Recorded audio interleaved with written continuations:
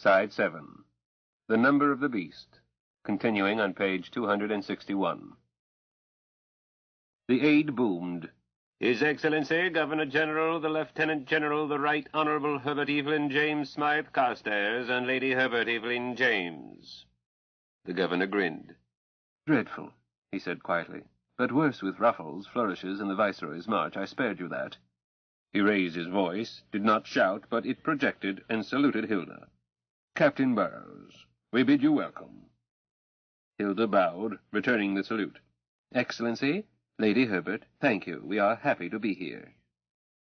Lady Herbert smiled at being included and bobbed about 2 centimeters, a minimum curtsy, I suppose, but can't swear to it, as she was swathed in one of those dreadful garden party formal things, big hat, long skirt, long gloves. Hilda answered with a smile and a minimum bow. Permit me to present my companions, Hilda continued. My family and also my crew. On my left, my astrogator and second-in-command, our daughter, Dr. D.T. Burrows Carter, and on her left is her husband, our son-in-law, my chief pilot, Dr. Zebediah John Carter, Captain, U.S. Aerospace Reserve. Dee dropped a curtsy as her name was mentioned, a 6-centimeter job with spine straight. Zeb acknowledged his name with a slight bow. Hilda turned her head and shoulders toward me. It gives me more pride than I can express, she sang, her eyes and mouth smiling, her whole being speaking such serene happiness that it made me choke up, to present our co-pilot, my husband, Dr. Jacob Jeremiah Burrows, Colonel of Ordnance, A.U.S. The governor stepped forward quickly and held out his hand. Doctor, we are honored. His handshake was firm. I returned it in kind, saying in a non-projecting voice, Hilda should not have done that to me. Off campus, I'm Mr. to strangers and Jake to my friends. I'm Bertie, Jake, he answered in his intimate voice, other than on occasions when I can't avoid that string of goods wagons, or I'll call you Doctor. You do, and it's 50 lines. That made him laugh again. And I'm Betty, Jake, Lady Herbert said in closing in. Captain Burrows, may I call you Hilda? Was that a hiccup? Call her Doctor, I suggested. She told on the rest of us. How many doctorates do you hold, dear? 7 or 8? After the first one, it no longer matters. Of course, I'm Hilda, Betty, but, Bertie, we have yet to meet the Brigadier. I glanced at the tabs of the officer with the aiguillette and booming voice. Yes, a crown inboard and 3 pips. But when had Hilda learned British insignia? Many Americans can't read their own. I am ceasing to be surprised at how many facts can be stuffed into so small a space. Sorry. Friends, this is Brigadier Ivor Hurd Jones. Squeaky finds things I lose and remembers things I forget. Ladies, gentlemen, charmed. Here's something you told me to remember, General. The Brigadier handed a sealed envelope to his boss. Ah, yes, Smythe Carstairs handed it to my wife. The keys to the city, ma'am. Phrased as you specified, each of you named, and that third factor included. Signed by me for the sovereign and carrying the imperial seal. Your Excellency is most gracious, Hilda said formally, and turned toward Dee. Astrogator? Aye, Captain. Dee placed it in her purse. Our host looked surprised. Jake, doesn't your wife have normal curiosity? She seems to have forgotten my name, too. Hilda protested. I haven't forgotten your name, Bertie. It's an official matter. I treated it formally. I shall read it when I have leisure to open that envelope without damaging the flap seal. To you, this is one of thousands of papers. To me, it is a once-in-a-lifetime souvenir. If I sound impressed, it's because I am. Lady Herbert said, Don't flatter him, my dear. Yes, she had a couple. You'll turn his head, quite. She added, Bertie, you're causing our guests to stand when we could be inside sitting down. You're right, my dear. Bertie looked longingly at Zeb's car. Hilda played a trump. Care to look inside, Bertie? Betty, you can sit down here. The captain's chair is comfortable. Will you do me the honor? Some day I'll tell my grandchildren that Lady Herbert sat in that very seat. What a charming thought!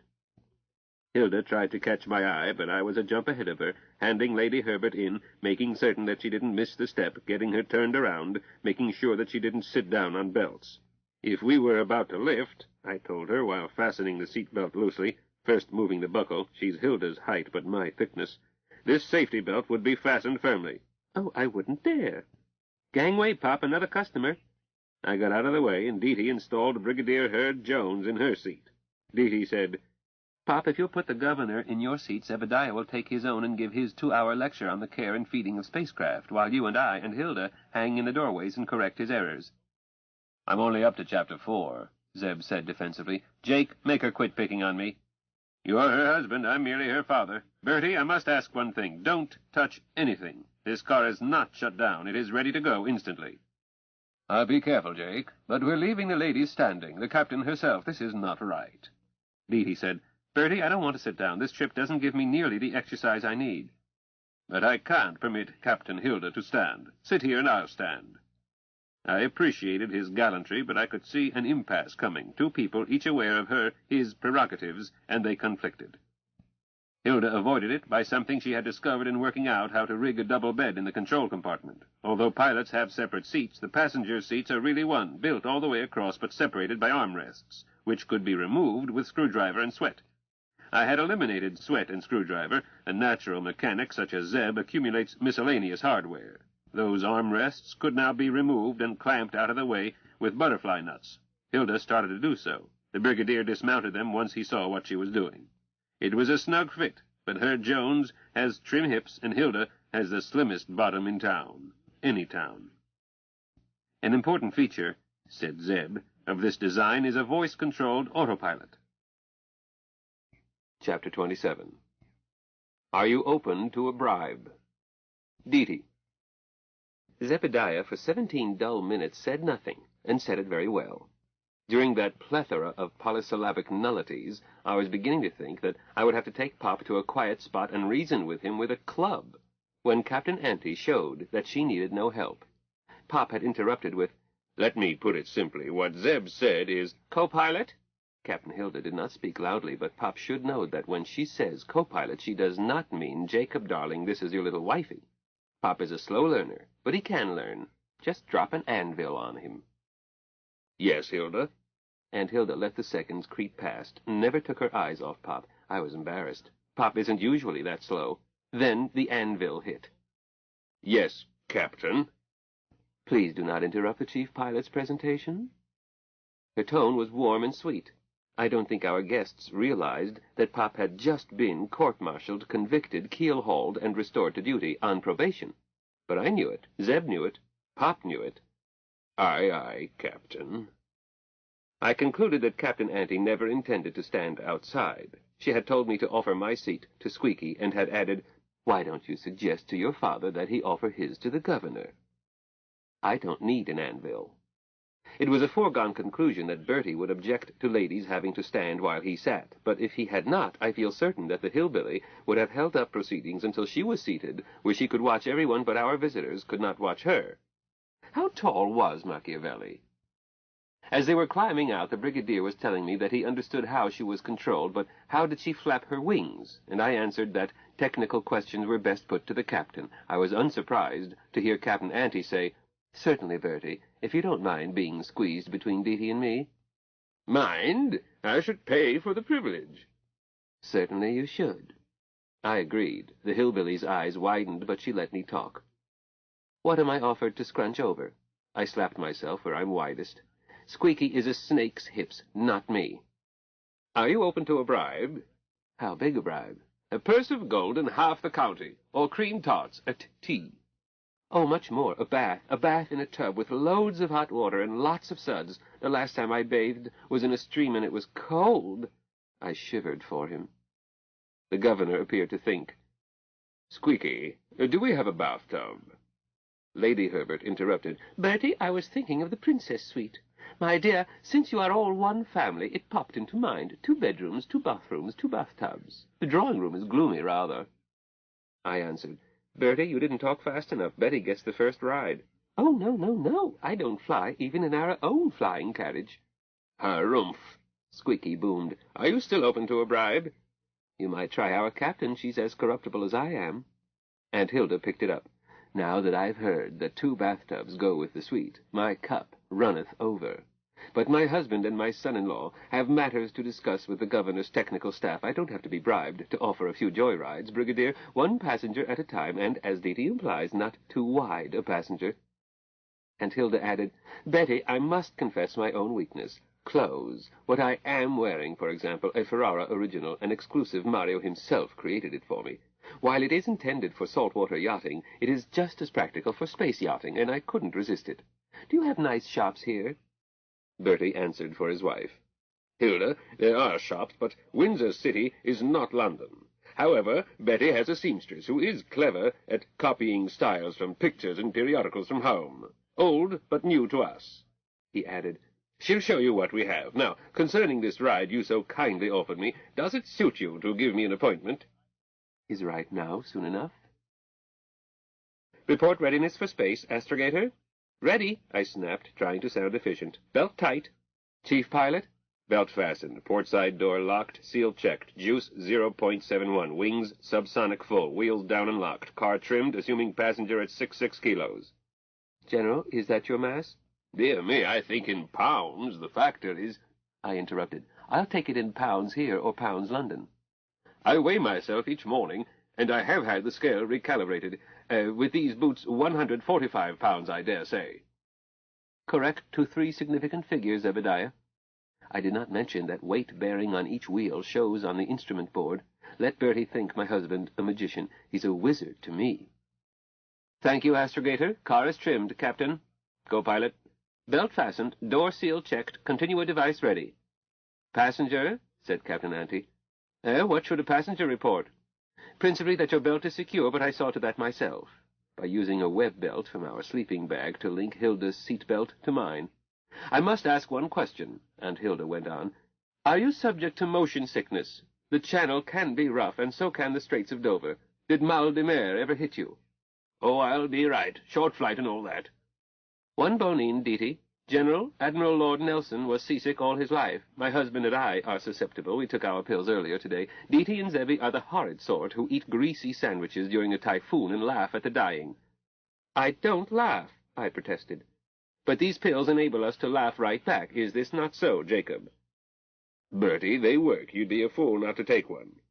"I must add," Captain Ante said sweetly, "that if you refuse, we will not lift." Bertie took it. I told him, "Chew it and swallow it. Don't hide it in your cheek. Captain, I think that does it." "Except that we are crowded. General, would you be more comfortable if you put an arm around each of us?" The General did not refuse. It occurs to me that "take him for a ride" has several meanings. Captain Ante has more twists than a belly dancer. "Routine has been broken. Confirm readiness, please." We reported while I snuggled into a firm male arm, realized that it was a pleasant contrast after getting used to my lovely giant. "Gay bounce."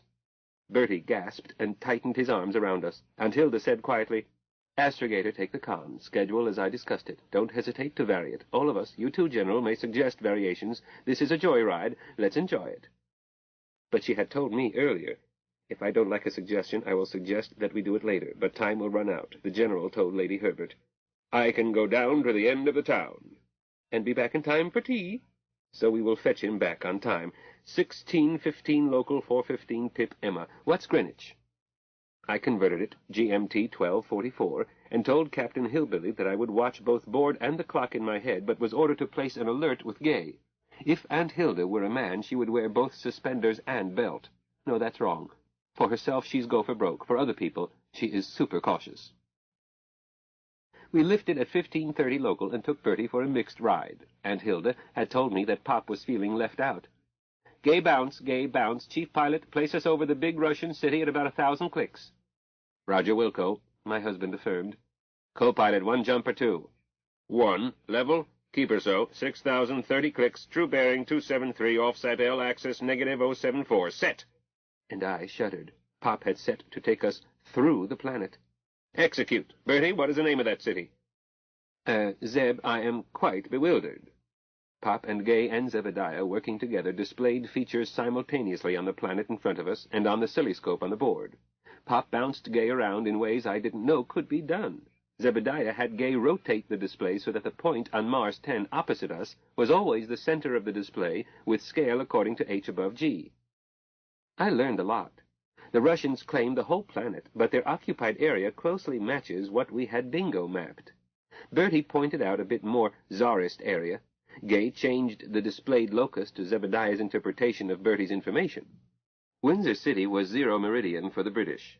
Gay measured the arc to touchdown, adjusted her longitudes, and now could use any British-Martian colonial map. Bertie assured us that Russian Ack-Ack could not shoot higher than 3 miles, less than 5 clicks, and seemed astonished that a spaceship might be considered dangerous. His explanation is less than clear. Great, flimsy things that sailed from orbits around Earth to orbits around Mars, taking months for each voyage. I was watching the time. "Chief Pilot, we will sightsee with Bertie another day. I am taking the con. Co-pilot?" "Verniers zeroed and locked, Astrogator." "Thanks, Pop. Gay, bug out. Bertie, this is where we first grounded, where the Russians attacked us. That trash ahead is what is left of Colonel Morinovsky's private flyer. Zebediah was forced to retaliate." Bertie looked puzzled. "But the Russians have no settlement near here. I know that bounder, Morinovsky. He came to see me under diplomatic immunity. I had to be content with the sort of nasty remarks permitted by protocol, but how did Zeb burn the flyer?" "Beautifully. Gay, home. Chief Pilot, dive. Captain?" "I have the con," Aunt Hilda acknowledged. "Bertie, that crater was our home 3 days ago. They tried to kill us. We fled for our lives." "Who?" "Gay, home. Gay, bounce. Pilots, may we have Earth without a J?" "Set it, Jake. Tau axis, +1 quantum, set." "Co-pilot, execute at will. Chief Pilot, dive again, please. Jacob, please set Bertie's home universe and hold. Bertie, that house is like Snug Harbor before it was bombed, but 1 universe away. Zebby, level glide, please. Gay, bounce. Gay, bounce. Jacob, you have that setting?" "Tau +10 quanta, set." "Execute at will. Bertie, what anti-aircraft defense does London, your London, have?" "What? What? London has no defense against attack from above. The Concorde of Brussels. But Hilda, my dear Captain, you are telling me that we have been to a different universe?" "3 universes, Bertie, and now we are back in your own. Better to show than to tell. It is a thing one believes only through experience. Gay, bounce. Zebby, Jacob, see how quickly you can put us over London. Execute at will." "Roger, Wilco. Jake, do you want Gay?" "Well, great circle, true bearing, and chord distance, maybe, or I can simply take her high and head northeast, the scenic route." Aunt Hilda caught my eye. "Camera ready, DT?" "Yes, 3 shots," I added. 4 more cartons, but when they're gone, they're gone." "Use your judgment." Suddenly, we were in free fall over Arizona, then over the British Isles, then we were air-supported, then we were diving, and Zebediah was shouting, "Tower of London, next stop." I shot a beauty of the tower and Zebediah's right ear. "General, is there something you would like to photograph here or elsewhere?" He seemed almost too overcome to talk. He muttered, "There is a place about 20 miles north of here, a country estate. Is it possible?" Aunt Hilda said, "Take the con, DT." "Got it, Captain. Gay, bounce. Pop, Zebediah, give me 3 minima north. Execute at will." Then I was saying, "Any landmarks, Bertie?" Not yet." "Pop, may we have the binoculars?" Pop handed them aft. I gave them to Bertie. He adjusted them and searched while Zebediah made a wide sweep, spending altitude stingily. Bertie said, "There." "Where?" I said. "And what?" "A large house to the right of our course. Now dead ahead." I saw it, a stately home of England. Lawns you make with a flock of sheep in 4 centuries. "This it?" asked Zebediah. "I'm steady on it by gun sight." "That's it, sir. DT, I would like a picture." "Do my best." "Alert," said Gay. "Memo for General Smythe Carstairs. I can go down to the end of the town and be back in time for tea." "Aunt Hilda, Bertie, I left some leeway. Picture. Zebediah, take it as close as you dare, then bounce, but warn me, I want a close-up." "Now, DT." I hit it, and Zebediah bounced us. Bertie let out a sigh. "My home. I never expected to see it again." "I knew it was your home," Aunt Hilda said softly, "because you looked the way we feel when we see the crater where Snug Harbor used to be. But you will see it again, surely. How long is a tour of duty on Mars?" "It's a matter of health," Bertie added. Betty's health." Pop turned his head. "Bertie, we can bounce and do it again. What's a few minutes late for tea compared with seeing your old homestead?" "Bertie's not late yet, Pop. We can do even better. That lawn is smooth, and the open part is about half the size of the PG at Imperial House. Bertie, we can ground." My husband added, "I could make a glide grounding, but Dee has worked out a better method." "No," Bertie said brusquely. "Thanks, Dee. Thanks to all of you. Jake, Zeb, Captain Hilda. I'll treasure this day, but enough is enough." Tears were running down his cheeks. Ignored. Aunt Hilda took a Kleenex from her purse, dabbed away his tears. She put her left hand back of Bertie's neck, pulled his face down to hers, and kissed him. She didn't look to see if Pop was watching. He was. She just did it. Pop said, "Dee Dee, will you hand me the binocs?" "Sure, Pop. See something?" "I'm going to see what I can of merry old England, as I don't expect to see it again, either. Family, we are not going back to Snug Harbor again. It's not good for us. Meanwhile, Zeb will drive, and you two are to soothe our guest and make him feel better. But remember to wipe off the lipstick. Pipe down, Zeb. You aren't observant. Neither of our darlings is wearing any. Being late is not important. The party can't start till the McGregor arrives. But once Bertie's there, he's on parade. And the governor must not appear with eyes swollen and tear marks on his collar. We must return him in as good shape as we got him." Sometimes I love Pop more than most. And my husband, too. I used both hands, but didn't need to. Bertie wasn't trying to get away. The second time he kissed Hilda, he supplied the hands. Therapy took 3 minutes and 41 seconds, and I am certain that by the end of 221 seconds, Bertie was no longer homesick, not grieving about might-have-beens. His morale was tip-top. The last time he kissed me, he informed me without words that I should not be alone with him unless my intentions were serious.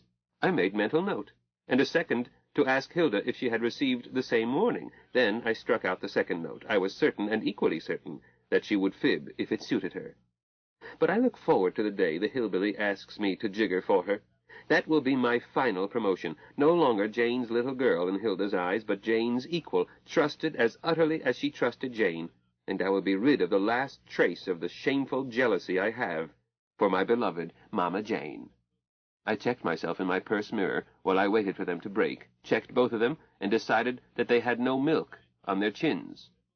Bertie said, "Dee Dee, could I possibly have one of those pictures as a remembrance of this perfect day?"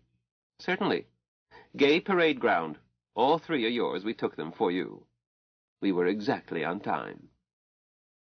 3 hours later, I was sitting tit-deep in a wonderful tub of hot soapy water, a tub big enough to drown in, but I wasn't going to drown because the hillbilly was sitting shoulder-deep facing me. We were reliving our day as well as getting beautiful for dinner. Well, sanitary. Hilda said, "Dee Dee, I tell you 3 times, Betty is suffering from an ailment made more endurable by Martian conditions." "Meaning that in .38 G she doesn't hit hard when she falls down?" What was in that teapot no one else touched? Chanel No. 5? Medicine, prescribed for her nerves. Got it. Official. She's friendly as a puppy. She's generous. She's our hostess. I ought to know better. It's a shame that she has this ailment, but she's fortunate in having a husband who loves her so dearly that he left home forever so that she can live in lower gravity. Bertie is quite a man. There is nothing for him at home. His older brother has sons. Title and estate can't go to Bertie. He can't go much higher in the army, and a governor-general is senior to anybody. He embodies the sovereign. I thought that was limited to viceroys. Squeaky put me straight on it. Bertie is viceroy in dealing with Russians, but did you notice the uniforms on the maids? I noticed the cream tarts more. White aprons, white caps, simple print dresses, dark blue or black with Indian arrowheads. The broad arrow, Dee Dee. Huh? No sabe, please. In this universe, Australia belongs to the Dutch. Brace yourself, dear. This is a prison colony. Every so often the world wobbles, and I have to wait for it to steady down. Somewhat later I said, "A colony could be better than a prison. I can't see Bertie as a tyrant. Bertie is quite a man when—" Hilda reached out, grabbed a chain, flushed the WC, then leaned toward me. That fixture was a noisy type that went on gurgling and gasping for a long time. Remember what Zebby told us when he crowded us into the other bath and turned on everything? One must assume that guest quarters in any government building anywhere are wired. Careful what you say, dear. He also said that he had no reason to assume that it was the case here. But Zebby was the one who insisted on a conference in Gay, with Jacob being mulish and you yourself seeing no reason not to confer up here. And Hilda again pulled the chain. Yes, Bertie is quite a man. Don't leave me alone with him. Or should I jigger instead? Naughty, Dee Dee. My sweet, a bride should refrain at least 12 months out of respect for her husband and to prove that she can. After that it's okay? Of course not. It's immoral, disgraceful, and scandalous. Suddenly she giggled, put arms around my neck, and whispered, "But if I ever need a jigger, Dee Dee is the only person I would trust." That conference immediately after tea had caused a crisis, brought on by our husbands in concert but out of tune. The tea had been fun, cream tarts and new men appealed to my basest instincts. A tea qua tea should be over in an hour. We had been there over an hour, which I ignored because I was having fun. And Hilda broke the ring around me, said softly, "We're leaving." So we smiled and said goodbye, found our host, and thanked him. "Our pleasure," Gertie said. "Lady Herbert became indisposed and wishes to be forgiven, but we'll see you at dinner. Jones tells me that black tie is no problem, right?" He added to let Squeaky know when we wanted help in moving. Hilda assured him that Squeaky had it in hand, and the suite was beautiful. As we left, I asked, "Where is Zebediah?"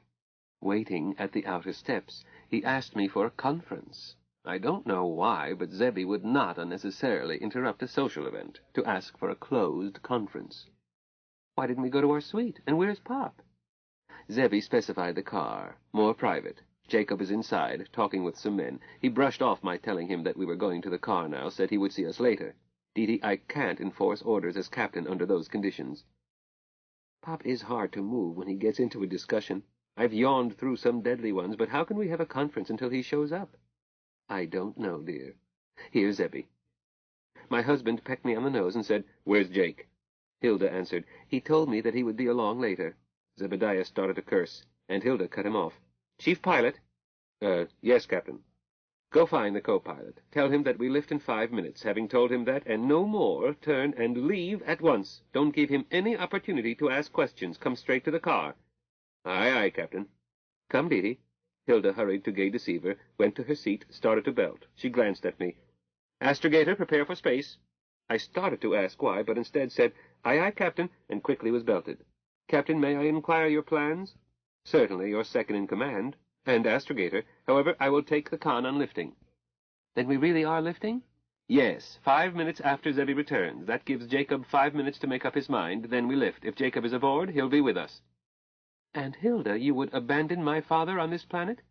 "No, Dee. Jacob will probably never notice that the car has been away, as it should not be gone more than a few minutes. If Jacob does not come with us, I will ask Zebby to drop me on Earth without a J. Range finder and target method. I don't want to use Zebby's precious juice." "And Hilda, you sound desperate." "I am, dear," she added. "Here comes Zebby." Zebediah climbed in. "Message delivered, Captain." "Thank you, Chief Pilot. Prepare for space." "Roger, Wilco."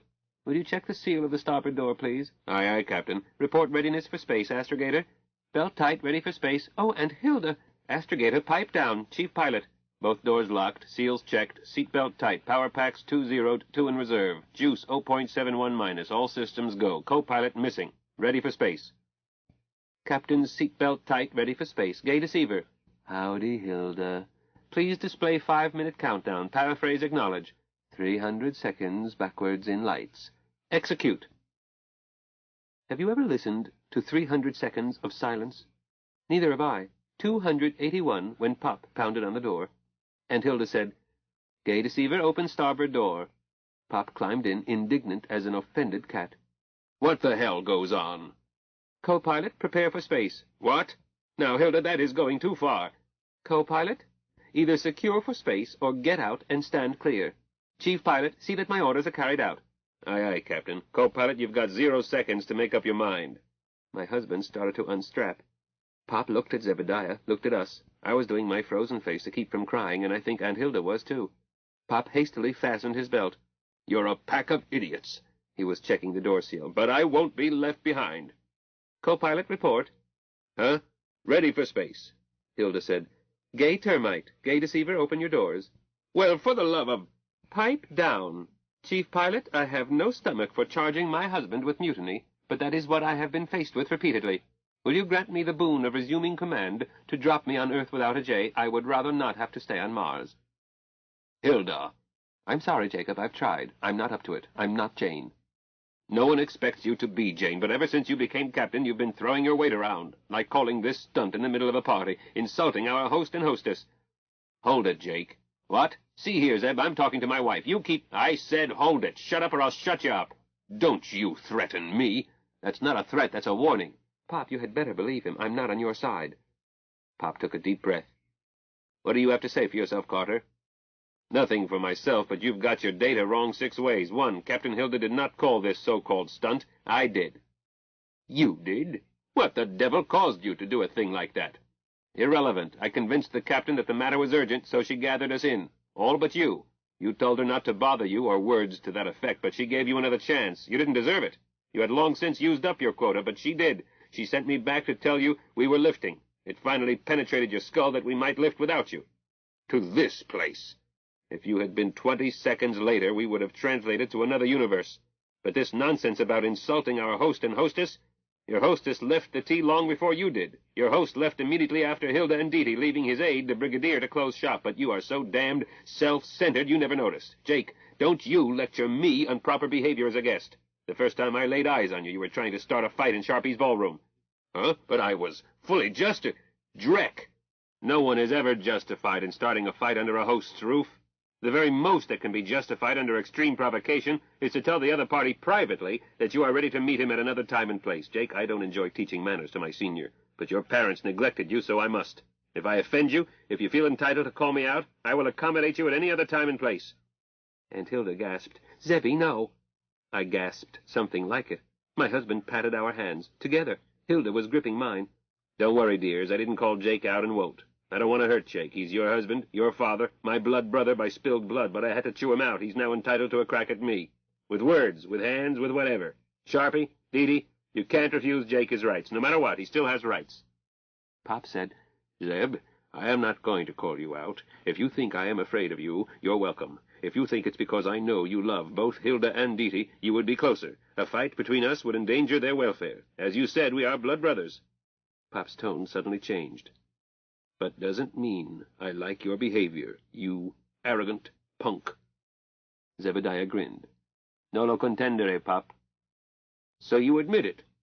You know Latin better than that, Jake. Means I'm satisfied to let it lie. We can't afford to quarrel. A point well taken. Stipulating that I did not come at once when summoned, and tabling, if you will, until later, whether or not I had reason, may I now ask why I was summoned? The nature of this problem that caused you to call this conference. Jake, the situation has changed so rapidly that the matter no longer has priority. You heard Sharpie's plans. My husband looked into Aunt Hilda's eyes. Captain, I'll be honored to drive you wherever you want to go, drop you wherever you say, with your choice of equipment and wampum, but with a mail drop, I hope. Are you ready to leave? Yes, Captain. Wait a half. You are captain until you leave us. Orders, Captain? Earth without a J, or I'll help you shop others. We might find a world of nudists. Why that, Zebby? I'm not jumpy about skin, but only among close friends. Remember why Jake was certain that the Finnish mathematician was not a disguised vermin? Sauna. Disguise has limits. Oh, Aunt Hilda looked thoughtful. I could get used to it, but I must get out of this tension, so drop me on the -J world. A mail drop, yes, I don't ever want to lose you and Didi. We find that safe place, we pick you up. Sharpie, we'll be back someday anyhow, if the boogeymen don't get us. Hold it, Zeb. If you're dropping Hilda, you're dropping me. That's up to Captain Hilda. Hilda, I will not permit. Jake, quit acting the fool, growled my husband. She's boss, with me to back her up. And me, I echoed. You seem to forget that the Continua device is mine. Gay Deceiver. Yes, boss. Who's your fat friend? Number of the beast. Execute. Done. Try your verniers, Jake. Pop did something. I couldn't see his hands. Then he said, Why, you... So you think you've stopped me? Gay Deceiver. Howdy, Jake. Zebediah cut in. Gay Deceiver, override. Emergency. 31, execute. Gay can no longer hear you, Jake. Try it. If you can do one, you can do the other. Zeb, I never thought you would be that sneaky. Jake, if you had behaved yourself, you never would have known. Extreme individualists, all of us, don't take kindly to discipline because they rarely understand its nature and function, but even before that fake ranger showed up, we all had agreed to lifeboat rules. We discussed them, and you all claimed to understand them, and I was elected skipper. I nominated you, eldest, senior, inventor of the space-time twister, but you said it had to be me. A lifeboat officer must always be able to enforce his orders in situations of great peril complicated by hysterical civilians, or bull-headed ones who must otherwise be wheedled.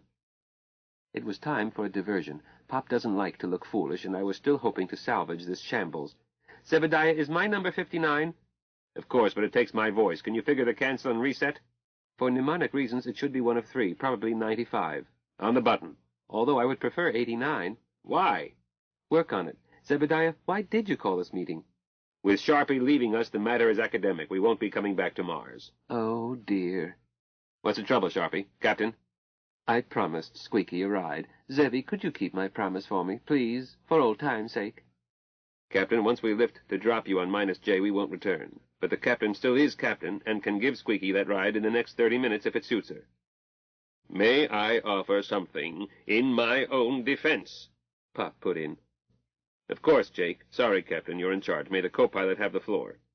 Jacob, even though I find it necessary to leave you, I love and respect you, and will always listen to you. Thanks, darling. Thank you, Captain. I was in that huddle because Brigadier Herd Jones always remembers. That huddle was the top physical scientists on Mars. A scruffy lot, but they get the technical journals and read them a few months late. I was talking with the top chemist. Well, Jake, make it march. Zeb, not one knew an isotope from an antelope. You can't buy juice here. For that, you disobeyed a direct order of the captain? Sharpie, you should have him flogged around the fleet before you surrender office. Don't joke, Zebby. Captain, I am not joking. Jake, that's no news. I spotted it this afternoon. Sharpie, Deety, in England. I missed it, Aunt Hilda said. I don't know England well. Deety? Well, maybe, I admitted. How? Demanded Pop. Little things. No rotables, just horse-drawn vehicles. No air traffic other than a few ornithopters. Coal-fired, steam-powered trains of cars, traffic on the Thames, what little there was, minded me of pictures of Victorian England. Daughter, why didn't you mention this? You saw it, Pop. Those were my reasons, Zebediah agreed. My hope of getting juiced here dropped to 0.1%. It is now 0. Zebediah sighed. But that isn't why I asked the captain to call us together. Family, there are vermin here. The world wobbled again, and so did I. Aunt Hilda was saying, How did you learn this, Zebby? You gals had plenty of company, and Jake had the local scientists, so Squeaky gave me his attention. Captain, you told us to stick to the truth. Yes, agreed Aunt Hilda, but not to volunteer information. I didn't volunteer. I was debriefed. Squeaky asked me about the ride we gave his boss. I tried to be vague. Squeaky took a photo from his pocket. The governor tells me this was taken this afternoon. Deety, it was the pic you took of the Thames and the tower. I shortly started giving him a full account rather than have it dragged out. The governor had told him the works. Squeaky was comparing my version with Bertie's, looking for holes in a yarn most easily explained by hypnosis, delirium tremens, insanity, or fancy lying. Since no two witnesses exhibit any of these in the same way, they can be used as truth tests. Contrariwise, two witnesses who tell exactly the same story are lying. I assume that Bertie and I differed enough to be credible. I asked my husband, Zebediah, did you explain six-dimensional space to him? Zebediah looked pained. How could I, when I can't explain it to me? Anyhow, he's looking forward eagerly to the ride Captain Sharpie promised him. Oh, dear. Zebby, will you take a note to him? Captain, we are not coming back after we drop you. I'll be breaking a date with him, too. Either before or after, whatever time suits you, he's planning to give me, and anyone else who wants to go, a ride to see the vermin. Black hats, fake rangers. I do wish the world would not wobble. Pop said, Zeb, spill it. Quit stalling. Shut up and listen. Squeaky showed me a scrapbook, dull as a scrapbook usually is, until we came across a page of black hats. Deety, you would have been proud of me. I am proud of you, I answered. Because I didn't scream or faint. I showed no special interest. I just said, God in heaven, Squeaky, those are the horrors that chased us off Earth. You've got 'em here. No special interest. I didn't climb the drapes. I merely said, or have you managed to exterminate them? The discussion became confused, as they don't kill them. They put them to work. Squeaky had to repress amusement at the notion that wogs could be dangerous. He glanced at his watch and said, Come, I'll show you. Ordinarily, we don't allow wogs in town, but this old fellow takes care of the governor's gardens. They may not yet have been returned to the pens for the night. He led me to a balcony. Squeaky looked down and said, Too late, I'm afraid. No, there it is. Hooly, chop, chop. And again I didn't faint. Hooly ran toward us, with a gait I can't describe, stopped abruptly, threw an open palm salute, and held it. Private Hooly reports.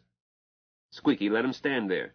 This wog, he told me, is the most intelligent of the herd. It knows almost 100 words, can make simple sentences, as intelligent as a dog, and it can be trusted not to eat the flowers. Herbivorous, says I, showing off my book learning. Oh, no, he tells me, omnivorous. We hunt wild ones to provide the good wogs with a change in diet, and, of course, when we slaughter overage wogs, that provides more ration. That's enough for one lesson, children. Pleasant dreams. Tomorrow the Brigadier will have a roadable big enough for all of us to take us out to meet the Martian natives, a.k.a. Wogs, a.k.a. Black Hats, a.k.a. Vermin, unless that interferes with the ride you aren't going to give him, in which case he will swap the times around with the visit to the Wogs we aren't going to make. And that, Jake, is the reason I asked the captain for a family conference. I already knew that artificial isotopes are far beyond this culture, not alone from the ride this afternoon, but because I asked questions myself. Squeaky has a knowledge of chemistry about the pre-nuclear level and a detailed knowledge of explosives that one expects of a pro. But to Squeaky, atoms are the smallest divisions of mass, and heavy water is a meaningless phrase. So I knew we would be here just to get Sharpie some clothes and to recharge my packs, since they do have DC power. Then I found we had stumbled onto the home of the Vermin, and at that point my back didn't ache at the idea of cranking, and I didn't think that the captain was that much in a hurry to buy clothes. So I asked the captain to call us together in Smart Girl. I did not want to put it off even a few minutes because we were scheduled to move into our suite after tea. To leave at once, before we moved in, would save awkward explanations. Jake, did I have reason to ask for emergency conference? If you had told me... Stop! The captain told you. But she didn't explain. Jake, you're hopeless. Captains don't have to explain. Furthermore, she could not because I did not tell anyone until now. The captain had confidence in my judgment. You could have explained. When Hilda sent you back to get me, I would have come at once.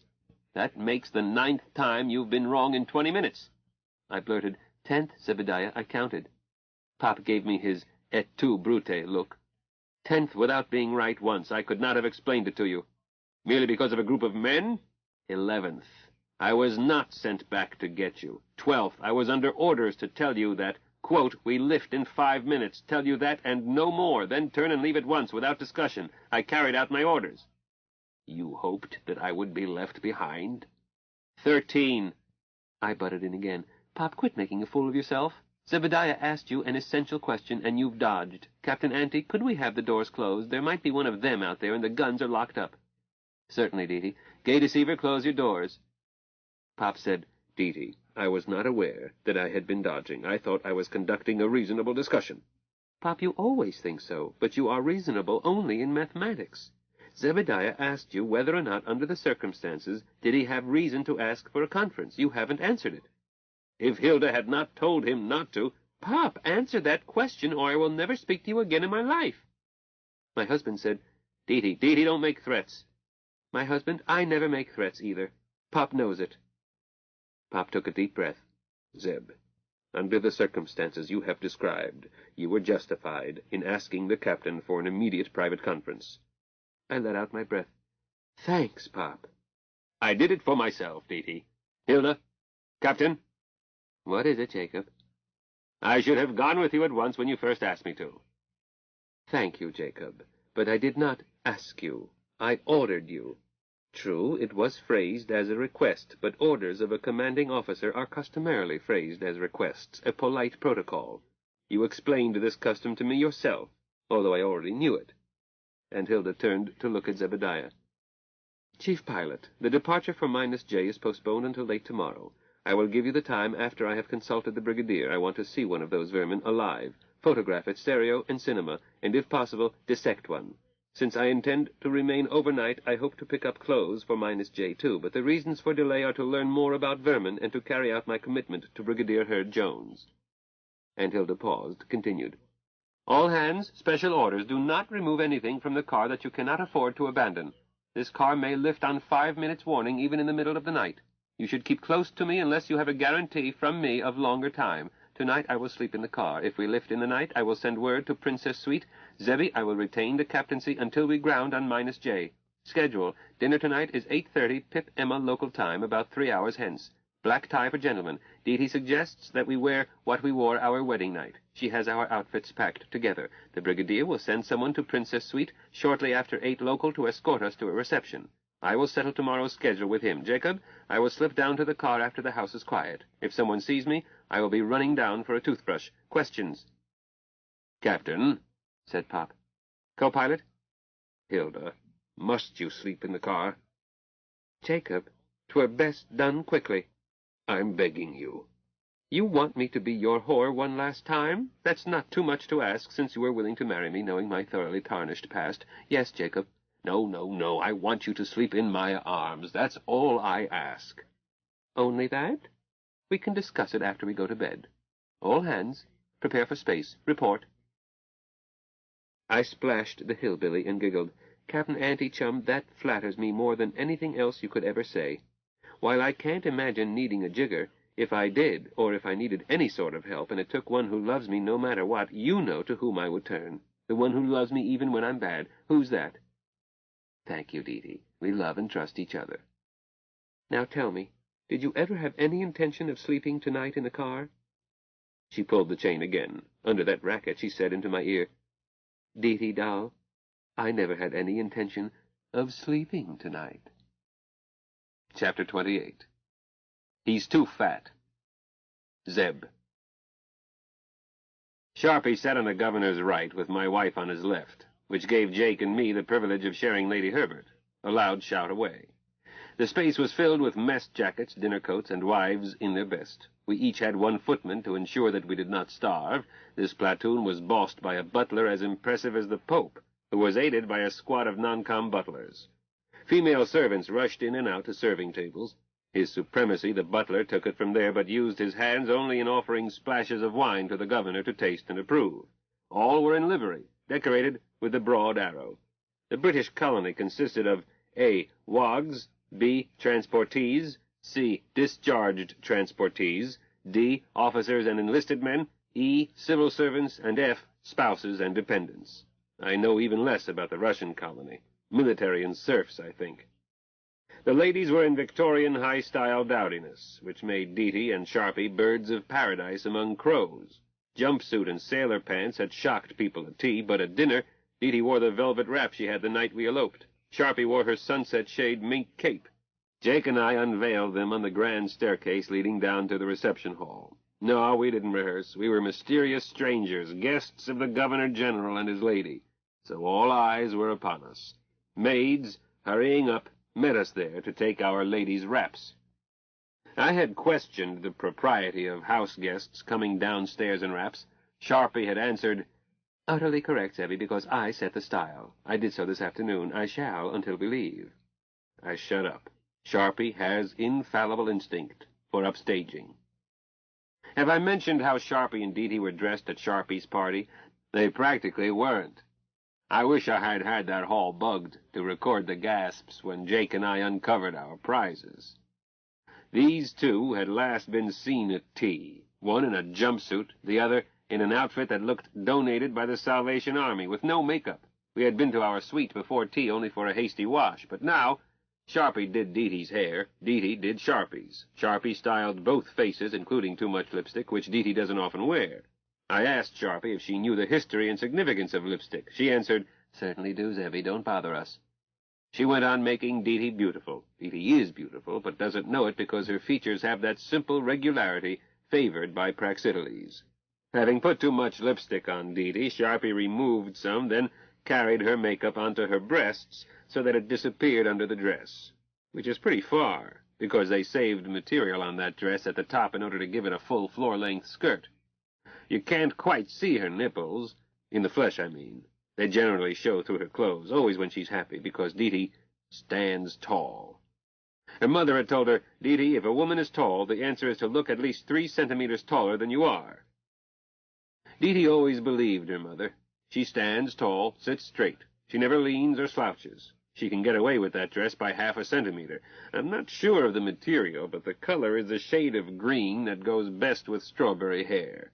That dress, her height, long legs, broad shoulders, a waist 2 sizes too small, setting off breasts 2 sizes too big, the combo could get her a job as a showgirl. When Sharpie finished gilding Dee Dee, I couldn't see that she had been made up at all, but knew darn well that she did not look the way she had before. Sharpie picked her jewelry, too, sparingly, as Dee Dee had all her pretties with her, her own and those that had belonged to her mother. Sharpie based it on an emerald and pearl neckpiece, plus a matching pin and ring. As for Sharpie, twice my darling's age and half as big, restraint was not what she used. The central diamond of her necklace was smaller than the Star of Africa. She wore other diamonds, here and there. Here is something I don't understand. Sharpie is underprivileged in mammary glands. I know she was not wearing cheaters as I returned to get my tie tied just as Deety was about to lower it onto her. No bra, no underwear. But when that dress was fastened, Sharpie had tits. Little ones, but big enough for her size. Stuffing built into the dress? Nope. I went out of my way to check. Is that why some couturiers get such high prices? Still, the captain looks best in her skin. So we uncovered these confections and gave the British colony, male, female, and the others, something to talk about for months. I can't say the English ladies were pleased. Their men gravitated toward our darlings like iron filings toward a magnet. However, Betty, Lady Herbert, is sweet all through. She rushed toward us, a bow wave of juniors getting out of her way, stopped short, looked only at our ladies, and said with the delight of a child at Christmas, "Oh, how beautiful you are," and clapped her hands. Her voice projected against dead silence, then conversation resumed. Lady Herbert took them, an arm around each, and toured the hall, busting up a receiving line. Brigadier Herd Jones rolled with the punch, gathered in Jake and me, made sure we met those who had not been at tea. Shortly before dinner, a colonel said to me, "I say, is it true that the tiny beauty is in command of your ship?" "Quite true. Best commanding officer I've ever had." "Oh, astounding! Fascinating. The taller girl, the strawberry blonde, introduced simply as Mrs. Carter, she's part of your ship's company, yes?" "Yes," I agreed. "Astrogator, and second in command, Dr. D.T. Burroughs Carter, my wife." "Well, my congratulations, sir." "Thank you." "I say, Carter, would it be rude of me to ask why the ladies have the senior posts while you and Dr. Burroughs appear to be junior, or am I intruding?"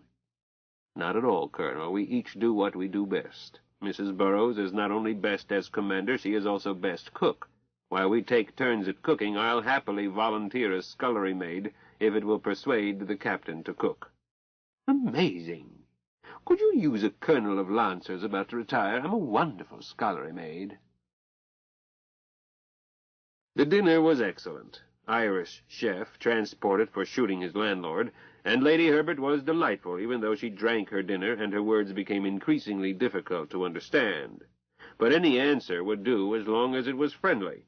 Jake displayed the charm he can when he bothers, and kept her laughing. One thing marred it. Lady Herbert started to slump, and nursing sisters appeared and took her away. What is protocol for this? I checked Hilda and the governor. They didn't seem to see it. I glanced at Herd Jones. The brigadier did not seem to see it, but Squeaky sees everything. Ergo, no member of the colony could see it. Someone else gathered the ladies while the gentlemen remained for port and cigars. While we were standing as the ladies left, Herd Jones leaned close. "Your captain has asked me to tell you that the governor invites you to join them later in his study." I tasted the port, lit the cigar. I don't smoke, fake it when polite, when the brigadier caught my eye and said, "Now." Bertie had left, leaving a stooge, a wit who had them all laughing, that colonel of Lancers. When Jake and I came in, Deety and Hilda were there with a large man, tall as I am and heavier, Major General Moresby, chief of staff. Bertie stood while waving us to chairs. "Thanks for coming, gentlemen. We are settling tomorrow's schedule, and your captain prefers to have you present." The governor reached behind him, moved out a globe of Mars. "Captain, I think I have marked the places we visited yesterday." "Deety, please check it," Sharpie directed. My darling looked it over.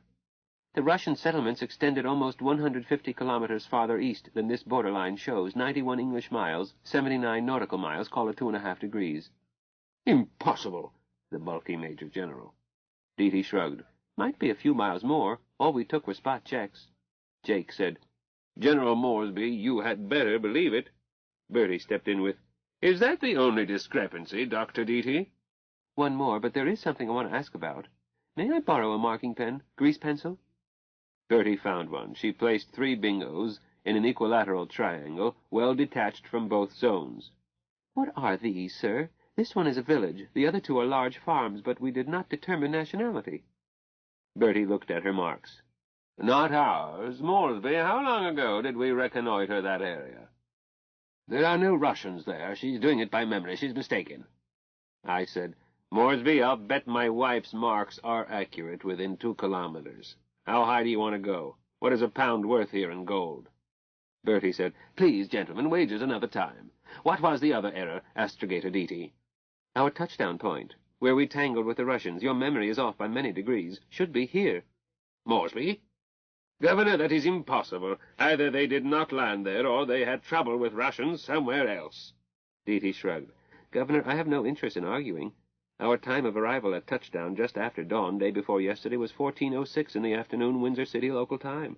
2:06, Pip Emma. You saw the remains of that ornithopter today. What did shadows and height of the sun tell you as to local time there, and what does that tell you about longitude from here?" She added, "With 1 degree of longitude being 4 minutes of local time difference, you can treat 1 minute of arc as equal to 1 kilometer and measure it on this globe. The errors will be smaller than your own error in estimate of local time." Astrogator, I'm not good at this sort of problem, but it was about 8:30 in the morning when we saw the burned ornithopter. "That's right, Governor. We'll lay that out as kilometers and see how close it comes to my mark." Moresby objected. But that globe is scaled in miles. DT looked back at Bertie with a half-smile, an expression that said wordlessly, "He's your boy, Bertie, not mine." Bertie said testily, "Moresby, have you never worked with a French ordnance map?" "I'm not as tolerant as DT. Multiply by 1.609. "Thanks, but we will assume that the astrogator is correct. Moresby, reconnaissance will cover 2 areas. Captain, how many spot checks can be made per hour?" "Just a moment," Captain Sharpey interrupted. "Has this discussion been directed at the ride I promised Brigadier Hurd Jones?" "I'm sorry, ma'am. Wasn't that clear?" "No. I thought you were telling General Moresby what you saw today. Isn't the Brigadier available? I want to settle the time with him." Moresby answered, "Madam, that has been changed. I'm taking his place." Sharpey looked at Moresby as if he were a side of beef she was about to condemn. "Governor, I do not recall offering this person a ride, nor has the Brigadier told me that he is not going." "Moresby, did you speak to Hurd Jones?" "Certainly I did, sir. I dislike to tell you, but he was not cooperative. I had to remind him that there was rank involved." I looked around for somewhere to hide, but Sharpey did not explode. She said sweetly, "Certainly there is, Major General Boresme. My rank. I am commanding. You are not." She turned to Bertie. "Governor, I may offer other rides after I keep my promise to the Brigadier, but not to this person. He's too fat." "What? I weigh only 17 stone, trim for a man with my height and big bones," Moresby added. "Homeside weight, of course, only 90 pounds here, light on my feet. Madam, I resent that." "Too fat," Sharpey repeated. "Bertie, you remember how tightly we were packed yesterday? But even if Boresme did not have buttocks like sofa cushions, he's much too fat between the ears. He can't enter my yacht." "Very well, Captain. Moresby, please have Hurd Jones report to me at once." "But dismissed." As the door closed, the governor said, "Hilda, my humblest apologies. Moresby told me that it was all arranged, which meant to me that he had seen you and Squeaky and arranged the exchange. Moresby hasn't been here long. I'm still learning his quirks. No excuse, Captain, but I offer it in extenuation." "Let's forget it, Bertie. You used reconnaissance where I would have said joyride. Reconnaissance is a military term. Did you use it as such?" "I did." "Gay Deceiver is a private yacht, and I am a civilian master." She looked at me. "Chief Pilot, will you advise me?" "Captain, if we overfly territory for the purpose of reconnaissance, the act is espionage." "Governor, is this room secure?" Hilda, "Captain, in what way? Is it soundproof, and are there microphone pickups?" "It is soundproof when I close that second door. There is one microphone. I control it with a switch under the rug, right here." "Will you not only switch it off, but disconnect it, so that it cannot be switched on by accident?" "If that is your wish. I could be lying. Other microphones." "It's accidental recording I want to avoid. Bertie, I wouldn't trust Moresby as far as I could throw him. I have learned to trust you. Tell me why you need to reconnoiter." "I'm not certain." "Reconnaissance is to learn something you are not certain about. Something that can be seen from Gay Deceiver, but what?" Will you all swear to secrecy?" "Hilda." "Not now, Jacob. Governor, if you don't want to trust us, tell us to leave." Smythe Carstairs had been standing since turning the rug to remove the switch. He looked down at Hilda and smiled. "Captain, you are an unusually small woman, and the toughest man I've dealt with in many a year. The situation is this. The Russians have sent another ultimatum. We have never worried about Russians as we settled halfway around the planet from them, and logistics here are almost impossible. No oceans, no navigable streams, some canals if one enjoys suicide. Both sides have attempted to raise horses. They don't live long, they don't reproduce.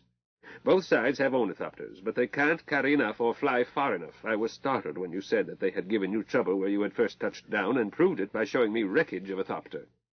Any logistics problem can be solved if you use enough men, enough time. Those Russian craft must have behind them stockpiles about every 50 miles. If they have the same continuing this way, when they get here they will wipe us out. Is it that bad? I inquired. Sharpie said, Governor, our chief pilot is the only one of us with combat experience. Yes, agreed Jake with a wry smile. I was awarded rank and knew of combat. I signed papers. Bertie gave the same mirthless smile. Welcome to the lodge. 20 years since I last heard a bullet say, wheat. Now I may be about to lose my last battle. Friends, my rank states that I am qualified to command an army corps, but I have possibly one platoon who will stand and die. Jake said, Governor, this city must be 200,000 people. More than that, Jake. Over 99% are convicts or discharged convicts or their wives and children. Do you imagine that they are loyal to me? Even if they were, they are neither trained nor armed. I have a nominal regiment, a battalion in numbers, and a platoon in strength. Friends, my troops, officers and men, and my civil servants are, with few exceptions, transportees quite as much as the convicts. Example, an officer with a court staring him in the face can often get the charges dropped by volunteering for Mars. I don't get murderers. What I do get is worse. For me, the mess treasurer who dips into mess funds because he has a sure thing at a racing meet. Oh, the devil take it. I don't get villains, I get weaklings. There are a few good ones. Herd Jones, young fellow named Bean, 2 old sergeants whose only shortcomings are that one had 2 wives, and while the other had only one, she wasn't his. If the Russians get here, they'll kill our wogs. They don't domesticate them.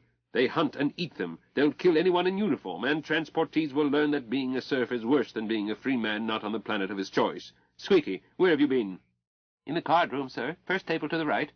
So, how long ago did you get my message? About 20 seconds ago, sir. How long have you been in the card room? A bit over an hour. I see. Bolt the outer door, close the inner door, sit down. 20 minutes later, Sharpie was asking, Dee, what time is sunrise here? She indicated a point 30 degrees east of the western boundary of the westernmost of the 2 loci Bertie wanted investigated. In about 20 minutes, shall I have Gay check it? No. Sunset over here? More leeway there, 1 hour 57 minutes. Very well. Zeb, those zeroed packs? Being charged. They told me, ready in the morning. Good. Squeaky, if I get you to bed by 0200 hours, could you take us to the fields about 1100 hours? 0800 if you wish, Captain Hilda. I don't wish. This job requires sunlight, so we will work whatever it takes. I intend to sleep late. Bertie, would your kitchen service extend to breakfast in bed about 10 ac Emma? Tell the night maid. The sideboard in your dining room will be loaded and steaming whenever you say, and the day maid will be delighted to bring you a tray in bed. Heavenly. All hands and Brigadier Herd Jones lift in 39 minutes. Car doors open 5 minutes before that. Questions? Just a comment. I'll fetch sandwiches. Thank you, Squeaky. Bertie? Eh, ma'am? Dee and I expect to be kissed goodbye, in case something goes wrong. Chapter 29. We place no faith in princes. Dee. We had a busy night. I had Gay display bingo dots for every stop we made, then circles around any that were supply dumps. There were, indeed, supply dumps. I spent the whole trip thinking, where would I be if I were a supply dump? Where would thopters have to land? Where could they get more water? Squeaky, Hilda, Pop, Zebediah, and possibly Gay were thinking the same thing. We got back at 1:30, the job done. The hillbilly turned the results over to Squeaky, and we went to bed. Next morning, at 11, our roadable arrived without Squeaky. He sent an apologetic note saying that Lieutenant Bean knew what we expected and would add anything we asked for. Captain Ante had not taken breakfast in bed. I woke about 9 local, found her at work, packing her dress clothes, and Pops back into plastic pillow covers, then into a borrowed portmanteau. Our fresh laundry, given to us by the night maid on our return, was in another piece of borrowed luggage. The hillbilly was on her knees in our drawing-room. She looked up, smiled, and said, "Good morning. Better slide into your jumpsuit, dear. Maids come in and out rather casually." Doesn't bother me. I've been caught twice already. But it bothers them. Not kind, dear, with servants, especially with involuntary servants. They'll be in to load the sideboard any moment. Will you fetch yours and Zebby's dress clothes? Here, I'll pack for you. I'll pack 'em, thanks. I was thinking about sliding back into bed with a nice warm man, but your mention of food changed my mind. Hillbilly, what's the rush? Dee, I'm carrying out my own orders. When I brush my teeth after breakfast, the toothbrush goes into my purse. As for the rush, our husbands will wake soon. I have found that it is more practical to present a man with a fait accompli than a discussion. I hear you 3 times, doll baby. When they get up, they'll want to eat. When our rotable shows up, they'll be sitting over 2 cups of coffee. Then they'll say, we'll do it when we come back. Mustn't keep the brigadier waiting. Okay, I'll grab our gear and we'll sneak it out before they wake. I'll carry the heavy ones. We are not permitted to carry anything, Dee, but the place is swarming with maids. You sound much married. 5 years' practice on Pop. But, Hillbilly, even Pop is easy to handle if you think ahead. I'm learning. Dee, what shall we do about the maids? Huh? In the days when servants were common, it was polite for house guests to tip servants who served them personally, but how, Dee? I have 2 $25 new dollar bills in the lining of my purse. Waste paper. Pop and Zebediah have gold. I know exactly because it was mass enough that I had to figure it into the loading, mass and moment arm. Here's a giggle. These misers we married had each squirreled away the same weight of gold to 4 significant figures. So maids are no problem if you know how much to tip. I don't. We'll be buying local money today to pay for a number of things. Lieutenant Bean, or Brian, is a delightful, fuzzy puppy and a volunteer in order to have served beyond the sky. He managed to call me Dee and Zebediah Zeb when invited, but he could not bring himself to shift from Captain Burrows to Hilda. Captain Hilda was as far as he would go, and Pop was professor. He was pleased that we liked his rotable. You wouldn't believe it. A large wooden flatbed wagon with an upright steam engine in back, a trailer with cordwood, a sailing ship's wheel in front of the engine. This controlled the front wheels by ropes that ran underneath. Midway was a luggage pen, then in front were 4 benches for 12 to 16 people, with a crew of 5, engine driver, fireman, conductor, and 2 steersmen. The conductor sat on a high perch braced to the pen and told the others what to do and occasionally rang a bell or blew a whistle. The bell told other traffic to get out of the way. The whistle warned that the vehicle was about to start or stop. There was much traffic, but few rotables. Most common were pedaled tricycles for passengers and freight. Large versions had as many as 12 men pedaling at once. I dare say you know, said Brian, that we have not been able to raise horses. We haven't given up. We will develop a breed that will prosper here, but once we have horses, this will, I venture to predict, become a proper colony, and not just a place to send reformable evildoers and to obtain raw pharmaceuticals. Pharmaceuticals?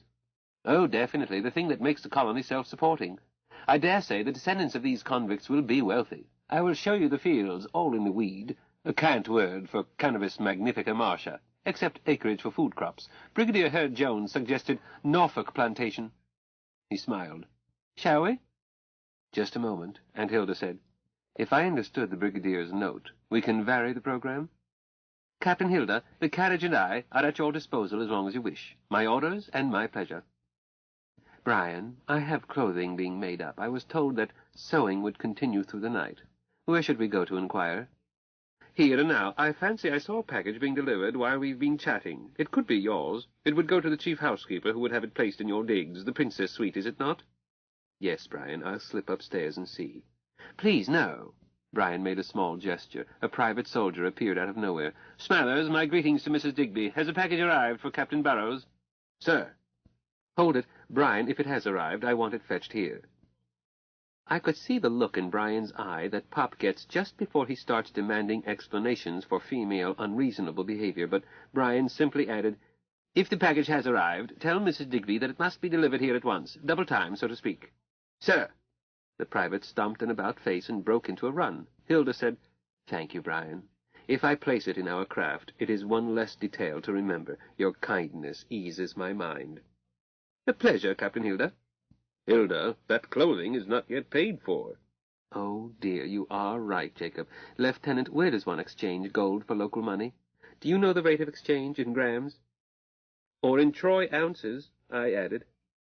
Brian behaved as if he had not heard us. He turned toward his rotable. Parkins, take a turn around the circle. When you return, I want that steam up high so that we won't creep in starting. Right, sir. The wagon moved off at a headlong, slow walk. When no one else was in earshot, Brian said quietly, "I missed what you were saying because of engine noise, but let me mention in passing that possession of gold by individuals is not permitted, so I am happy to learn that you have none," he said, not letting himself be interrupted. "Let me add," he went on, "that since I handle secret and most secret dispatches, I know things that I don't know, if I make my meaning clear. For example, I am grateful that you four were willing to lose sleep last night. Others feel strong obligations to such good friends.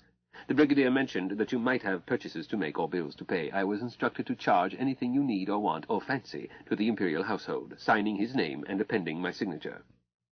"Oh, that's most unfair." "Truly, Captain, I fancy that those in authority will find something to add until you feel that you have been treated generously." "That's not what she means, son," put in Pop. "Unfair in the opposite direction. We pay for what we get." Brian lost his smile. "May I suggest that the Professor discuss that with the Brigadier? I would find it extremely embarrassing to have to report to the Brigadier that I was unable to carry out his orders." "Captain?" "What, Leety?" "I am required to advise you." "Advise away, my dear. I see my package is coming." "Captain Ante, you've got a bear by the tail. Let go." The hillbilly grinned and stuck out her tongue at me, then turned to Brian. "The Brigadier's thoughtful arrangements are appreciated. We accept." It was still a few minutes before we left, as it turned out that Zebediah's power packs were ready in the hands of the household engineer. At last Hilda's clothes and the power packs were in Gay. We boarded the char-a-bang and whizzed away at 10 kilometers an hour. "Norfolk Plantation, Captain Hilda?" "Brian, at what time did you breakfast?" "Oh, that's not important, ma'am." "Answer my question." "At 0700 hours, Captain." "So I suspected. You eat at Imperial House?" "Oh, no, Captain Hilda. Only the most senior of the governor's official family eat there. I eat at the Officers' Club." "I see. We'll see Woggs last. I am told there is a commissary. Is it open to us?" "Captain Hilda, everything is open to you." "I must buy supplies. Then I wish to go to the best restaurant in Windsor City and watch you eat a proper luncheon. We ate breakfast 3 hours later than you did." "But I'm hungry," said my husband. "I'm a growing boy." Poor Zebby. There was not much to buy that would keep. I bought a tin of Huntley and Palmer's biscuits and quite a lot of Dutch chocolate, quick energy for growing boys, and tightly packaged staples. Brian had us driven to that restaurant just past noon. I was glad that Aunt Hilda had decided to get everything else done before we went to look at vermin. Even so, I did not have much appetite until I decided to stand up and forthrightly turn coward. Not look at vermin. Cui bono? Aunt Hilda was the expert. That restored my appetite. We stopped across the parade ground from Imperial House. We twigged in this order, Zebediah, Pop, me, Aunt Hilda, that it was the Officers' Club. She was several meters inside when she stopped. "Brian, what are we doing here?" "The captain said the best restaurant. The club's chef was executive chef at Claridge's until he ran into misfortune. Don't look at me that way, Captain Hilda. The Brigadier picks up the chit. It's charged against official visitors and winds up in London against HIM's civil list. Believe me, His Majesty gets paid more than lieutenants or even brigadiers." But the president of the mess signed the chit, a colonel who told the hillbilly that he was buying her lunch because he wanted to ship with us as scullery maid. I was telling Aunt Hilda that I would skip vermin viewing, thank you, when I did. 1, then 6, then a whole field of them. I was explaining to God that I didn't like this dream, so please let me wake up, when Brian had the conductor halt the contraption, and I saw that there were men in that field, too. The men carried whips. Vermin were muzzled. This one vermin, well, this Wog had managed to pull its muzzle aside and was stuffing this weedy plant into its mouth, when a whip cracked across its naked back. It cried. The field on the other side of the road was not being worked, so I stared at it. After a while I heard Brian say, "Captain Hilda, you are serious, really?" "Didn't the Brigadier authorize it?" "Ah, yes, I thought he was pulling my leg. Very well, ma'am." I had to see what this was all about, and discovered that muzzled vermin, afraid of men with whips, weren't frightening. They were merely ugly. Aunt Hilda was taking pictures, movies, and stereo. Brian was talking to a man dressed like any farmer except for the broad arrow. Brian turned and said, "Captain Hilda, the foreman asks that you point out the Wog you want to dissect." Aunt Hilda answered, "There has been a mistake." "Ma'am, you don't want to dissect a Wog?" "Lieutenant, I was told that one or more died or was slaughtered each day. I want to dissect a dead body in an appropriate place with surgical instruments and other aids. I have no wish to have one of these poor creatures killed. We left shortly. Brian said, "Of the two, the abattoir and the infirmary, I suggest the latter. The veterinarian is a former Harley Street specialist. By the by, there is no case of humans contracting disease from these brutes, so the infirmary isn't dangerous, just, unpleasant." We went to the Wog Hospital. I did not go inside. Shortly, Pop came out looking green. He sat beside me and smiled wanly. "Dee, the captain ordered me outside for fresh air, and I didn't argue. Aren't you proud of me?" I told him that I'm always proud of my Pop. A few minutes later, Brian and Zebediah came out with a message from Hilda that she expected to work at least another hour, possibly longer. "Captain Hilda suggests that I take you for a drive," Brian reported. The drive was only as far as the nearest pub. The silly wagon was sent back to wait for the hillbilly. We waited in the lounge where Pop and Brian had whiskey and splash, and Zebediah ordered a shandy gaff. So I did, too. It will never replace the dry martini. I made it last till Aunt Hilda showed up. Brian asked, "Where now, Captain Hilda?" "Imperial House, Brian. You've been most kind." I said, "Captain Auntie, did you whittle one to pieces?" "Not necessary, Deedekins. They're chimpanzees." "You've insulted every chimp that ever lived." "Deety, these creatures bear the relation to black hats that a chimpanzee does to a man. The physical resemblance is closer, but the difference in mental power. Dr. Wheatstone removed the brain from a cadaver. That told me all I needed to know, but I got something that may be invaluable, motion pictures." Zebediah said, "Sharper, you took motion pictures in the fields." "True, Zebby, but I have with me the Polaroids you took for me at Snug Harbor. Some show the splints that creature used to disguise its extra knees and elbows.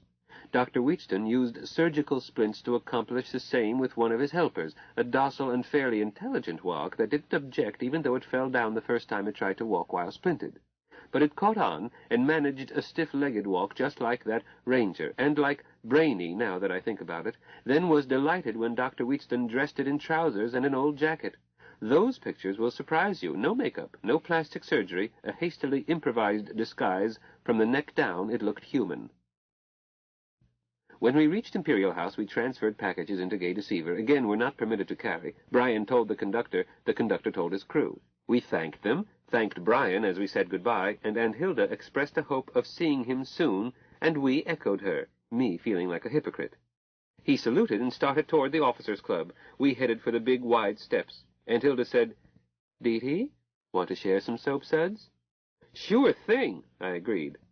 "What for?" asked Zebediah. "Sharper, you didn't get a spot on you." "To remove the psychic stink, Zebby." "Mine isn't psychic," I said. "I stink, I do." But damn, spit, and dirty socks, we had hardly climbed into that tub when a message arrived, relayed by my husband, saying that the governor requested us to call at his office at our earliest convenience. "Sharpie, hun, let me translate that. Based on my 80 years man and boy as flunky to an ambassador, means Bertie wants to see us 5 minutes ago." I started to climb out, and Hilda stopped me. "I understood it, Zebby. I speak officialese, campusese, and bureaucratese, but I'll send a reply in clear English, female idiom. Is a messenger waiting?" "Yes, a major." "A major, eh? That will cost Bertie 5 extra minutes. Zebby, I learned before you were born that when someone wants to see me in a hurry, the urgency is almost never mutual." "All right. Message. The commanding officer of Spacecraft Gay Deceiver sends her compliments to the Governor-General and will call on him at her earliest convenience. Then give the Major a message from you to Bertie that you happen to know that I'm taking a bath and that you hope I'll be ready in 20 minutes, but that you wouldn't wager even money on 30. "Okay, except that the word should be respects, not compliments. Also, the Major emphasized that he wants to see all of us. Want Jake and me to keep Bertie happy until you are ready?" Pop had his head in the door, listening. "We wouldn't mind." Pop nodded. Zebby, after 4 years under my tutelage, until I know what he wants, I can't concede that he is senior to me. Compliments, not respects, and no one goes until I do. But thank you both for the offer. 2 more things. After giving the Major my message, will you please find my clothes, all but Deety's keds, and take them to the car?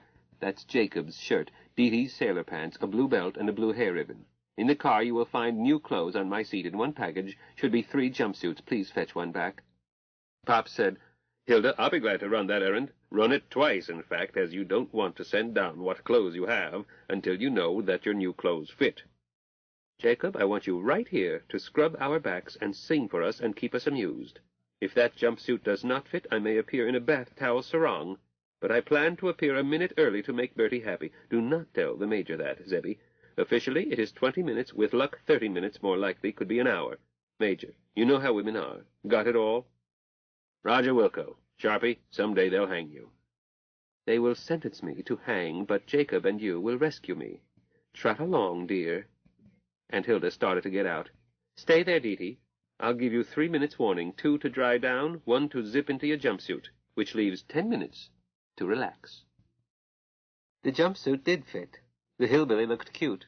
We left not a thing in that suite because Aunt Hilda checked it while waiting for Zebediah. A few items went into my purse or hers.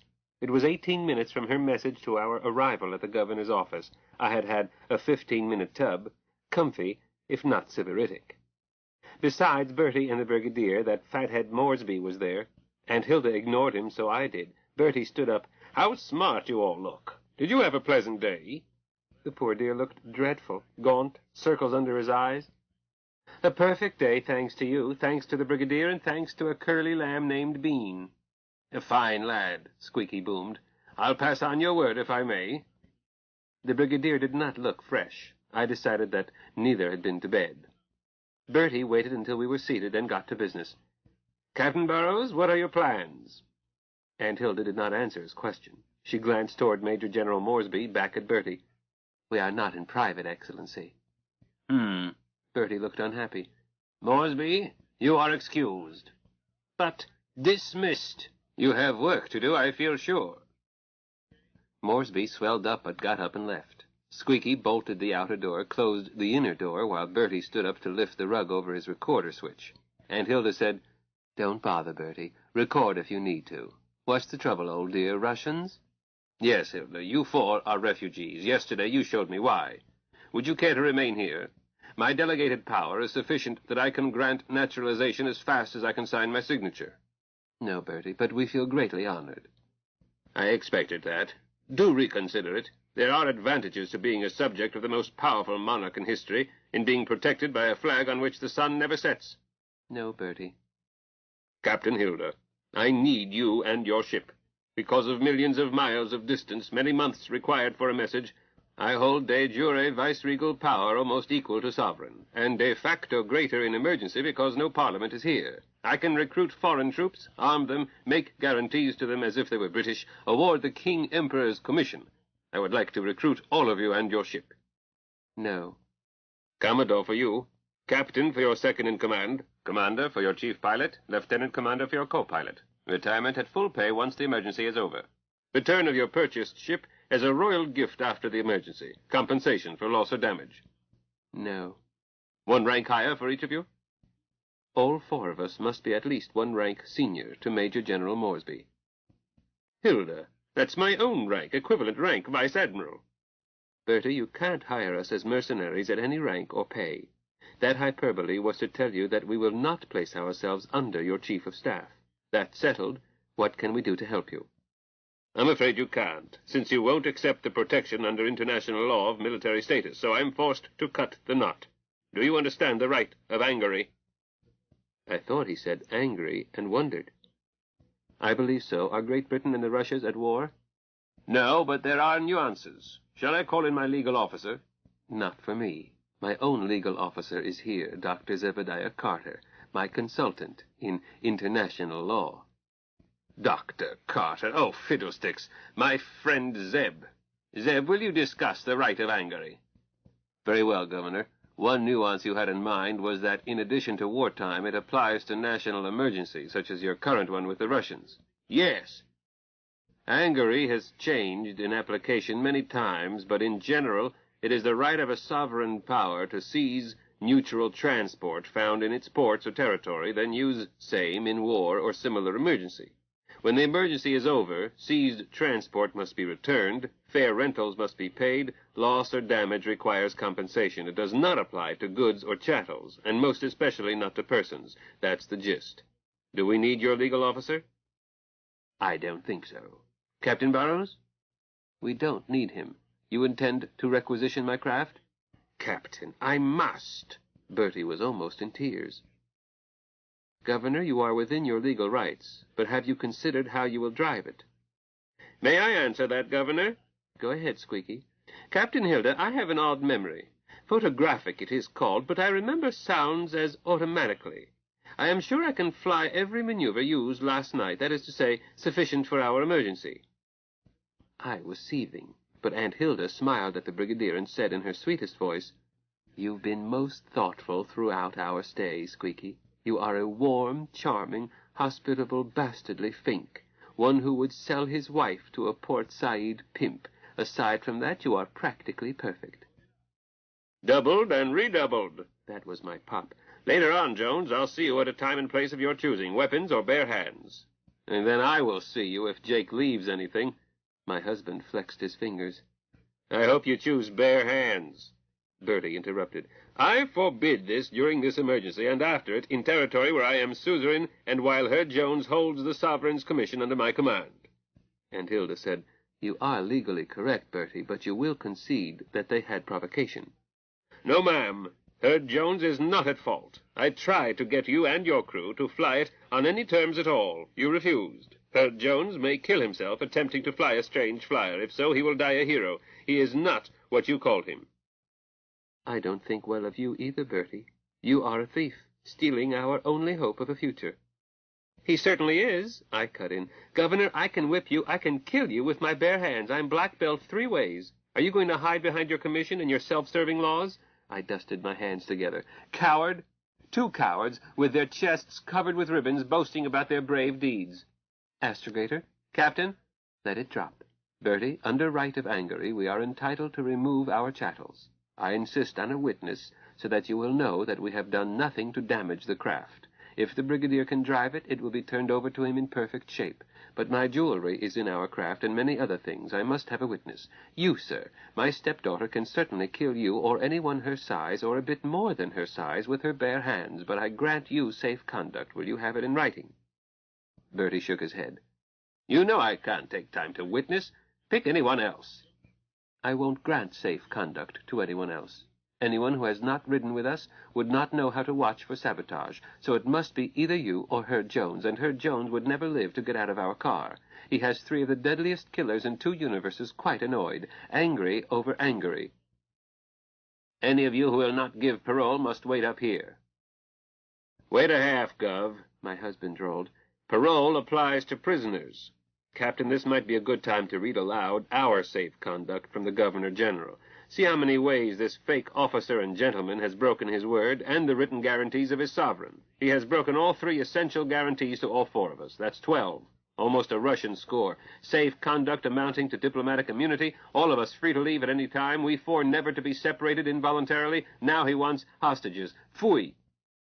None is broken, Bertie asserted. Liar, my husband answered. All of you are safe here until the Russians conquer us. I slipped in speaking of parole. You are not prisoners. You all may stay together, living in the Princess Suite if you so choose. If not, in any quarters you choose, in territory I control. You are all free to leave at any moment, but you must not approach that requisitioned flyer. Captain, your jewels will be safe, but others will unload the flyer. End of side 7. To continue, turn the cassette over. Set over. Set over. Set over. Set over. Set over. Set over. Set over. Set over. Set over. Set over. Set over. Set over. Set over. Set over. Set over. Set over. Set over. Set over. Side 8. The Number of the Beast. Continuing on page 300. Bertie.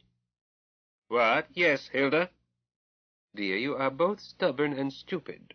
You can't open the doors of our car, much less drive it. Attempt to force it open, and no one will ever drive it. I conceded the legality of the right of Angary, but you insist on making it impossible to apply it. Accept my safe conduct and come witness, or there that car sits until the Russians come while we live in luxury in this palace. You know that the right to leave at any time means nothing without our transport. Now, for the last time, will you do it my way, or will you waste the precious minutes of a war crisis trying to open that car by yourself? Make up your mind. This offer will not be repeated. Answer yes or no, and be damned quick about it." Bertie covered his face with his hands. "Hilda, I've been up all night, both Squeaky and I." "I know, dear. I knew when we came in. So I must help you make up your mind. Dee, check your purse. Something is missing." I hastily checked, wondering what she meant. Then I noticed that a secret pocket that should have been hard was not. "Oh, do you have it?" "Yes, Dee." And Hilda was seated, her choice, so that she had both Bertie and Squeaky in her line of fire, and none of us. I mentioned 3 killers. Now you have 4 facing you, in a sound-proofed room with its door bolted from inside. I never saw her draw my Skoda gun, but she was holding it on them. Bertie, I'm making up your mind for you. You are accepting my safe conduct. Consider how poor the chances are that anyone would find your bodies in the time it takes us to run down 1 flight and reach our car." Squeaky lunged at Hilda. I tripped him, kicked his left kneecap as he fell, then said, "Don't move, Fink. My next kick is a killer. Captain, has Bertie come to his senses, or shall I take him? I hate to kill Bertie. He's tired and worried and not thinking straight. Then I would have to kill Squeaky. He can't help his eidetic memory any more than I can help this clock in my head. Squeaky, did I break your kneecap, or can you walk if I let you get up?" "I can walk. You're fast, Dee." "I know. Captain, plans?" "Bertie, you are accepting my safe conduct. We are all going out together, we 4 around you 2, laughing and talking and heading for our car, and if anyone gets close, you 2 are dead. One of you will get it with this." "And the other with this." My husband, with his stubby police special. "Why, Zebby, how naughty of you. Jacob, do you have a holdout, too?" "Just this." Pop now had his hunting knife. "Dee?" "Did have. You're holding it, but I still have 5 weapons." "5?" "Both hands, both feet, and my head. Squeaky, I must frisk you. Don't wiggle, or I'll hurt you." I added, "Stop easing toward your desk, Bertie. You can't kill 4 of us before we kill you. Pop, don't bother with the gun or trap or whatever in Bertie's desk. Let's get out of here, laughing and joking as the captain ordered. Oh, Squeaky, that didn't hurt. Captain, shall I let him up?" "Brigadier Herr Jones, do you honor the safe conduct granted to us by your commanding officer?" Aunt Hilda asked. "Brigadier, I order you to honor it," Bertie said grimly. Maybe Squeaky had to catch his breath. He was a touch slow. "Yes, sir." Aunt Hilda said, "Thanks, Squeaky. I'm sorry I had to say harsh things to you, but not having muscles, I must fight with words. Zebby, frisk Bertie, but quickly. We leave now. I leave first on Bertie's arm. Dee follows on Squeaky's arm. You can lean on her if you need to. She's strong. Help him up, Dee.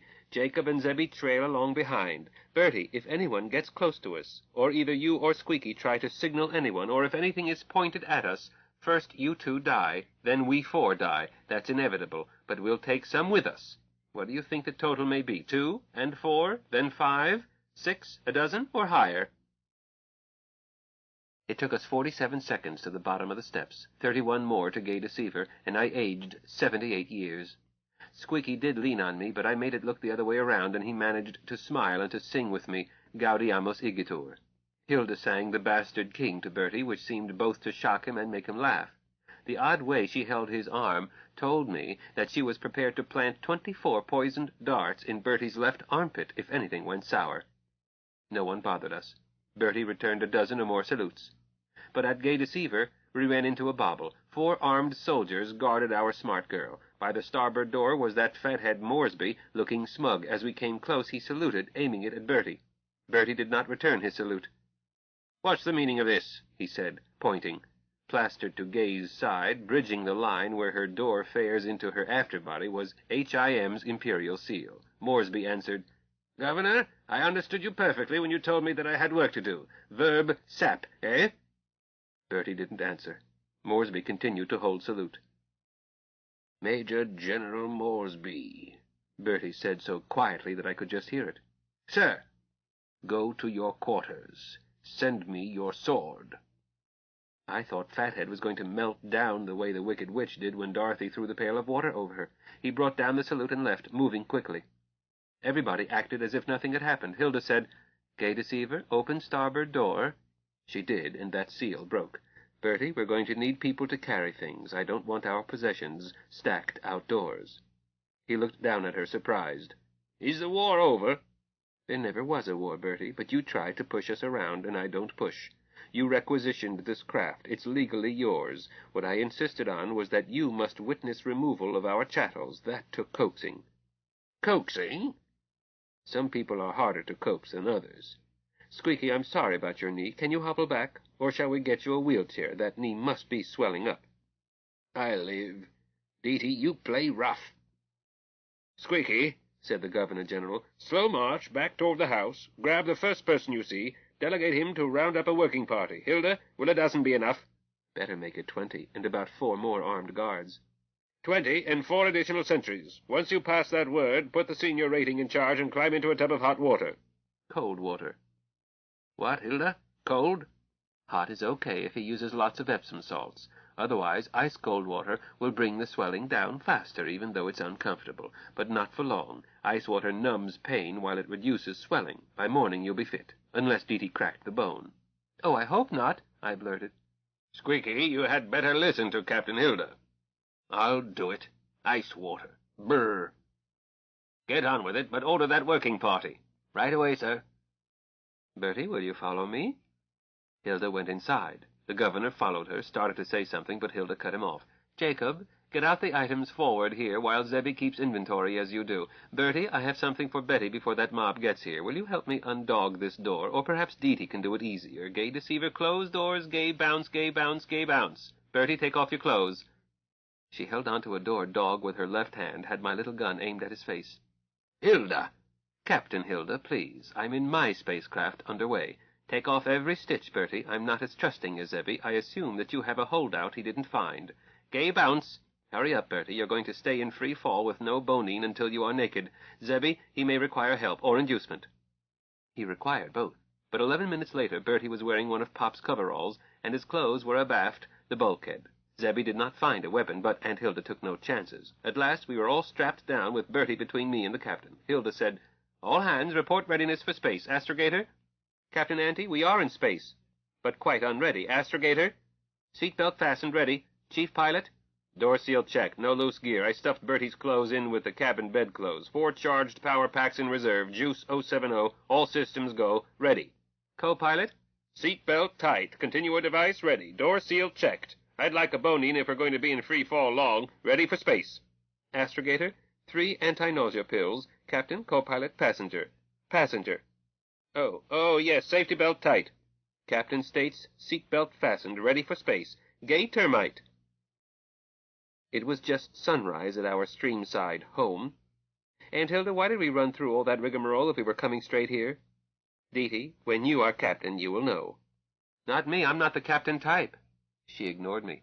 "Lieutenant General Smythe Carstairs, will you give me your unconditional parole until I return you home, on your honor as an officer and a gentleman?" "Am I going home? I had assumed that I had not long to live." "You are going home, and I do have something for Betty.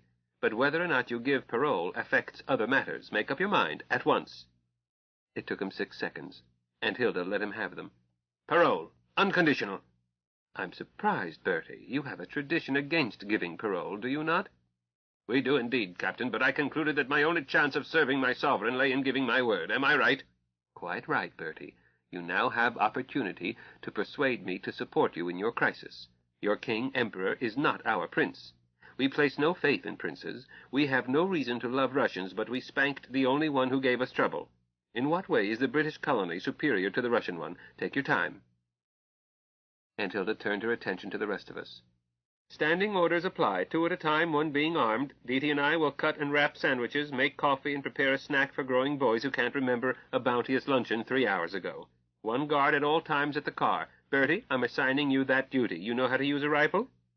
Zebediah said, "You're arming him?" "Chief pilot, I assume that you are questioning my judgment. If you convince me that I am wrong, there will be a new captain even more quickly than I had planned. May I have your reason?" "Sharpie, I didn't mean to get your feathers up." "Not at all, Zebby. Why are you surprised that I intend to use Bertie as guard?" 10 minutes ago you had me do a skin search to make sure he wasn't armed. Now you are about to hand him a gun." 10 minutes ago he had not given parole. Bertie said hastily, "Zeb is right, Hilda. Captain Hilda, Zeb has no reason to trust me. I don't want to be a bone of contention." I'm still trying to figure out whether Aunt Hilda is more logical than other people or is a complete sophist. She gave Bertie a freeze, looking him up and down. Smythe Carstairs, your opinion was neither asked nor wanted. Bertie turned pink. Sorry, ma'am. Although you were a person of some importance in your own land, you are now something between a prisoner and a nuisance. I am trying to give you the dignity of crew member pro tem. Hold your tongue. Zebby, what were you going to say? Shucks, if you aren't afraid to have him with a gun at your back, I'm not. No offense intended, Bertie. None taken, Zeb. Zebby, please assure yourself that Bertie can handle a rifle, and that he knows what to shoot at and when not to shoot before you turn the guard over to him. Put the other rifle at the door for bush patrol. Bertie, watch and listen. Gay Deceiver, open your doors. Our smart girl opened wide. Gay Deceiver, close your doors. Gay complied. Bertie, Aunt Hilda went on, you do it. Of course, he failed, and failed again on other voice programs. The hillbilly explained that it took me a tedious time with special equipment to cause this autopilot to respond to a particular human voice. Bertie, go back and explain to Squeaky. Make him understand that I saved his life. This car can be driven in 3 modes. 2 Squeaky can't use at all. The 3rd would kill him as dead as Caesar. Plus a 4th hazard, added my husband. Anybody who doesn't understand the smart girl but tries to take her apart to see what makes her tick would find himself scattered over a couple of counties. Booby-trapped, Zebediah? I asked. I hadn't known it. No, but juice is very unfriendly to anybody who doesn't understand it. Come and get it. The snack Aunt Hilda offered was a much-stuffed omelet. Bertie, place your gun near you, locked. Between bites you can tell us why your colony is worth defending. By us, I mean. For you it's duty. Captain Hilda, I've done some soul-searching. I dare say that, in the main, we and the Russians are much the same. Prison colonies with military governors. Perhaps in 100 years it won't matter, although I see us as morally superior. How, Bertie? A Russian might see this differently. Our transportees are malefactors under our laws, but once here they are as free as other Englishmen. Oh, they must wear the broad arrow until discharged, but at home they would wear it in a grim prison. The Russian prisoners are, if our intelligence is correct, the people they used to send to the Siberian salt mines. Political prisoners. They are serfs, but I am told that most of them were not serfs in Russia. Whether they are treated better or worse than serfs in Russia, I do not know. But one thing I do know. They work their fields with men. We work ours with wogs. And whip them. Suddenly I was angry. We had an argument, Bertie maintaining that the whips were not used unnecessarily, I asserting that I had seen it with my own eyes. I guess he won, as he told us that they had to muzzle the beasts in weed fields, or they would stuff themselves on it, pass out, wake somewhat, do it again, and starve, but the muzzles were designed to allow them to chew a blade at a time all day long to keep them happy.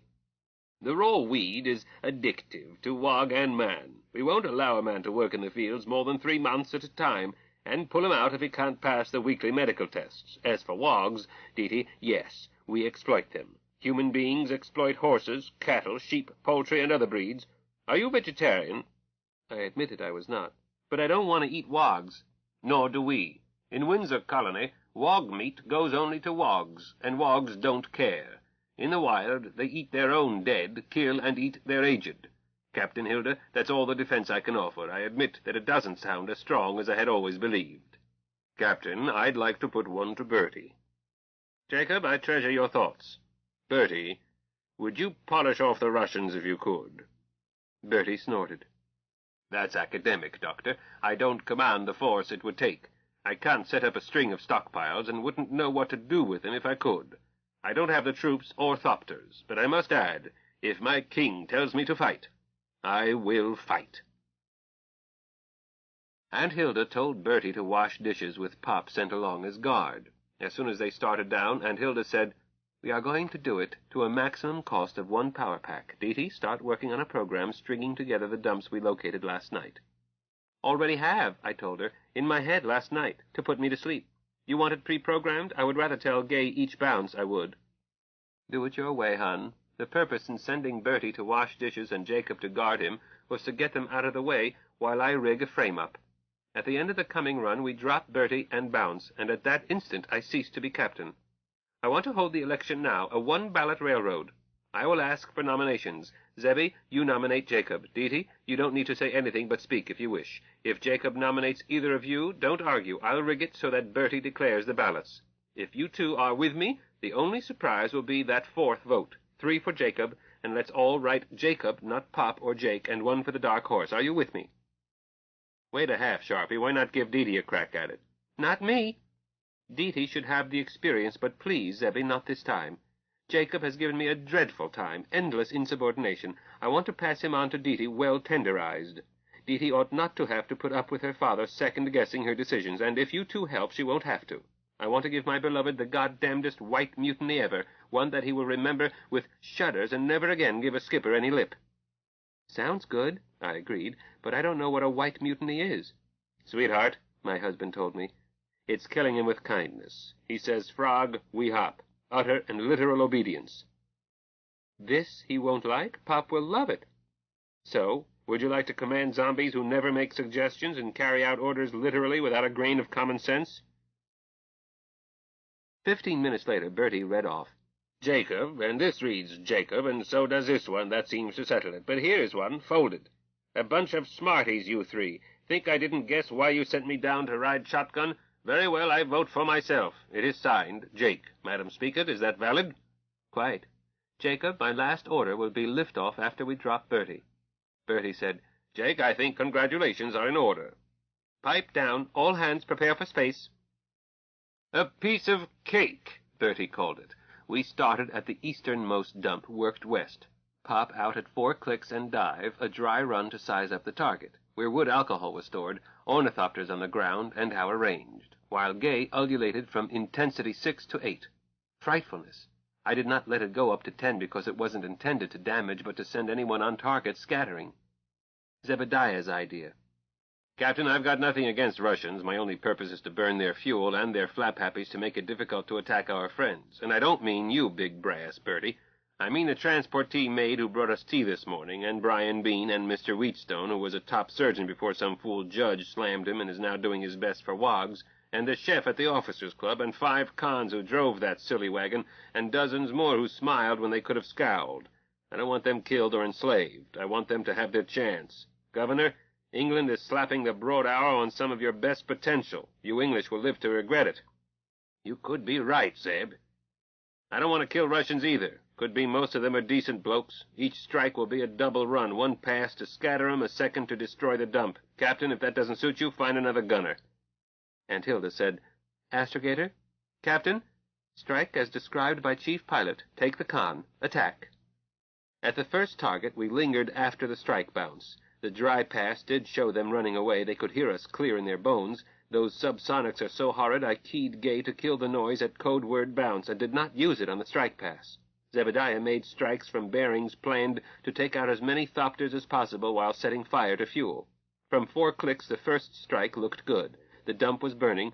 Thopters he had hit showed smoke, and one that he had not hit was burning, splashed by flaming methanol, I suppose.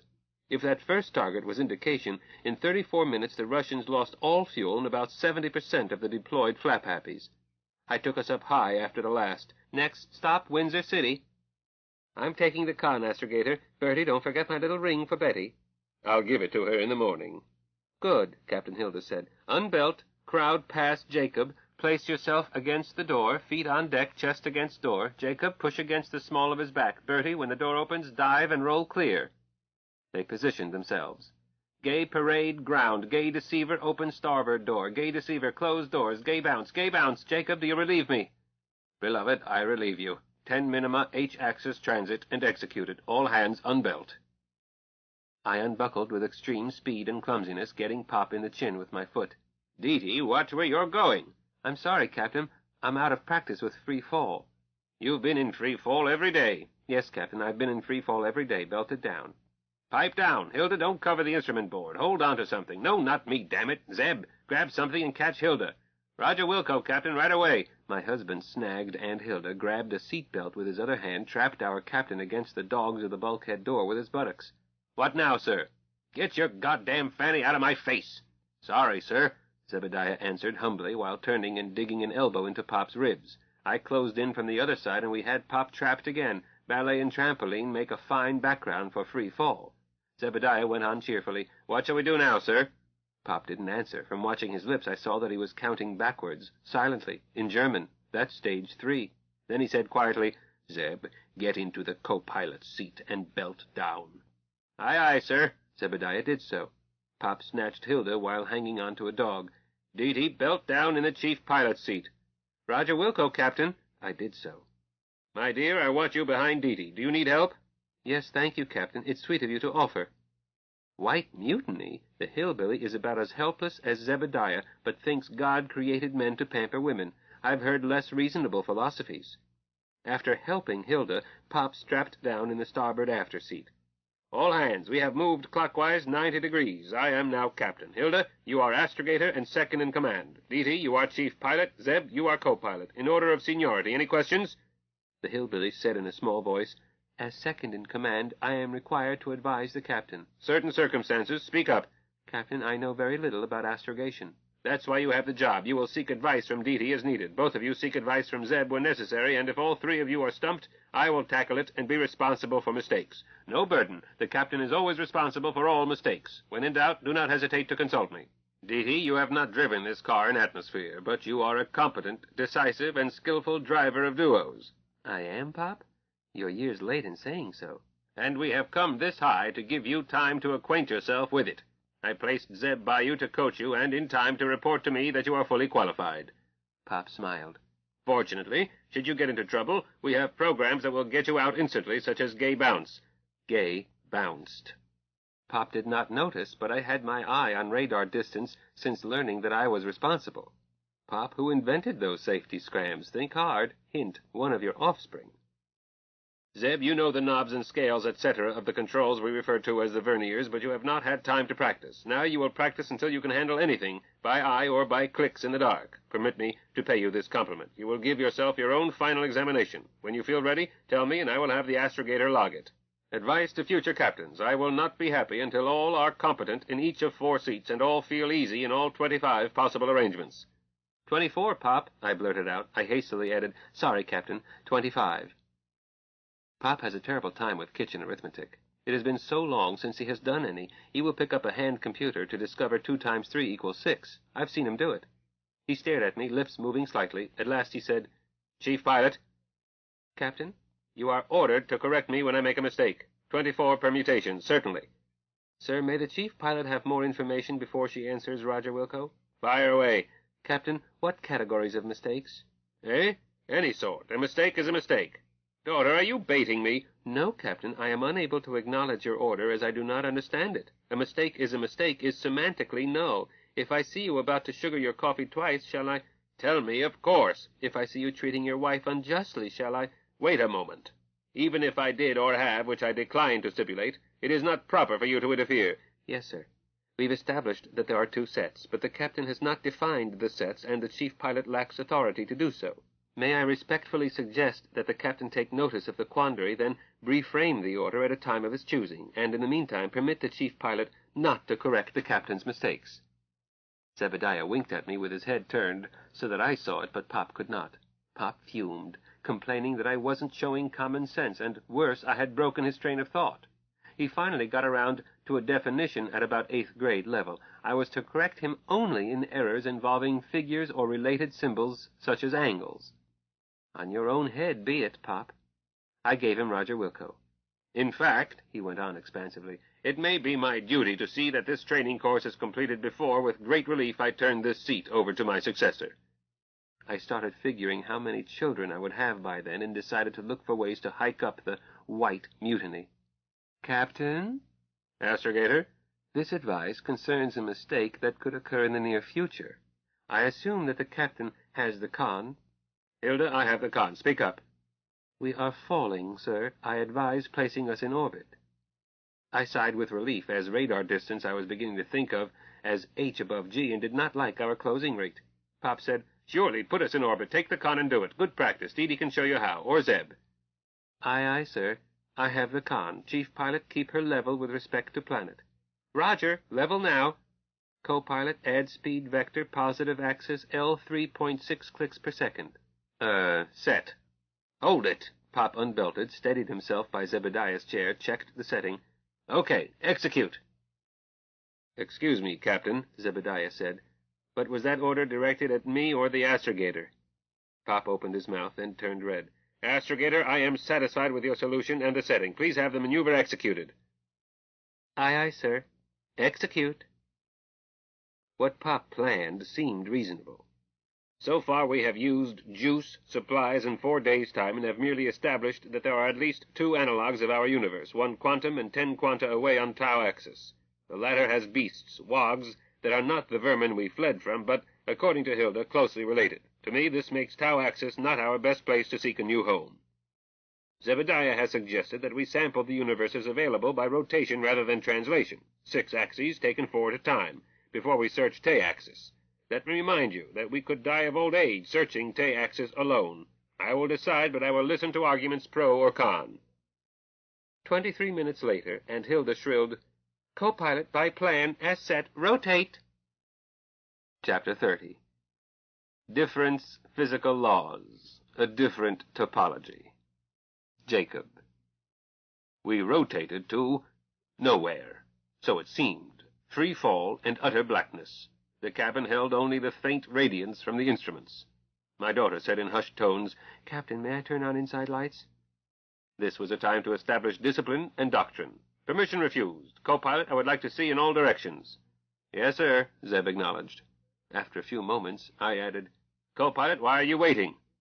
"I am awaiting orders, sir." "What the hell, Zeb? Get with it. I said I wanted to see in all directions. We have pre-programs for that." "Yes, Captain."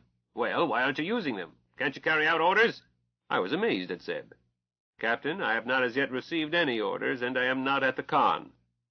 I started to answer sharply and bit down on it. Precisely what had I said? I recalled that the autopilot stayed in recording mode during maneuvers. I could play back the last few minutes, and decided not to. We were wasting time, and it was possible that I had not expressed myself in the form of a direct order. Nevertheless, I could not ignore Zeb's pig-headed behavior.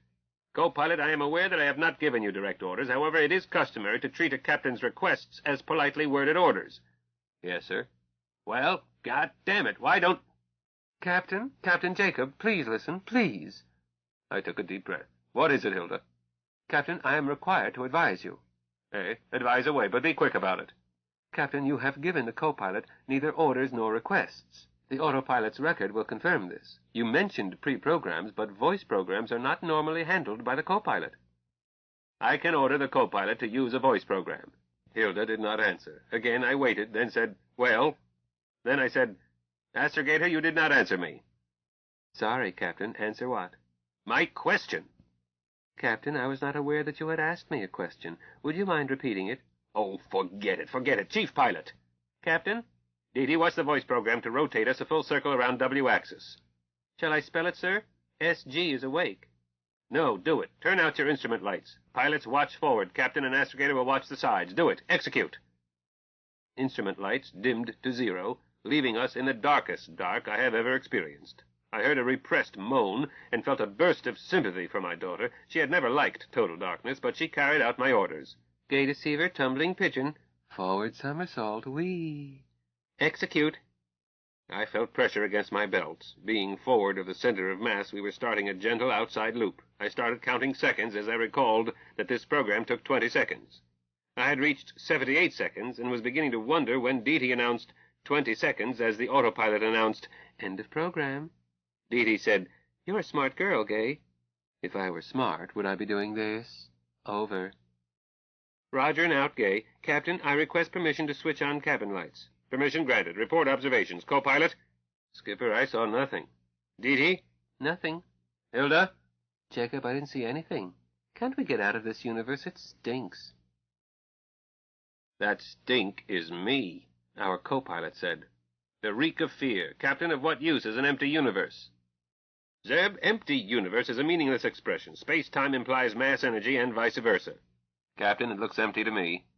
"And to me. I'm faced by a dilemma in theory.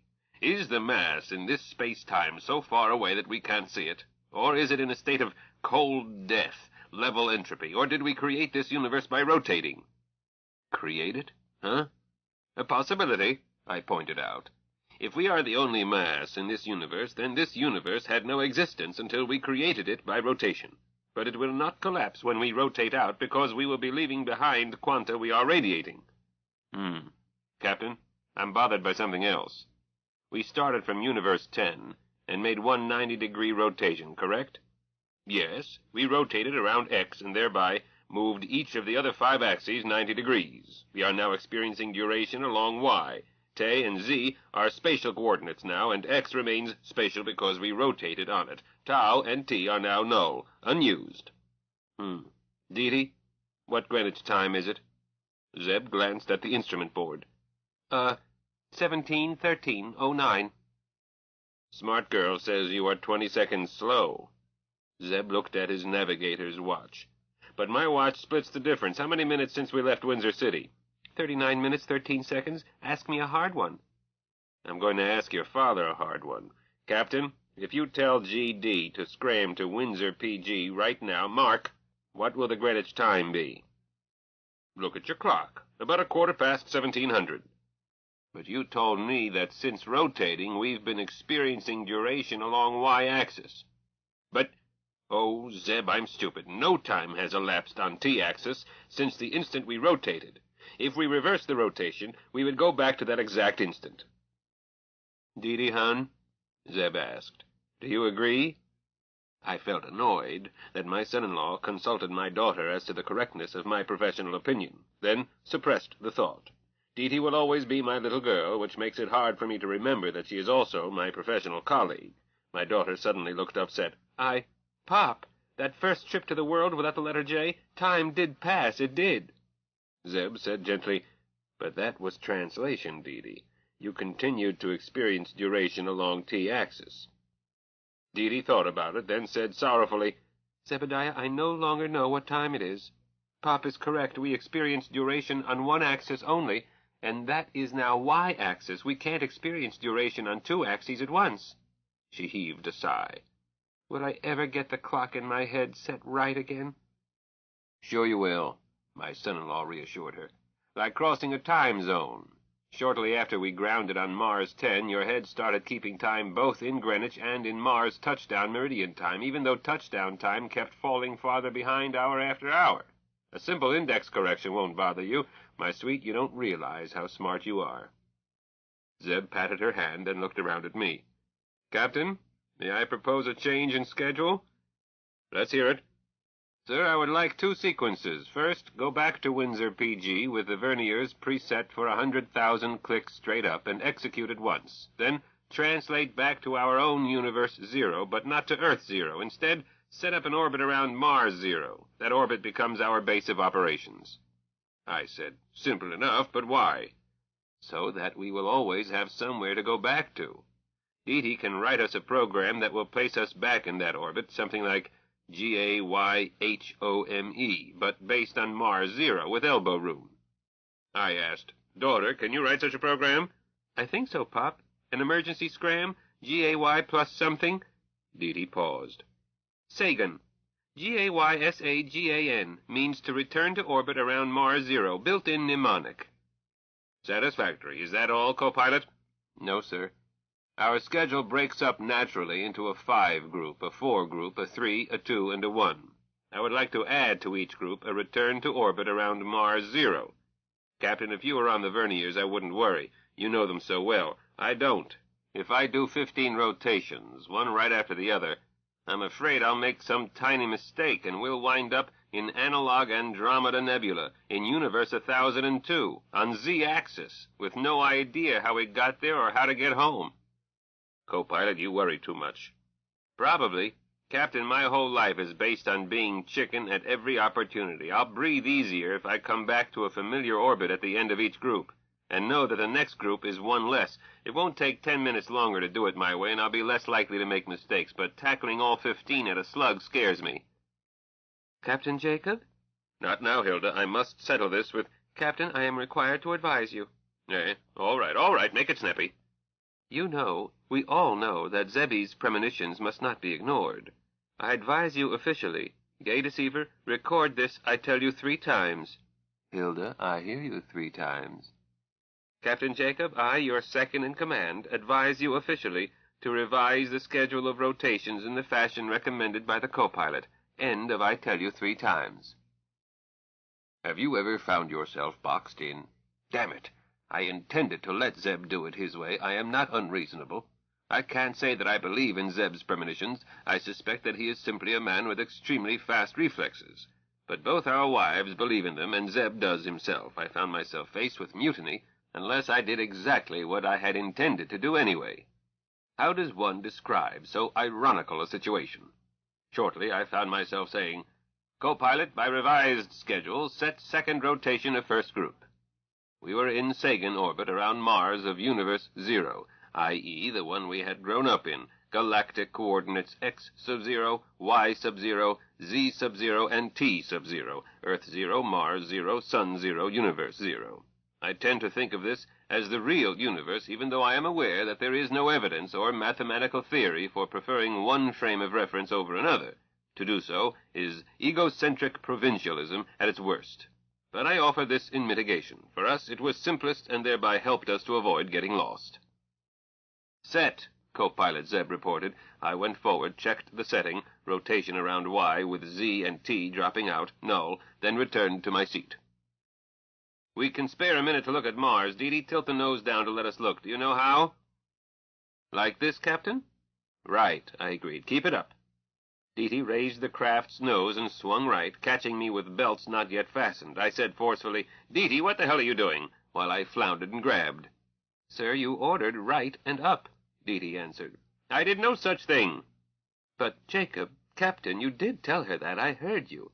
"Hilda, you keep out of this." Hilda answered stiffly, "Captain, I respectfully request that you either relieve me of the con or that you give orders to my pilots through me." "Damn it, you don't have the con. I do." Then the captain neglected to relieve me. Take the con. Carry out the planned schedule." "Aye, aye, sir. Chief pilot, orient the car for best view of Mars." "Aye, aye, ma'am." I was fuming, not looking, hardly listening.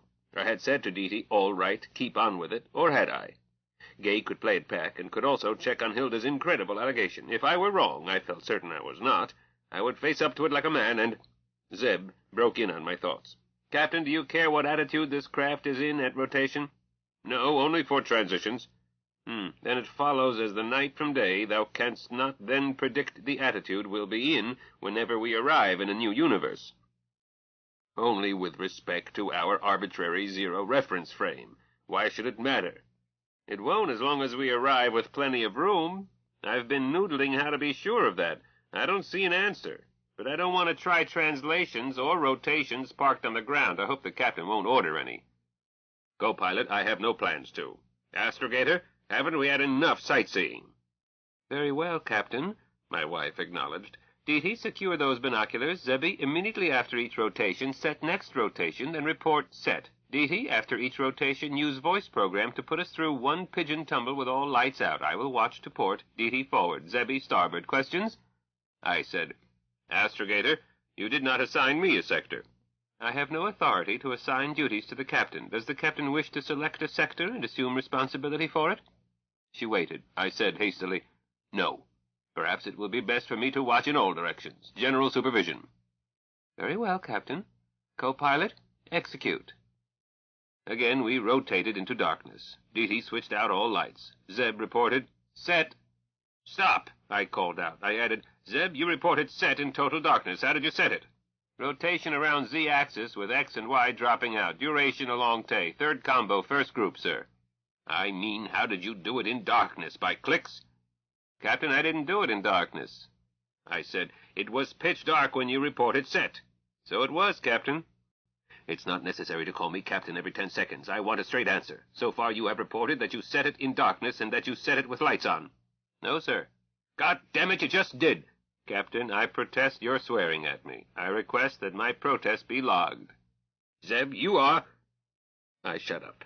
I counted 30, in French, under my breath, by which time I was ready to speak. "Zeb, I'm sorry that my language offended you, but I am still trying to find out what you did and how. Will you please tell me in simple language?" "Yes, sir. I set the third rotation by clicks." "But you said the lights were on." "The lights were on. I set the rotation with my eyes closed." "For God's sake, why?" "For practice. I set them with eyes closed. Then I check to see whether it matches what I intended to set. Dee leaves the light on until I give her the kill it sign. Then she kills the glim and does her act." "Zeb, there wasn't time to do it that way." Zeb gave a most irritating grin. "Captain, I'm fairly quick. So is Dee Dee. I said, "Perhaps I had better check the setting." Zeb made no answer. Both women kept still. I began to wonder what everyone was waiting on, then realized that I was the what. Unbelt and check on Zeb's setting. I remembered that irritating grin, so I said, "Dee Dee, carry out the tumbling routine." The somersault completed, I asked, "Anyone see anything?" Hilda said, "I think so. Captain, could we do that again?" "Do it, Dee Dee," I ordered. Pigeon tumble resumed. Hilda suddenly said, "There!" and Dee Dee snapped, "Gay deceiver, stop." I asked, "Hilda, do you still see it?" "Yes, Jacob, a fuzzy star. You can see it if I pull back and you lean forward." I suppose we each did so, for I spotted something. "I see it. Zeb, the binoculars, please." An invisible hand pushed them against my neck. I got them lined up with difficulty, got that faint light focused with great care.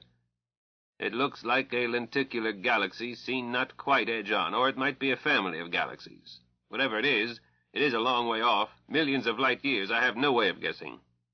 "Can we reach it by transition?" asked Zeb. "Possibly. I would set middle range on 6, then keep punching until it showed change in width. It might be possible to reach it in an hour or so. Do you want to look at it?" "From your description, I don't think so," Zeb answered. "That is fossil light, isn't it?" Yes, the light has been traveling for millions of years." "That's my point, Captain. We might find that those stars had burned out. Fossil light doesn't tell us anything we can use. Let's designate this last chance and get out."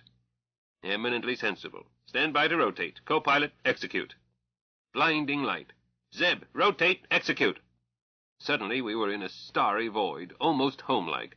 I heaved a sigh of relief. "Zeb, what did we fall into?" "I don't know, Captain," he added. "I had my eyes closed, setting the next rotation by clicks, so I didn't get dazzled, but I never had a chance to check my setting by eyesight either. I rotated at once." "You got us out, thanks. I did get dazzled. I've got purple blotches in front of my eyes. New standing order. At each rotation, all hands close eyes and duck heads for that moment needed to be sure that we have not again run into dazzle. Zeb, that need not slow you up since you are setting by touch and click anyhow, but if we do hit dazzle, rotate us out. Don't wait for my orders. And all hands, we are all free at all times to use any of the escape programs to get us out of danger." "Next rotation set, Captain." "Thank you, co-pilot. Hilda, do you or Dee Dee have any notion as to what we fell into?" "No, Captain," my daughter answered. "Captain Jacob, I have 3 hypotheses, none worth much." "Let others judge that, my dear." "Interior of a global star cluster, or near the nucleus of a galaxy, or, possibly, the early part of an expanding universe when new stars are almost rubbing shoulders." Real garden spots. Zeb, could we have picked up excessive radiation?" "Captain, the shell of this buggy is opaque to most radiation, and that windscreen is heavily leaded, but no way to tell." "Zebediah, if the film in the camera is ruined, some heavy stuff got through. If the next picture is okay, we're probably okay." Hilda said, "I'm glad you thought of that, Dee Dee. I don't like the idea of radiation while I'm pregnant. You too, hun." "And, Hilda, we're almost completely shielded where it matters. It could addle our brains, but not our bellies." "Hilda, do you wish to shoot one frame?" I asked. "No, Jacob, it would waste film." "As you wish. My eyes are coming back. Dee Dee, put us through one pigeon tumble." My daughter did so. I saw nothing. "Report. Hilda?" "Lots of big, beautiful stars, but nothing close." "Me too, Pop, but what a beautiful sky." "Null report, Captain." "Hilda, mark it down as promising. All hands, stand by for 5th rotation. Keep eyes closed and heads down. Execute." Zeb gasped. "Where in hell are we?" "In hell, maybe, Zebby." "Captain." "Hilda may not be too far off," I answered. "It's something I could not have believed 3 weeks ago, some sort of inside-out universe." "Pellucidar," said Dee Dee. "No, my dear daughter. 1, we are not inside our home planet. We are in another universe. 2, this universe has physical laws that differ from our own. The inside of a spherical shell cannot have a gravitational field by the laws of our universe. Yet I see a river, and we seem to be falling toward it. Dee Dee, are we in air or in vacuo?" Dee Dee wiggled the controls. "Got some air. Probably could get support with wings fully spread." "Then do so." Dee Dee brought the car into a dead-stick glide. Zeb said grimly, "I don't want a homestead here. So big. 10,000 kilometers across at a guess. Yet it's all inside. No sky, no horizons, never again a night sprinkled with stars. That light in the center looks like our sun, but it's too small, much too small. When we leave, I don't want to come back. The God who takes care of fools and explorers let us arrive in empty space instead of maybe 10 kilometers underground, but next time, I hate to think about it. I said, "It may not have been luck, Zeb, but logical necessity." Huh? You've lost me, Captain. You're thinking of this as a spherical shell, but there is no basis for assuming that it has an outside. What? Endless millions of light years of solid rock? No, nothing. By nothing, I do not mean space. I mean a total absence of existence of any sort. Different physical laws, a different topology. We may be seeing the totality of this universe, a small universe with a different sort of closed space. I can't visualize it, Jake. Dee Dee, my dear, rephrase it for your husband. I'll try, Pop. Zebediah, the geometry of this place may require different postulates from those that work back home. I'm sure you have played with Möbius strips. A surface with only one side, one edge, but this is a sphere. Pop is saying that it may be a sphere with only one side, the inside. Have you ever tried to figure out a Klein bottle? I got cross-eyed and a headache. This could be a Klein bottle sort of thing. It might turn out that if you tunneled straight down anywhere down there, you would emerge at the opposite point still inside. And that straight line might be shorter than the distance across, maybe much shorter. 0.318309 is the ratio by the simplest postulates. I agreed, but the geometry may not be that simple. However, Zeb, assuming that this is a total universe, our chances of arriving in open space were far greater than the chance of conflicting with the mass. But I would not wish to homestead here, pretty as it is. Nevertheless, we might check for obstetricians. No obstetricians, Zeb answered firmly. Why? I demanded. If there are human beings here, they do not have an advanced culture. Dee Dee has been following that river. Did you notice where that other river joined it? Also, look ahead where it meets the sea. No cities, no warehouses, no river traffic, no air traffic, no signs of roads. Yet this is choice real estate. Therefore, no advanced culture anywhere, and a small population, if any. If anyone wants to refute me, please do so in the next 2 minutes. Dee Dee can't hold this heap in the air much longer without using juice. I check you, Zebby. They might be so advanced that they can make the whole joint look like a park. I wouldn't bet on it. Dee Dee? I asked. And Hilda is right, Captain, but it's so pretty. Hilda, expend 1 film as a souvenir, then we rotate. My daughter nosed the car down to permit a better picture. A click. Got it, Hilda cried. Gay Sagan. Mars of Universe 0 lay to starboard. Zeb sighed. I'm glad to be out of there. Sharpie, did you get a picture? Can't rush it, my wife answered. Yep, picture coming. Good. Zebby, I thought you didn't like that inside-out world. I don't. If that picture is sharp, you 2 knocked-up broads weren't hit by radiation where it counts. Any fogging? No, Zebby, and brighter color every second. Here, look. Zeb brushed it aside. My sole interest is in radiation. Captain, I'm having misgivings. We've tried 5 out of 15, and only 1 was even vaguely homelike. The pickings have been slim, and the dangers excessive, but we know that Earth analogs Tau and T-axes are Earth-like. With monsters, put in Hilda. Tau-axis, probably. We haven't explored T-axis. Jake, are we justified in exposing our wives to dangers we can't imagine? In a moment, co-pilot. Astrogator, why did you rotate? I don't think I ordered it. I have been trying to run a taut ship. So have I, Captain. I must ask to be relieved as astrogator. I am sorry to say that I have been thinking along the same lines, my dearest, but you had better explain. Captain, 3 times you have replaced me at the con without relieving me. The last time I let it continue, wondering and waiting. Just now we were losing altitude, dangerously, so I acted. Now I ask to be relieved. Hilda seemed calm and not angry, but resolved. Had I really done anything out of line? It did not seem so to me. Zeb, have I been overriding the officer at the con? Zeb took too long to answer. Captain, this is a time when a man must insist on written orders. I will make a written reply. I said. I think you have replied. Dee Dee, what do you think? More written orders? I don't need written orders, Pop. You've been utterly stinking. You really feel so? I know so, and Hilda is right. You are dead wrong. She understated the case. You assign her responsibilities, then ignore her. Just now she carried out her assigned duties, and you chewed her out for it. Of course she wants to be relieved. My daughter took a deep breath and went on. And you bowled her out for ordering a scram escape. 27 minutes ago you said, and I quote, all hands, we are all free at all times to use any of the escape programs to get us out of danger. End of quotation. Pop, how can you expect orders to be obeyed when you can't remember what orders you've given? Nevertheless, we have obeyed you every time and no backtalk, and we've all caught hell. And Hilda caught the most, but Zebediah and I caught quite a bit. Pop, you've been...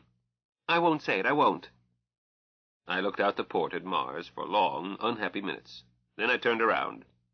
I've no choice but to resign. Effective as I ground her. Family, I must admit to great humiliation. I had thought that I was doing quite well. Back to our stream side, I think, Gay. Gay Deceiver Override. Not on your tin type. You'll serve as long as I did, not a second less. But Sharpie is right in refusing to take the con under you. You've been mistreating her. Despite being a colonel, you have never learned that you can't assign responsibility without delegating authority to match and then respect it. Jake, you're a lousy boss. We're going to keep you in the hot seat until you learn better, but there's no reason for Sharpie to resign over your failings. I still have something to say, said my daughter. Dee Dee, Zeb said forcefully, leave well enough alone. Zebediah, this is to you quite as much or more as it is to Pop. Complaints of another sort. My son-in-law looked startled. Oh, sorry. You have the floor. Chapter 31. The first ghosts ever to search for an obstetrician. Hilda. If Zebby and Jacob have a fault in common, it is overprotectiveness. Having always been the runt, I am habitually willing to accept protection, but Dee rebels. When Zebby asked Jacob whether or not they were justified in exposing us to unknown dangers, Dee stuck her oar in, and Zebby tried to hush her. Zebby should have known better. But he is barely getting acquainted with her, whereas I've known her since her diaper days. Once, when Dee was, possibly 4, I started to tie her shoes. She pulled away. Dee do, she announced indignantly, and Dee did. On one shoe, a loose half-bow that came apart almost at once. On the other, a Gordian knot that required the Alexandrian solution. It's been Dee-do ever since, backed by genius and indomitable will. Dee told him, Zebediah, concerning completing this schedule, is there some reason to exclude Hilda and me from the decision? Damn it, Dee, this is one time when husbands have to decide. Damn it, Zebediah, this is one time when wives must be consulted. Zebby was shocked. But Dee had simply matched his manner and rhetoric. Zebby is no fool. He backed down. I'm sorry, hon, he said soberly. Go ahead. Yes, sir. I'm sorry I answered the way I did, but I do have something to say, and Hilda, too. I know I speak for both of us when I say that we appreciate that you and Pop would die for us, and that you feel this more intensely now that we are pregnant. But we have not been pregnant long enough to be handicapped. Our bellies do not bulge. They will bulge, and that gives us a deadline, but for that very reason, we will either sample those rotation universes today, or we will never sample them. Why do you say never, Dee? That deadline. We've sampled 5, and, scary as some have been, I wouldn't have missed it. We can look at the other 10 in the next few hours, but if we start searching Tay-Axis, there is no way to guess how long it will take. Thousands of universes along Tay-Axis, and it seems likely that each holds an analog of Earth. We may check hundreds before we find what we are looking for. Let's say we find it, and Hilda and I have babies with skilled medical attention. Then what? Zebediah, are you going to be more willing to take women with babies into strange universes than you are without babies? That's not the way to put it, Dee. How would you put it, sir? Are you thinking that you and Pop might check those 10 while Hilda and I stay home with the kids? Well, yes, I suppose I am. Something of the sort. Zebediah, I married you for better, for worse, for richer, for poorer, in sickness and in health. I did not marry to walk the widow's walk. Where you go, I go, till death do us part. Dee speaks for me, I said, and shut up. Dee had it figured. If Jacob and Zebby didn't finish those rotations today, they would have that far horizons look for the rest of their lives, and they wouldn't want us along. Not with kids. Sharpie wasn't going to hold still for that. No, sir. Dee, are you through? Not quite, sir. All humans are created unequal. You are bigger and stronger than Pop. I am bigger and stronger than Hilda. I have the least years of experience. Pop has the most.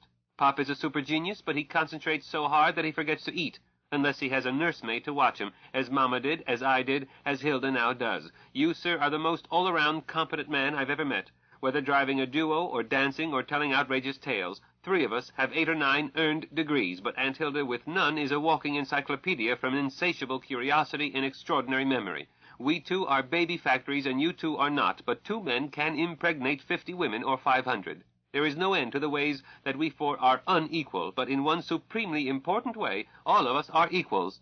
We are pioneers. Men alone are not pioneers. They can't be. Pioneer mothers share the dangers of pioneer fathers and go on having babies. Babies were born in the Mayflower. Lots were born in covered wagons, and lots died, too. Women didn't stay home. They went along. Zebediah, I do not ask to be taken to those next 10 universes. It sounds like it. You didn't listen, sir. I would like to finish sampling those 15. It's my preference, but not my demand. What I do demand, I have stated. Where you go, I go. Today and to the end of our lives, unless you tell me to get out, that you don't want me any more. I have spoken. You certainly have, dear. Hilda? Fish or cut bait, Sharpie. What do you want? I didn't care. Any new universe was bound to be strange, but Deety had laid down the party line. I didn't want to fuzz it up, so I answered instantly, Deety speaks for me, in every word. Jake, back to my original question. Are we justified in exposing our wives to conditions we can't even imagine? Zeb, you are the one who convinced me that it would be prudent to sample the universes accessible through rotation before searching by translation. True, but that was before we sampled 5 of them. I don't see that the situation has changed. An imaginable danger is not necessarily better than an unimaginable one. It may be worse.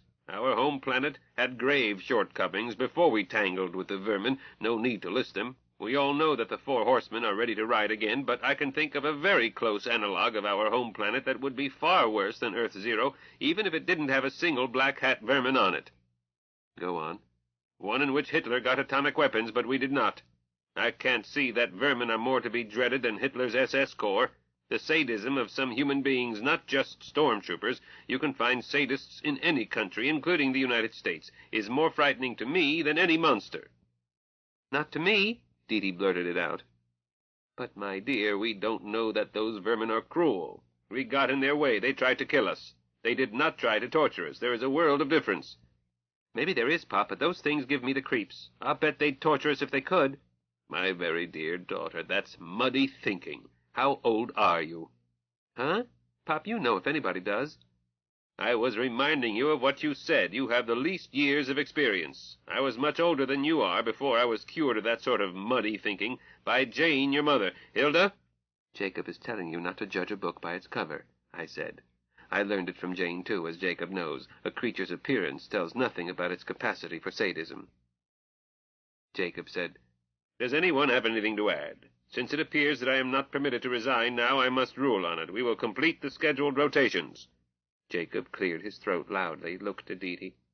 During my remaining hours in what Zeb so accurately calls the worry seat, I will endeavor to keep my orders straight, but, should I fail, I ask that my attention be invited to it at once, not saved up for a scolding later. Daughter? Okay, Pop. Aye, aye, Captain. Thank you, my dear. Is anyone tired or hungry? No one spoke up. Jacob continued. Hilda, will you take the con? No, Captain. I'll omit the internal debate I held with myself. Jacob, on his best behavior, is hard to refuse. Very well, my beloved, I won't press you. It's an odd situation. Co-pilot, by schedule, set to rotate. Second group, first of 4. Set, sir.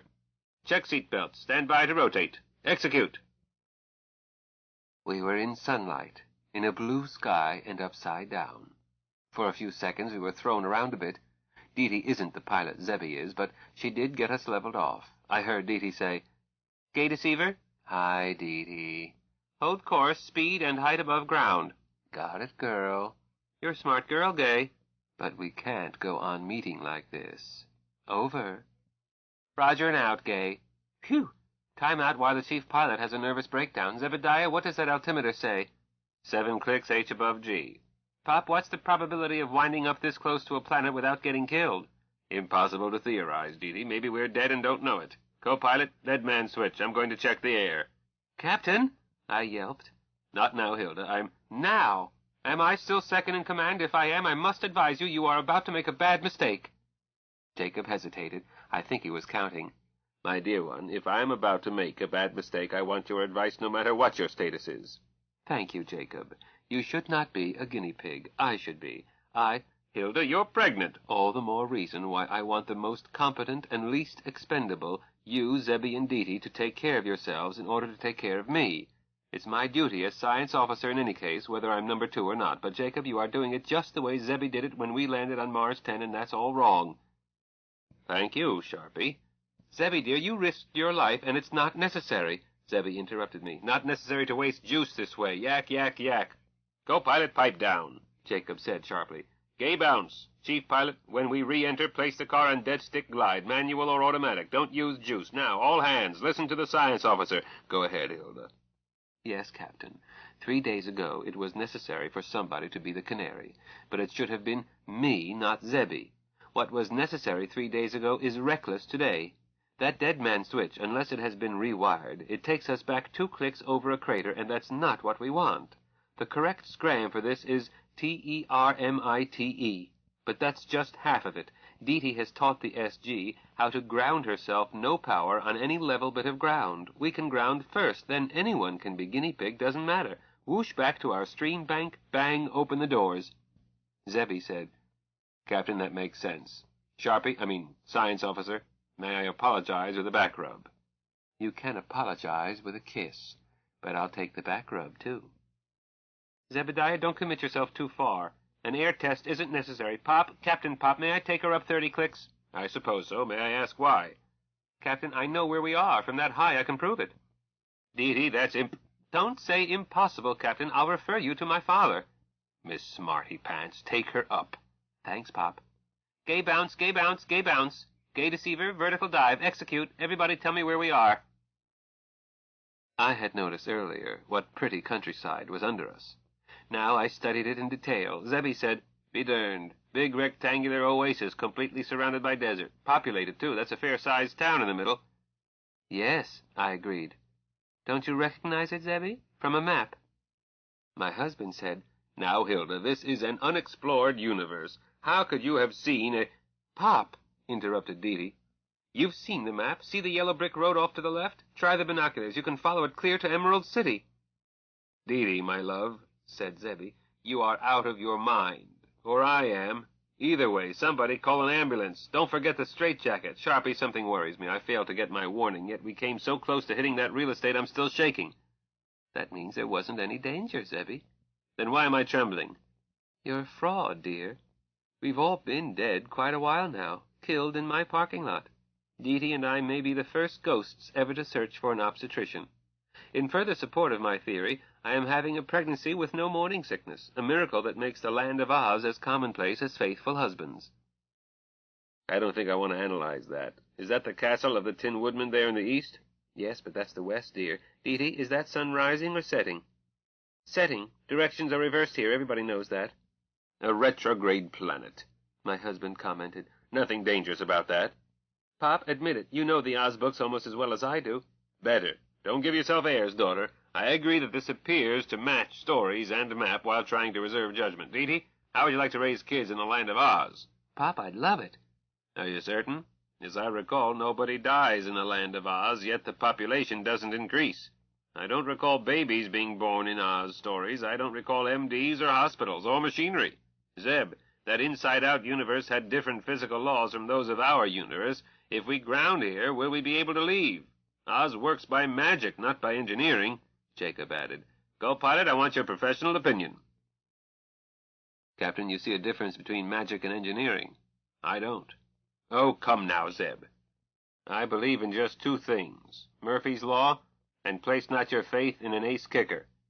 Permit me to point out that we are already in the land of Oz, even though at altitude. I can think of worse places to be stranded. No common cold, no income tax, no political candidates, no smog, no churches, no wars, no inflation, no... Dee interrupted. We are now passing over the palace of Glinda the Good. Why pass over it? I asked. Jacob, why aren't we grounding? Me too, Dee added. Captain Pop, I request permission to ground near the palace. I'm certain that nothing can upset Glinda the Good. She already knows about it from her book. Besides, a palace that size must have plumbing, and I'm beginning to feel as if I had attended a watermelon picnic. Methinks a bush would suffice, said Zebby. Even in another universe, and with an armed guard. How about it, Captain? Chief pilot, ground at will. Hilda, do the Oz books have bathrooms in them? I don't recall. Nor do I, Jacob, I answered. But there are plenty of bushes. In 3 or 4 minutes, Dee had us grounded, with Gay using Dee new program. I thanked my husband for deciding to ground. "There was never any doubt," he said. "Not only would you and Dee never have spoken to me again, I would never have spoken to me again. But if I meet a living scarecrow, I may go stark raving mad." Chapter 32. Where cat is civilization. Dee. I found a clearing in the woods 100 meters from the palace and screened from it by elms and walnut trees. I had Gay range it, told her 3 times that it was a scram spot, then she landed herself slick as Zebediah. I unstrapped, opened the bulkhead door, and crawled aft to get clean suits, and thought better of it. Aunt Hilda had followed me and headed straight for a special locker. I rolled into Lotus and asked, "Hillbilly, what are you going to wear?" "The dress I got married in, and the wedding ring Jacob had made for me in Windsor City." "Jewelry?" "Nothing fancy." Mama Jane told me years ago that Aunt Hilda's instinct for clothes was infallible. I got the dress I wore to hook Zebediah, a pendant Pop had given me, my wedding ring, my dancing slippers. Put my darling in mess jacket? No, but in tights topped off with a white silk bolero shirt I made for him at Snug Harbor, red sash, dancing pumps, jockey shorts. Yes, that was all he needed. I wiggle-wormed forward, clutching clothing. Our men were still in their seats, Gay's doors closed. I said, "Why the closed doors? It's warm and stuffy." "Look out to the left," said Zebediah. I looked. A little storybook cottage, with a sign over the door, "Welcome." It had not been there when we grounded. "I see," I agreed. "Shuck off your work clothes and pull on shorts and tights. Pop, Hilda has your trousers." "Dee, is that all you have to say?" "What should I say, sir? Pop, you have taken us to some strange places, but in Oz I am not a stranger in a strange land. I know what to expect." "But damn it all—" "Shush, Zebediah. One does not say damn in Oz. Not any sort of profanity or vulgarity. These are no longer tits. They aren't even breasts. It's my bosom, and I never mention it. Vocabulary limited to that of the mauve decade, mildest euphemisms." "Dee, I'm derned if I'll be anything but myself." "Sir, I speak professionally. One does not use Fortran to a computer that knows only Loglan. Captain, can we open up?" "Just a moment," my father put in. "Dee, you called me captain, but I resigned, effective on grounding." "Wait a half," Zebediah interrupted. "You'll do at least as much punishment time as I did. You earned it, old buddy." "All right," Pop agreed, "but you decided that time on the ground counts. We'll likely need a new captain when we lift. Let's elect the victim now." "Re-elect Pop," I suggested. "He flunked and should do it over." "Daughter!" "Joking, Pop, as long as you bear in mind that you did flunk, and never again give a captain a bad time. I nominate my husband." "Let's do this right." Pop got out 4 file cards. I wrote Zebediah on mine, handed it to Pop. Hilda declared them, showing us each one. Dee, Dee, Dee. I gasped. "Hey, I demand a recount. No, a new election. Somebody cheated." I made so much fuss that they let me have it. I wrote Zebediah on my fresh ballot, placed it face up on the chief pilot's seat, placed the other 3 one by one on top of it, then declared them myself. Dee, then, in my own handwriting, Dee. I gave up, but resolved to have a word with the wizard. It was a pretty cottage, with a broad stoop and a climbing rose, but not to live in, just one room with a table and no other furniture.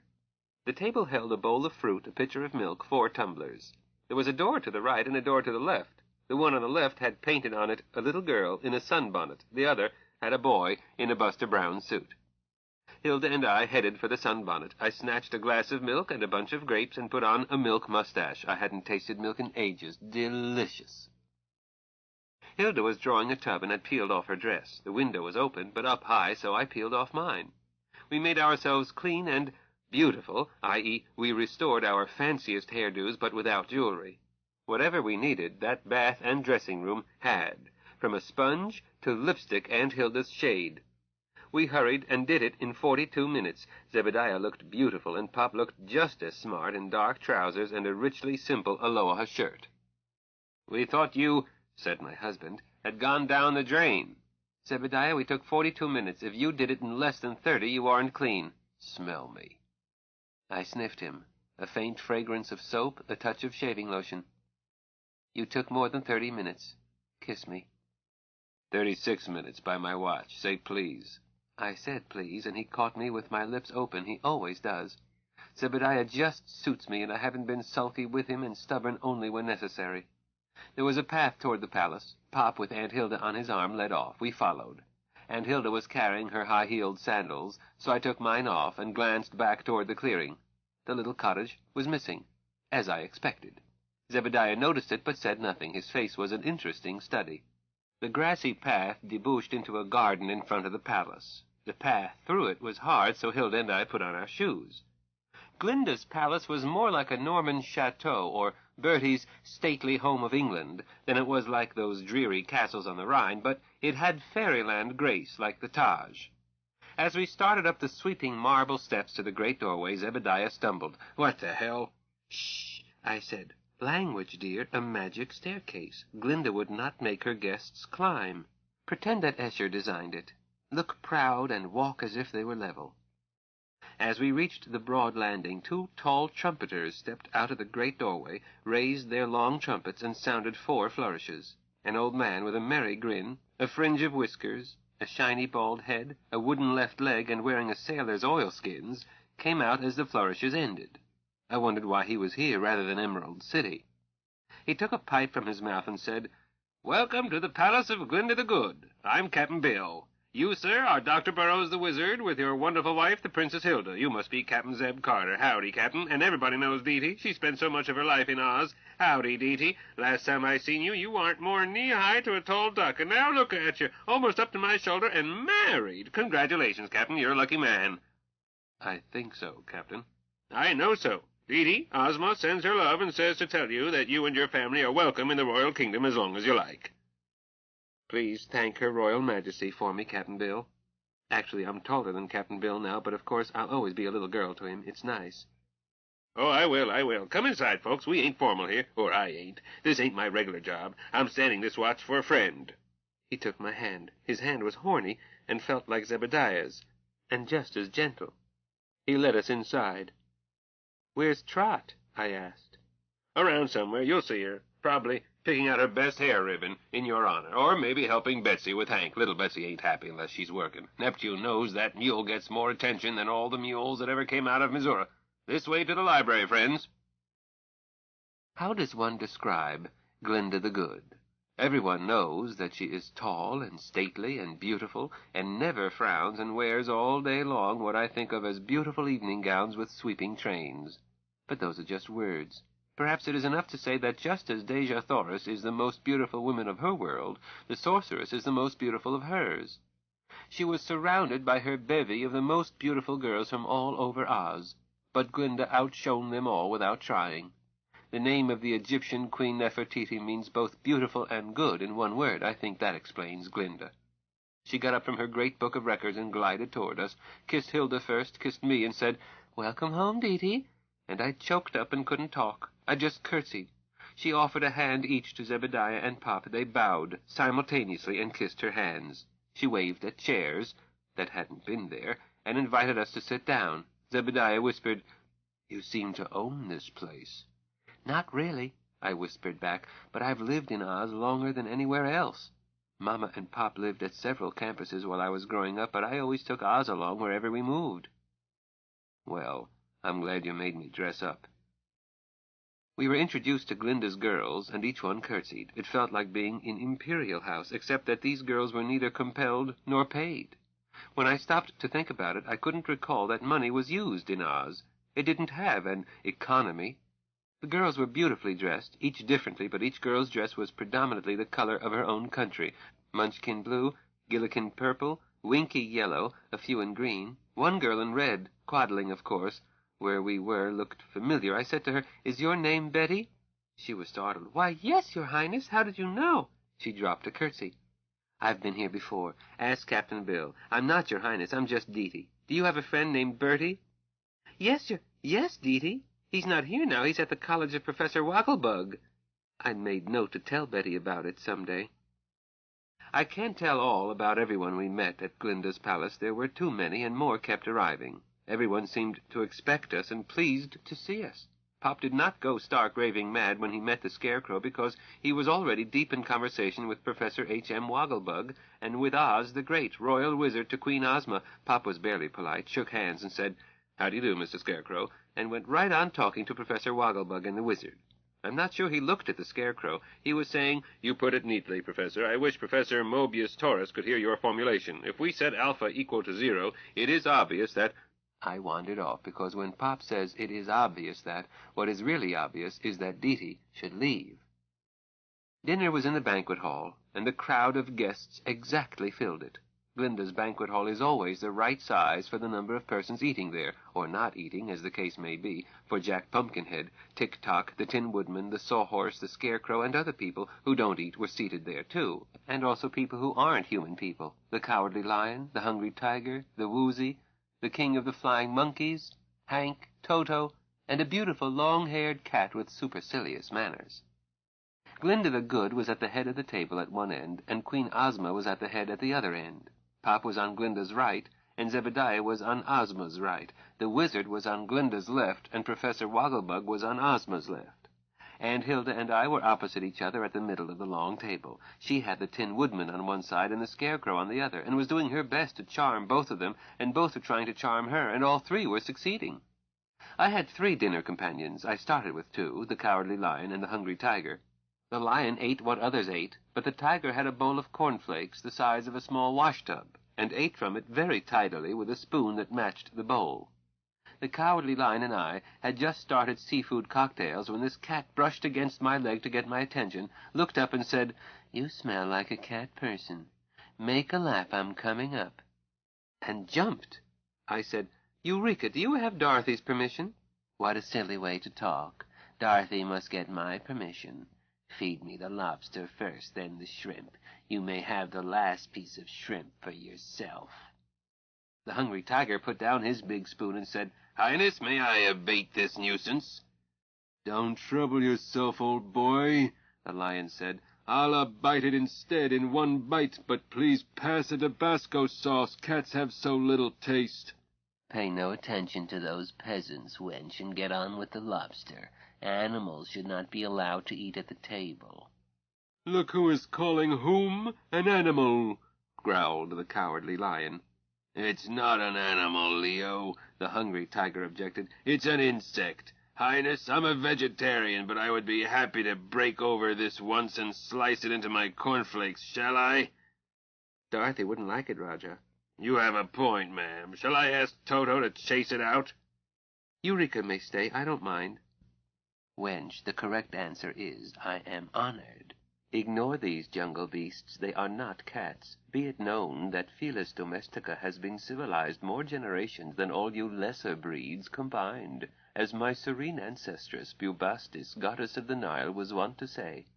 Where cat is civilization. Hurry up with that lobster."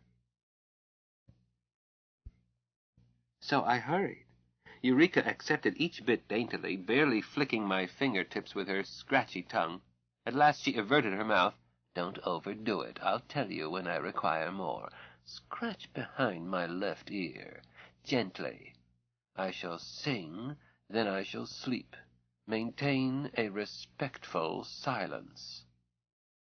I did as ordered. Eureka purred very loudly. As the buzzing gave way to soft snores, I slowly stopped scratching. I had to eat with one hand. The other was needed to keep her from falling.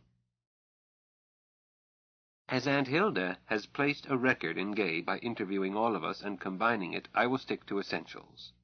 After the rest had gone home or retired to their rooms, we 4 were invited into the library. It was smaller than it had been, cozy, as Glinda's girls had gone to their rooms. Glinda was at her great book of records. As we were ushered in, she smiled and bowed without getting up as we sat down. "Friends," she said, "Doctor, Captain, Princess Hilda, and Dee, I will save time by telling you that during the dancing I conferred with Ozma, the wizard, and Professor Wogglebug. I had studied the records of your strange adventure, and I read a resume to them before we discussed your problems. First, let me say that Ozma repeats her invitation. You are welcome to stay here forever. You will find hospitality wherever you go. Dee knows this, and Princess Hilda knows it too, although she is not as sure of it as Dee is. But to reassure you, gentlemen, the wizard and I have made the land of Oz 1/4 inch wider in all directions, a change too small to be noticed. But you, Doctor, will recognize that this provides ample Lebensraum for 4 more good people, as well as for your sky chariot, Miss Gay Deceiver. 1/4 of an inch, Captain, is 6 3/5 millimeters. While we were about it, on the advice of Professor Wogglebug, we made small changes in Miss Gay Deceiver. Zebediah gave a start and looked upset. Gay was his sweetheart long before I was. He takes care of her as carefully as he takes care of me, but he should have trusted Glinda. Glinda smiled warmly. Don't be alarmed, Captain. No harm has been done to the structural integrity or to the functioning of your beloved craft. When you notice, you will notice. If you do not like the changes, all you need do is to say aloud, Glinda, change Miss Gay Deceiver back the way she was. I will read it here in my book, and will carry out your wish. But I do not think that you will ask me to do this. That is not prophecy. A good witch does not prophesy. But it is my firm opinion. Now to major matters. There are no black-hat vermin in Oz. Should one be so foolish as to come here, I would know it from my book, and it would be ejected into the deadly desert. What would happen to it there, the less said the better, but evil is not tolerated in Oz. As to the problem of vermin in your home world, it does not lie in Ozma's jurisdiction. My powers are limited there. While my great book tells me what happens there, it does not distinguish between vermin disguised as human beings and human beings who by their nature are evil. I could cast a spell over you, which would keep you away from all black hats. Do you wish that? Pop glanced at Zebediah. My husband said, Just a moment, Glinda the Good. Just what does that mean? Spells are always literal, Captain. That's why they can cause so much trouble. I rarely use them. This one means what I said. You would be kept away from any vermin of the sort you call black hats. In that case, we couldn't recognize one, could we? Or get close enough to destroy it? I think one would have to devise ways to do each at a distance. Spells do not reason, Captain. Like computers, they operate literally. Could they recognize us? Booby-trap us? Bomb us? I do not know, Captain. My book records only what they have done, not what they may do. Even then, as I have said, the records do not unmask a disguised black hat. Therefore, I know little about them. Do you wish the spell? You need not decide at once. If you remain in Oz, you won't need it. I blurted out, We ought to stay here. Glinda smiled at me, not a happy smile. Dear Dee-Dee, you have decided not to have your baby? Huh? Excuse me, Glinda? You have been in Fairyland more than the others. You know that your little girl will not be born here, just as no one ever dies here. Aunt Hilda spoke up so quickly I couldn't get a word in.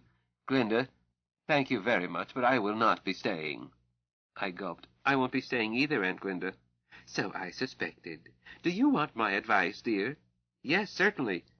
Having decided to be a woman and not a little girl like Dorothy or Trot, leave here quickly, lest you be tempted to stay in Fairyland forever. Pop glanced at Zebediah, then said, Madam Glinda, we'll be leaving in the morning. We are grateful for your lavish hospitality, but I think that is best. I think so too, Doctor. But remember, Ozma's invitation stands. When you are weary of the world, come here for a holiday and bring the children. Children are happy here, and never get hurt. Oz was designed for children. We will. We certainly will. Is there anything more to discuss? If not— Just a second, put in Aunt Hilda. You told Dee-Dee. Will you tell me? Glinda smiled. My book states that you are growing a boy. Chapter 33. Solipsism is a buzzword. Zeb. I didn't sleep with Dee-Dee that night. I didn't plan it that way. A footman showed me to a room. Dee-Dee and Hilda were standing at the top of the stairs, more magical stairs, okay as long as you don't look down, and talking excitedly with Jake nearby. When I saw that the room had only a single bed, the footman had vanished. I stepped outside. Dee-Dee and Hilda and Jake were gone. The upper hall was dark, so I said a word one mustn't use in Oz and went back into my room. Even a single bed looked inviting. I went to sleep at once. Glinda had breakfast with us in the banquet hall, considerably shrunken. The food in Imperial House is wonderful, but you can't beat ham and basted eggs and toast and jelly and fresh orange juice. I drank 3 cups of coffee and felt ready to wrestle alligators. Glinda kissed Dee Dee and Hilda goodbye at the top of those Escher steps, and Jake and I bent over her hands. She wished us good luck, which must mean more from her. Gay Deceiver looked good in morning sunlight. Tick-Tock was standing at her nose. "Good morning," he said. "I have been conversing with Miss Gay Deceiver all night. She is a very smart girl." Howdy, Zeb. "Howdy, Gay. What have I told you about picking up strange men?" You've told me nothing, Zeb, and Tick-Tock is not a strange man. He is a gentleman, which is more than I can say for some people." "Truly, Captain, I meant no impropriety." "Just kidding, folks. Thanks for keeping Gay company, Tick-Tock." "It was a pleasure and a privilege. I arranged with the night watchman to wind me up each hour in order that our conversation be not abruptly terminated." "Smart of you. Thanks again, and we'll see you again. We'll be back for a visit. First chance. Gay, open up." You didn't say please. My autopilot answered, but she opened her doors. "I am delighted to hear that you are returning. Miss Gay Deceiver and I have much in common." Sharpie said goodbye to Tick-Tock, went inside. Dee Dee not only said goodbye, but kissed his copper cheek. Dee Dee would kiss a pig if the pig would hold still for it. If he didn't, I would turn him into sausage. Kissing Dee Dee is not to be scorned. Hilda reappeared, still in evening gown. Dee Dee, come here, hurry. I shook hands with Tick-Tock, odd, and suggested that he back off a little. Then I went inside. No sign of our wives. I called to them. "Shake it up in there. I want a pilot suit." Dee Dee called out, "Zebediah, wiggle your way through the bulkhead." "I can't change clothes back there." "Please, dear, I need you." When Dee Dee says she needs me, I go. So I wiggled through, and the space didn't seem as cramped as it had been when I was working on it at Termite Terrace. "Where are you?" "In here, port side," came Dee Dee's muffled voice. I turned around, banging my head, and found a door where a door shouldn't be. I had to stoop, but once through it I could stand up. A room slightly bigger than a telephone booth, a door aft, a door forward, Sunbonnet Sue to the left, Buster Brown to the right. Dee Dee opened the door on the left. "Come look." End of side 8. Change side selector switch. This book is continued on the next cassette. The next cassette. The next cassette. The next cassette. The next cassette. The next cassette. The next cassette. The next cassette. The next cassette. The next cassette. The next cassette. The next cassette. The next cassette. The next cassette. The next cassette. The next cassette. The next cassette. The next cassette. The next. Side 9. The Number of the Beast. Continuing on page 342. A luxurious dressing room and bath. "It's the same one as in the Welcome Cottage," said Dee Dee, "except that the window is frosted and doesn't open, but the air is fresh." I said, Then I added, "Well, well." I checked out Buster Brown. Yes, the same bathroom Jake and I had used yesterday. Jake stuck his head in. I said, "Professor, give me the benefit of your wisdom." "Zeb, I'm fresh out." "Jake, your opinion, please. Is this craft ready for space?" "Zeb, I don't know." "Let's check the outside." We went over the shell with eyes and fingers, port and starboard. That car was unblemished outside, but from inside I heard a toilet flushing. I went inside, on back, still on back, and knocked on Sunbonnet Sue. Sharpie let me in. "Just leaving, Zebby." She had elected to wear one of her new jumpsuits and looked like a Cracker Jack prize. "Deet is about ready." "Wait a half, Sharpie. Jake and I have decided to trust Glinda." Was there any doubt? I stepped inside. Dee Dee twisted around at the dressing table, smiled through a mouthful of bobby pins. "Your father and I have approved this craft for space, tentatively, Captain Dee Dee." "I approved it at breakfast, and not tentatively. What do you have there, dear one?" She accepted a list from me, read it over. Name, D.T.B. Carter. Duty, commanding. Additional and or relief duty, none. Name, Hilda S. Burrows. Duty, second in command and navigator. Additional and or relief duty, science officer and chef.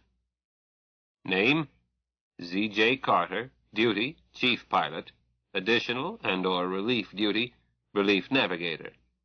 Name, J. Burrows, duty, co-pilot. Additional and/or relief duty, sous chef. It's intended to make your life easier, Captain Deedy. Jake didn't get the going over he should have had, but with Jake in the right-hand seat and me over him, I can keep him in hand. And he'll be so busy with his verniers that he won't have time to talk back. Sous chef is a fancy way of saying that he'll be under his wife's thumb when we're grounded. It's well thought out, Zebediah. Thank you. Suits you? Let me study it.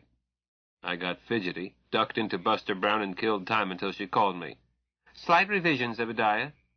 Name, Deedy, duty, captain, additional and/or relief duty, instructor computers. Name, Zebediah, duty, second in command and chief master at arms, additional and/or relief duty, instructor duo, air. Name, Jake, duty, chief pilot, additional and/or relief duty, instructor verniers. Name, Hilda, duty, co-pilot, additional and/or relief duty, science officer and executive chef. Note, cooking will rotate D, J, Z unless changed by the executive chef. A slight revision? I felt offended. Deedy looked at me anxiously. I'm submitting it for your advice, Zebediah. I want to continue Pop's policy of everybody learning every job, at least well enough to limp home. Hilda will learn the verniers quickly. She's deft. She doesn't have to be told twice, and the inventor I have placed at her elbow. Pop needs practice in air. He isn't as good as he thinks he is, and he's never driven a car this fast. You'll be behind him, ready to bounce him out of trouble. Dear, will it work? I was forced to admit that Deedy's T.O. was better than mine. It's better than mine, so you owe me a forfeit. Where are my handcuffs and nightstick? As second in command, you are vested with the duty to keep order and to see that the commanding officer's orders are carried out, are you not? Of course, Deedy. Captain Deedy. Why rub their noses in it? You know why, Zebediah. I am reminding everyone that I mean to have a taut ship and no back talk. You don't need handcuffs or a club, but in that right-hand dressing table drawer is a 10-centimeter roll of adhesive tape, the size gangsters use for gags. Oh. Zebediah, don't use it without my direct order. I shall maintain a taut ship, but when I've served my time, I would much rather my father was still speaking to me. It's a last resort, my husband. A sharp pipe down from you is all anybody will ever need. I intend to keep you at the con most of the time, unless you ask me to relieve you, or I tell you I want to con something personally. Suits. Very well, sir, you have the con. Give them their assignments, prepare the car for space, take the reports, let me know here when you are ready. Revision in plan, take us straight up 1,000 clicks. Let us look at Oz from a distance, then continue by plan. Aye, Captain. I started to leave, while thinking that Deedy might leave a reputation equal to that of Captain Bligh. Zebediah? Yes, Captain. Don't go away without kissing me, or I won't take the bloody job. I didn't realize that the captain cared to be kissed. Captains need kisses more than most people, she answered, her face muffled against my shoulder. Got a fresh new stock. Will there be anything else, ma'am? Yes. What? When I've served my time, will you use your influence to put me on the verniers, and sometime will you teach me supersonic? Verniers, yes. Supersonic, a man who takes his wife as a pupil is breeding a divorce. Gay will teach you supersonic if you will let her. At super or hypersonic, she's safest on autopilot. She won't hurt herself. But if you override, you may hurt her. She may hurt you. But you override. How am I to learn? Easy. Give her a program. Leave it loose enough for her to correct your goofs. Keep your hands and feet very lightly on the controls. Be patient, and eventually you'll be part of Gay, and Gay will be part of you. Shut up and kiss me. Captains kiss better. 10 minutes later, we were ready for space. I asked, did anyone leave anything in our annex? I wasn't thinking about it. Jake had reported, Juice 1.0, full capacity. Hilda and I hung up our dresses.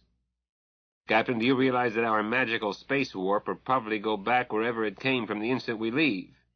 Want to bet? Glinda wouldn't pull a trick like that.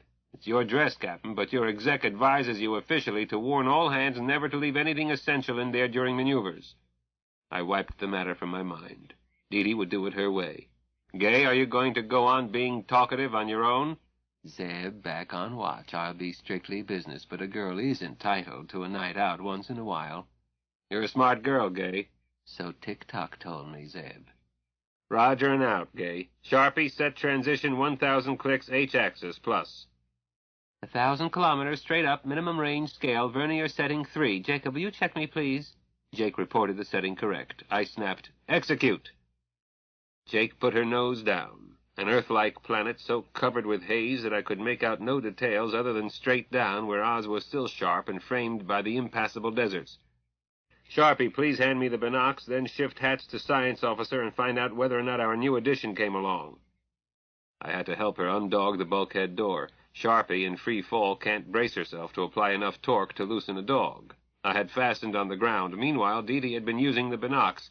"Zebediah, it's hazy everywhere but below us. Emerald City shines out green as Erin, and Glinda's palace gleams in the sunshine, but the rest might as well be Venus, only it's not." "Daughter, Captain, I mean, have you looked at the stars?" Jake added. "I think it's our own universe." "Is it, Pop? On which side of Orion is the bull?" "Why, on Jesus, Allah, and Zoroaster. It's turned inside out." "Yes, but not the way that other inside-out place was, like Oz itself, east for west." I asked my wife, "Captain Dee, is there anything odd about duration here?" "Doesn't feel odd, but it's been about a century since those 3 little girls moved to Oz. I don't know what it feels like to them, and I carefully didn't ask. Did anybody notice that there were no clocks and no calendars?" "Zebby?" "Yes, Sharpie," I answered. "Our new plumbing works just dandy. Be careful going in. It's not free fall. The floor is down. I did a spectacular somersault." "Hilda, my love, are you hurt?" "Not a bit, Jacob, but next time I'll hang on to something, pull myself down even with the deck, and slide in." "Science Officer, secure all doors, return to your seat and strap down. Then swap hats and set next rotation by schedule." "I fastened the doors. I'm dogging the bulkhead door. Okay, I'm strapping down. Where are the binoculars?" Jake stowed them. "All hands, stand by to rotate."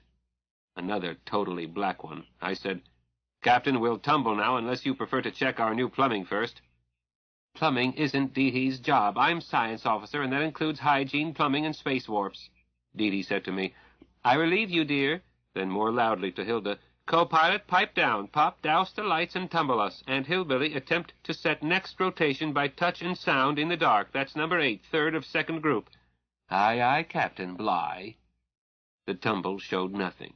Jake switched on lights, reported that Sharpie had set the next rotation correctly. Dee asked me to relieve her at the con, then said, "Science Officer, I'm about to inspect the addition to your department. Please accompany me." Without a word, Sharpie did so. They were gone quite a while. At last I said, "Jake, what do women talk about in canned conferences?" "I'm afraid to find out." They came back full of giggles. I concluded that Dee's disciplinary methods worked. As they strapped down, Dee said, "Dear, it's black as sin out there, and sunlight streaming in both bathroom windows. Riddle me that." "Science Officer's department," I evaded. "Stand by to rotate." This time Jake not only had air, I could hear it. Jake got her leveled out hastily. "Co-pilot, H above G. 1,300 meters. Too close, Zeb. I'm going to retire and take up tatting. Where are we? I can't see a thing." "We're over water, Pop, with a light fog. I see a shoreline to starboard." Jake turned Gay to the right. I picked out the shoreline. Gay's wings were spread. Jake held her at an easy glide and placed her on automatic. "We'll leave this kite sealed now. I won't check the air without going up high." "Sail ho!" "We're away, Sharpie." "Starboard bow, a sailing ship." Darn if it wasn't. A square rigger, out of the 17th century. High forecastle and stern castle. Jake took us down for a better look. I wasn't afraid. People who sail ships like that don't use guided missiles, so I kept telling myself. It was a pretty sight. Jake dropped the starboard wing so that we could have a good look. But we must not have been a pretty sight to them. Sailors were rushing around, and the helmsman let her get away from him, and she fell into irons, her canvas flapping foolishly. Not wanting to get the poor fellow keel-hauled, I told Jake to level off and head for land. Dee said, "Good God, Pop, you scared me silly." "Why, Dee, Captain Dee, they were scared, but surely you aren't scared by black powder cannon." "You almost put the starboard wing into the water." "Don't be silly, Dee. I was above 200 meters. Well, maybe 150 when I did that steep turn, but plenty of room." "Take a look at your altimeter and pressure." Jake looked, and so did I. The radar altimeter stated that we were 19 meters above the water. Jake had to change scales to read it. Pressure showed well over 1,000 millibars, a sea level high, so I snapped, "Gay bounce." Gay did, and I caught my breath. "Dee, how did I make that error?" Jake asked. I don't know, Pop. I can see the right wingtip. You can't. When it looked to me as if you might cut the water, I looked at the instruments. I was about to yell when you straightened out. Captain, I was driving seat of my pants by the ship's masts. I would swear I never got within 300 meters of that ship on the slant. That should put me plenty high. Sharpie said, Jacob, don't you recognize this place? Hilda, don't tell me you've been here before. Only in books, beloved. A child's version in 3rd grade. A more detailed version in junior high. Finally, I laid hands on the unexpurgated version, which was pretty racy for the age I was then. I still find it pleasantly bawdy. Sharpie, I demanded, what are you talking about? Jake answered, Zeb, what sort of ship could cause me to think I was high in the air when in fact I was about to pole vault into the sea? I've got it, said Dee. I give up, I admitted. Tell him, Pop. One manned by sailors 15 centimeters high. I thought about it. We were approaching land. I told Jake to glide to 2 clicks by instrument and told Gay to hold us there. It seemed much higher. If anyone runs across Dean Swift, will you give him a swift kick for me? Dee said, Zebediah, do you suppose the land of the giants, Brobdingnag, is on this continent? I hope not. Why not, dear? It should be fun. We don't have time to waste on either Lilliputians or giants. Neither would have obstetricians able to take care of you two. Sharpie, get ready to take us up 100,000 clicks, then to rotate. Does anyone have any theory about what has been happening to us, aside from Sharpie's notion that we are dead and don't know it? I have another theory, Zebby. Give, Sharpie. Don't laugh, because you told me that you and Jacob discussed the heart of it, the idea that human thought exists as quanta. I don't know quanta from Qantas Airways, but I know that a quantum is an indivisible unit. You told me that you and Jacob had discussed the possibility that imagination had its own sort of indivisible units or quanta. You called them fictons, or was it ficta? Either way, the notion was that every story ever told, or to be told if there is a difference, exists somewhere in the number of the beast. But Hilda, my love, that was merely abstract speculation. Jacob, your colleagues regard this car as abstract speculation. Didn't you tell me that the human body is merely complex equations of wave forms? That was when I bit you. I don't mind being a wave form. Waves are pretty. I bit you for using the adverb merely. Zebediah, there is a city on the left. Shouldn't we look at it before we leave? Captain, you must decide that. You saw what a panic we caused in that ship. Imagine yourself 14 centimeters tall and living in that city. Along comes a great sky monster and dives on you. Would you like it? How many little people will faint? How many will die of heart failure? How many are you willing to kill to satisfy your curiosity? I added, to those people we are monsters worse than black hat vermin. Oh, dear, you're right, Zebediah, dismally so. Let's get out of here. Co-pilot, set to transit straight up 100,000 clicks. Transition H-axis, positive, vernier setting 5, set. Execute, I continued. Captain, I'd like to sit here a while. Very well, Zebediah. Sharpie, let's hear your theory. Captain, I've been scared silly by too many narrow escapes. We know how to translate from one Earth analog to the next. Just use plenty of elbow room. But these rotations are making me white-haired. The laws of chance are going to catch up with us. Zebby, I don't think the laws of chance have anything to do with it. I don't think we have been in any danger in any rotation. So? Sharpie, I'm about to swap jobs with you as quickly as I can get the captain's permission. No, Chicken. Zebby, your hunches are part of why I say that the laws of chance are not relevant. Sharpie, statistical laws are the most firmly established of all natural laws. Do they apply in the land of Oz? Asked Dee. Damned if I know. Touché. Zeb, Hilda has not expressed it as I would. Nevertheless, I agree with her. To call the equations used in statistics laws of nature is a misnomer. Those equations measure the degree of our ignorance. When I flip a coin and say that the chance of heads or tails is 50-50, I am simply declaring total ignorance as to outcome. If I knew all conditions, the outcome might be subject to pre-calculation. But we have experienced 2 universes having physical laws unlike those of our home universe. 3, Jacob. Lilliput makes 3. I don't follow you, my dear. The cube-square law that runs through all biology does not apply here. A human brain can't be placed in a space the size of a thimble by our biophysical laws, but we're getting away from the theory Zebby wanted me to expound. Shall I go on? Yes, Dee ruled. Everybody shut up but Aunt Hilda. I'm zipping my own lip. Hillbilly, proceed. All right. It's not chance that we have been in 3 universes, Inside Out, The Land of Oz, and Lilliput, in less than 24 hours, isn't it, Dee? Less than 21, Aunt Hilda. Thanks, hon. It's not chance that those three are fictional universes. I have to call them that for lack of a better word, well known to each of us. By coincidence, and again I don't have a good word, but it's not chance, all four of us are addicted to fanciful stories, fantasy, fairy tales. We all like the same sort of stories. How many of us like detective stories? Some, not all, said Dee Dee. My sole loyalty is to Sherlock Holmes, I said. Waste of time, said Jake. I'd like to try an experiment, Hilda went on. Write down the 20 stories you have enjoyed most, or groups of related stories. The Oz books would count as one, so would the Edgar Rice Burroughs Mars series, and so would the 4 voyages of Gulliver's Travels. Make them stories you reread for pleasure when you are too tired to tackle a new book. Sharpie, is it cheating to ask how you mean to use this? No, Zebby, if my theory is right, the next time we rotate and find ourselves near a planet, it will turn out to be the scene of a story or group of stories that appears on all 4 lists.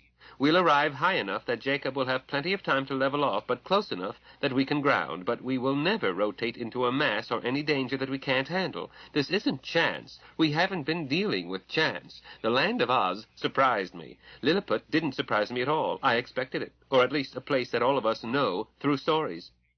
How about those empty universes? I demanded. Maybe there are places about which stories will be written, or maybe stories have already been told but aren't favorites of us 4, so we don't emerge close to their scenes. But those are guesses. So far as my theory is concerned, such universes are null. They don't count one way or the other. We find our universes. Sharpie, you have just invented pantheistic multi-person solipsism. I didn't think it was mathematically possible. Zeb, anything is mathematically possible. Thanks, Jacob. Zebby, solipsism is a buzzword. I'm saying that we've stumbled onto the door in the wall, the one that leads to the land of heart's desire. I don't know how and have no use for fancy rationalizations. I see a pattern. I'm not trying to explain it. It just is. How does that hollow world fit your theory? Well, Dee Dee called it Pellucidar. It was, but I've read dozens of stories about worlds underground. I'll bet all of us have. Jules Verne, S. Fowler Wright, H.G. Wells, C.L. Moore, Lovecraft, all the great masters of fantasy have taken a crack at it. Please, can we stop talking? I want all 4 lists before we rotate again. Jake changed attitude so that Lilliput's planet was dead ahead and told Gay to hold it there. The planet looked very small, as if we were 1,000,000 kilometers out. Reasonable, I decided, and wrote down the Dorsai yarns. At last, Dee Dee announced, I'm through, Aunt Hillbilly. Soon after, her father handed Sharpie his list. Don't count those I've lined out, dear. I had trouble holding it down. 20 is arbitrary, Jacob. I can leave your extras in. No, dear, the 4 I eliminated do not stand as high as the 20 I retained. After some pencil chewing, I announced, Sharpie, I'm stuck at 17. Got a baker's dozen more in mind, but no choice. 17 will do, Zebby, if they are your prime favorites. They are. Hilda accepted my list, ran her eye down it. A psychoanalyst would have a wonderful time with these. Wait a half. Sharpie, if you're going to let a shrink see those lists, I want mine back. Zebby, darling, I wouldn't do that to you, she added. I need a few minutes to tally. I glanced at Lilliput. Need help? No, I've tallied a 1 after all on my list. I've checked Dee Dee's against mine and tallied a 2 where they match and added to the bottom of my list, with 1 vote tallied against each, those she picked but I didn't. I'm doing the same with Jacob's list, tallying 3s and 2s and 1s. Then Zebby, and we'll wind up with a 4-vote list, unanimous, and a list with 3 each, and a list with 2 and with 1. Sharpie kept busy some minutes, then took a fresh sheet, made a list, folded it. This should be in a sealed envelope to establish my reputation as a fortune-teller. Zebby, there are 9 soi-disant fictional universes listed. Any close approach we make by rotation should be near one of them. I said, You included Pellucidar? Pellucidar got only 2 votes. I stick to my theory that the inside-out world is a composite of underground fantasies. But our vote identified that 3rd universe, the blinding lights, the one that worried you about radiation? The hell you say. I think it did. 4 votes for Dr. Isaac Asimov's Nightfall. I expected his Foundation stories to make it, but they got only 3 votes. Too bad, because his library planet might be able to tell us what those vermin are, where they come from, and how to beat them. My fault, Aunt Hillbilly. Pop told me I should read the Foundation series, but I never did. Sharpie, I said, we can put you down in New York in 5 minutes. The good doctor is getting on in years. Turns out less than 1,000,000 words a year now, but still likes pretty girls. He must know whatever is in the Galactic Library. He invented it, so telephone him. Better yet, sit on his lap. Cry if necessary. Zebby, if there is one place I'm certain is loaded with black hat vermin, it's New York City. You sit on his lap. Not me. If we learn how to delouse our home planet, I'll work on a way to spread the word, but I'm number 1 on their death list. No, Jacob is. No, Sharpie. Jake and Dee Dee are dead. You are kidnapped, and I'm marked down to be terminated with extreme prejudice. But I'll risk grounding on the Hudson River VTOL flat long enough for you to visit the good doctor. Your husband can escort you. I'm going to hide in the bathroom. I figure that is actually in Oz and therefore safe. Go lay an egg. Sharpie, dear, none of us is going to Earth Zero. Hand that list to Dee Dee. She won't peek. Captain, shall we rotate? The science officer has me half convinced that we can get away with it. Let's do it before I lose my nerve. 4th and last universe in the second group, isn't it? I asked Sharpie. Yes, Zebby. Anybody as chicken as I am, speak up. Isn't anybody going to get us out of this?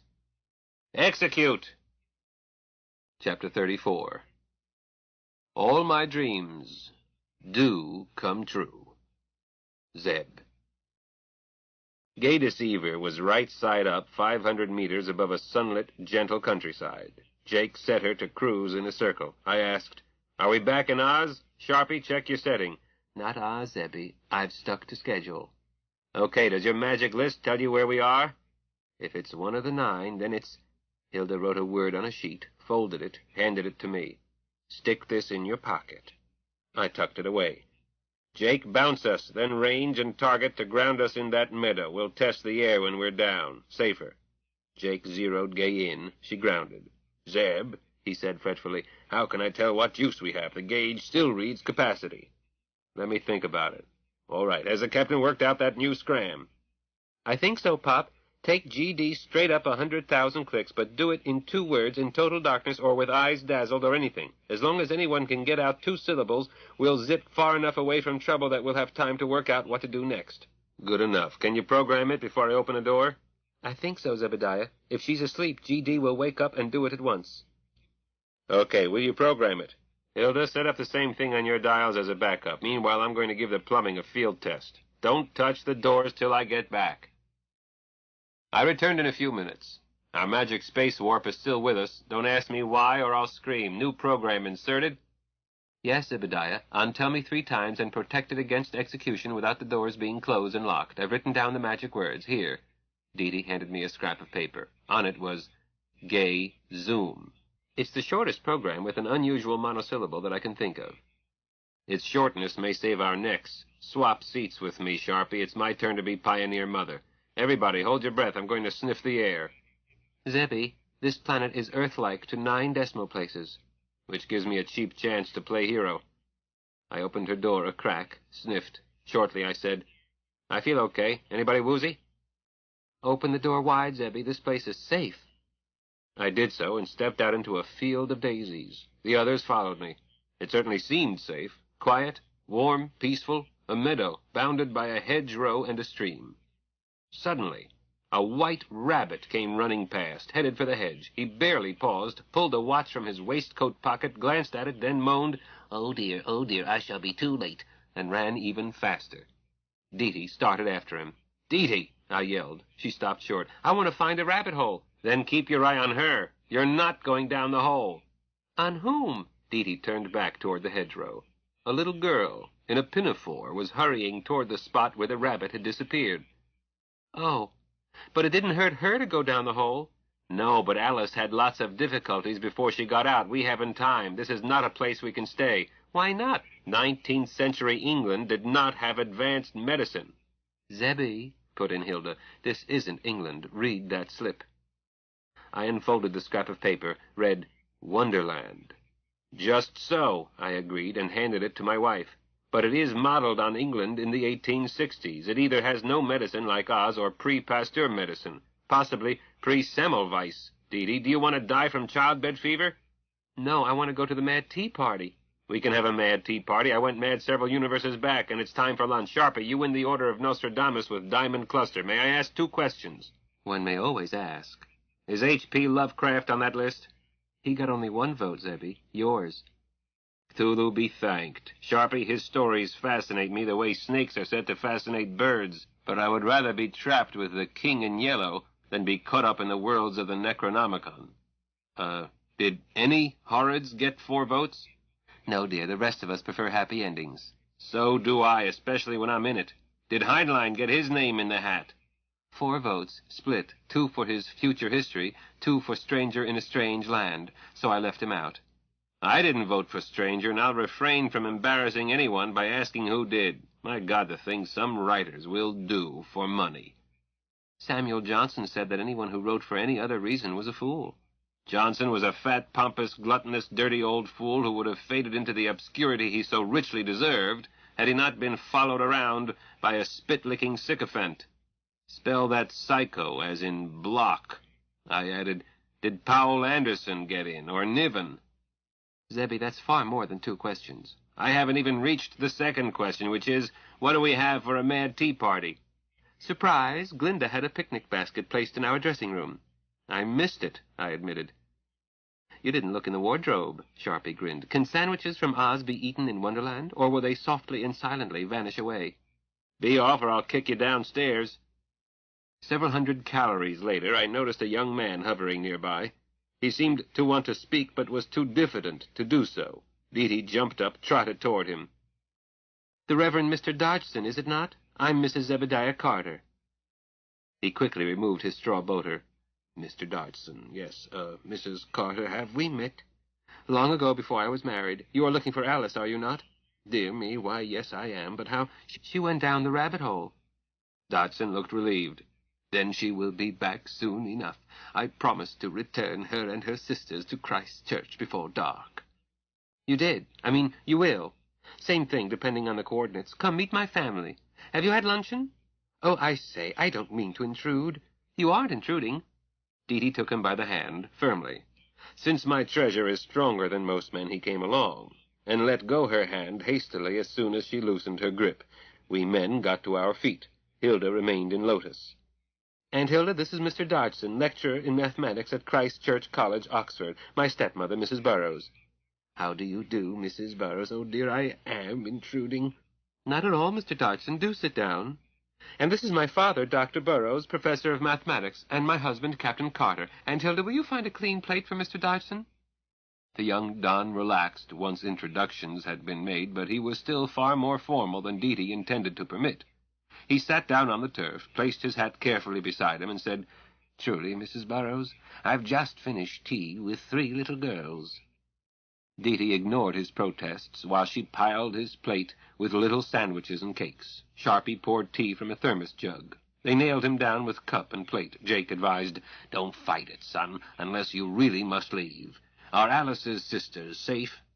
Why, yes, Professor. They are napping in the shade of a hayrick nearby, but— Then relax. In any case, you must wait for Alice. What branch of mathematics do you pursue? Algebraic logic, usually, sir, with some attention to its applications to geometry. The Reverend Mr. Dodgson was seated so that he faced Gay Deceiver and sat in the shadow of her port wing, but nothing in his manner showed that he noticed the anachronism. Have your studies led you into multidimensional, non-Euclidean geometries? Jake asked. Dodgson blinked. I fear that I tend to be conservative in geometry, rather. Father, Mr. Dodgson doesn't work in your field. He works in mine. Dodgson raised his eyebrows slightly. Jake said, My daughter did not introduce herself fully. She is Mrs. Carter, but her maiden name is Dr. D.T. Burroughs. Her field is mathematical logic. That is why I am so pleased that you are here, Mr. Dodgson. Your book, Symbolic Logic, is a milestone in our field. But, my dear lady, I have not written a work titled Symbolic Logic. I've confused things. Again, it is matter of selection of coordinates. At the end of the reign of Queen Victoria, you will have published it 5 years earlier. Is that clear? He answered very solemnly. Quite clear. All I need do is to ask Her Majesty how much longer she is going to reign and subtract 5 years. That should do it. Do you like to play with Sorites?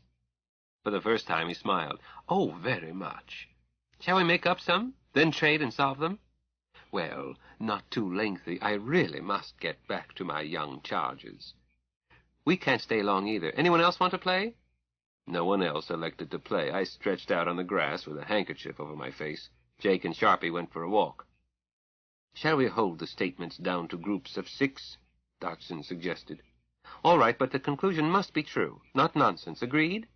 Dee Dee had taught me this game. She's good at it. I decided to be a silent witness. They kept quiet while I snored convincingly. Dee Dee was a lady for a while, then sprawled on her belly and chewed her pencil. I watched with one eye from under my handkerchief. First, she covered several pages with scratch work and developing statements incomplete in themselves, but intended to arrive at only one possible conclusion. Having done so, she tested them by symbolic logic, then wrote out her list of statements, mixing them randomly, looked up. The young mathematician was looking at her solemnly, notepad in hand. "Finished?" my wife asked. "Just finished, Mrs. Carter. You remind me of my little friend, Alice Liddell." "I know," she said. "That's how I recognized her. Shall we trade?" Dodgson tore a sheet from his pad.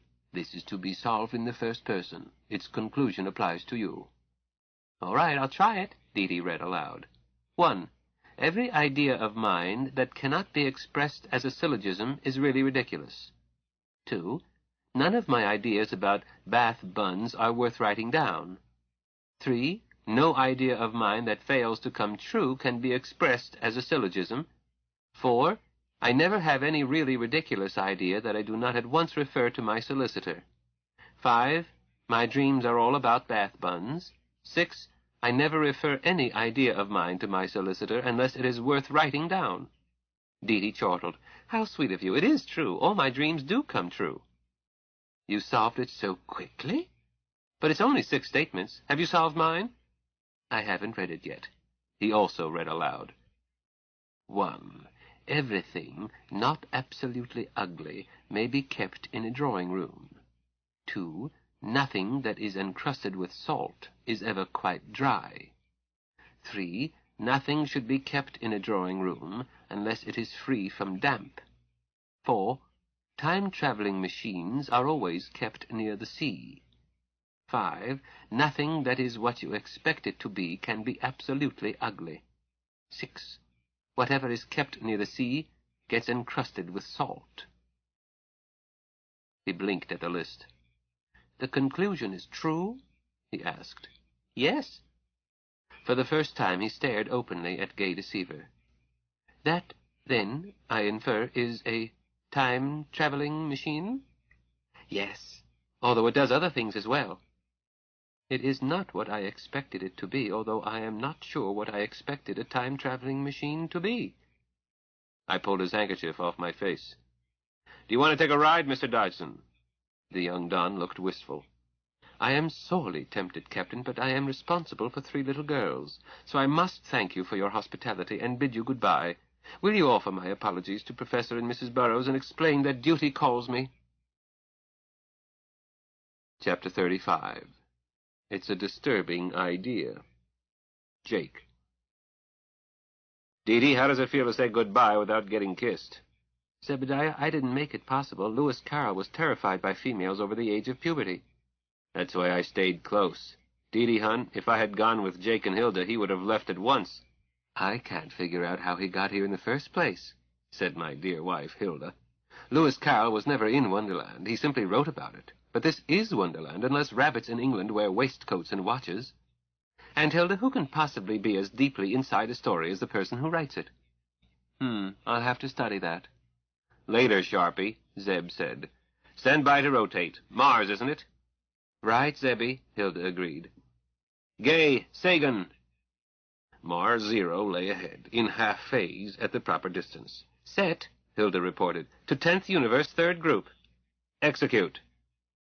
It was another starry void with no familiar groupings. We ran through routine, Zeb logged it as possible, and we moved on to the second of the 3rd group, and I found myself facing the Big and Little Dippers. Again we ran through a routine tumble, but failed to find the sun or any planets. I don't know the southern constellations too well, but I spotted Crux and the Magellanic Clouds. To the north there could be no doubt about Cygnus and a dozen others.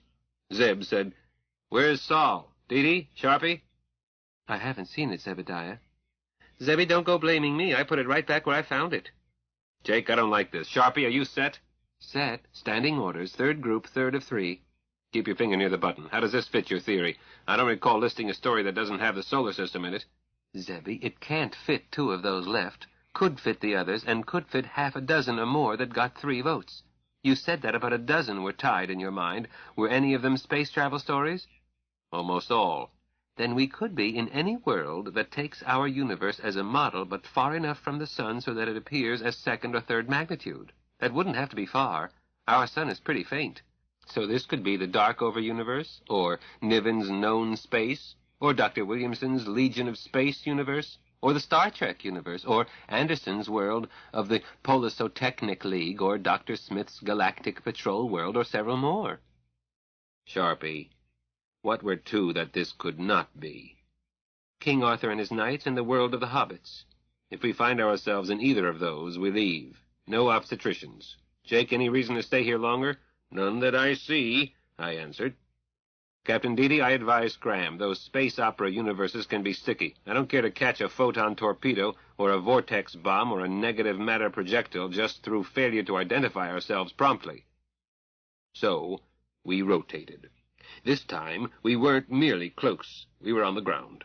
Charging straight at us was a knight in armor, lance couched in attack. I think it unlikely that a lance could damage Gay, but this gentle knight was unfriendly. I shouted, "Gay, zoom!" Sighed with relief at sudden darkness and at the captain's next words. Thanks, Pop, you were on your toes. Thank you. End of Group 3. Back to Mars? SAGAN? Let's get on with it, Zeb agreed. All hands. Zebediah, my daughter interrupted. Is that all you wish to see of King Arthur and his knights? Captain Deedy, that wasn't one of King Arthur's knights. He was wearing plated mail. That's my impression, my beloved agreed, but I gave more attention to his shield, field sable, argent bend sinister, in chief sun proper with crown, both or. Sir Modred, my daughter decided. I knew he was a baddie. Zebediah, we should have hit him with your ale gun. Killed that beautiful beer wagon horse? Deedy, that sort of armor wasn't made earlier than the 15th century, 8 or 9 centuries after the days of King Arthur. Then why was he carrying Sir Modred's shield? Sharpie, was that Sir Modred's coat of arms? I don't know. I blazoned what I saw. Aren't you nitpicking in objecting to plate armor merely because it's anachronistic? But history shows that... That's the point, Zebby. Camelot isn't history, it's fiction. Zeb said slowly, "Shut my big mouth." Zebby, I venture to guess that the version of Camelot we blundered into is a patchwork of all our concepts of King Arthur and the Round Table. I picked up mine from Tennyson, revised them when I read La Mort d'Arthur. Where did you get yours? Mark Twain gave me mine, a Connecticut Yankee in King Arthur's court. Add some Prince Valiant, Jake? I said, "Zeb, there seems little doubt that there was a king or a general named Arthur or Arturius. But most people think of King Arthur from stories having little connection with any historical person. The Sword in the Stone and The Once and Future King are my favorites." My daughter persisted. I do believe in the Round Table, I do. We should go back and look instead of guessing. Captain Deedy, her husband said gently, "the jolly, murderous roughnecks called the Knights of the Round Table are fun to read about, but not to know socially. Nor are people the only dangers. There would be honest-to-God dragons and wyverns and malevolent magic. Not the Glinda the Good variety. We've learned that these alternate worlds are as real as the one we came from. We don't need to relearn it by getting suddenly dead. That's my official advice. If you don't agree, will you please relieve me at the con, ma'am?" Zebediah, you're being logical, a most unfair way to argue. Jacob, said my wife, suppose we were people who don't like fanciful stories. What sort of worlds would we find? I don't know, Hilda. Probably only humdrum, slice-of-life universes indistinguishable from the real world. Correction, substitute Universe 0 for real world, because, as your theory requires, all worlds are equally real, or unreal. Jacob, why do you call our universe Universe 0? For convenience. Our point of origin. Didn't you tell me that no frame is preferred over any other? Each one to the number of the beast is equally 0 in 6 axes? Well, theory requires it. Then we are fiction in other universes. Have I reasoned correctly? I was slow in answering. That seems to be a necessary corollary. It's a disturbing idea that we ourselves are figments of imagination. I'm nobody's figment, my daughter protested. I'm real, I am. Pinch me. Ouch. Zebediah, not so hard. You asked for it, dear, Zeb told her. My husband is a brute, and I've got a cruel stepmother just like Snow White. I mean, Cinderella. And my pop thinks I'm imaginary, but I love you anyway because you're all I've got. If you fictional characters will pipe down, we'll get this show on the road. Stand by to rotate. Gay Sagan. Mars was where it should be. I felt more real. Chapter 36. Pipe down and do your job. Hilda. Set, Captain, I reported. 13th rotation, correct, Zebby? Check, Sharpie. Captain? Dee answered. Let's catch our breaths. She stared out at the ruddy barrenness of Mars Zero. That rock looks downright homelike. I feel like a tourist who tries to see 30 countries in 2 weeks. Shock. Not future shock, but something like it. Homesickness, I told her, knowing that we can't go back. Dee, somewhere, somewhen, we'll build another snug harbor, won't we, Jacob? Jacob patted my knee. We will, dearest. Dee said wistfully, Will we really find another snug harbor? Dee, are you over your pioneer mother jag? No, Zebediah, but I can get homesick like you, like Hilda, like everybody but Pop. Correction, daughter. I don't miss Logan, and I don't think Hilda misses California. Not a bit, I agreed. Nor me, agreed Zeb. I had a rented flat, but Snug Harbor was home. Agreed, Jacob answered. I didn't really hate these vermin until they bombed our home, Jacob added. We've got to find a new Snug Harbor. Comfortable as this car is, we can't live in it indefinitely. Check. Sharpie, your theory seems to be checking out. Is there any reason to finish this schedule? Should we go directly to Tay-Axis? Zebby, granted that most rotations didn't amount to more than sightseeing. If we hadn't followed this schedule, this car would not be nearly so comfortable. Do you know of another Ford that has 2 bathrooms? Sharpie, I don't know of one that has 1 bathroom. Our space warp special lets us stay in space as long as our air holds out, and food, but air is the critical factor. I said, Zebby, have you noticed that our air does not get stuffy? It will soon. It need not, Jacob pointed out. We can scram code to Oz or to Wonderland in seconds. Sweet air, no danger. Zebby looked sheepish. I'm still learning what our Wonder Buggy will do. So am I. Gentlemen, you missed my point. You might check the juice. I haven't mentioned another asset. Zebby, would you like a banana? Sharpie, I ate the last before I buried garbage, while you and Dee were washing dishes before we left Wonderland. Tell him, Dee. Zebediah, Hilda, and I salvaged and put everything into the basket. Hilda started to put it into our wardrobe, and it was heavy, so we looked. Packed as tight as when we left Oz. 6 bananas and everything else. Cross my heart. No, go look. Jake, can you write equations for a picnic basket that refills itself? Will it go on doing so? Zeb, equations can be written to describe anything. The description would be simpler for a basket that replenishes itself indefinitely than for one that does it once and stops. I would have to describe the discontinuity. But I am no longer troubled by natural or unnatural laws that don't apply in Universe Zero. Science officer, I suggest that you check on that basket now that we have returned to Universe Zero. Zebby, make that an order in writing and sign your name, if you want to look foolish. Dee, will you order it logged? Sharpie, if you were in such good company, I'd strangle you. Your earlier answer recommended that we complete the rotations. No, I noted that the first 12 had not been unprofitable. We could have completed the last 3 by now had we not spent time debating it. Hilda, honey, our cowardly astrogator needed time to get his nerve back. By yump and yiminy, once you're all trained, I'm going to retire. We would simply recall you, Zebby. Each will go on doing what she can do best. Time is out of joint. Oh, cursed spite, that I was ever picked to set it right. You misquoted. I always do. What universe do we hit next? Zebby, we have 3 rotations to go, with 4 left on the 4 votes list. 1 is useless, but amusing and safe. The other 3 are places to live, but each has its own dangers. As the chief of surgery used to say, I don't know, let's operate and find out. Zebby sighed. All hands, stand by to rotate. Execute. Green fire. Rotate. Execute. A formless red fog. Gay Sagan. Mars looked like an old friend. Zebby wiped his brow and said, Phew. 1 to go. Captain Dee, hun, let's get it over with. Sharpie? 15th universe. Set, I reported. Execute. We came out into a starry universe. Captain Dee, hun, don't these constellations look familiar? Zebby commented. I think so. They are familiar, I insisted, except that there is a very bright star near the Gemini that ought to be the sun. We're way out past Pluto, where the comets spend the winter. Let's move in and find Earth. Don't be in a hurry, said Zebby. Science officer, what was that first rotation? Green fire? How about the deadly green nebula in the Legion of Space? On the trip to the runaway star where Alidori had been taken? That was on your list? All of us voted for it. What was that red fog we rotated into next? That one is harder to figure, I admitted. It could be any universe by a writer who paid respectful attention to astronomy. Bova, Haldeman, Schmidt, Cornell, Niven, Benford, Clement, Anderson, and so forth. But there were 4 votes for the mote in God's eye.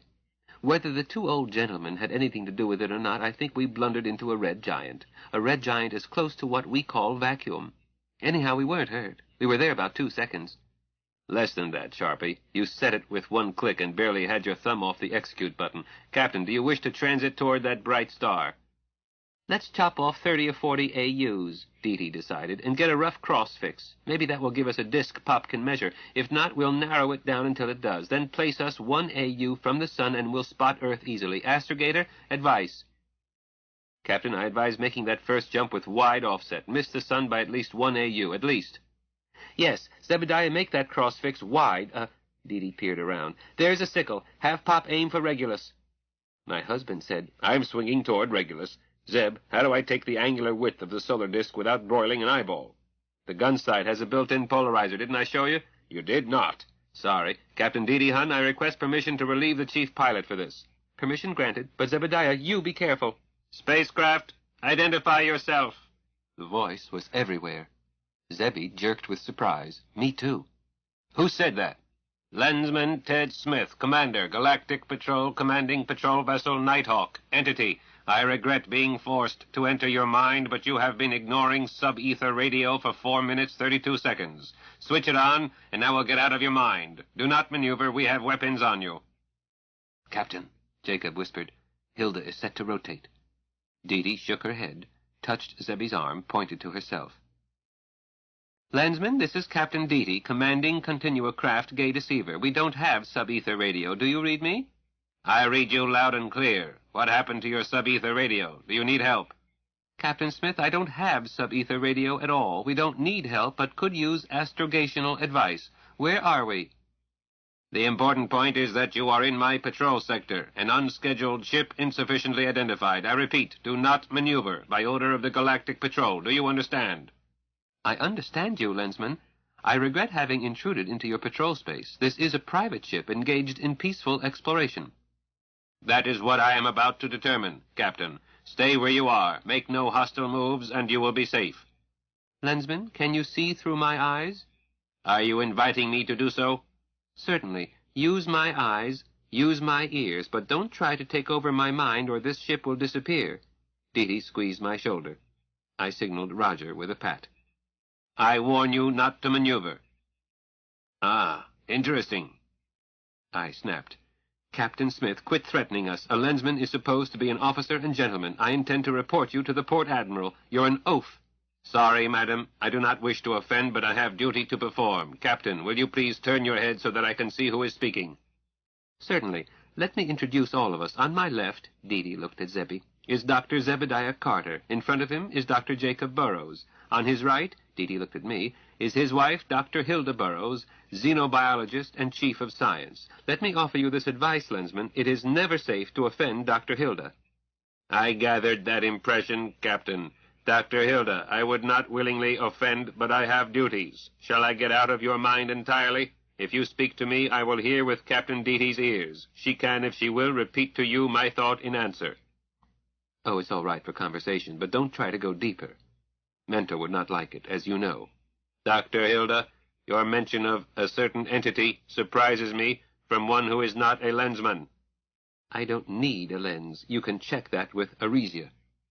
Dee said hastily, Lensman, are you satisfied that we are a peaceful party of scientists, or is there something more that you wish to know? Captain, I can see that this ship is not a pirate vessel, unarmed and unarmored. Oh, I note controls for a coherent light gun, but that wouldn't be much use to a pirate. Nor can I visualize 2 men and 2 women attempting to attack a space liner. But keeping the peace is just one of my responsibilities. Your ship, small as it is, could be carrying millions of credits in contraband. Say what you mean, Lensman, I snapped. Drugs, but don't use the word Zwilnik. Mentally, we could hear him sigh. Yes, Dr. Hilda, drugs. But I did not introduce that offensive word into the discussion. I heard you thinking it. Don't do it again. Lensman, Dede said quickly, we have medical drugs. The only one that could interest you is a few milligrams of morphine, but we carry no thionite, no bentlam, no haydive, no nitrolabe. You are using your lens. You know that I'm telling the truth. Captain, it's not that easy. Before I hailed you, I did try a slight probe. Please, Dr. Hilda. It was in line of duty. I've never encountered minds so fully blocked, and this is a most curious craft. It is obviously designed for aerodynamic use rather than space. Yet here you are, and I can't see how you got here. I have no choice but to detain you and to examine this ship thoroughly. If necessary, take it apart, piece by piece. Lensman, Dede said earnestly, don't be hasty. You can search more thoroughly by lens than by other means. Go ahead. We've nothing to hide, and we have a great deal to offer the patrol, but you won't get it by pushing us around. You certainly won't. Captain, let's leave. I'm tired of stupidity. And I snapped, Gay Sagan. Mars Zero was on our starboard bow. That dead rock looked awfully good to me. Zebby said, Captain, did you order the co-pilot to execute? I said, don't bother Dede with it, Zebby. I did it without permission. Solely my decision. Zebby frowned unhappily. Sharpie, I thought you would be our model Girl Scout while Dede is skipper. Why? Zebby, you can rotate back there in no time, but I would like to be dropped first, Imperial House or -J, somewhere. Why, Hilda? My husband asked. Jacob, meet your friendly neighborhood Zwilnik, Commander Ted Smith of the Galactic Patrol, a fine officer. I'm certain, as Dr. E.E. Smith saw to it, that no unworthy person could ever wear the lens, was getting unpleasantly close. That's why I was so fierce with the poor man. Dede said, but Aunt Hilda, E.E. Smith's world is just the sort of world we've been seeking. Maybe we'll go back, but not until I've had a chance to dump 2 pounds of concentrated extract of Cannabis magnifica. Dr. Wheatstone tells me that it is incredibly valuable in therapy as the base for endless drugs. But I had a hunch that Commander Smith would confiscate it, impound the smart girl, arrest all of us, and convict me. But that isn't all, Zebby. Dr. Smith created one of the most exciting universes I know of. To read about, not to live in. With that endless Buscone War, must have been going on, they were looking for Zwilniks. You have to be as smart as Kimball Kinnison to stay alive, and even he gets chopped up now and again. Dede and I need a good baby catcher, and I'm sure they have them, but we have months to find one. Let's not deliberately back into a war. Dede didn't hesitate. I agree with Aunt Hilda. If we go back, it will not be while I'm captain. Hillbilly, you didn't disobey orders. You used your head in an emergency. I thought Dede was going to ask me how and when I got Cannabis magnifica extract, but she didn't. Jake, Zebby said, we're overruled. Where now, Captain? Earth Tay 1+? First, we'd better pick a place to spend the night and hold an election. Why, Dede, you've served less than 12 hours. It will be about 24 hours when we lift off tomorrow. I'm not going to ask for nominations. We've all had a turn at it. We are now balloting for permanent captain. I expected Zebby to be picked, but there were 3 for me, 1 for Zebby, my ballot. I seemed to be the only one surprised. Zebby said to Dede, ask to be relieved now, hon. The short-timer syndrome is bad for anyone, but worse for a CO. It demoralizes her crew. Aunt Hilda, will you relieve me? I pondered it half a second. I relieve you, Dede. Goody. I think I'll take a nap. I think you'll take the verniers. Zebby and Jacob stay in the jobs they're in. Prepare to maneuver. Co-pilot set for Oz. If you don't know how, ask your father. Set verniers for Oz? I took a deep breath to calm down. Before anyone starts asking why, the answer is pipe down and do your job. Before we start on Tay-Axis, I want to ask questions. We talked to Glinda about our problem. We didn't talk directly to the others. I mean Ozma and Professor Wogglebug and the little wizard and possibly others. Family, magicians who can install 2 bathrooms in a Ford and never have it show can also help us spot vermin if we ask the right questions. Dede, are you having trouble setting for Oz? Captain, why set verniers? Gay has our parking spot in her perms. Code word Glinda. A few seconds later, Gay called out, Hi, Tick-Tock. Welcome back, Miss Gay Deceiver. Glinda told me that you would be gone only a few minutes, so I waited here for you. I am deeply happy to see you again. Chapter 37. The First Law of Biology. Zeb. Stand by to maneuver, I ordered, at the con by Captain Sharpie's wish. Hello, Gay. Howdy, Zeb. You look hungover. I am. Gay home. Arizona was cloudless. Crater verified, Captain Hilda. Tay axis 1+ set, Captain, Deety reported. Execute. No crater, Captain Ante. No house, just mountains, Deety added. Tay 1- set. Roger, Deety. Routine check, Captain? Voice routine, short schedule. I think that is what got Sharpie elected permanent CO. She never hesitates. Gay deceiver, sightseeing trip, 5 clicks H above G. Ogle the yokels at 5,000 meters. Let's go. Deety, keep your thumb on the button. Gay, Miami Beach. Below lay a familiar strip city. Captain? Zebby, note the crowded streets. Sunny day, beach is empty. Why? Bogey, 6 o'clock low, Jake yelped. Gay, zoom. Earth Tay 1+ swam warm and huge. Opposite us, a hurricane approached Texas. I asked, "Want to see more, Captain?" Zebediah, how can we see more when we haven't seen any? But Captain Sharpie has, Deety. Folks, I'm unenthusiastic about a world where they shoot without challenging. Jake, your bogey was a missile? I think so, Zeb. Collision course with Doppler signature over 1,000 knots and increasing. A missile. Out of Homestead analog, probably. Captain, these blokes are too quick on the trigger. Zebby, I find empty beaches more disturbing. I can think of several reasons why they would be empty on a nice day, all unpleasant. Want to check San Diego? I can get more scram time by increasing H above G. No, we have over 40,000 analogs on this axis. We'll stick to doctrine. Shop each world just long enough to find something wrong. Black hats, war, low technology, no human population, bad climate, overpopulated, or factor X. If we don't find our new snug harbor in the next 4 months, we'll consider returning to Dr. Smith's world. Hillbilly, if we wait there to have our babies, then wait again until they are big enough to travel, we'll never find Snug Harbor. I said, consider. We may find a place to shack up for 5 months or so, then slam back to Galactic Patrol Prime Base Hospital for the grand openings. Could be an empty world, no people, pleasant otherwise, food is now no problem, and we get water from Oz. All we lack is television. That's no lack. Deety, I thought you liked Star Trek. Auntie Captain, we've got our own Star Trek now. Deety, you and I should go easy on this Star Trek. I'm going to follow a conservative routine. You're young and healthy and built for it, but I'm having my first one past 40, and I'm going to be very careful. Exercise, diet, rest, the works. I surrender. Let's get cracking, Captain Hillbilly. Take it, Zebby. Co-pilot, execute. Earth Tay 1- replaced Tay 1+. Jacob, it doesn't look right. Astrogator, I want us up 100 kilometers over... Make it Mississippi Valley, about St. Louis. Want to change attitude? Yes, please. Jake, point Gay at your target. It will skip setting angle. The craft's nose dipped and steadied. How's that? Fine, Jake. Deety, set L axis plus transition 99,000 clicks. Set, Zebediah. Execute. We popped out high over fields of ice. Sneak up on it, Captain? Never mind, Zebby. That's what I call a hard winter.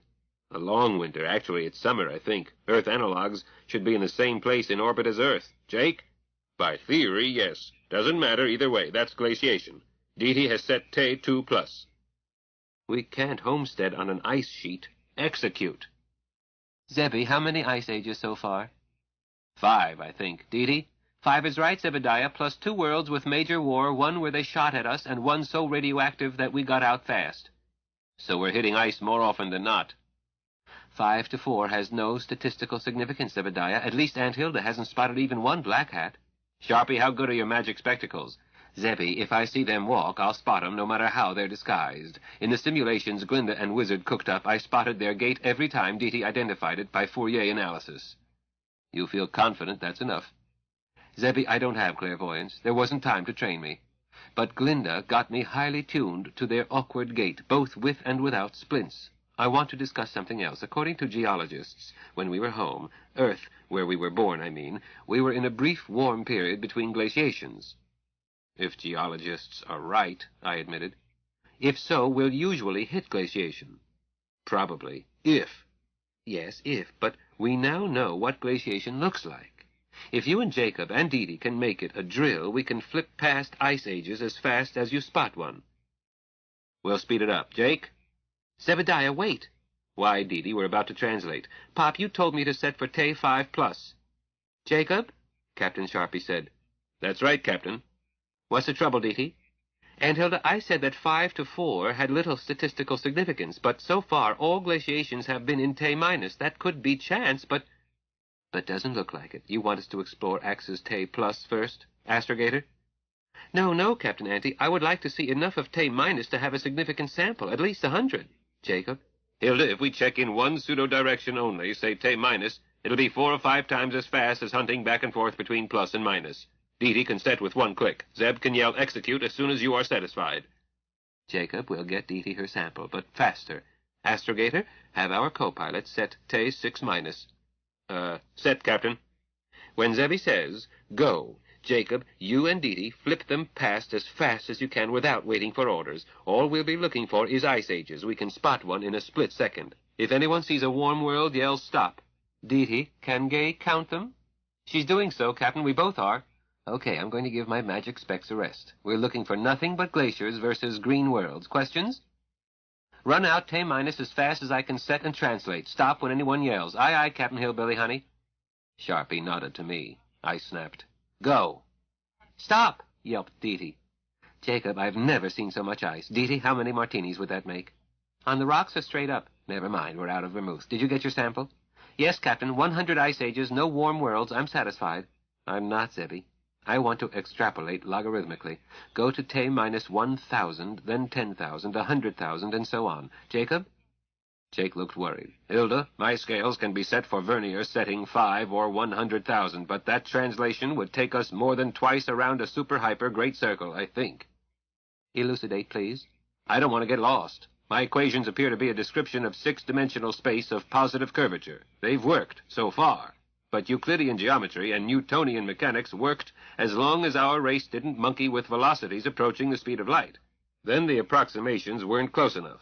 I don't know that the plenum can be described with only 6 space-time coordinates. It might be more than 6, possibly far more. Mathematics can be used for prediction only after test against the real world. Jacob, what is the real world? Ouch. Hilda, I don't know. But I'm afraid to get too many quanta away from our world, World Zero, where we were born. I think the extrapolation you propose would take us more than twice around a super-hyper great circle to... What world, Dee? World 6,688 on T minus axis, Pop, unless it's skewed. Thanks, Dee. Captain, if we arrive there, we could return to Earth Zero by one setting. If. Instead of a super-hyper great circle, we might follow a helix or some other curve through dimensions we know not of. Pop, you took what I said and fancied it up. R.H.I.P., my dear. You will appear as junior author on the monograph you'll write and I'll sign. Pop, you're so good to me. Wouldn't Smart Girl return us simply by G-A-Y-H-O-M-E? Those programs instruct a machine that has built into it only 6 dimensions. Perhaps she would, but to our native universe, so far from Earth Zero that we would be hopelessly lost. If Zeb and I were bachelors, I would say let's go, but we are family men. Dee, set the next one. T 5 plus? Right, Zebediah. But, Captain Ante, I'm game. The long trip. Me too, agreed Captain Sharpie. I said in a tired voice, those babies are ours as much as they are yours. Jake and I are taking no unnecessary risks. Captain Sharpie, if that doesn't suit you, you can find another astrogator and another chief pilot. Mutiny. Dee, shall we pull a Lysistrata? Can't we find some reasonable middle ground? Looks like a place to stop for lunch. Sharpie, want to sniff for black hats? Take me down, please, about 2,000 clicks above ground. Will you settle for 5? Sissy pants. Yes, if you'll first have Jacob zip us around night side to check for city lights. Give her what she wants, Jake, by transiting. An orbit takes too long. Give me operations way out on some lonely atoll. For I am too young to die. I just want to grow old. You're off key, Zebby. Dee likes my singing. Anybody spot city lights? We found no cities, so Jake put us down for lunch on a lonely atoll, Hilda first making certain that it had nothing on it but palm trees. Dee stripped, started exercises. Hilda joined her. Jake and I set out lunch, having first dressed in stylish tropical skin. The only less than idyllic note came from my objecting to Dee's swimming in the lagoon. Hilda backed me up. Dee, that's not a swimming pool. Anything in it has defenses or couldn't have survived. The first law of biology is eat or be eaten. A shark could have washed over the reef years back, eaten all the fish, and now be delighted to have you for lunch. Ugh! Dee, you'd be very tasty. I soothed. Chapter 38. Under his vine and under his fig tree, and none shall make them afraid. Jacob.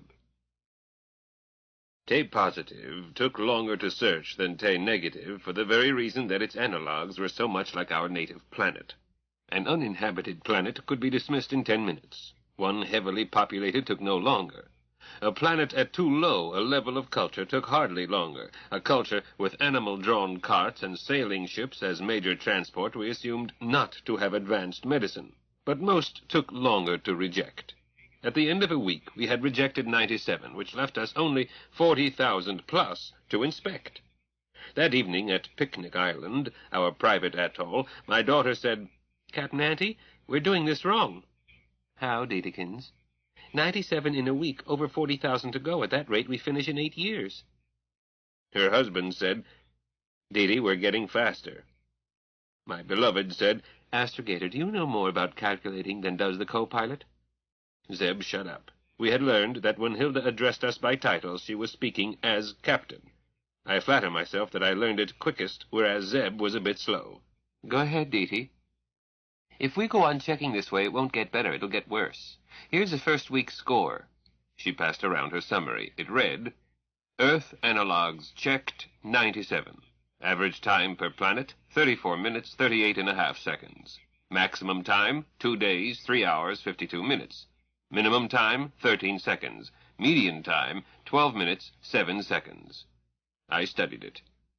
Deety, we can reduce that average time. Over 2 days was much too long to check analog 26. "No, Pop, we should have taken longer on 26. It's that 13 seconds that is bankrupting us."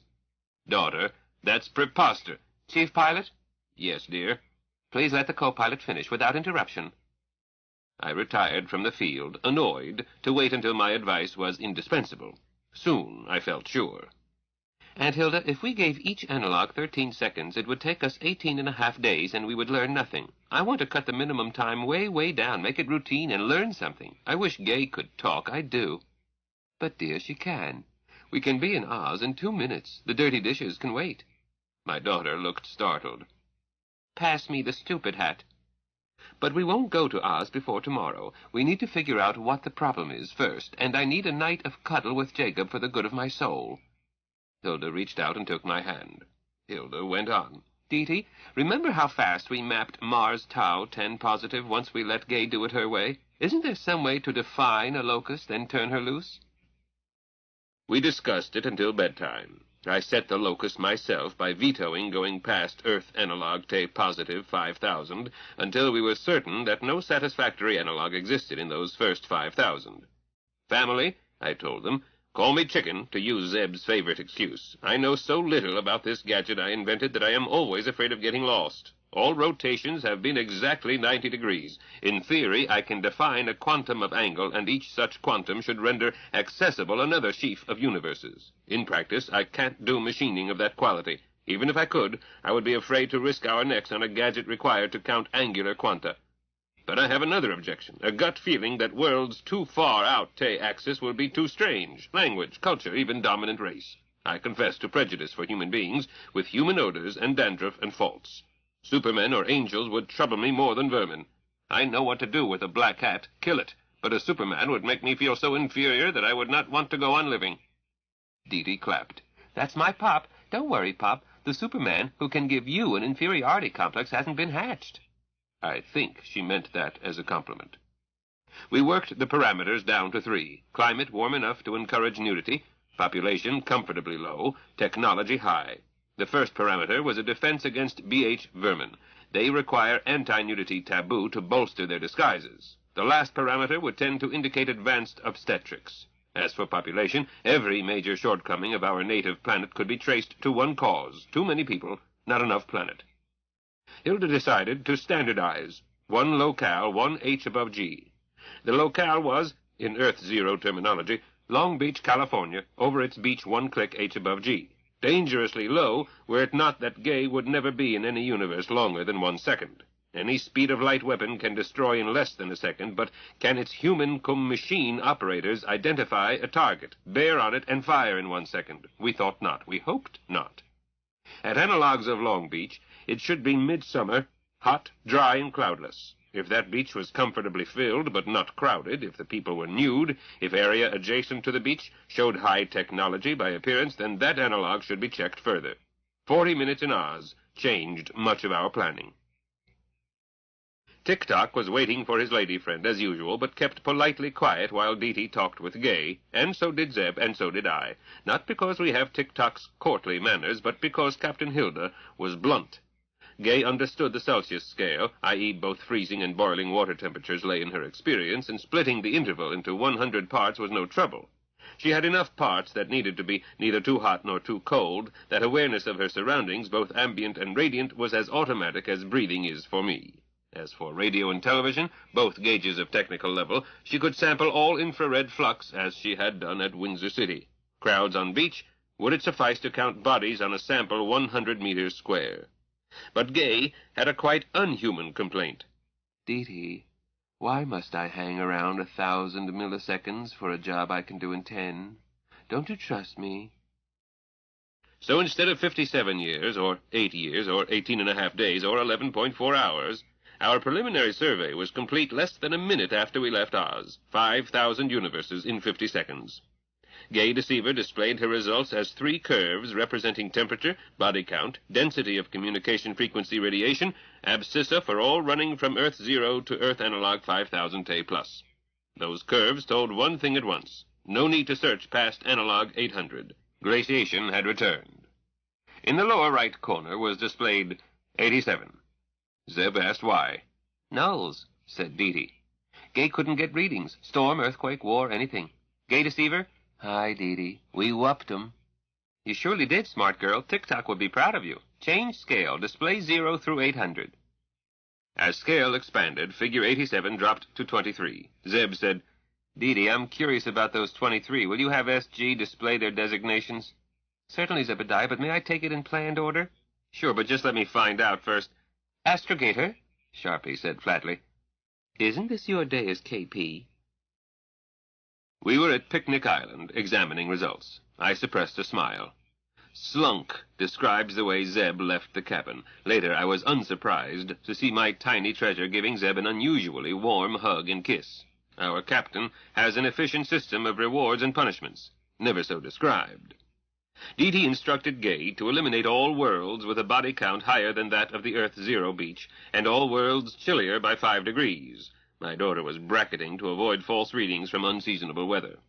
With elimination of high population, cold climate, and low technology as indicated by low or nil flux of communication frequencies, my daughter had us down to 76 worlds, plus 23 to re-examine, had eliminated over 4,000 worlds, and it was still 2 hours till lunchtime. Dee-Dee had Gay display temperatures of the 76. The curve was no longer continuous, but a string of beads with clumps. I said, Hilda, my love, I'll wager 10 back rubs that at least half of the nulls fit into that gap, and indicated a break at the maximum of the temperature curve. Hilda hesitated. Why, Jacob? My dear, figures mean little to me until expressed geometrically. Curves are bold print. I'll give you odds. What odds? Don't be suckered, Auntie Captain. Pop, I'll take your end of the bet. Give you 2 to 1 and spot you a point. A back rub from Dee-Dee is a treat. She has strong hands and knows how. But I answered, Ladies, I must start lunch. Dee-Dee, when we make visual check, let's include Antarctica as well as Greenland at that break. 2 points, Pop? I pretended not to hear. That same day, we trimmed it down to 6 worlds, all warm, all free of body taboos, all high technology, all acceptably low in population, all free of major war or overt preparations, all with some version of English as the major North American language. It was time to pick a world by inspection on the ground. How to make contact was much discussed. Hilda chopped it by saying, One way is to land on the White House lawn and say, Take me to your leader. The other is to be as sneaky as a black hat. Let me know when you reach consensus. She went through the bulkhead and dogged the door. An hour later, I rapped on the bulkhead. She rejoined us. Captain, I reported formally, we have reached consensus. Each is afraid of the open approach. Authorities might confiscate our car. We might wind up as prisoners. Yes, she agreed. Twice we just missed it.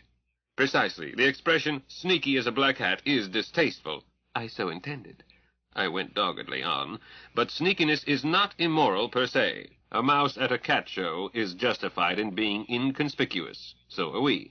We merely seek information. I am expendable, therefore I will scout on the ground. Hold it. This is unanimous? Dee-Dee? Zebby? No, my daughter answered. I didn't get a vote. You and I are barred from taking risks. Pregnant, you know. I certainly do know. Jacob, I asked for consensus on method. I did not ask for volunteers. I've picked the scout I consider best qualified. I said, "My dear, I hope you have picked me." No, Jacob. "Then I'm your boy," said Zebby. No, Zebby, this is spying, not fighting. I'm doing this job myself. I interrupted. "Hilda, where you go, I go. That's final." Our captain said gently, "Beloved, I hope you don't stick to that. If you do, we'll elect another skipper. You are my candidate." "Dear, I was trying to—" "Take care of me. Nevertheless, you are my candidate. Dee is too reckless, Zebby too cautious. I'll carry out whatever duties you assign, including using the magic spectacles. Are you sticking to that ultimatum?" Yes." "Even though your stubbornness could result in my death?" "I love you, dear, but I won't take you with me on a spying mission. What happened to that all for one and one for all spirit?" Captain." "Yes, Zebby?" "You proved that you can be tough with your husband. Can you be tough with yourself? Look me in the eye and tell me that you know more about intelligence than I do, or that you can fight your way out of a rumpus better than I can." "Zebby, this isn't military intelligence. You look me in the eye and tell me that you know more about obstetrics than I do. How do you prepare for leapfrog transfusion, and when is it likely to be needed? Define eclampsia. What do you do about placenta previa? I am less likely to get into a rumpus than you are, and if I do, I'll throw my arms around his neck and cry. However, convince me that you know as much about obstetrics as I do, and I'll consider letting you make contacts. In the meantime, pick a Midwestern town big enough for a fair-sized hospital and public library, and select a point for grounding and rendezvous. You will be in command while I'm gone." I interrupted. "Hilda, I absolutely forbid—" "Chief Pilot, pipe down." My wife turned her face away from me. "Chief Master-at-Arms, restore discipline." "Aye, aye, ma'am. Jake, she means you. But shut up! Crewmen don't give orders to the CO, and I've had a bellyful of your attempts." 2 hours later, I was in Zeb's seat, biting my nails and sweating, while Zeb had my seat. I had given unconditional parole, the alternative having been to go or be stuffed through the bulkhead, then wait locked in. I am not a total fool. I gave my word. Zeb held us in cloud cover while my daughter, wearing earphones, stayed in contact with Hilda. Gay's cabin speaker was paralleled with the phones so that we could follow in part what went on below. Dee reported. "That Fade is from entering a building. I could hear her footsteps. Zebediah, if I fiddle with the gain, I might miss her as she comes out." "Don't shift. Wait." Eternities later, we heard Hilda's sweet voice. "I'm heading for rendezvous. I no longer have to pretend that this is a hearing aid, but everybody accepted it as such. You needn't be cautious picking me up. We're leaving." 5 minutes later, we bounced and translated at once. Then Zeb held her in cruise while Hilda reported. "No trouble. They bewilder French ladies. She think les Américains very gentils. Mais les arts médicales, pouf. Infant mortality high. Childbirth mortality gruesome. I could have left sooner, but I got fascinated." "Hilda," I protested, "you had me worried to death." "Jacob, I had to be certain. It's such a nice world otherwise. Other contacts should not take as long as I've solved the money problem." "How?" Zebediah asked. "I've been noodling that. There's an even chance that private ownership of gold will be illegal, a standard trick used whenever a government is in trouble." "Yes, Zebby, it's illegal there, too. I still have the bullion you had me carry. Instead, I sold that heavy gold chain I was wearing. Sorry, Dee, I had to." "Forget it, Hillbilly. That chain was a way to hoard gold. Pop bought it for Mama Jane before they clipped the zeros and remonetized." "Well, I found a public phone. Didn't try to use it. Edison would never have recognized it, but it had a phone book, so I looked up gold and found licensed gold dealers and sold your chain." "And now you're stuck with a lot of local money." "Zebby, see why I didn't let you go down by yourself? The dealer was, of course, a coin dealer, too, and I bought foreign silver coins, worn, small, oldish dates, without being old enough to be collector's items. French coins, but he didn't have enough, so I filled out with Belgian, Swiss, and German." I said, "My dear, the coins you bought there will not be good here, or at the next analog, or the next." "Jacob, who, other than a professional, is certain of designs on foreign coins, especially if they are a few years old and a bit worn? I got real silver, none of those alloys that don't have the right ring to them. At most, a shopkeeper will phone his bank and ask for the rate. That's how I bought this," my beloved said proudly, pulling out of Dee's biggest purse, a world almanac. I was not impressed. If she was going to buy a book, why not a technical manual that might contain new art, data Zeb and I could use? My darling was saying, "We must buy one in each analog we ground in. It's the nearest thing to an encyclopedia less than a kilo mass you'll find.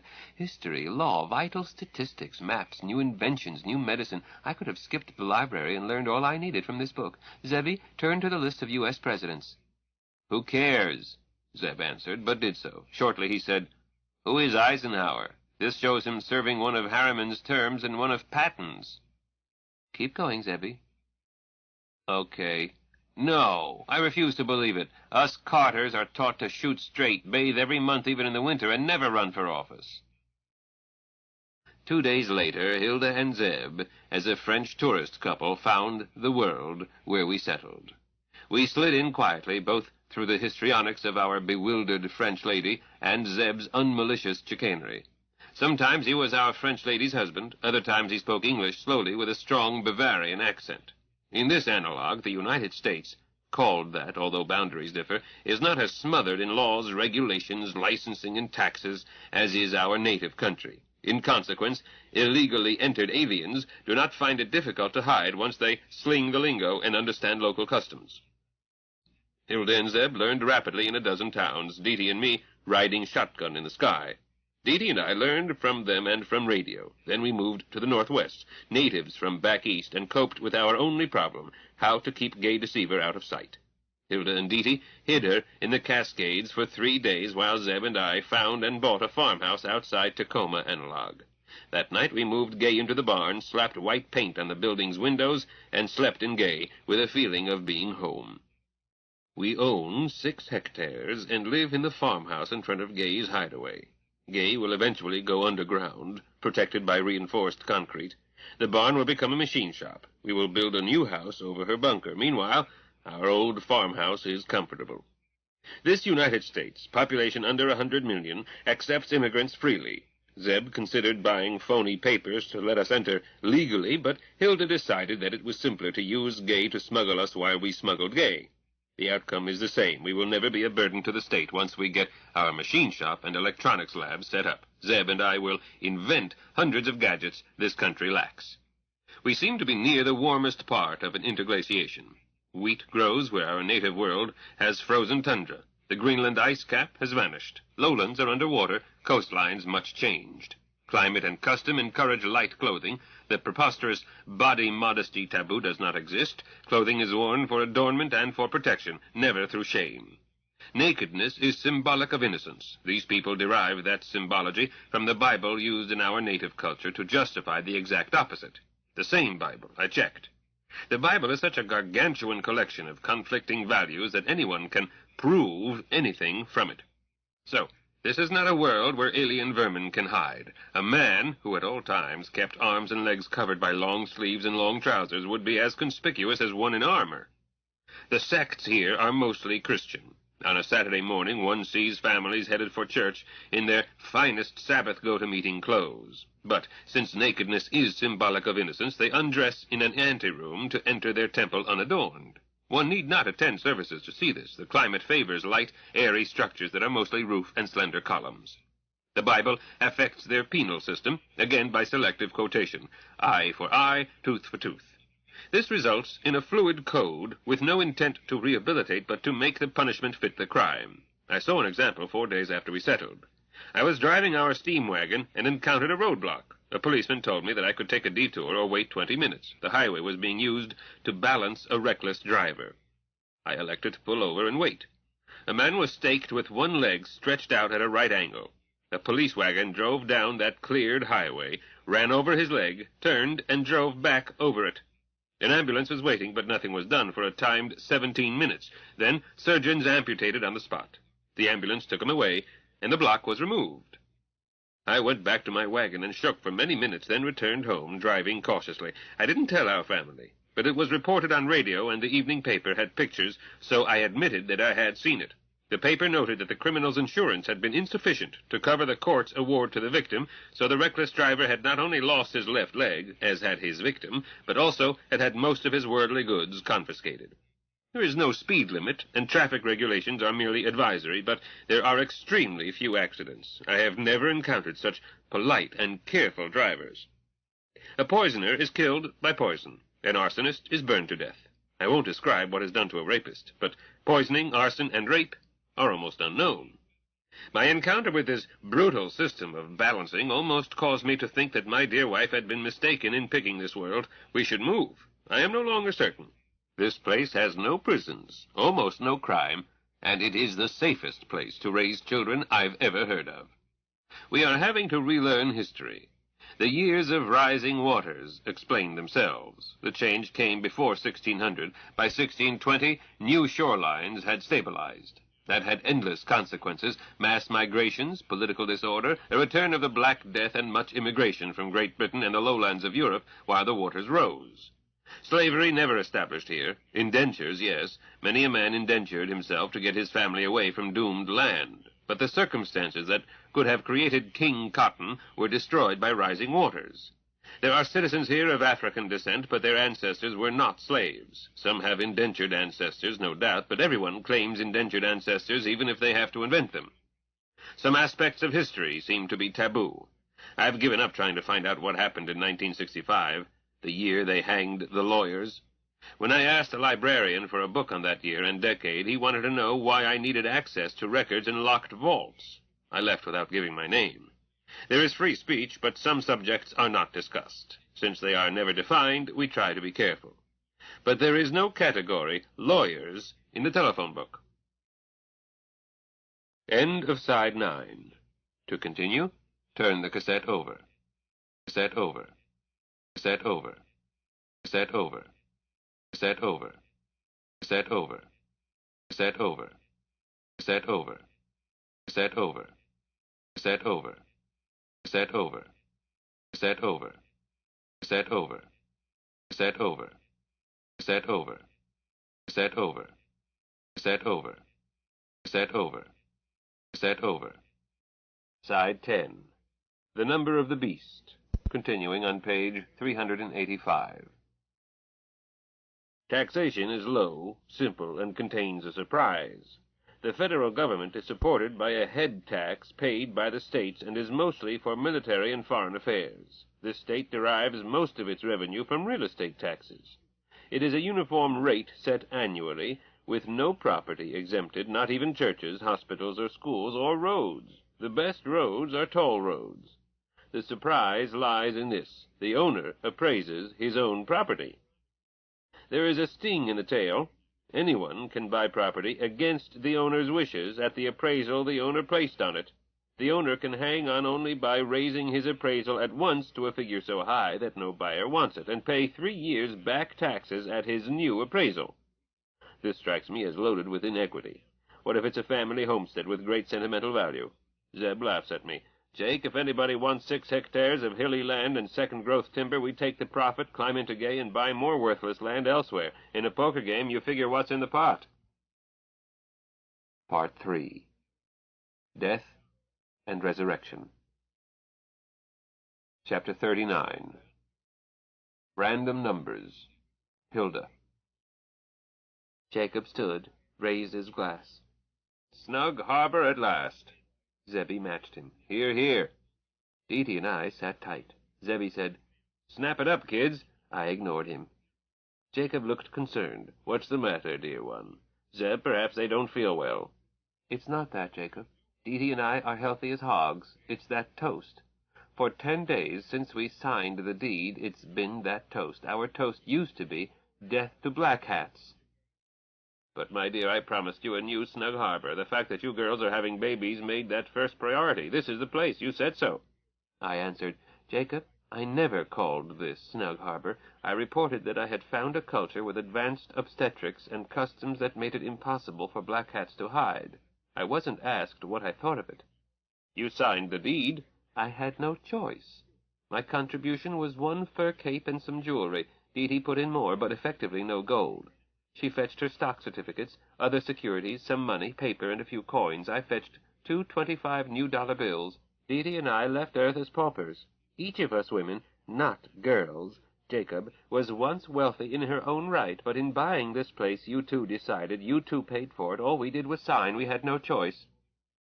Zebby looked at Dee Dee and said softly, With all my worldly goods, I thee endow, and took her hand.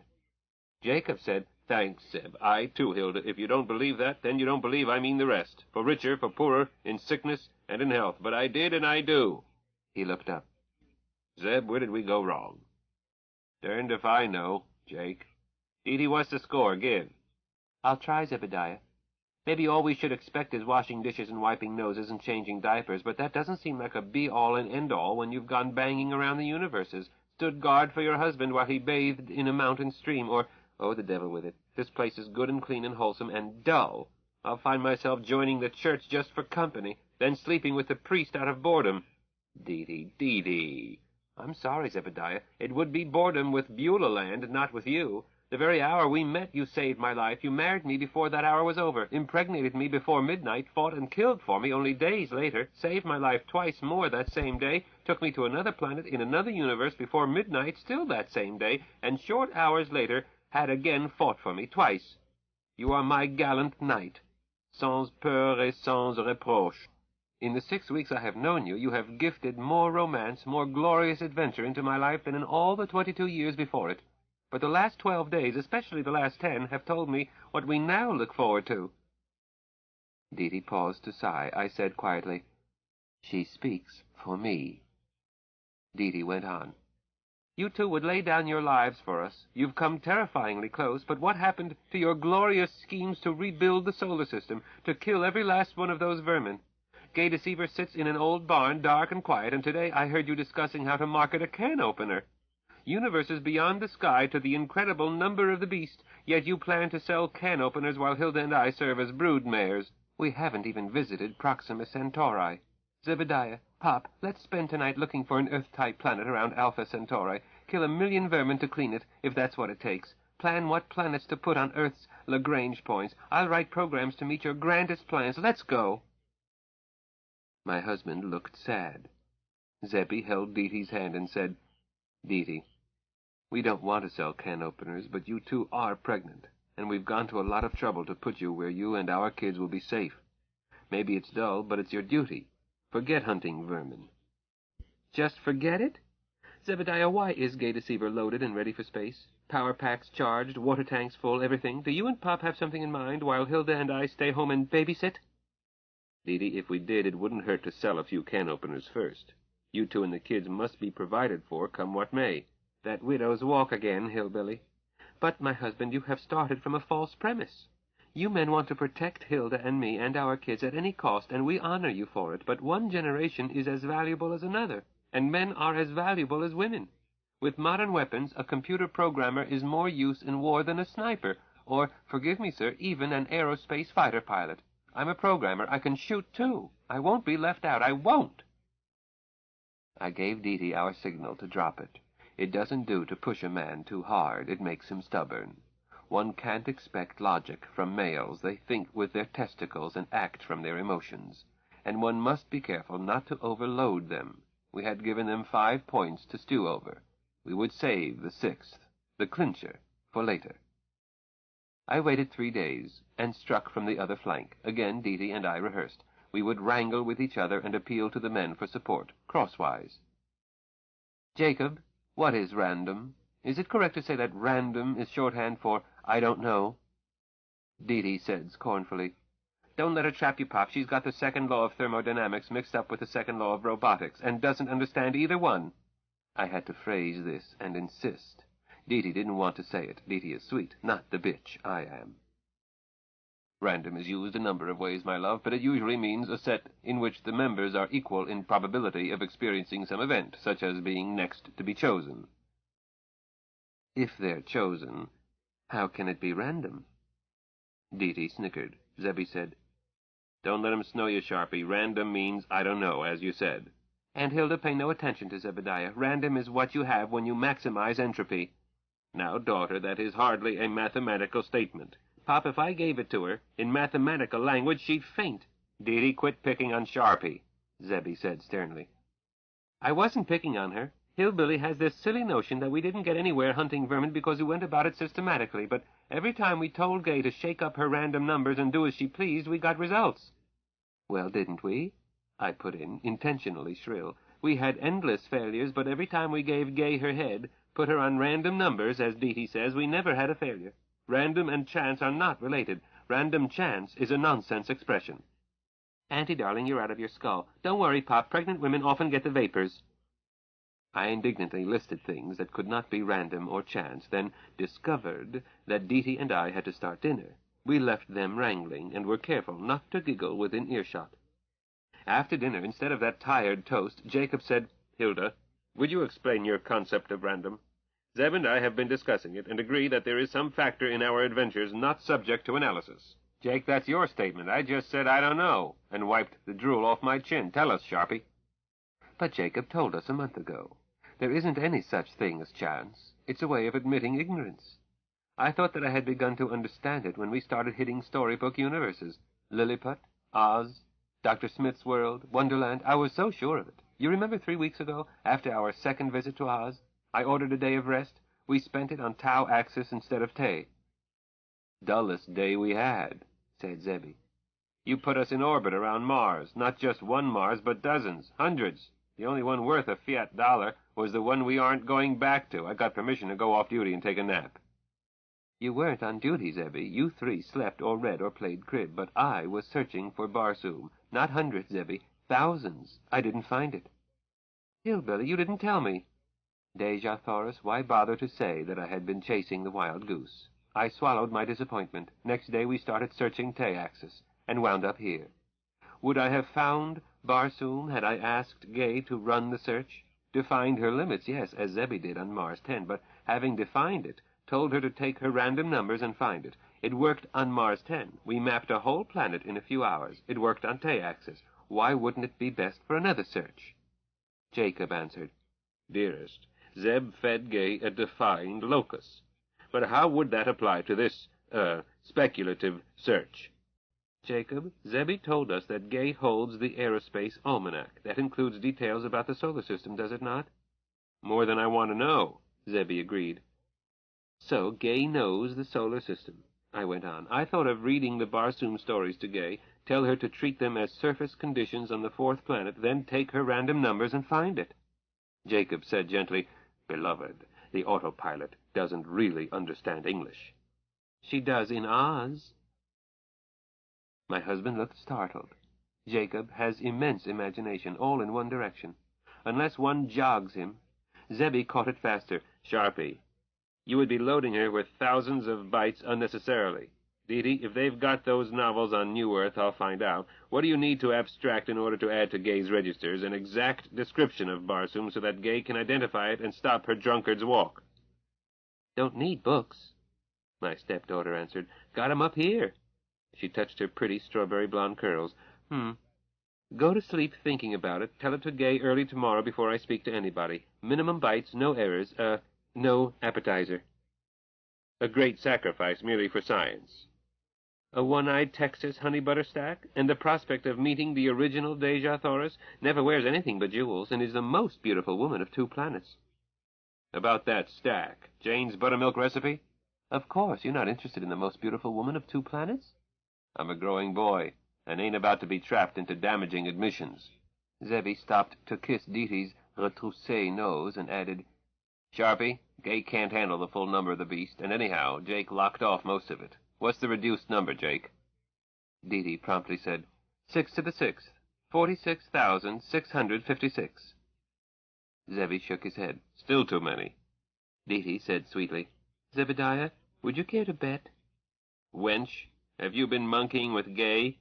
"Zebediah, you put me in charge of programming. I have not changed her circuitry, but I learned that she has 4 registers of random numbers accessible in rotation."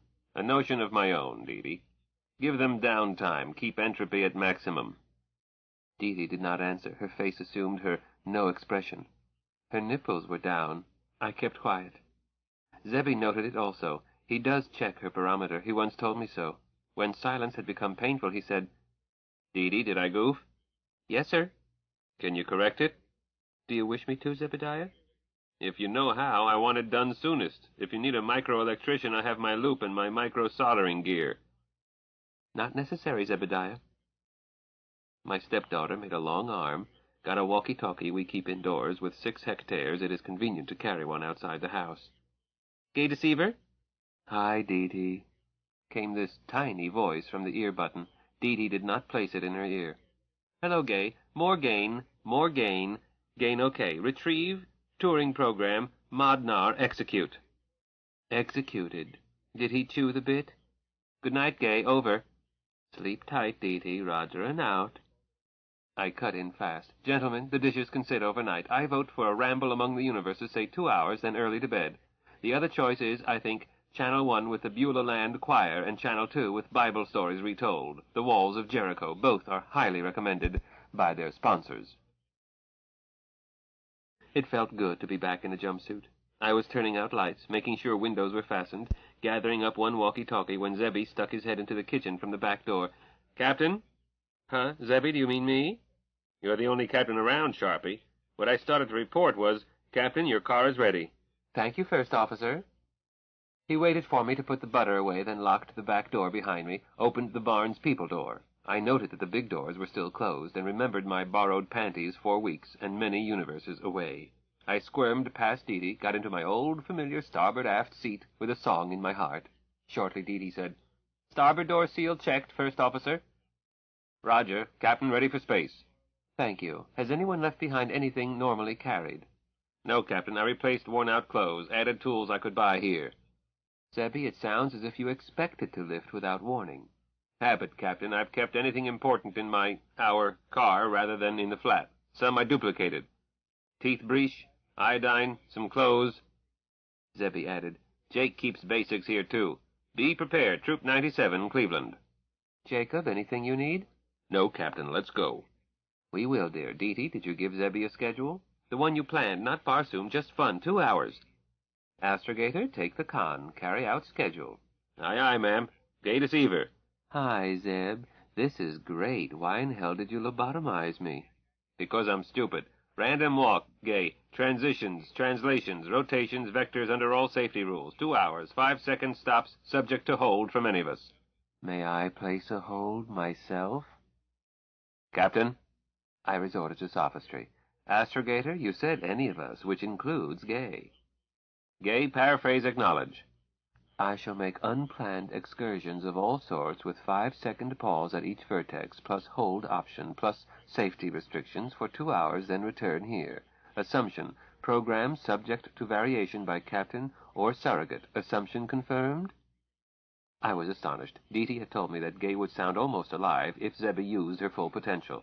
But Gay sounded more alive, more alert than she had in Oz. Assumption confirmed, Zebby answered. Execute.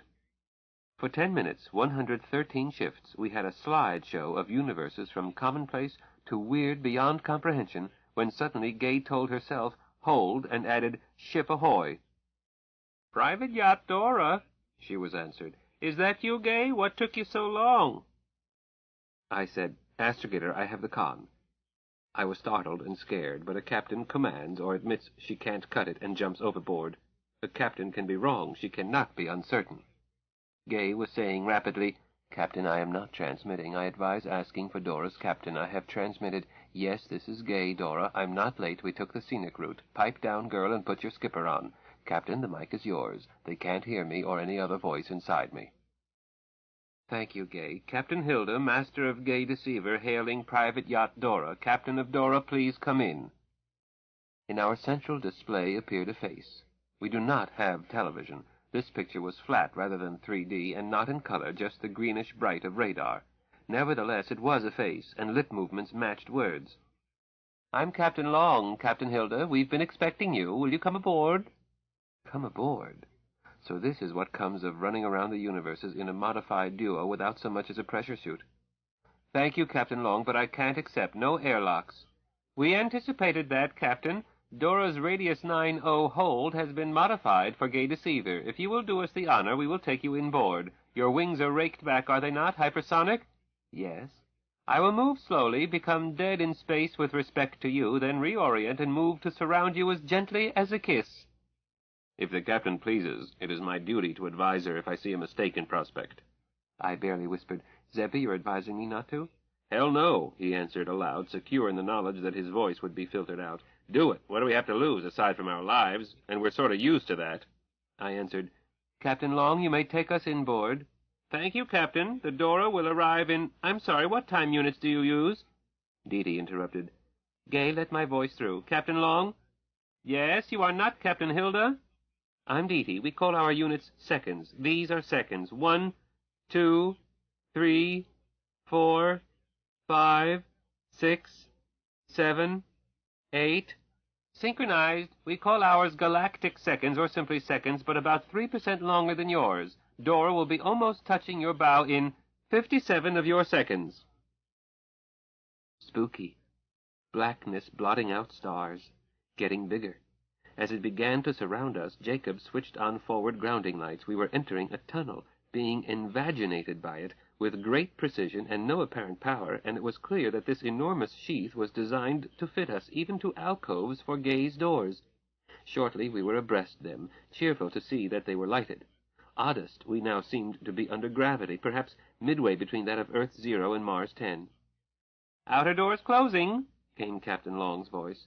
"Closed and sealing. Pressure adjusting. Captain, we use nitrogen and oxygen, 4-to-1, plus carbon dioxide sufficient to maintain breathing reflex. If content or pressure does not suit you, please tell me."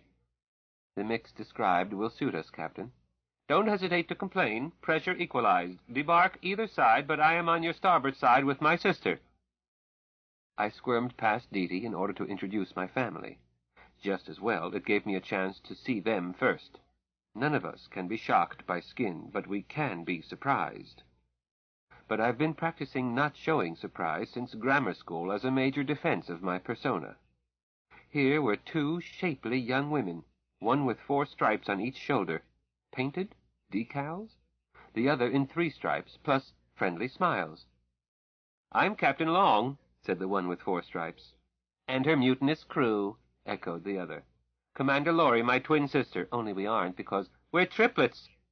Mutinies are limited to the mid-watch, so as not to disturb passengers, of which we have 2 more. Knock it off, Laurie, and show them to their quarters. Aye, aye, Captain."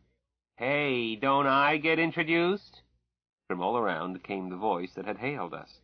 "Sorry," said Captain Long. "That's our untwin sister, Dora. She runs many of the ship's functions." "I run everything," Dora asserted.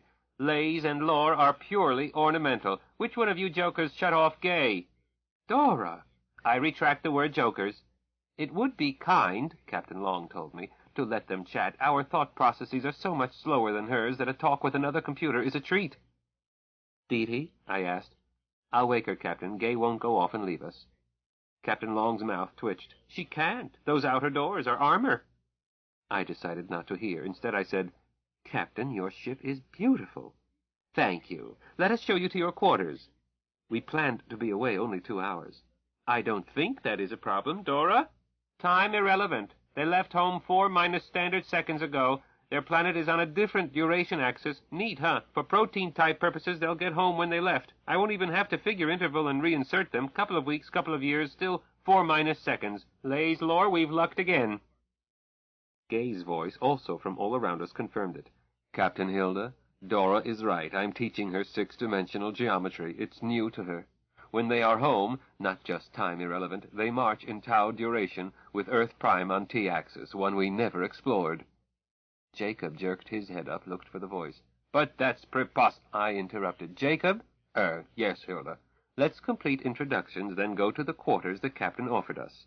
"Introductions can be considered complete, Captain Hilda. D.T. has to be Dr. D.T. Burroughs Carter. The gentleman you call Jacob must be your husband, Dr. Jacob J. Burroughs. Therefore, the tall, handsome young man is Dr. Zebediah J. Carter, Dr. D.T.'s husband. Those are the people we were sent to fetch."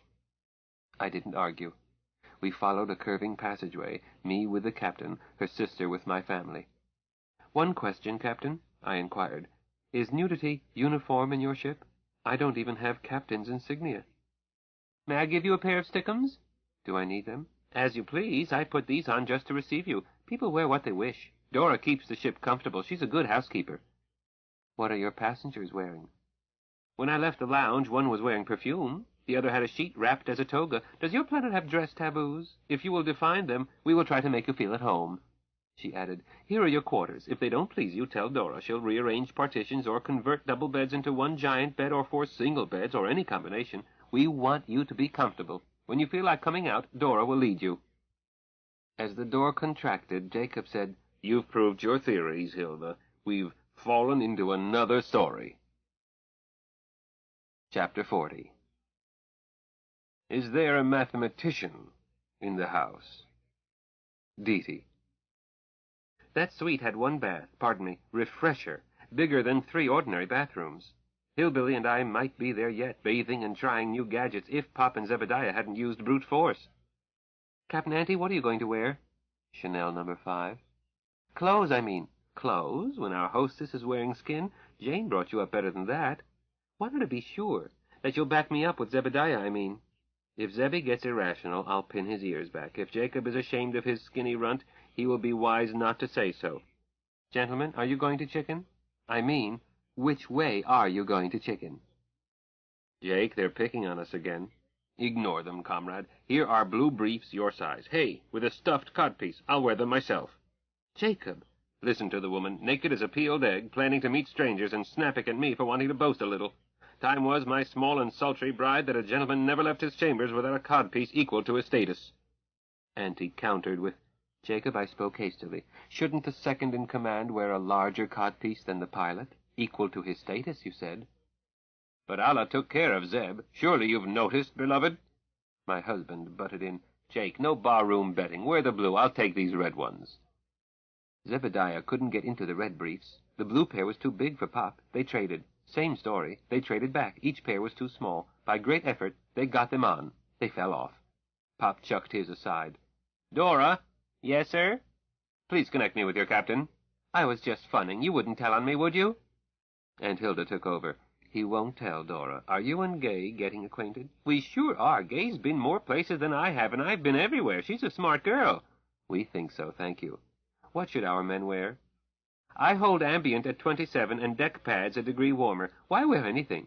But for fetishists, I supply mini lap-laps of opaque tissue. In the fresher, Cubby 9B. Better get them to a therapist before those symptoms get infected. Good therapists where we're going. I went looking for stowage 9B. Aunt Hilda went on talking. Where is that, Dora?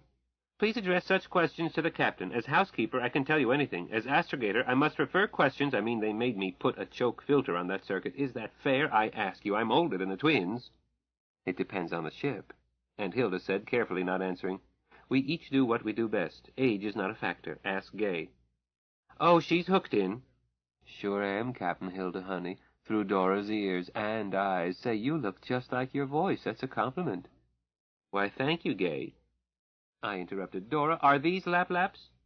Of course, but while we're all here, you don't need 2 freshers in a ship that small. Gay needs the space for a touring mod I'll help with. So if the fetishists will clear their gear out of Buster Brown and... Dora broke off suddenly. The captain would be pleased to receive the captain and ship's company of Gay Deceiver in the lounge at her convenience. That means right now. Follow me. Little blue light. I had been trying on a green lap-lap. They didn't weigh anything. Like wrapping fog around your hips. I snatched it off and wrapped it around Zebediah. That's the nearest to nothing you'll ever wear, Zebediah, but it does the trick. I don't blame men for being shy. Our plumbing is out of sight, mostly, but theirs is air-conditioned, and oft-times, embarrassingly, semaphoric. Embarrasses them, I mean. Women find it interesting, often amusing. My nipples show my emotions, too, but in the culture in which I grew up, nipples don't count that much. The little blue light led us around, then inboard. This yacht was large enough to get lost in. Dora, can you see and hear in every part of the ship? Of course, the blue light answered, but in the Commodore suite I can scan only by invitation. RHIP lounge straight ahead. Call me if you want me. Midnight snacks, a house specialty. I'm the best. The little light flicked out. The lounge was circular and large. 4 people were gathered in one corner. How does a circle have a corner? By arranging contours and cushions and nibble foods and a bar to turn it into a chummy space. 2 were the twins. They had peeled off the stickums, which left no way to tell them apart.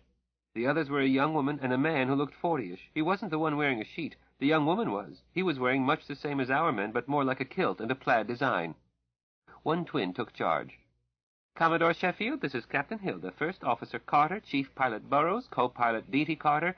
You've all met my sister, but not our cousin, Elizabeth Long. Now introduce us over again, ordered Commodore Sheffield.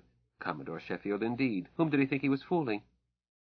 Yes, sir. Dr. Jacob Burroughs and his wife Hilda, Dr. Zebediah Carter and his wife, Dr. Deety Burroughs Carter, Dr. Elizabeth Long, Dr. Aaron Sheffield. Wait a half, my husband interrupted. If you're going to do that, I must add that Captain Hilda has more doctorates than all the three of us together. Captain Long looked at her sister. Lor, I feel naked. Blaze, you are naked. Not where it matters. Commodore, do you still own that diploma mill in New Rome? What are you charging for doctor's degrees? Nothing fancy, say a Ph.D. in theory of solid state, one for each of us. How about a family discount, old buddy boy? The Commodore glanced at the overhead. Dora, keep out of this.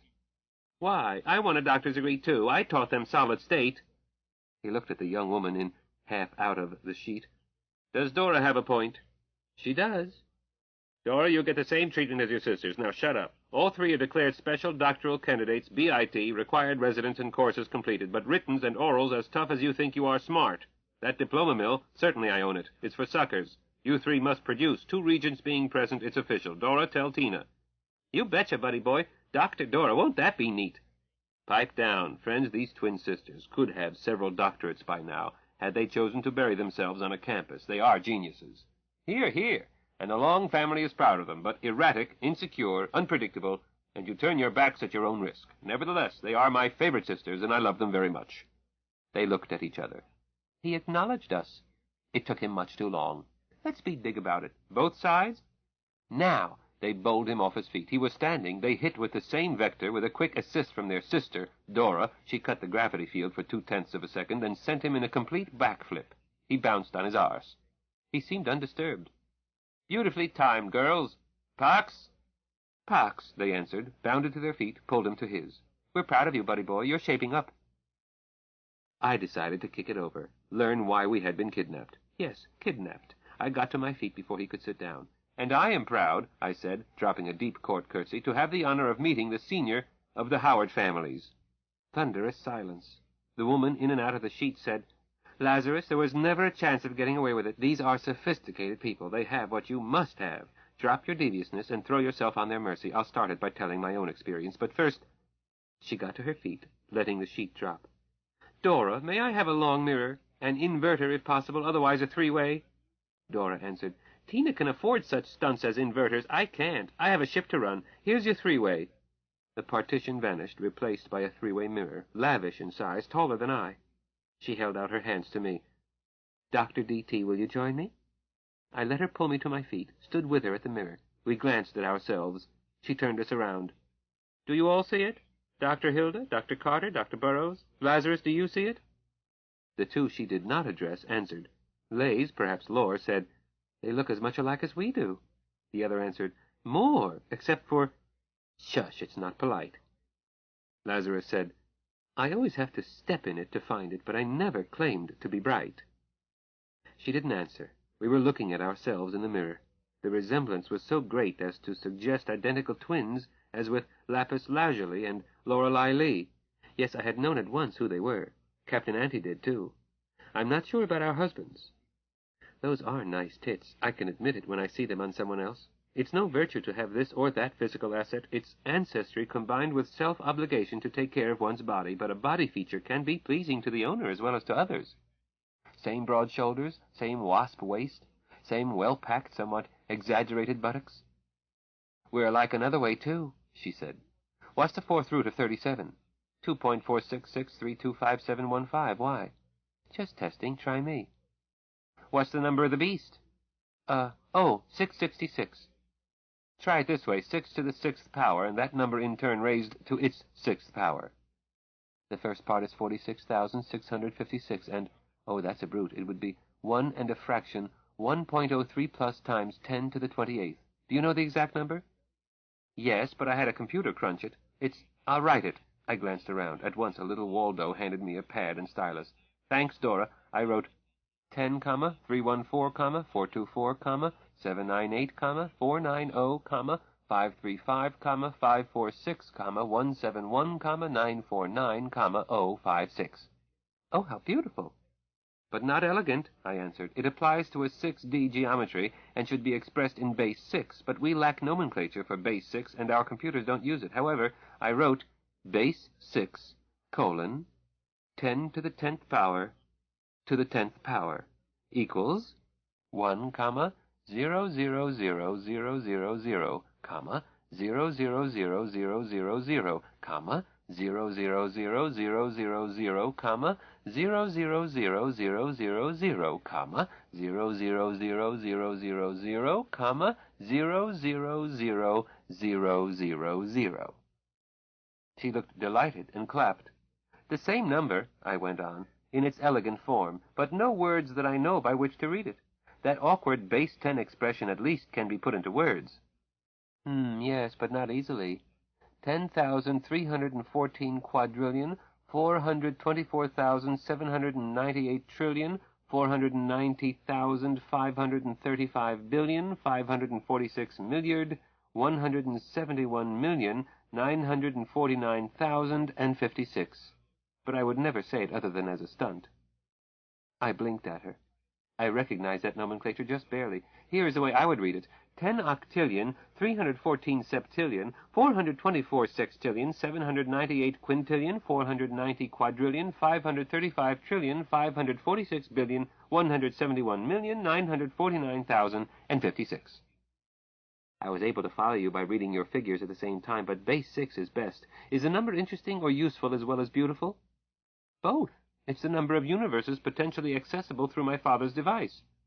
I must talk with him. Lazarus, shall I tell my story now? It's the proper foundation. If you are willing, not shy about it. Shy? She went over and kissed him. A bus en passant, but one in which time stops. Oh, darling, I was shy before I found out who I am. Now I'm relaxed and as bold as need be. New friends? I was introduced as Elizabeth Long, but my first name is usually shortened to a nickname, Lib. And yes, I'm Dr. Long, mathematics. My full name is Elizabeth Andrew Jackson Libby Long. I was more braced for it, having swapped some casual mental calculation with her. I have this trick of letting my features go slack. I don't have to think about it. I've been doing it since I was 3, when I found that it was sometimes best to keep thoughts to myself. I did this now and watched my family. The hillbilly looked thoughtful and nodded. Zebediah, prison, whispered to me, "Sex change." Pop tackled it systematically. I recognize the 2nd, 3rd, and 4th names. You were once known by them. Yes. Did you have the nickname Slipstick? Yes, and before that, Pinky. She ran a hand through her curls and smiled. Not pink, but close enough. Now you are a woman. There is no point in guessing. You mentioned a story to tell. Yes. Dora, how about a round of drinks? Lazarus, how's your supply of those narcotic sticks? Pop said none of us smokes. These are neither tobacco nor bhang, nor addictive. They produce a mild euphoria. I am not urging you. I want one myself. Thanks, Lazarus, and pass them around. Now, about me. I was male nearly 800 years, then I was killed. I was dead 1,500 years, then I was revived. In renewing me, it was found that my 23rd gene pair was a triplet, XXY. The hillbilly said, I see, with Y dominant. I added, twin, Aunt Hilda is a biologist. Good. Aunt Hilda, may I call you that, as my twin does? Will you help me with the hard parts? Lib smiled, and it was my smile, a happy grin. The Y was dominant, but the double dose of X bothered me, and I didn't know why. I did well enough as a male, 30 years in the Space Navy of Old Home Terra as a result of an officer taking an interest in me and getting me an appointment to its academy. But I lacked command temperament, and spent most of my service as a staff technical officer. I rarely commanded, and never a large ship. She grinned again. But today, as a self-aware female instead of a mixed-up male, I do not hesitate to command. To go back, I was never easy with boys or men. Shy, solitary, and regarded as queer. Not the idiom meaning homosexual. I was too shy. Although it probably would have been good for me. I was a missing Howard in those days, after the interregnum, and it was years after I entered the Navy that the families found me. I married then into the families. Most XXY people are infertile. I was not. In the next 70 years, I had 21 children, and enjoyed living with my wives, enjoyed sex with them, loved our children. Which brings us to the escape from Earth led by Lazarus. I was a bachelor, both my wives having remarried. Friends, Lazarus was the first man I ever loved. Lib, that has nothing to do with the story. I didn't know you were in love with me. It has everything to do with my story. Off and on for 8 centuries, we were partners in exploration. Then I was killed, my own carelessness. Eventually, Lazarus and his sisters cremated me by tossing me into the atmosphere of Old Home Terra in a trajectory that would cause ashes to impact near where I was born. Lazarus, they don't seem surprised. Do they disbelieve me? Certainly we believe you, I interrupted. But what you've told us isn't news to us. What we don't know is how you are now alive and female. Reincarnation? Oh, no, reincarnation is nonsense. I found myself irritated. Reincarnation is something I have no opinion about. Since a house cleaning, I gave my mind after we lost Mama Jane. You have data? I demanded. Dee Dee, did I step on your toes? No, you didn't, Lib. I asked if you had data. Well, no. But if you assume the truth of the proposition, I think I can show that it leads to a contradiction. The negative proof method. It's tricky, Lib. Ask Georg Cantor. Lib laughed. Okay, I will attempt to have no opinion until someone shows me verifiable data one way or the other. I was hoping you had data, Lib, since you've been dead and I haven't, or don't recall having been. But I don't recall being dead either, just a wail of a blow in the back. Then dreams I can't remember. Then someone asking me patiently again and again whether I preferred to be a man or a woman. And at last I tracked clearly enough to realize that the question was serious, and I answered, woman. And they made me answer that question at least once a day for many days, and then I went to sleep one night, and when I woke, I was a woman, which did not astonish me nearly as much as to learn that 15 centuries had passed. Being a woman seemed completely natural. I've had 5 children now. Born 5, I mean. I had sired 21, and one was put into me by one of my own descendants. Lazarus, when are you going to knock me up? When the Greeks count time by the calends. Libby, honey, when you want to swing that, if you aren't joking, check with me. Thanks, Dora, I'll remember. Lazarus, you will have to explain the paradox. I was just a puppet. Isn't it bedtime? We're keeping our guests up. Captain Hilda? Lib inquired. Dee is in charge of time. Lib, I don't know ship's time yet. I gave you our seconds. We have 60 seconds to a minute, 60 minutes to an hour, 24 hours in a day. Primitive, eh? Is your time metric? Depends on what you mean, Dee. You work to base 10, do you not? Yes, no, I work to base 2 because I'm a computer programmer, but I'm used to converting. Don't have to think about it.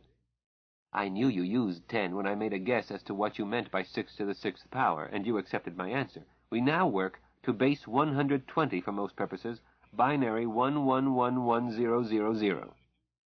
5 factorial. Sensible. Fits almost any base. Yes, we use it for routine work. But in scientific work, we use base 3 because our computers use trinary. I understand it took Gay and Dora several milliseconds to interface. We aren't that slow. My apologies, Dora. For some work, we use a time scale that fits trinary, but for daily living, our clock is just like yours, but 3% slower. Our planet's day is longer. By 42 of your minutes. You're quick, Dee. Yes. Your computers must be 3-phase AC. You are quicker than I was 2,000 years ago, and I was quicker then. No way to tell, and any computer makes us look like Achilles' tortoise. We had dinner at 18. Gay entered Dora about an hour and a quarter later, so for us it's about 20:30, and we usually go to bed between 22 and 23, if we get to bed on time, which we never do. What time is it in the ship, and what is ship's routine? The others had let me and my new twin chatter. Now Lazarus said, If this madhouse has a routine, I've never found it. Oh, buddy boy, you don't have a routine. I run this joint on the bell. Dee, it's just bong 21. And Lazarus never went to bed that early in all his evil years. Buddy boy, what are you dodging? Manners, Dora. Yes, Pappy. Dee, he's dodging the chicanery with which he fooled even himself, because he must admit the triple chicanery he wants to rope you in on, and it takes Gay because I'm not built for it. Until today, I never heard of T, Tau, and Te. I thought T, that you call Tau, was all there was, aside from paratime in an encapsulation surrounded by irrelevancy such as I am taking us through. But back to the corpse caper. Lib got herself killed about 800 post-diaspora. Lazarus slaps her, him, into a tank of locks and places him, her, it, in orbit, with a beacon. Comes back quick as he can and can't find Libby's cadaver. 14 centuries later, my sister Tina, then known as Minerva, sees what should have been obvious, that any irrelevant ship such as yours truly is a time machine as well as a starship. A great light dawns on Lazarus. The corpse pickled in locks is missing because he picked it up earlier. So he tries again, more than 1,000 years later and 5 years earlier, and there it is. So Lazarus and I and Lay's lore go to 1916 Old Style or Gregorian, Old Home Terra, and bury Lib from the sky into the Ozarks where he was born, which was pretty silly because we chucked her into those green hills about a century before he was born. A paradox. But paradoxes don't trouble us. We live in paratime. Lay's lore are acute cases of parapsychology. We operate under paradoctrines. Why, take your family. 4 doctors. A double pair of docs. Dora! Pappy, you're jealous, but I'll say this for Lazarus. He's slow, but he gets there, and has believed all his life that any paradox can be paradoctored. Happens he had lots of time to think after he chucked Lib to a fiery grave because he stayed in that primitive era and got his arse shot off, and this caused a long convalescence. It occurs to him that if he found the corpse through going back to shortly after he placed it in orbit, he might learn something interesting if he went back just before he put Lib's remains in orbit. So when he's well again, he does so with his whole first team, headed by Dr. Ishtar, the greatest in the business, and I'm outfitted as a hospital with everything from microtomes to cloning capsules. So we go there and wait. We don't land. Along comes Lazarus in the clunker that he and Lib used to risk their lives in, and Papa comes out in a pressure suit and detaches the LOX tank, and Lib is buried in space, waiting for Judgment Day. We respect Pappy's grief just long enough for him to get out of the way. Then I take the tank inside me. Ish gets to work, along with many others. Lots of live cells, suitable for cloning. Brain intact, dead but intact. Okay, as all Ish wants are the memory configurations. In the course of this, Ishtar learns that the late lamented had the potential to go either way, which is why the family's best telepathic hypnotist is sent for and keeps asking this clone, "When you wake up, what do you want to be, man or woman?" It was much later, Dora. I was already awake. Lib, hun, you ask Ish. You had to decide long before you woke. Ish and her hormone artists had to work on you while you were still labile. Matter of fact, you never answered at all. The telepath kept reporting on your emotional state whenever you imagined yourself male and your state when you imagined yourself female. Ish says that it made you happy to think of yourself as female. That's true. I've been ever so much happier as Elizabeth Long than I was as Andy Libby. That's it, folks. How Ish turned a mixed-up male into a happy female, fully functional and horny, as Howard females always are. Dora, we have guests, Lazarus glowered. All married. Dee is youngest. Dee, did my bluntness shock you? No, Dora. I'm horny enough to be a Howard myself, and terribly interested in how the great slipstick Libby turns out to be my twin and female. Female without surgery. None of those fakes done with a knife, but even Ish couldn't have done it had not Lib supplied XXY, so that Ish could balance the clone either XX or XY by careful attention to endocrinal glands. Or could she? Must ask. Ish is a genius cubed, smarter than most computers. Lazarus can now explain his next sleight of hand, slightly illegal. Hey, I protested, how about the corpse jettisoned into the Ozarks, Dora? Who was that? Why, that was Lib. Lib is right here. I've got my arm around her. That computer went... Dee, Dr. Dee, I just finished telling you that the Lib you are cuddling is a clone. After they drained every memory out of that frozen brain, what was left was dog food. Lib got slashed in the spine by the local equivalent of a cave bear, ripped out his backbone. Once Ish was through with it, Lays froze it again. We took it back and placed it in orbit, where we found it later, to our great surprise. How could you be surprised when you put it there yourselves? Dora announced loudly. Is there a mathematician in the house? Stop it, Dora. Thank you for recounting my saga. I learn a little every time I hear it. Lib turned toward me and said softly, Biological time versus durational time, twin. Follow the entropy arrow through the loops of bio-time, and you will see that Lazarus was honestly surprised at every step, even had rigged every surprise. No grammar for it. Dee, I understand that you have studied semantics. Shall we try to devise a grammar for space-time complexities in 6 curved dimensions? I can't contribute much, but I can try to punch holes in your work. Love to. I wasn't fooling. My twin is so sweet that maybe Dee is fairly sweet herself. Chapter 41. A cat can be caught in almost any trap once. Jacob. If A, then B. I trust I am a rational mathematician, not one of the romantics who have brought disrepute to our calling through such inanities as defining infinity as a number, confusing symbol with referent, or treating ignorance as a datum. When I found myself in the land of Oz, I did not assume that I had lost my reason. Instead, it prepared me emotionally to meet other fictional characters. Stipulated. I may be in a locked ward, but to assume that to be factual serves no purpose other than suicide of personality. I shall act on what my senses report. I am not the bumpkin who said on seeing a giraffe, there ain't no sich animal. I find myself in bed with my lovely wife Hilda, in sumptuous quarters of Star Yacht Dora, as guests of the utterly fictional Lazarus Long. Is this a reason to try to find the call button in order to ask a still more fictional nurse for a non-existent shot to end this hallucination? This is an excellent bed. As for Hilda, Solomon has reason to envy me. Mahomet with all his houris is not as blessed as I.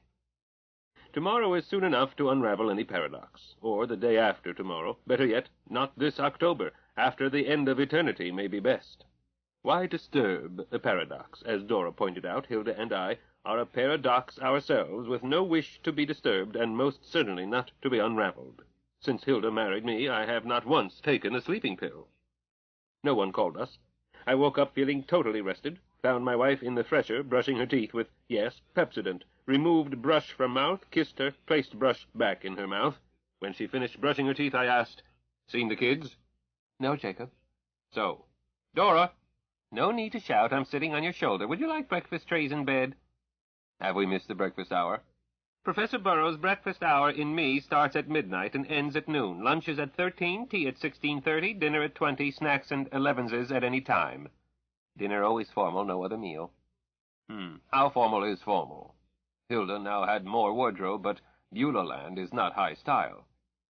Formal means formal dress of your culture or ours, or it means skin. No casual dress, as defined by the Commodore, whole hog or none. Amendment: jewelry, perfume, and cosmetics are not proscribed by the no casual dress rule. Ship's services include 60-minute cleaning and pressing, and a variety of formal dress of New Rome styling. Washables, for the convenience of guests who do not travel with formal dress, prefer to be dressed at a formal meal and do not choose to dine alone. Very hospitable. Speaking of washables, we found everything but a dirty clothes hamper. I have a lap-lap to put in. But that's a washable, Doctor. That's what I said. I've worn it. It should be washed. Sir, I am not as fluent in English as in Galacta. By washable, I mean step into a shower while wearing it. It will go away. Hilda said, "We'll take a dozen gross." Captain Hilda, dozen and gross are not in my memories. Will you please rephrase? Just a side remark to my husband, Dora. What are New Rome high styles today? Today I must construe as meaning the latest I have in stock. Styles follow the stock market. In evening dress, men are wearing their skirts floor-length with a slight train. Bodices are off one or both shoulders. Bare feet or sandals are acceptable. Colors are bright and may be mixed in discordance. Weapons are required, may be symbolic, but must be displayed. Ladies, of course, follow the cycle out of phase. Skirts are hardly more than ruffles this season, worn quite low. If tops are worn, not required this season, and some ladies prefer cosmetics in flat colors. If worn, the tit windows may be either open or transparent. Transparents, having quarter lambda iridescence, are popular this cycle, especially if one tit is bare without cosmetics while the other sports a changing iridescent transparency. The computer's voice changed from a well-modulated adult female voice to that of an eager little girl. I hope somebody picks that. I like to look at it. How about Dr. Deety and Dr. Lib, one shiny on her left tit, the other shiny on her right, and place them side by side? Neat, huh? It would be spectacular, I agreed. And they would look like clowns. Still, Deety might go along. The child likes to please people, even a computer, perhaps especially a computer. You old goat, would you like a skirt with a slight train? Hilda. Dora, do you have formal washables in my husband's size? What measurements do you need? I have the professor's measurements, ma'am. I will fetch an assortment to your quarter sometime after noon when you are not sleeping or otherwise engaged. An equivalent assortment for you, I assume? If you wish, Dora. I may not wear that style. Captain Hilda is an excellent composition herself. I'm an expert engineer. I know good design when I see it. That's not flattery. Lay's lore tell me that I should learn to flatter. I'm not sure I have the circuitry for it. Perhaps I can learn it from Gay. You sure can, Dorable. I've been flattering my 4 charges seems like forever. Gay, have you been listening? Mad at me, Aunt Hilda? Never angry with our gay deceiver, but it's polite to let people know you're present. But Dora has eyes, and she lets me look. Captain Hilda, Gay is with me all the time now. Do you forbid that? We didn't know. Dora had slipped into her little girl voice and sounded stricken. Time to intervene. Gay, Dora, Hilda and I don't mind. I'll tell Deety and Zeb. They won't mind. Jake, you're my pal. Gay, you've saved our lives many times. We owe you any fun we can offer. But, Gay, with Dora's eyes and ears, you'll see and hear things not seen by your radars, not heard unless we switched you on. Do either of you have the word discretion in your perms? No, Jake. What does it mean? I'll explain it, Dora said eagerly. It means we see and hear, but pretend not to, like last night when... Later, Dora, over your private circuits. What ship's time is it, and are we late for breakfast? I don't see a clock. I'm the clock. It is ship's time 9:03. You are not last for breakfast. Commander Lays is sleeping late. She didn't go to bed right after the mutiny. Captain Long, that's Lore, ate on the bridge, a crude insult to my watch standing, but she's good company. The Commodore always eats breakfast in the flag cabin. The doctors, Deety and Zeb, and Lib are just starting. How are they dressed? Asked my Hilda. In serviettes. Dr. Lib is wearing jungle flower in cologne and powder and perfume. She likes strong ones. Dr. Zeb seems to have forgotten to use any, but his own scent is rather pleasant. I can't place what Dr. Deedy is wearing, but it has both musk and sandalwood. Shall I formularize it by symbols? It's blue hour, and I'm startled. My stepdaughter doesn't need a scent. Neither does Lib, darn it. Jacob, are you ready? I answered at once. I had taken care of this and that while the computers chattered, including trying a depilatory tricky until I learned how to block it off. My sideburns were missing. Zeb dressed in a serviette. Libby, long, the only one not of our family, and Lib used to be a male. A good time to rub blue mud in my belly button. I'm ready. Hilda noticed my decision by not noticing it. The blue Tinkerbell light appeared, led us to a small dining room, where we encountered a long family custom. Did not realize it because it matched a ceremony of our own. Lib saw us, came over, kissed Hilda, kissed me, briefly, but with time stop. Then my daughter was kissing me good morning while Zeb kissed my wife. We swapped as usual. Deety kissed Hilda, and Zeb took my shoulders, hissed into my ear, "Stand still," and gave me the double Latin kiss each cheek. Did my blood brother think I would let him down in the presence of one not of our family? Our custom had started after our double elopement. While Zeb and I usually used the Latin symbol for rapid pecks. Once at Snug Harbor we had missed the fast timing, hit each other mouth to mouth, didn't pull back but didn't stretch it out. We declined to make anything of it, although I was aware of the break in taboo, and he was too. 2 mornings later I was last in. Zeb was seated with his back to me. He leaned back and turned his head to speak to me. I leaned down, kissed him on the mouth firmly but briefly, moved on and kissed my daughter not as briefly, moved on and kissed my wife thoroughly, sat down and demanded, "What's for breakfast?" After that the only invariant was, "What's for breakfast?" Zeb and I used either Latin pecks or busses on the mouth, brief, dry, symbolic, initiated by either of us. It meant that we were closer than a handshake. It held no sexual significance. So I was disgruntled that Zeb thought it was necessary to warn me. Let me add, women are my orientation, and Hilda my necessity. But I tried the other way with my high school chum our graduation week. We were experimenting to find out what the shooting was all about. Planned, but date subject to opportunity, which turned up that last week of school. A 2-hour examination, no other school that day, a half-hour of tennis, sudden realization that we were free and that his parents' flat was empty and would remain so until late afternoon. Der Tag. We gave it a fair trial. We bathed first and thoroughly. We were not shy or afraid of each other. We were not afraid of getting caught, doors locked and bolted, chains on, SOP by his parents' rules. We liked each other and wanted it to work. Total failure. Got up, had peanut butter and jelly sandwiches with milk, discussed it as we ate. Neither of us upset, not disgusted, no bad breath or similar hazards, but no results. Brushed our teeth again, washed each other, gave it a second try. So much calisthenics. No morals about it, willing and eager to add it on. Not for us, so we killed all evidence and got in 3 more sets of tennis. That's how it is with Zeb and me. I love him dearly, but I love him for what he is, while fully empathizing that my daughter thinks he is the greatest lover since, well, the greatest. But if Zeb ever makes a pass at me, I will do my amateur acting best to make him feel that this is what I have been waiting for all my life. I've been trying to say why I was miffed. Never mind, I shall make it clear to Zeb that I will never let him down. About that Long family custom. Long is not the name of a Howard family. It is a group of Howards who lived together and who added Long, the pseudonym most used by Lazarus, to their regular names. It's a commune, an extended family, a serial family, a God knows what. There is probably no word for it in any language, and at least 2 computers are full members. They come and go and raise children, and only the family geneticist, Dr. Ishtar, is sure of parentage and who cares. I suspect that they are all ambi in sex, but no outsider could guess, and I am an outsider. But of this I am certain. When Long meets Long for the first time any day, they kiss, and it's no Latin peck. I learned that I could have anything I wanted for breakfast. This should have been enough to tell me that we were being set up for the tale. I'm getting ahead of my story, as I know things about the Long family that I read in a book that you may not have read. This ship Dora came from a planet many parsecs from the Earth analog of that universe, from a time over 2,000 years in my future, looked at one way, or a time totally irrelevant to mine, through not having duration axis in common.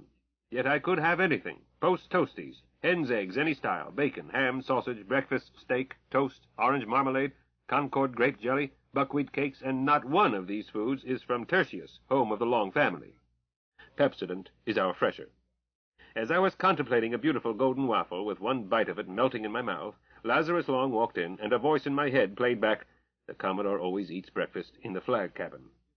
Add that Lazarus was dressed as were Zeb and I, save that he did not yet have a napkin. Working hypothesis, Lazarus had listened in on every word between husband and wife. Second hypothesis.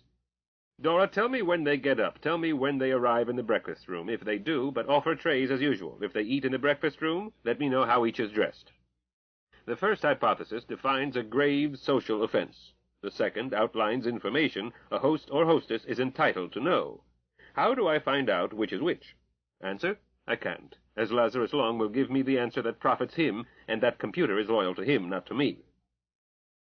As soon as Lazarus finished kissing Lib Long, he was grabbed by Deety and kissed. Then he caught Hilda's eye, glanced at me, and slowly bent to kiss her, giving her and me, severally, time to make that tiny gesture that says no, and did kiss her because I depend on Hilda's instincts and will never tell her no in such circumstances, or greater or lesser. Hilda put her hand back of his neck and thereby controlled the kiss and made it long, and I tore up the first hypothesis and marked the second one QED. Hilda's instincts about people are infallible. I think she is a touch telepathic. As may be, we would now help him if possible. To Zeb and me he simply said good morning. His instincts are reputed to be infallible too.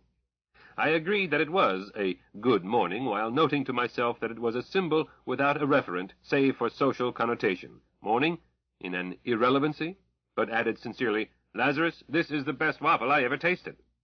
Then please tell Dora. Dora, did you hear what I said to the Commodore? I surely did, Professor Jake. 6 more? I felt my waistline, firm and many centimeters trimmed off. 6 more is what I want. Right away, but half of 1 is all I dare eat. Deety, the next time we go to Oz, will you ask Glinda whether or not there is a magic for gluttons, me, I mean, to permit them to eat as much as they want while 3/4 of it disappears? I'm sure she could do it. I'm equally sure that she would not. She's an ethical witch. You would not be able to convince her that your purpose was worthy. You are depressingly logical, my dear. Lib said, Professor, you have actually been to the land of Oz, really and truly? Really and truly. Dora, is Gay on the line? On deck, Jake. Gay's voice. Has anyone been in to see our portside annex? How could they? Captain Hilda has not authorized it. But Hilda? No, dear. Sorry to be blunt, Commodore and Dr. Lib, but I won't authorize an open door because there are too many things that must not be touched. But I will be delighted to escort guests into Gay Deceiver almost any time, including right now. I've finished eating. I accept. Then come along, Elizabeth. Anyone else? Lazarus said, Dora, shove my breakfast to the back of the stove. I'll eat it later. A jelly omelet? I'll eat it myself. Do that, Dorable. Captain, I'm ready. Lay's Lore showed up together, did not want to be left out. We ended up quite a crowd, 8 humans, 2 computers. Hilda stopped us at Gay's starboard door. Friends, again I must be blunt. As you cross the sill of that door, you are leaving Star Yacht Dora and entering an independent command, the Gay Deceiver, even though Dora totally surrounds Gay. Inside that door, I command, responsible to no one, unlimited in authority. Captain Lord, do you understand and agree with the legal theory? Captain Lorelei glanced at her sister, looked unhappy. Captain Hilda, I do agree, therefore I can't come aboard. I can't abandon my command. My wife looked terribly distressed. Oh, I'm sorry. Lazarus Long interrupted. Captain Hilda, I'm sorry another way. I don't agree with your legal theory. I have had more than 2,000 years more experience with law than my sister has. All sorts of law and all sorts of cultures. I'm not speaking of justice. I'll leave that to philosophers. But I know what legal theories work with humans, and what ones have been attempted, then abandoned because they could not be made to work. This situation is not new. It has occurred thousands, millions of times. A larger vessel with a smaller vessel nested in it. The solution is always the same, whether it concerns starships, fishing boats, aircraft carriers, whatever. The smaller vessel is a separate command outside the larger vessel. But when it is inside the carrier vessel, it is legally part of it. My darling did not answer. She was picking out me, Zeb, and Deety by eye as Lazarus talked. As he finished, she said briskly, Gay Deceiver, open starboard door. Man the car, prepare for space. I'm proud of our family. Zeb zipped past me to the farthest seat, which left me room to dive for mine as Deety was picking up Hilda bodily, shoving her inside, crowding in after her, turning and pulling her feet clear of the doorframe, yelping, Gay, close doors! I was belting in but looking to the right where the action was. Lazarus Long grabbed the door while calling out, Hey, wait a minute! He realized his mistake in time to keep his fingers. I had argued with Zeb when I discovered during refitting that he had removed the interlocks that prevent that sort of accident. He answered my protest, Jake, when I tell those doors to close, I want them to close. If in closing one chops off a man's head, you can assume that I think he looks better that way." Lazarus saved his hand, but was knocked off his feet by the door, and I saw a bit of why he had lived so long. Instead of trying to check his fall, he gathered himself into a ball and took it on one buttock. "Report." "Co-pilot belted, checking seal." "Chief pilot belted, all systems go, door seal being rechecked." "Navigator belted, ready." "Starboard door seal, okay. Gay bounce." We were in free fall. No stars, total darkness. "Astrogator, advise." "I don't know, Captain. We'll have to ask Gay whether or not she can backtrack. Any backtrack. Beulah Land or any spot in her perms. I'm lost." Suddenly the stars came out. "Dora, calling Gay Deceiver. Come in, Gay." "Don't answer. Zebby, advise again. What happened?" "I'm guessing. They canceled encapsulation rather than risk losing us. They must be awfully anxious," Zeb added. "The only thing we have that you can't buy at the corner drugstore is Jake's space-time twister. How they knew of it and why they want it, I do not know." "Dora, calling Gay. Gay, please talk to me. Aren't you still my friend? I know our bosses had a silly fuss, but we didn't. Aren't you ever going to speak to me again? I love you, Gay. Please don't be mean to me." "Captain Hilda, may I please say hello to Dora, and tell her that I am not angry at her? She's a sweet girl, she really is. Captain, she let me use her eyes." "Let me speak to her first." "Oh, thank you. Gay answering Dora. Come in, Dora." "Gay, you had me so scared. Don't go away again, please. The Commodore wants to apologize to your boss. Will she talk to him?" "Captain?" "No, I'll speak to Dora's captain, however." A cartoon of Lorelei's features displayed on our central screen. "Lore speaking, Captain Hilda. My brother is terribly sorry and wants to apologize. My sisters and I are dreadfully upset and want you, please, to come back. I don't claim any command over your ship, despite the silly things my brother said. Lib has a message for you, too. She says that, topologically, there is no difference between you being inside us or us being inside you. Either way, we each surround the other." "I don't see it topologically, Captain. I see it pragmatically. But please thank Elizabeth for me. I have this message for Lazarus Long. A cat can be caught in almost any trap once, but that cat will not be caught in the same trap twice." "The message is delivered." "Then it is time to say goodbye. Captain Lorelei, I cannot honestly thank you, as kidnapping is not hospitality, even when it is luxurious. But I don't think that you or your sisters meant it that way. I blame it on that deceitful, devious brother of yours. Please tell your sisters and Libby goodbye for us and say that I am sorry we had to leave." "Captain, wait, there is something I must do first." "Captain Lore, I must warn you, I have you in my gun sights." "What? Oh, we are unarmed." "Not anything like that. I'll be back quickly. Perhaps you would like Dora to sing, but please don't go away." The face in the screen pulled away. "What kind of songs do you like, folks? I know lots of songs. One Bull Riley in the Green Hills, and On Guard Christmas, So's Yours, and Santa Carolita and Mademoiselle from Army Tears, and the Pawn Shot Song, and the Monkey Wrapped His Tail Around the Flagpole, and Mary O'Meara, and Soldier. Ask not, and just tell me what you like, and here comes Sister, Captain Lore." "Captain Hilda, thanks from my heart for waiting. Can you record?" "Gay recording mode. Go ahead." "I have placed my brother under arrest and confined him to quarters. I, Captain Lorelei Lee Long, master of Star Yacht Dora, affirm for use in any court that I have no authority over Yacht Gay Deceiver, and will never attempt to assert authority over Gay Deceiver, no matter what circumstances, and, furthermore, I now place myself, my crew, and my ship Dora under command of Captain Hilda Burrows, henceforth Commodore of both ships, this assignment of command irrevocable by me or my sisters, and revocable solely by Commodore Burrows at her sole discretion. End of message. Hilda, won't you come home? Laze is crying, and I don't know what to do. We need you. Buddy boy never did tell you why, but we do. May I tell you?" "Go ahead, Lore." "To save our mother's life." I said softly, "I'll be damned." My wife hesitated, then said, "Is Elizabeth Long there?" Yes, she's been listening. She's crying, too. And I would be, but I'm captain and can't." The smudged faces changed. "Lib Long speaking, Commodore." "Libby, Captain Lorelei has told me something not only hard to believe, but if she is cloned from her brother as I have read, she may have his talent for lying. From what I know of you, I don't think you ever learned how to lie." "Commodore, it is true that I never learned to lie convincingly, so I gave it up a long time ago." "Very well, Lib. Is Lazarus Long, in fact, confined and under arrest?" "Yes, to both. His door won't open, and Dora has been instructed not to let him out until you permit it."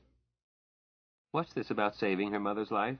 If they are clones from a man the age Lazarus is alleged to be, their mother must have died a couple of millennia back." "It's as complex as my case, Commodore, but quite different. The twins have host mothers, but Lore was speaking of the genetic mother of herself, her twin sister, and Lazarus Long. She was reported dead more than 2,000 Old Home Terra years ago, but there is some hope that the records were confused, and that it may be possible to save her. It can't be done without your help, and the help of the Gay Deceiver. I don't think the chances are good, even so, but without your help, well, I would have to try to devise such a drive as Gay is reported to have, and I don't think I can. Wait a moment, Libby. Gay, cut transmission from cabin. Keep circuit ready. Can you find your way unassisted back into your berth in Dora? Did you get it into your perms? I did. I thought I might want to find Dora someday. Are you displeased with me? I know it wasn't authorized, but I didn't 3 times it. I can wipe it. Gay Deceiver, new program, new parking spot. Code word, Dora Long. I tell you 3 times. Hilda, I hear you 3 times. Gay Deceiver, Dora Long, execute. The stars went away, and lighted alcoves were at our doors. Chapter 42. You're a figment of imagination. Zeb. Hear that, Lays? You're a figment of imagination. No, Lore, you are a figment. I'm a fig. What she said was Fika, and Dee suppressed a giggle. I pinched her and told her in family tap code that she had a dirty mind, which she ignored, being proud of it rather than otherwise. It was a long time later that I learned that Lays had used a galacta word, but the ancient pun still applied. Jake reiterated patiently, Lays, Lore, the key point of Commodore Hilda's theory is that we are all equally figments of imagination. Reality thus becomes a null symbol. Dee shook her head emphatically. Stick to geometry, Pop, or stamp collecting. Leave symbology to symbologists, such as your favorite daughter. I'm real. I am. Smell me. No doubt you could use a bath. So could we all. It's been an adrenaline day, but that's the other side of the coin, Dee. Imaginary and real turn out to be identical. Consider this chow bench. On one level of abstraction, it is mathematical equations. At the level just below that, it is a swirling nothingness with mass energy, a rare event. But on the gross level, abstracted by my senses, I can place this drink on it with utter confidence that it will not sink through this near vacuum. My father-in-law matched his words by placing his highball on the snack bench. It sank out of sight. Jake looked tired. Not my day. Dora, did you do that? Yes and no, Professor. What kind of answer is that? You placed it on a takeaway spot, and that part of me was on automatic and took it away and sterilized it. I'm sorry, sir. And here's your fresh drink. It was indeed a busy day. No one had been waiting at our parking berth, but 3 young women arrived at a dead run while Sharpie was swapping seats with Dee. Our brand-new Commodore planned to be first to step into her new ship. The starboard door opened. Sharpie stepped out, a dignified procession of 1, and was hit from 3 sides by 3 young women, each managing to laugh and cry at the same time. But Sharpie enjoys everything, and her aplomb has never been shaken. She kissed them, let them kiss her, petted them, and told them to calm down. Everything was all right. Dears, I never intended to stay away. I simply refused to let the great Lazarus Long put one over on Sharpie. Where is he now? Shut up in the flag cabin, ma'am. Commodore. Captain Lore, lock him up elsewhere. The flag cabin is mine. Aye, aye, Commodore. How long will that take? Seconds, I mean, not hours. Lore spoke rapidly to Dora in a language I almost understood. I leaned to my right, spoke to my wife. Spanish, some sort. Italian, Dee answered. Will you settle for Latino? No. I remember now. Galacta. We'll have to learn it, but it sounds easy. Lore reported, Flag cabin will be ready for you by the time you reach it, Commodore. Very good. I expect to use it primarily as an administration office. Flag remains in Gay Deceiver. That is appropriate, since Dora is unarmed, whereas Gay Deceiver is an attack ship, an armed privateer, heavily armed for her size. Sharpie smiled. A few days ago, in another universe, we destroyed an entire air army. We don't have fancies such as artificial gravity. We belt down and fight in free fall. Gay Deceiver is stripped for speed and armament. Dora is just the opposite. The two complement each other beautifully. I wondered why Sharpie was blathering, but she always has reasons. I think she reads minds. I'm certain that Lays Lore do with each other. They looked at each other, then... The flag of an armed privateer is a skull and crossbones, is it not? Do we take prisoners or cut their throats? Which would you rather do? Captain Lore, please do all the talking. These whipsaw conversations are hard to follow. By the way, no more midnight mutinies. Lore, you remain captain until further notice. Again they looked at each other. We like to swap off. Calling it mutiny is just a joke. No one asked your preferences. My chief of staff and second in command of the flagship is the only one who does and must advise me. If you have opinions to offer, see him. Answer my question, Captain Lore. We'll do what you order, but our brother, who was our father at the time, taught us never to kill if we could possibly avoid it, while teaching us all sorts of ways to kill and made us practice. When we were growing up, we always wanted to be pirates. Then we grew up and decided that it could never be and tried to forget it." Sharpie said, "I think I'm making you tongue-tied by forcing you to filter it through one set of vocal cords. So cancel that order. You two are unique. We operate just the way Lazarus taught you. So far we have killed only once, to repel an attack on us. That air army, we timed it, caught them with their flying machines on the ground, burned the machines, burned their fuel, and thereby stopped an invasion, without killing anyone. But we are always ready to kill. Lore, that's why I warned you a few minutes ago. It would have broken Gay's heart to have to destroy Dora. Skull and crossbones? No way to fly one, but if you want to hang one in a lounge, I grant permission. Why did you decide not to become pirates?" That same preliminary glance. "Babies. Lays has 3, I have 4. Because Lore has 1 pair of twins, and we try to be pregnant at the same time, and time it to fit our plans, and Brother's plans if you ever let him out of hack." "How old are you two?" "I've been thinking of you as about Dee-Dee's age, but you can't be. Just one of you answer, please. It's a simple question." They conferred mentally an unusually long time. At last Captain Lore said slowly, "It isn't quite simple. We will get Dora and Athene to integrate it for us if data are complete. They may not be, but answering in old home Terran years and meaning our own biological time, Lays thinks we are about 48, and I think we are a couple of years younger. It doesn't matter because Ishtar will tell us when to rejuvenate, which won't be soon, as we aren't yet close to menopause." "Does it have to be at menopause?" "Oh, no, just makes it easier, and you never have to stop making babies. But Ishtar's mother went years past menopause and had decided to die and changed her mind and looks younger than we do and has had more babies than we have. This time around, I mean."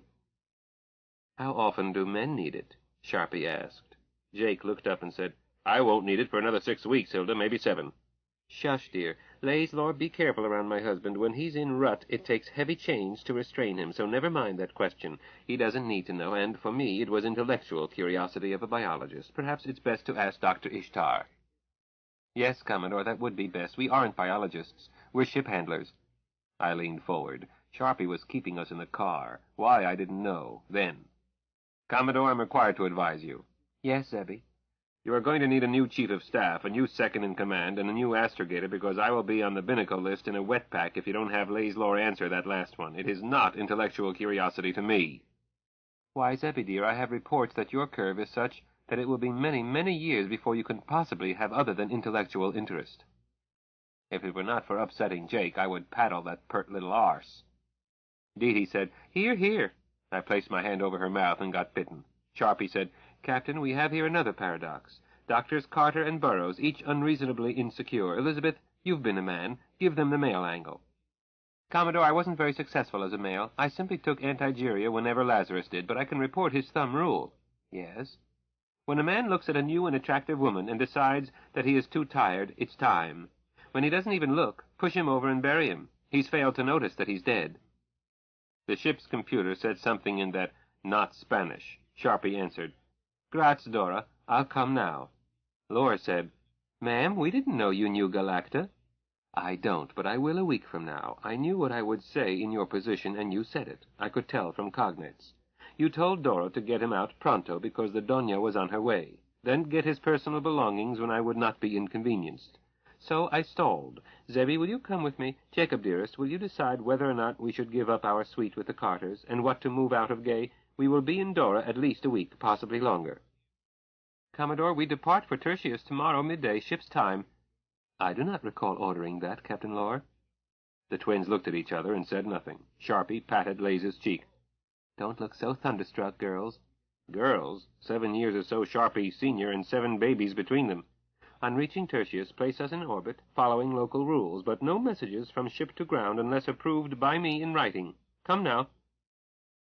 As Sharpie left with me in tow, she told Dee-Dee that she was on her own, but please get out Jacob's army blues and my aerospace dress and ask Dora about cleaning and pressing.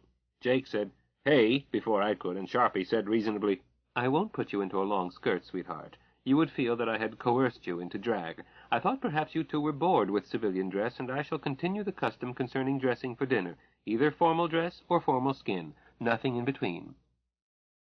Upon reaching Flag Cabin, Sharpie dismissed Lays Lore, waited until we were private, then clung to me.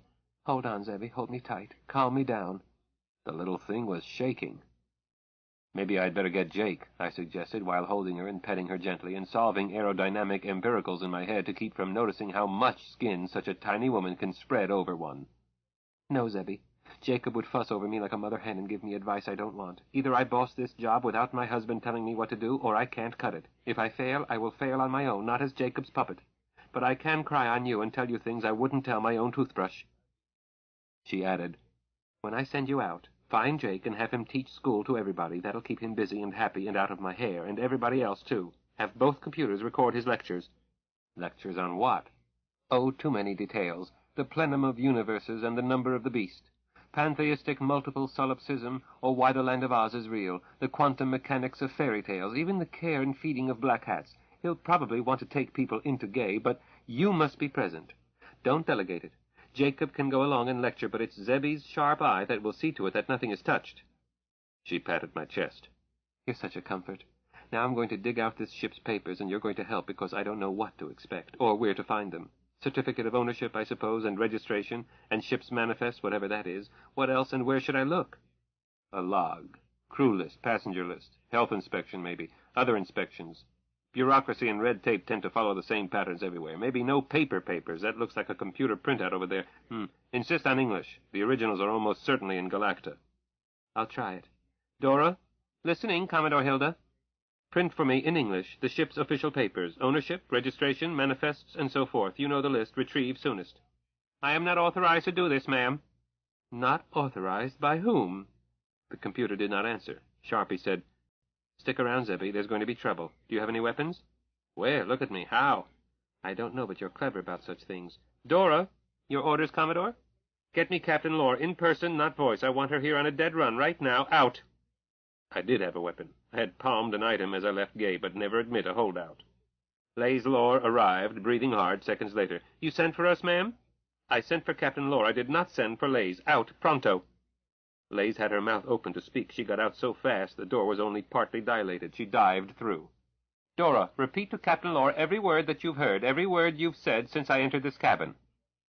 The computer started with Sharpie telling Lays Lore they could leave, then surprised me with, Hold me, Zebby, hold me tight, calm me down. I started to speak. Sharpie shook her head. Dora droned on right through Hilda's order to repeat back all the computer had heard or said since we came in. The computer stopped. Sharpie said, Dora, you told me this morning that you could not scan in here without permission. That is correct, ma'am. Who gave you permission? The computer did not answer.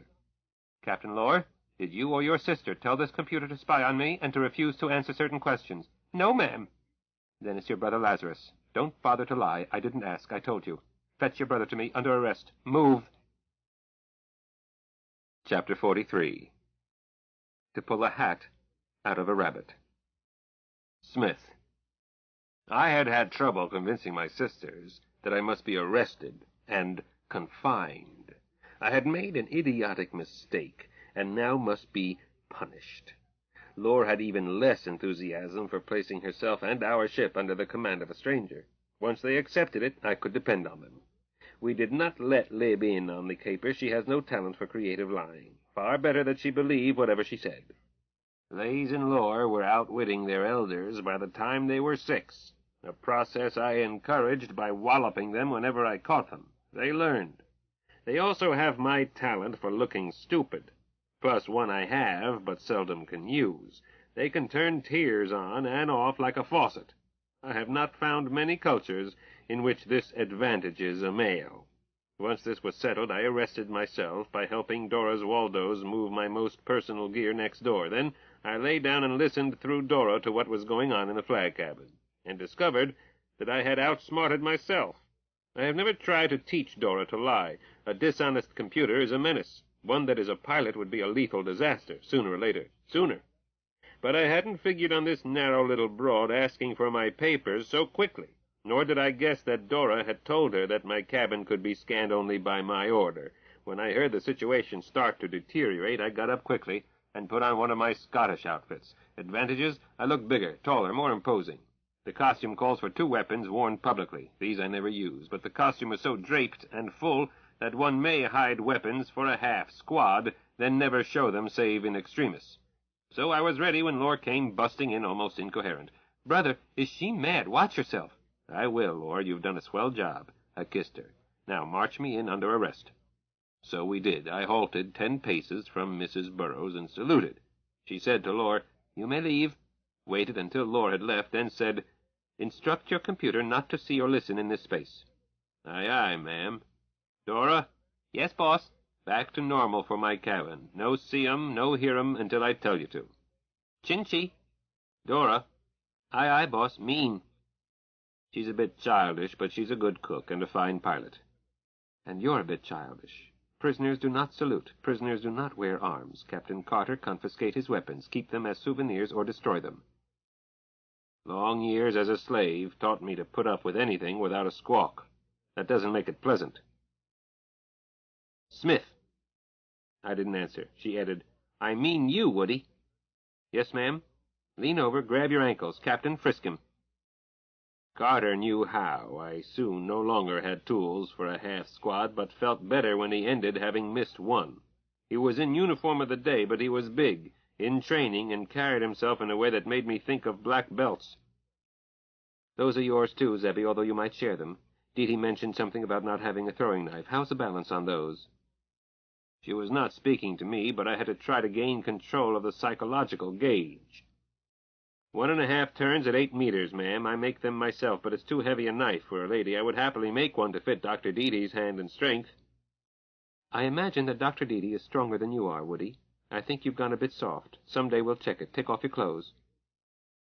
With my weapons gone, other than the one, I welcomed the order. Clothes are no asset in unarmed brawl. The other man can use yours against you, and I was sweating. Dora keeps the ship right for skin. I peeled quickly.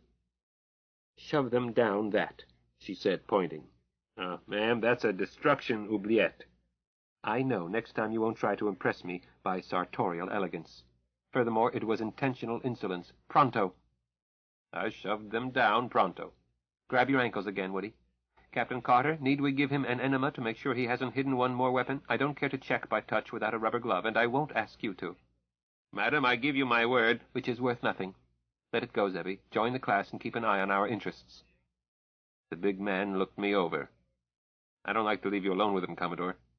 "Thank you, Zebby. I'm safe. I was safe when he was armed, but he was being insolent, so I spanked him. Run along. He doesn't dare touch me." She added, "Or do you have a premonition?" "No, but I get them just barely in time." "I couldn't ask for more, but I feel a prophecy. Woody is going to be a lamb about everything. Now go, dear." He left, giving me a look that promised death if I harmed her. I wanted to tell him that I had never found it necessary to harm a woman in more centuries than his wife had years. "Well, Lazarus, how do we work this out?" "Work out what, ma'am? You have the upper hand." "Oh, Piffle, you have the upper hand, you know it. As long as the ship's computer obeys you rather than me, my authority is a fraud. I escaped once by a fluke. You won't let it happen twice, but I stuck my head back into the trap because I think we have something to trade to our mutual profit." "I hope so, ma'am. Please go on." "You want your mother rescued. I plan to do it if it can be done, for which you will toe the mark. We need a holding company. I will own 51% of the voting stock, not of the profits. There will be plenty for all, but I control."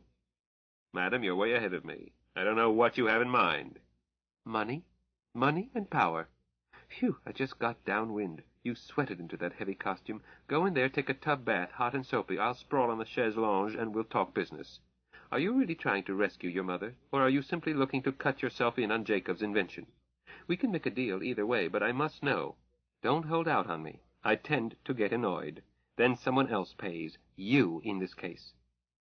She took my hand and led me into the fresher while I answered her key question and thought about the rest. No more lies. She had caught me in one thrown together hastily and too complex. My grandfather would have been ashamed of it. So, nothing but the truth. But how much truth? And what truth? Rescuing my mother is priority 1, sine qua non. Business aspects are secondary. You were going to say that business aspects didn't matter to you, and I would have stuffed it down your throat. I stalled while I adjusted the bath's controls. "Ma'am, I always think about business angles, but I would go broke and start over to make this rescue." Will you sign such a contract? We rescue your mother. You sign over all your wealth to me. No cheating, no holdout. Is that what it takes? No. It would not be equitable. and that would compel you to cheat. End of side 10. To continue, change side selector switch, And turn the cassette over.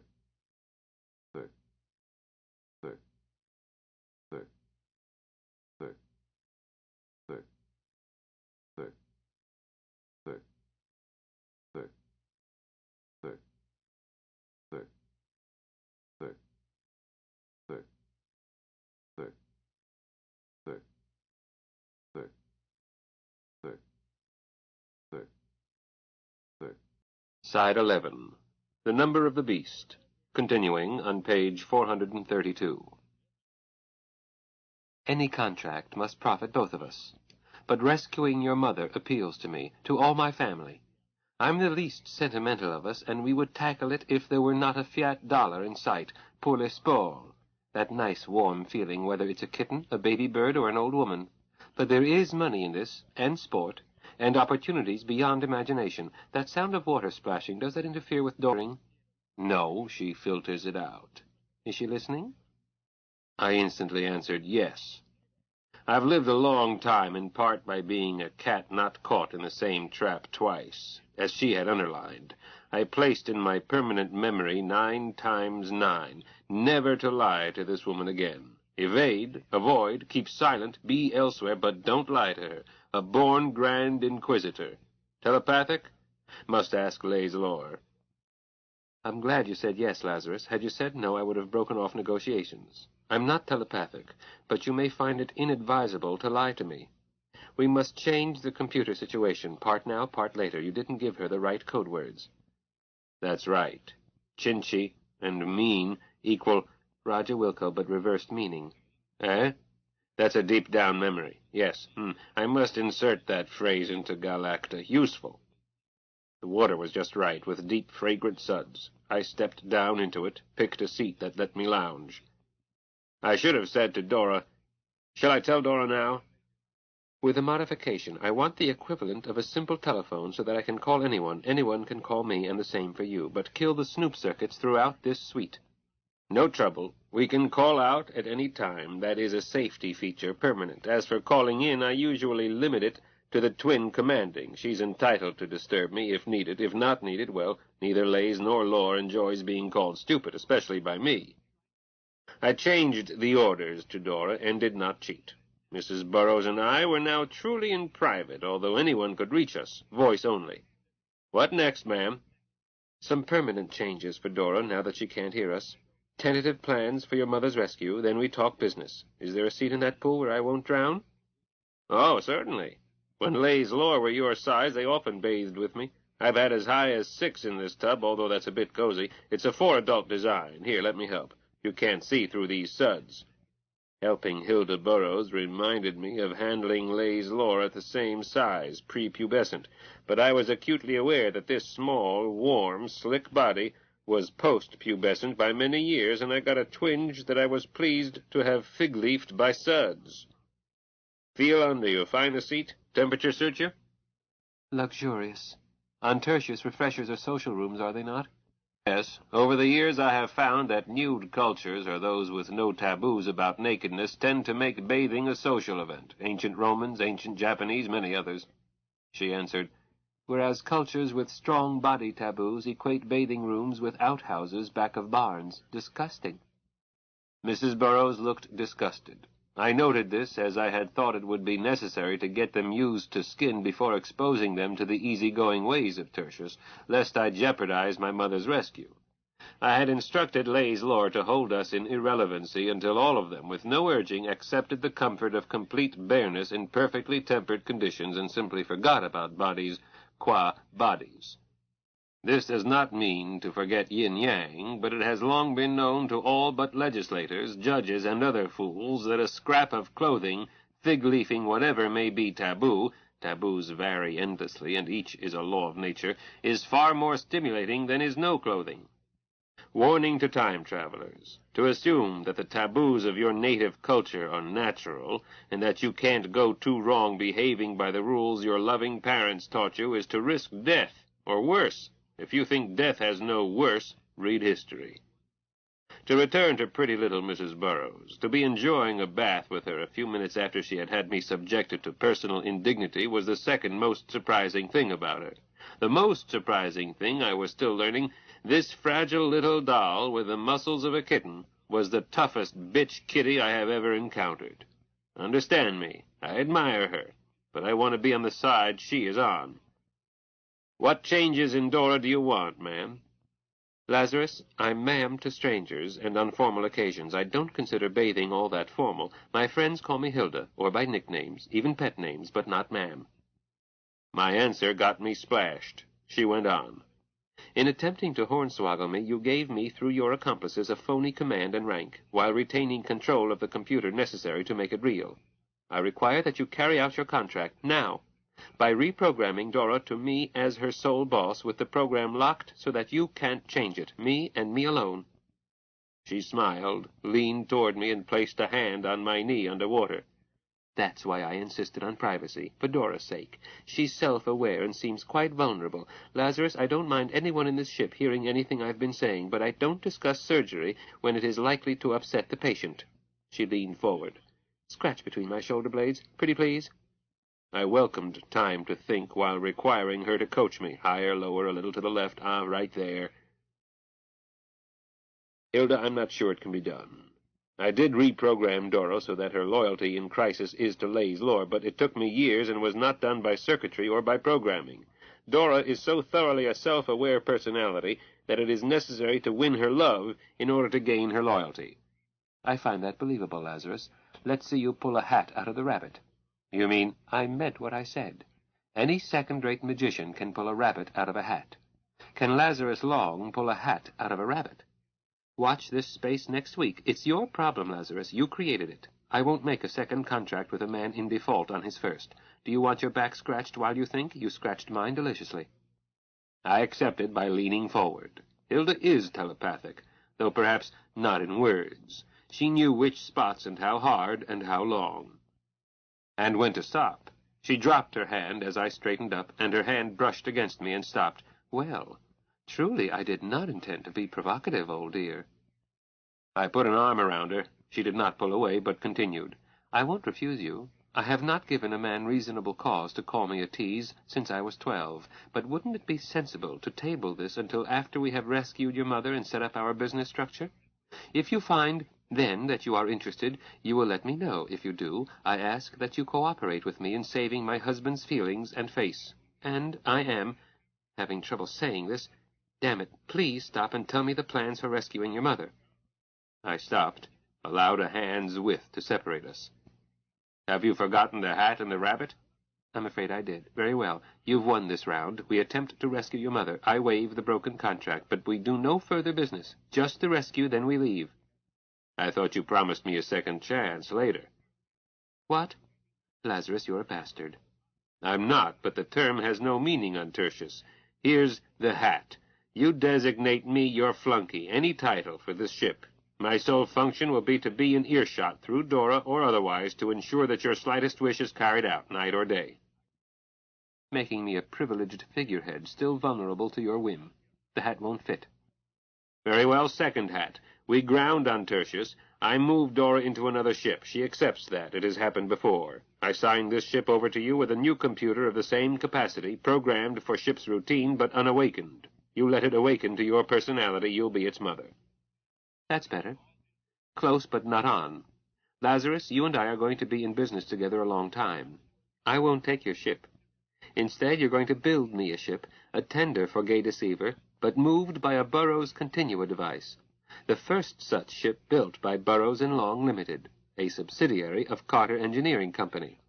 Another subsidiary is Carter Computers, which may assemble computers, but primarily will build Burroughs time-space twisters under some innocuous name and sell them only inside our complex setup, much more complex.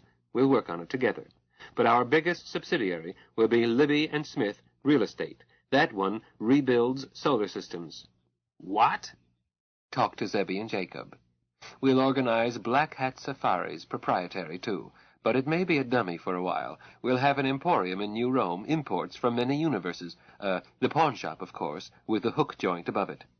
Ultra-expensive imported styles up there, modeled by New Rome's most beautiful hetairæ. Private rooms for private viewings. This one is a gift to Lay's lore, save for the 10% that is voting stock, of which I vote my usual control through you. The twins can do as they please with it.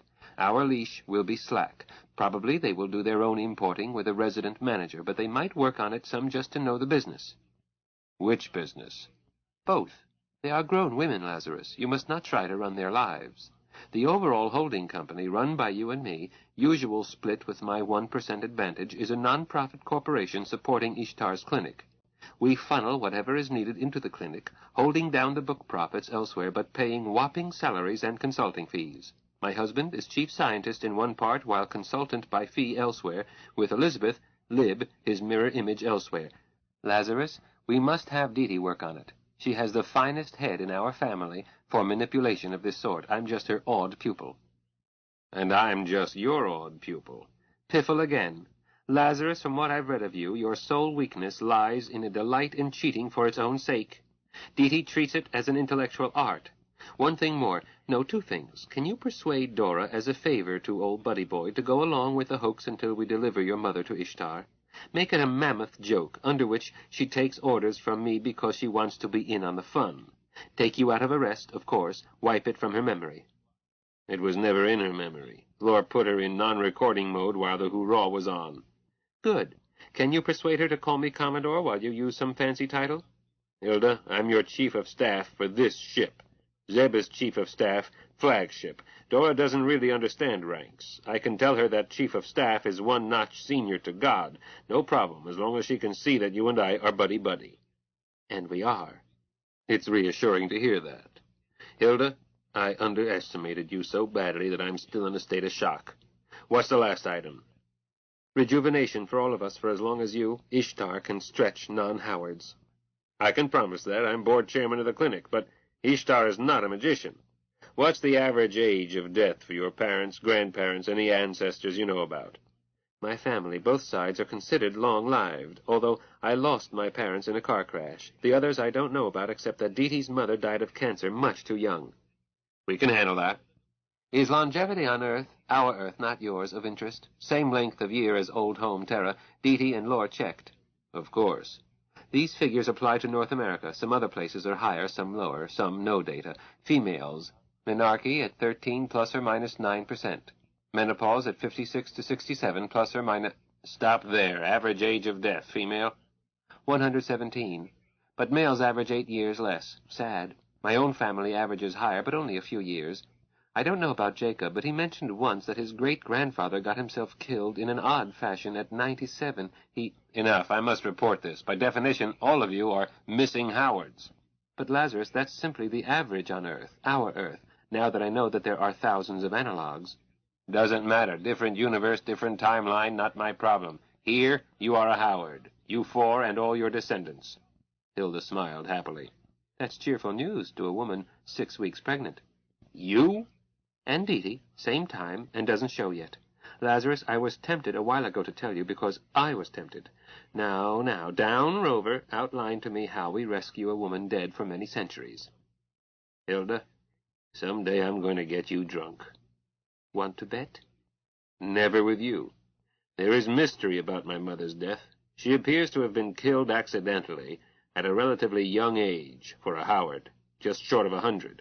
I was notified as her purse IDs named me as next of kin, and I bawled like a baby, for I had been planning to pay her a visit on her century day, July 4th, 1982. Instead, I attended her funeral, flying to Albuquerque 2 weeks earlier. Nobody there but me. She was living alone under her maiden name, she and my father having separated 30 years earlier. But apparently she hadn't listed her last address change with the Howard Foundation, hadn't notified her other children. Howards are like that. They live so long that kinship is not enough reason to stay in touch. Closed casket and cremation, authorized by stuff in her purse. I never saw her body. But there was no doubt as to her IDs and so forth. In my world, 1982 was a time when you couldn't sneeze without carrying a thick pack of cards, all, in effect, saying that you were you. I was feeling it because I was 70 later that year and looked 35. Embarrassing. I had plans to drive south from Albuquerque, cross the border, and not come back until I had bought a new passport to match a new name. Hilda, It was over 2,000 years later, in preparing for my first time trip, that I learned that my mother was not listed in the archives as dead, but simply as record missing. The matter troubled me. A few years ago, my time, Lay's Lord took me back. Didn't ground. A missile chased us and scared Dora silly, but I got a motion picture that seems to show the accident. There is a blur on the frames just before the first one that shows what I think is the corpse. Can you guess the size and shape? Shan't try, Lazarus. As near as I can measure on a film a centimeter square, shot with a telephoto lens from too high because Dora was crying and wanting to go home, it is the size of that berth Gay Deceiver is in.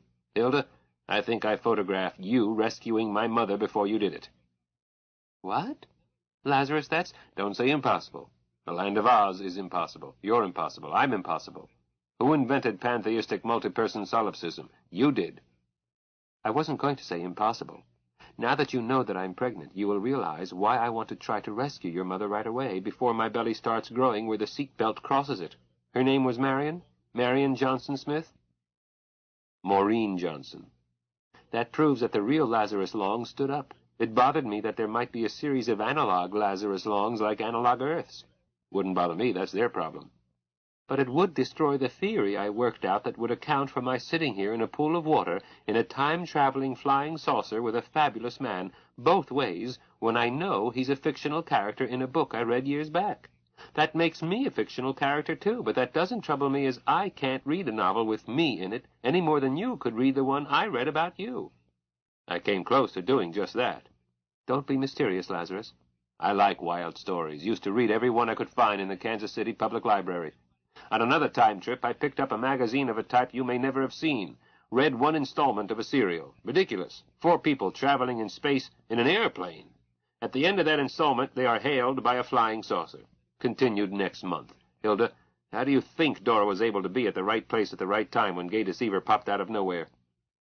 Where is that magazine? Down the same destruction oubliette that recently received my best fake Scottish chief costume. If I had not learned long ago to dispose of casual fiction once I had read it, Dora would never be able to lift. Hilda, you explained it yourself. Hilda, do you hear me? Her husband's voice. Her face lit up. Yes, Jacob? May I see you? I have a problem. I barely whispered, I'll get out, and started to stand up. She pulled me back down. Of course, Jacob, dearest. I'm in the flag cabin. Where are you? In our suite. Come straight here, she whispered to me. Do we have a deal? I nodded. She stuck out her hand. We shook on it. Partners, she whispered. Details later. Maureen first. Her husband answered, Hilda, I don't know my way, and it's a private matter. Then you must come here, Jacob. This is the only private place in the ship. I've been talking business with Lazarus Long. Business so private we had to talk here. No more trouble, dearest man, and we each get what we want. Come join us. We need you. Can he hear me? Certainly. We're having a bath together. Come join us. I want you to know all about the deal before we tell the children. I may need support on parts where we traded quid pro quo. Silence. I'd better call back later. I said, Dr. Burroughs, you want to talk privately with your wife. I will get out. But please understand that social bathing is as commonplace on my world as offering a friend a drink is on yours. I am here because the Commodore invited me, and I assure you she is quite unharmed. Burroughs replied in a pained voice, I know that custom and have utter faith in Hilda's social judgment. Yes, I do need to speak to her, but I don't mean to be surly. I'll come up or down or across and say hello. Please don't leave before I get there. I'll ask my way. Dora will show you. Step into the corridor and wait. She'll find you. Very well, sir. Dora Special. Yes, Pappy? Find Professor Burroughs. Lead him here, by the longest route. Slow march. Aye, aye, Pappy. I said hurriedly to Hilda, I may know what this is. Let me check. Lib? Yes, Lazarus? Are you alone? In my stateroom alone, and lonely, Lib added. And upset. So, did you put the question to Professor Burroughs? Yes, Lazarus. I had perfect opportunity. The one place Dora can't see or hear, inside Gay Deceiver's space warp, and... Chop it, Lib. Did he turn you down? No, but he didn't say yes. He's gone to discuss it with his wife. That's why I'm jittery. Turn on the soother. I'll call you back. Off. Hilda asked, What's the matter with Elizabeth? I'll make it short, as even the longest route can't take long. Lib is terribly anxious to have a child by the mathematician, your husband, who formulated the equations for 6-dimensional, positively curved space. She thinks, and so do I, that they might produce a mathematician equal to or even greater than Lib or your husband. But she should have let Ishtar arrange it. She jumped the gun. I don't know why. I do. Elizabeth. Lib was slow in answering. This is Elizabeth Long. Hilda Burrows here. Elizabeth, you come straight here. Flag cabin. Commodore, are you angry with me? I meant no harm. Dear, dear, you come to Mama Burrows' arms and let me pet you and tell you that you're a good girl. Now, how far away are you? Just around the curve, a few meters. Drop everything and hurry. Lazarus and I are in the fresher, in the pool. Come join us. All right. Hurry. Hilda asked. How do I let them in? Run dripping and do it by hand? I noticed that our door lets anyone out but can't be opened from the outside without help. She added, For that matter, how do I get back in? Dora knows you belong here. For the rest, Dora, admit Libby Long and Professor Burrows. Aye, aye, Pappy. Lib, here she comes. Dr. Jacob Burrows, I'm fetching. How soon? Hilda said, 2 minutes.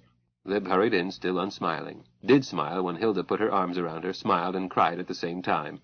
I heard Hilda crooning, There, there, dear, it's a wonderful idea. She'll be the world's greatest mathematician. A cute baby, something like Dee-Dee, something like you. Jacob, in here, darling. If you are wearing anything, chuck it. We're in the pool. Seconds later, the pool was filled to its rated capacity. Hilda, with arms around both of them, kissed her husband, kissed Lib, said sternly to them, Stop looking as if you were at a funeral. Jacob, this is what Jane would want, and it is what I want. Elizabeth, you aren't crowding me out. I'm pregnant now. I'll have my baby 6 weeks before you have yours. I've decided to ask Dr. Leif Hubert to deliver my baby. Who are... Hilda, I haven't delivered a baby for over a century. You have 7 months in which to brush up. Dr. Leif, are you refusing to attend me? No, but, Jake, if Hilda will have her baby at the clinic on Tertius, she will be in the hands of the most skilled obstetricians in this universe, which I am not. I'm rusty. Doctor, I think Hilda would settle for your holding her hand and standing by to help if needed. I think my daughter would like that, too. She may have her baby the same day as Hilda. Sir, I will be honored, but I want to say something about this proposed baby, a cross between 2 all-time great mathematicians. I know that your world places value on monogamy. Howards do not. They can't. But this need not violate your values. If you will make a deposit at the sperm bank at... What?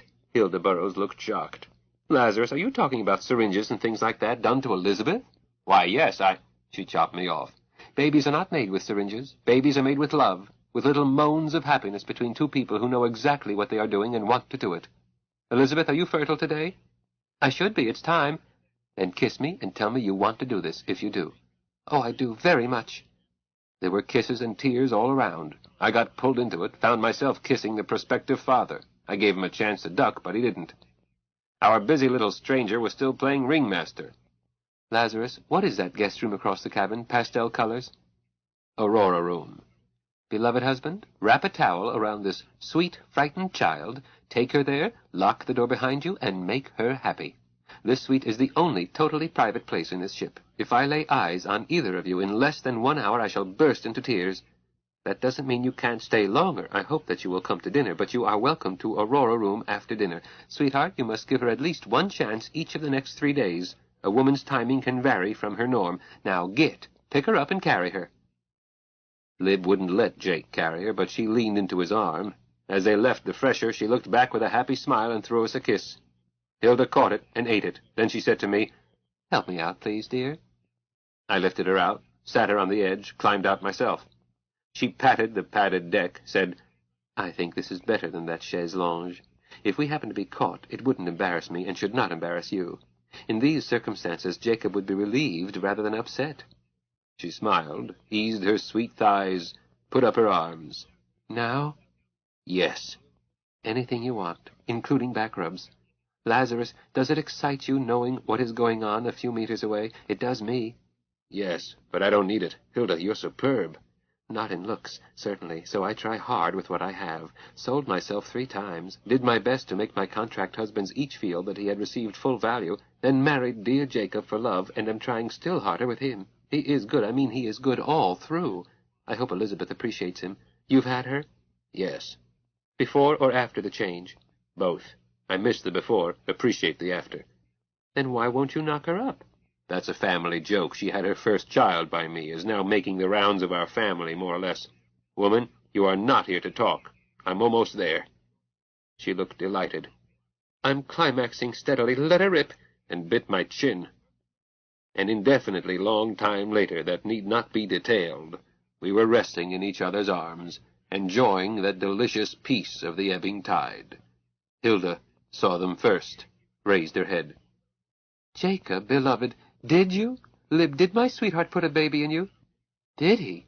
Hilda, you do that every night? Little bitty like you? Less than 2 hours, and darling Jacob has worn me out. I'm a hollow mockery, dear, built for it. Tell her, Jacob. My darling is adaptable, Libby, dear. Lazarus, did Hilda treat you nicely? I died happy. He's not dead. Hilda made a long arm, cupped a handful of water, threw it in my face, giggled. The suggestion, she added, I rejected with dignity. As much dignity as one can manage when 2 women are tumbling one into a tub of water, while one's male comrade stands by and laughs. Chapter 44. Where do we get the corpse? Zeb. The question, said my wife, Dee, is where do we get the corpse? With timing that precise, Gay can make the pickup, but a corpse has to be left behind. Lazarus, not only do your movies show it, but you remember Maureen's death. You went to her funeral. It's got to be a fresh corpse of an elderly woman that the cops will accept as Maureen Johnson. 6 of us, Dee, me, Jake, Sharpie, Lazarus, and Libby, were seated around our kitchen dining table at New Harbor. Our wives accepted that compromise in Beulah Land, trying to make plans for the snatch. Snatch in the literal sense, if the rescue of Maureen Johnson were to succeed. Lazarus had a motion picture that showed that we would succeed, had succeeded, were about to succeed, at a precise time and place and date, on an analog of Earth 0, 1 quantum away on T-axis. Easy. Success guaranteed. Can't miss. Do it blindfolded. But suppose we did miss. The frames showed that a rotable had passed through the space where Gay had been, would be, grounded, and in so doing ran over, would run over, will run over, is, was, and forever will be running over, the dumped corpse. Suppose the timing or placement was off just a touch. On his first time travel, 1916 to 1918 Old Home Terra, with Dora piloting, Lazarus had missed not by a split second, but by 3 years. Lazarus had pointed out that it was his fault, not Dora's. He had fed her imperfect data, and we had jumped on him from 5 sides. It was not a question of whose fault, but the fact a mistake could be made. Or could it? 4 mathematicians, 1 mathematical engineer, I include me as resident expert in Gay's responses, and 1 intuitionist, all disagreed. Hilda was certain that nothing could go wrong. I am a firm believer in Murphy's Law. Given any possible chance, it will go wrong. Anything. Libby had been wholeheartedly converted both to Jake's 6-axis plenum of universes, to the awful number of the beast, but also to Sharpie's multiple solipsism, and asserted that they were 2 sides of the same coin. One was a corollary of the other, and vice versa. Combined, it constituted the ultimate total philosophy, science, religion, mathematics, art, in one grand, consistent package. She spoke of a ficton being a quantum of imagination reality, imaginary being identical with real, whatever that is, as casually as a physicist speaks of photons. Could a mistake be made? Yes, and would create a new universe. Jacob, you spoke of the empty universes your family had visited. One by one they fill as fictons are created, she added. But a mistake was not made. We snatched Maureen safely. We ourselves create the fictons ficta that will make it real. She was euphoric. I attributed it to excitement over the coming adventure. I was mistaken. Lazarus, a highly competent mathematician, although not the unique that Jake is, or Libby, was in this case not a calm abstractionist. His mood was grim determination to win or die trying, causing me to recall how he got his arse shot off. Jake turned out to be a determinist, he himself being one universe's prime example of utter, rambunctious free will. Dee is a pragmatic mathematician, unworried by theory.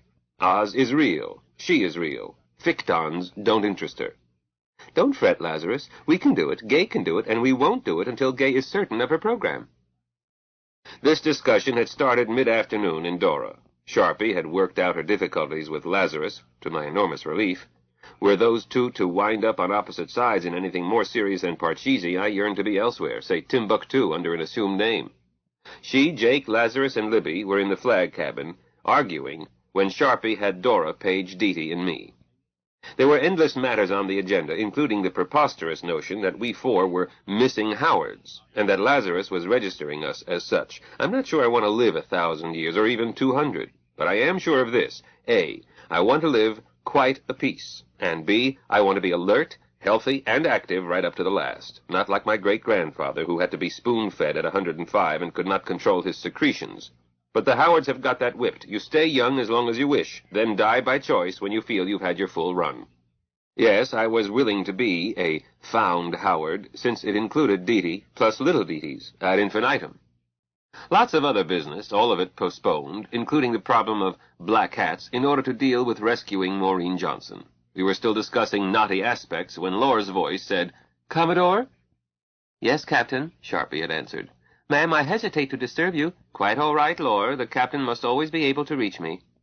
Ma'am, Dora told me that she was forbidden to call you. She has for you a variety of new Rome styles for women and men, a military uniform for Dr. Jacob and one for Dr. Zebediah, and evening formals for Dr. Elizabeth and Dr. Deety, and she's not sure where to send any of them." "Send all the clothes to the flag cabin, please." "Yes, ma'am. They should be appearing in your delivery cupboard now. Do you know where that is?" "I'll find it. What are you and your sister wearing tonight, or is it a secret?" "It's not a secret. We just haven't decided, but there is still an hour and 31 minutes till dinner." "Time enough to pick out pretty clothes. Or will you wear formal skin tonight? That takes anywhere from 2 seconds to 2 hours, does it not? Off." Sharpie used an unusually rough expression of disgust, which told me that she now included Lib and Lazarus in her inner circle. "Woody, do you know any exceptionally strong cuss words? I detest the thought of wasting time pretending to be festive when we have so much to settle, especially our procedures for Maureen." Deety looked at Libby. "You and I are kind of stuck with the promise, too. How about some new cuss words from you, too?" "Deety, I have no literary talent, but I would like to hear some soul-soothing cussing. We ought to stick with this, with snacks to keep going and sleep when we must until it's perfect. 3 hours or 3 days or 3 weeks. I said, "We shall." Sharpie shook her head. "Zebby, you can skip dinner. I can't. Lazarus should appear, too." He agreed. "I'm afraid I must, but, Commodore, I must advise you that your flag chief of staff should be present, too, for esprit de corps." He cleared his throat noisily. "Libby and Jacob, being passengers, could skip." Lib shook her head. "Deety and I made a reckless promise." Not being a genius myself, it's kind of fun to make a roomful of 'em look silly. I stood up. "No, we will not let a dinner party interfere. We can settle it within 3 days. But if you all are going to chase rabbits, what's the matter with you, Sharpie? Getting stupid in your old age?" "Apparently I am, Zebby," she said to Lazarus. "Please issue orders canceling dinner. We'll stay with this until we finish it. There are beds and lounges whenever anyone needs to nap, but we won't adjourn. 3 hours or 3 weeks or longer." "Don't cancel dinner, Sharpie." "Zebby, you have me confused." "Beulah Land is on a different time axis." 5 minutes later, we were in our old farmhouse. We hadn't stopped for clothes, as we would have wasted 20 minutes, whereas the idea was to save time on that axis, use time on this axis. We stuck Lazarus and Libby back in the afterspace with the bulkhead door dogged open, so they could see and hear, but required them to use the web straps and cautioned them that the lumps under them were loaded firearms. The only thing not routine was that we would be making rendezvous later with a moving ship, something we had done before only from bounce range in the same space-time. So I had asked Gay whether she was sure she could do it. She assured me that she could because she wasn't concerned with the ship's vector. She would return the instant she left. I turned to Commodore, now Captain Sharpie. "Ready for space, Captain." "Thank you, Astrogator. Gay Deceiver, Beulah Land, execute. Gay Deceiver, open your doors. All hands unbelt. Disembark. Gay, it's sleepy time. Over. Good night, Hilda. Roger and out." Our passengers were dazed. They all are, first time. They stood outside our barn looking at the setting sun, acting like zombies until I shooed them inside. Although Beulah Land does not have body taboos, they wear clothes most of the time, and 6 naked people outdoors in a clump as the chill of the evening was coming on was odd. I like a low profile. Once inside, Libby said, "Feels like Arkansas." Lazarus replied, "Feels like Missouri." "Neither," I told them. "It would be the state of Washington if it weren't Beulah Land, and what ought to be Puget Sound is about 1 kilometer over that way." "It still feels like home. Lazarus, I'm happy here." At that moment, I decided we would never give up New Harbor. Apparently, we were going to be citizens of Tertius, or maybe New Rome, on Secundus, or both. Commuting is no problem when light years mean nothing, on another time axis. We could take a rest from city life any time and have it cost not 1 day's work on Tertius. Contrariwise, only such time would pass on New World as we spent there. Maybe we could sell vacations, or extra study time for that student who has his big exam, the one he must pass, tomorrow morning. Sell him room and board and transportation and 3 weeks not in the calendar, at a slight markup, of course. I built a cheerful fire in the fireplace, and Lazarus washed dishes while Libby insisted on proving that she could cook on a wood range, even though she had learned centuries ago by her time scale as a gangling boy. Yes, Elizabeth can cook. We ate and sat around and talked, puzzling how to be sure of Maureen, not make that one tiny mistake. It was then that Deedee brought up the matter of the dead body. "You've seen how accurate Gay can be, but where do we get a freshly dead corpse to replace Maureen?" Lazarus told her to forget it. "I provide the corpse." "That's not a good answer, Lazarus." "Deedee, don't worry. It'll be dead and I will dump it." I said, "Lazarus, I don't like that answer a damn bit." "Nor do I," Jake seconded. "Nor I," agreed Sharpie. "Woody, you're asking us to make a snatch, a hanging offense many places, bad trouble anywhere. We don't mind the technicality. Saving an old woman's life isn't the sin kidnapping is, but what about this freshly dead corpse? We don't deal in murder." Lazarus glowered. Libby said hastily, "If I assure you that it is all right, will you let it go at that?" "No," pronounced Sharpie. "Woody must come clean." All right, I own this corpse. No murder or any other crime involved. Now, will you quit writing me about it?" "Jake?" "I don't like it, Zeb." "I don't either. But we needn't do anything. We go limp. He may not last long in a culture that balances." "Possible, but that's his problem." Sharpie said quickly, "Did either of you promise him a ride back to my ship?" "Whose ship?" "My ship, Woody. Gentlemen?" "I didn't promise him. Did you, Jake?" "No. Did you, Deedee? Hilda?" "Not me, Pop. Nor me, Jacob. Woody, earlier today I thought you had seen the light. Conceded I am but indifferent honest myself, but even pirates need to feel safe with their shipmates. You and I shook hands as partners. You don't seem to understand what that means. However, I'm not going to abandon you here. You'd be balanced in a week, dead or worse, so we'll take you back. By the way, it is impossible to steal Gay Deceiver. Yes, I know you once stole a ship enormously bigger than Gay, but not as well protected." "Lazarus, tell them." "Lib, I was waiting for the Commodore to finish. That corpse wasn't murdered because it was never alive other than as a vegetable." Lazarus looked embarrassed. "About 30 years ago, we started a medical school on Tertius. A one-horse deal, more of a branch of the clinic. But genetic engineering is taught, and student genetic surgeons must practice. Ordinarily, a clone that goes bad is killed and frozen and its tissues studied. A clone that takes, shows no fault, no deviation, is either cared for and allowed to develop if its genetic source wants a spare body and will pay for it. Or, more likely, a healthy clone is purely a laboratory exercise. An ethical medical school requires supervised destruction during the first pseudo-trimester, before quickening shows in the wave form. Neither student nor tissue donor is likely to be upset by this quasi-abortion, as the student is almost always herself the donor. If it bothers her, she's in the wrong vocation. If the student is not the donor, emotional upset is hardly possible. The student thinks of the clone as a quasi-living histological specimen, the usefulness of which is at end, and the tissue donor can't be upset being unaware of it." "Why so, Lazarus? If anybody is tinkering with my cells, I want to know about it. I do." "Deedee, that tissue may be years, even centuries old. The donor may be parsecs away, or still warm and the donor just leaving the building, or anything in between. A sperm and ova bank ensures the future of the race. A tissue bank ensures the future of the individual. But somebody has to pick up the check. It's a Tan-Staffel situation. A few of the very wealthy and neurotic always have a quickened but unawakened clone in stasis. I'm wealthy, but not neurotic. I don't have a reserve clone." I caught sight of Libby's face as Lazarus made that last statement. Her mouth twitched in a half-smile about to become, I think, a snicker, had she not suppressed all expression. No one but I caught it. I made note to ask her about it later, then I remembered what the mouse told the cat and decided not to. "But I do what any prudent Howard does. I have tissue on deposit. One may do this either of two ways, pay high, or pay much lower and sign a release on half the donation for research and instruction." He grinned. "I'm stingy. My tissue is available to medical students."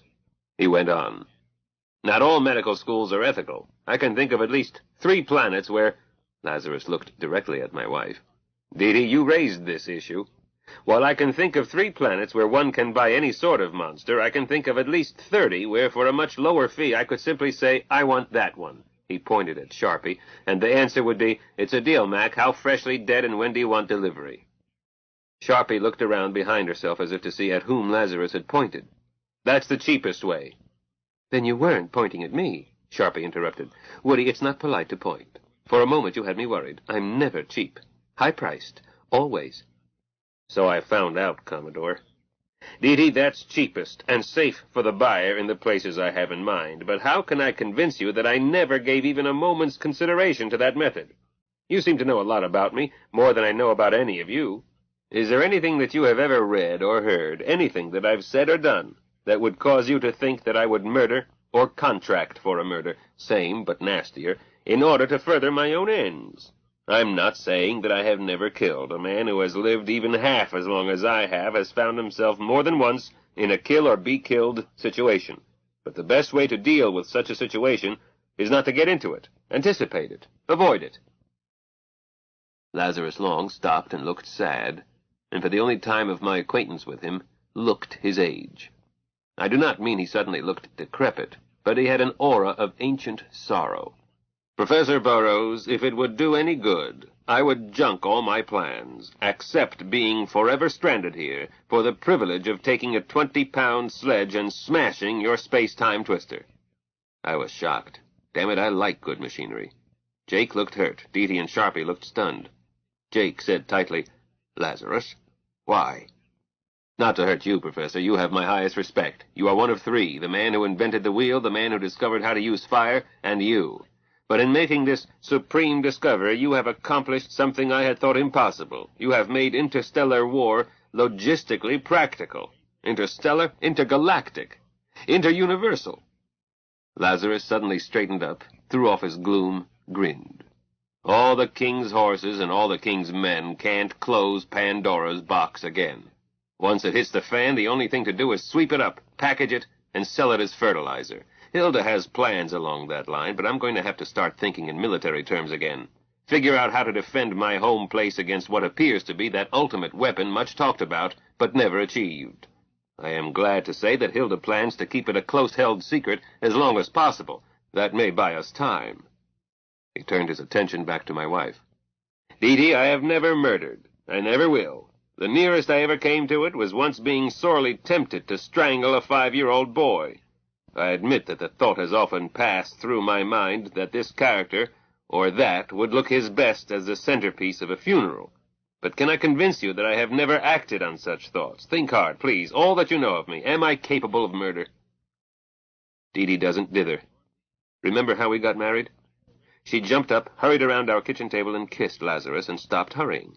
It was a kiss that calls for a bed or even a pile of coal, had there not been urgent business before the house.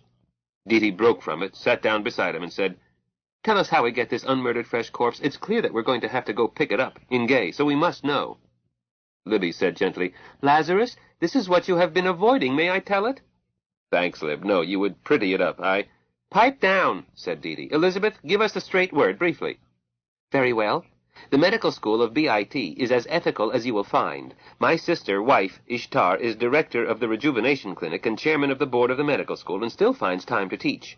I have never seen Maureen Johnson, as I was born about 2 centuries after she was, but she is supposed to resemble Lays and Lore. Unsurprising. She is their genetic mother, since they were cloned from Lazarus.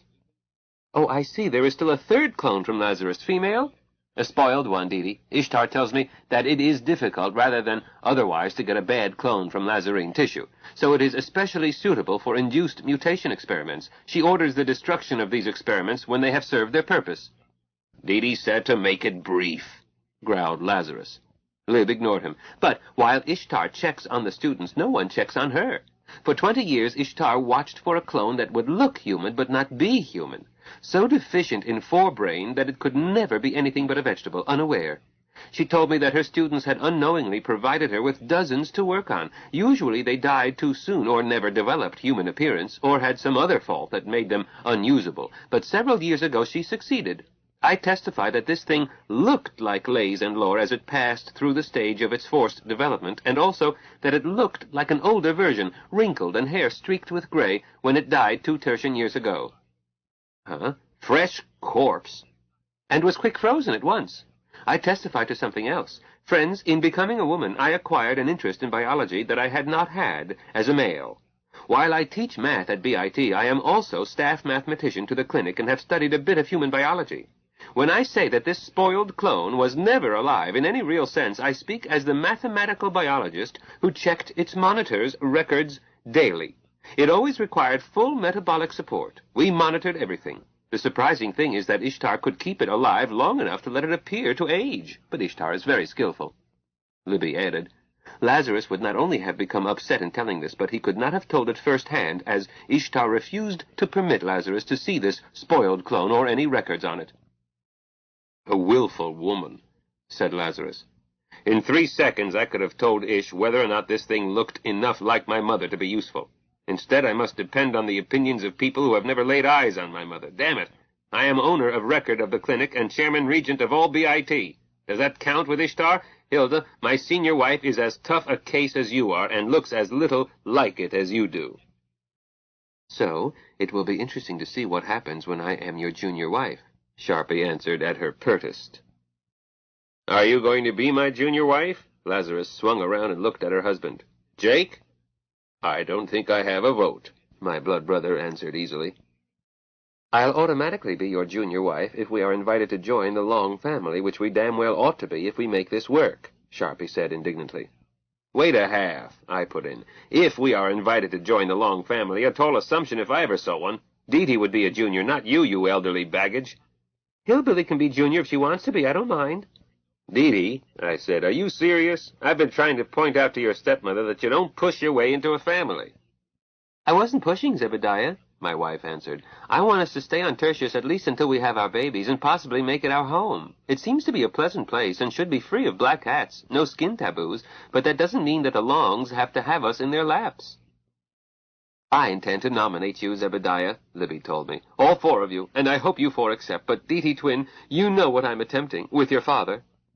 Yes, I know. I'm cheering for it. Your husband must hear this. Dee, I still have that Y chromosome in every cell, even though it has been so inhibited by hormone balance that I don't notice it. You and I could try for a mathematical genius baby, too. Huh? Which one of us supplies the penis? Ishtar does. Neither of us would be host mother the way it would be done, but any of my sister wives would supply womb room if she didn't happen to be pregnant. Or the host mother could be a stranger we would never meet, and the child's family parents, strangers too, all handled by Ishtar, who always reads the relevant genetic charts before approving anything. Zebediah? I said without hesitation. It's up to you, hon. I'm in favor of it. It makes sense, but don't lose track of the child. Elizabeth, I want to adopt the baby ahead of time. Bottle baby, but the formulas are probably better now. Not here now. Tertius there, then now. Bottle baby? Oh, no longer done. A baby needs to suckle. But there is usually spare milk around the Longs. If I'm lactating, I always have excess. I turn out to be a good milk cow, despite that extra chromosome. But Dee can nurse our child if she wishes to. Causing a woman to come fresh with milk without bearing a child is a minor biochemical manipulation today. Tertian today. Professional wet nurses do it regularly and are likely to be in that vocation because they love babies but can't have them themselves for some reason. Sounds good. What sounded best was this. A baby Dee is a wonderful idea, but a baby Dee who is also a baby Libby is sure to be wonderful squared, cubed. While I'm on this, and no one here but family, Jacob, there is no reason not to create a 3rd mathematical supergenius by crossing you with your daughter. I was looking at my wife, thinking pleasant thoughts about baby Dee Libby, when Elizabeth dropped this bomb, and Dee shut down her face. It's not an unpleasant expression, it's a no expression, a closed door, while Dee sorts out her thoughts. So I looked at Jake in time to see his face shift from surprise to shock. But that's... Incest? Libby supplied. No, Jacob, incest is a social matter. Whether you bed your daughter is none of my business. I'm speaking of genes, of still another way to conserve mathematical genius. Ishtar would scan your charts most carefully and would resort to chromosome surgery if there was the slightest chance of double dosage of a bad allele. But you and your daughter could see Ishtar on different days and never know anything about the outcome. Your genes are not your property. They come from your race. This offers opportunity to give them back to the race with your highest talent reinforced, without loss to anyone. Think about it. Jake looked at me, then at his daughter. Dee? She added no expression voice to no expression face, but directed her answer to me. Zebediah, this is necessarily up to you and Jacob. I'm not sure that anyone but Sharpie noticed that she had not said Pop. Dee Dee added at once with total change in manner. First things first, Maureen's rescue. All of you are stuck in a rut of time sequence. Oh, the minor problem of keeping clear of Dora and the missile both times. Routine. And I was hit by a Satori. Lazarus answered. But, Dee Dee, I promised Dora never again to take her anywhere near Albuquerque. Dee Dee sighed. Lib? Frames 113 through 772, then 773 through 1002? Precisely, and precisely it must be, too. I'm timing it by that yellow open rotable approaching from the other direction. What are you using? The same one, easy to spot, and its speed never varies. Lazarus said. Jake, do you know what they are saying? Yes and no. They are treating it as two problems, but we lack 3 seconds of time, enough to dump one and snatch the other. Those traffic lights, you called them, leave that intersection clear by a measured interval, clocked by your camera. Sharpie suddenly grinned. I nodded to her to take it. She did. Dee Dee and Libby are saying that we do it twice. First we rescue Maureen, then we come back and dump the corpse. I added, but the second time we don't ground. Jake, I'm going to ask you to move over. Dee Dee moves to my seat. We'll dump the dead meat so that it hits the ground between frames 772 and 773. I'll be on manual and hovering. I need to know where Dora is and where that missile is, and need to be sure of the acceleration of gravity, Earth Prime, because that corpse will already be falling right over our heads while we are making the snatch. Close timing. Gay can fly herself more precisely than I can. I think that Dee Dee and I will write a program, then I'll be on override. Suspenders and belt. Jake added, Zeb, I see the procedure, but if we are hovering for the drop while we are also on the ground, why aren't we shown in the photographs? Maybe in some of them. Doesn't matter. Dee Dee, when do we do this? Cancel. Sharpie, your orders, Captain. Dee Dee and Sharpie swapped glances. Then they sounded like Lay's lore, with Sharpie leading. Now to bed. It's almost midnight in our biological time, slightly later in local time. We do both jobs after breakfast, Dee Dee responded. But sleep as late as we can. Be sharp and on our toes. Minds me, just one fresher, quite primitive, but the two in Gay are as available here as anywhere, since they are actually in Oz. 6 people, 3 pots, not difficult. And 3 beds, added Sharpie. Jacob, kiss us good night and take Lib to bed. Master bedroom and good luck. Use my toothbrush, Lib, hun. Anything else you need? No. A good cry, maybe. I love you, Hilda. If I didn't love you, Elizabeth, I wouldn't be madam of this joint. We'll cry together the day Ishtar tells us you've caught. Now shush, scat, kiss us, and go to bed. As they headed upstairs, Sharpie said to me, Zebby, give Dee Dee a pre-amnesty so that she can try out Lazarus and find out whether she wants to be junior wife. I tried to look amazed. Dee Dee, haven't you tried Lazarus yet? You know darn well I haven't. When have I had time? From a woman who specializes in programming time machines, that is a silly question. Lazarus, she's already knocked up, so don't fret about it. One warning, she bites. The best ones always do. Hush. Kiss us good night, dears. Zebby, open the couch in the living room. That's where you're going to keep me warm.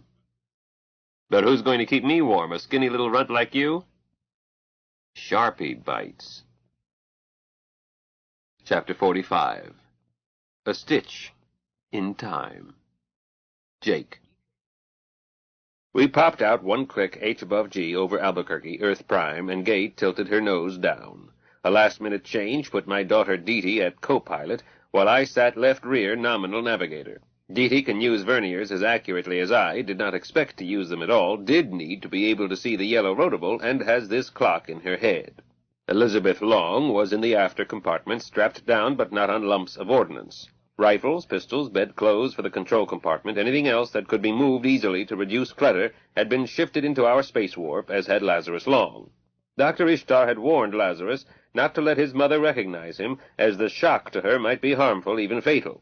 While Lazarus had been trying to figure out how to make the snatch using Dora, he had planned on wearing disguise. But hiding in our Land of Oz edition was simpler, especially as Ishtar was almost as anxious that Lazarus not see his mother's pseudo-corpse. This I learned from Elizabeth in the night. So I showed Lazarus the everlasting picnic basket, advised him to use bedclothes to make a shakedown and sleep if possible, as there would be time to kill, and supplied him with books, but don't come out until I open the door. Then did not mention that I was locking him in. I was relieved to have only a nominal job. I was not sleepy despite a short night. I was bemused. I was had fallen in love with Elizabeth Long. No less in love with Hilda, more in love with her than ever. I am learning that love does not subtract. It multiplies. As Gay tilted down, I reached over and touched Hilda's hand. She smiled and threw me a kiss. I'm sure she had a sweet night. She has loved Zeb as long as she has known him.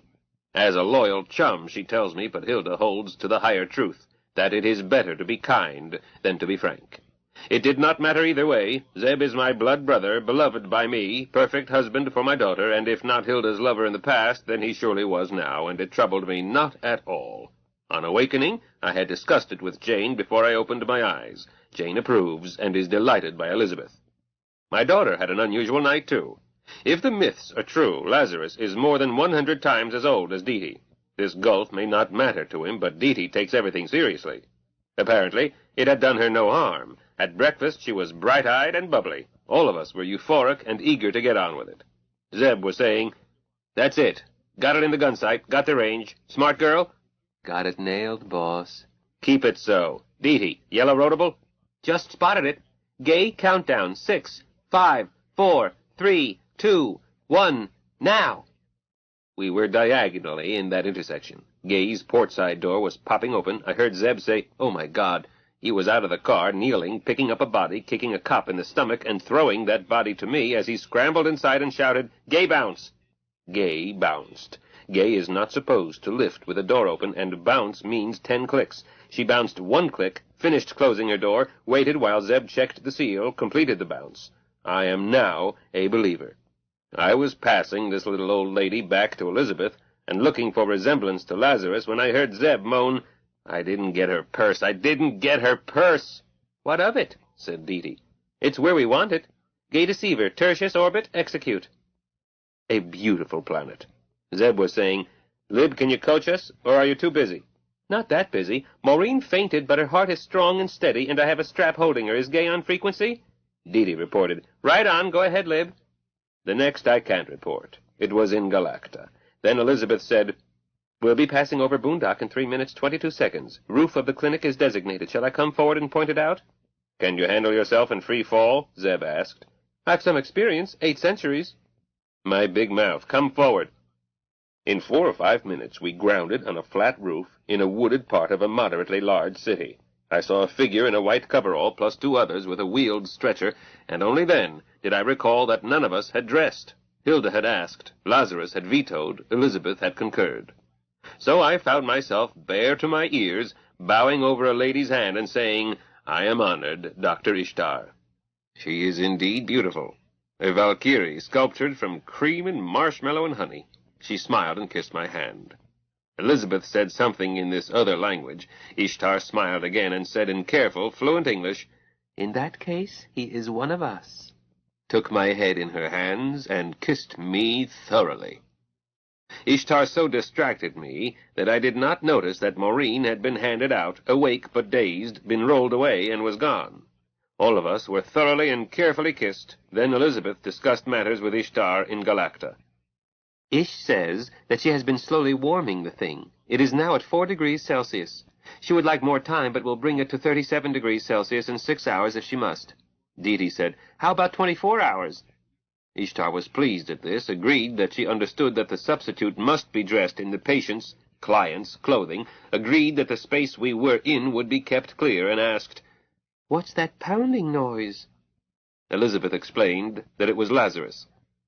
He is in a magic space warp about where we were standing. He knows that he is supposed to remain there, but he changed his mind and has just discovered that he is locked in.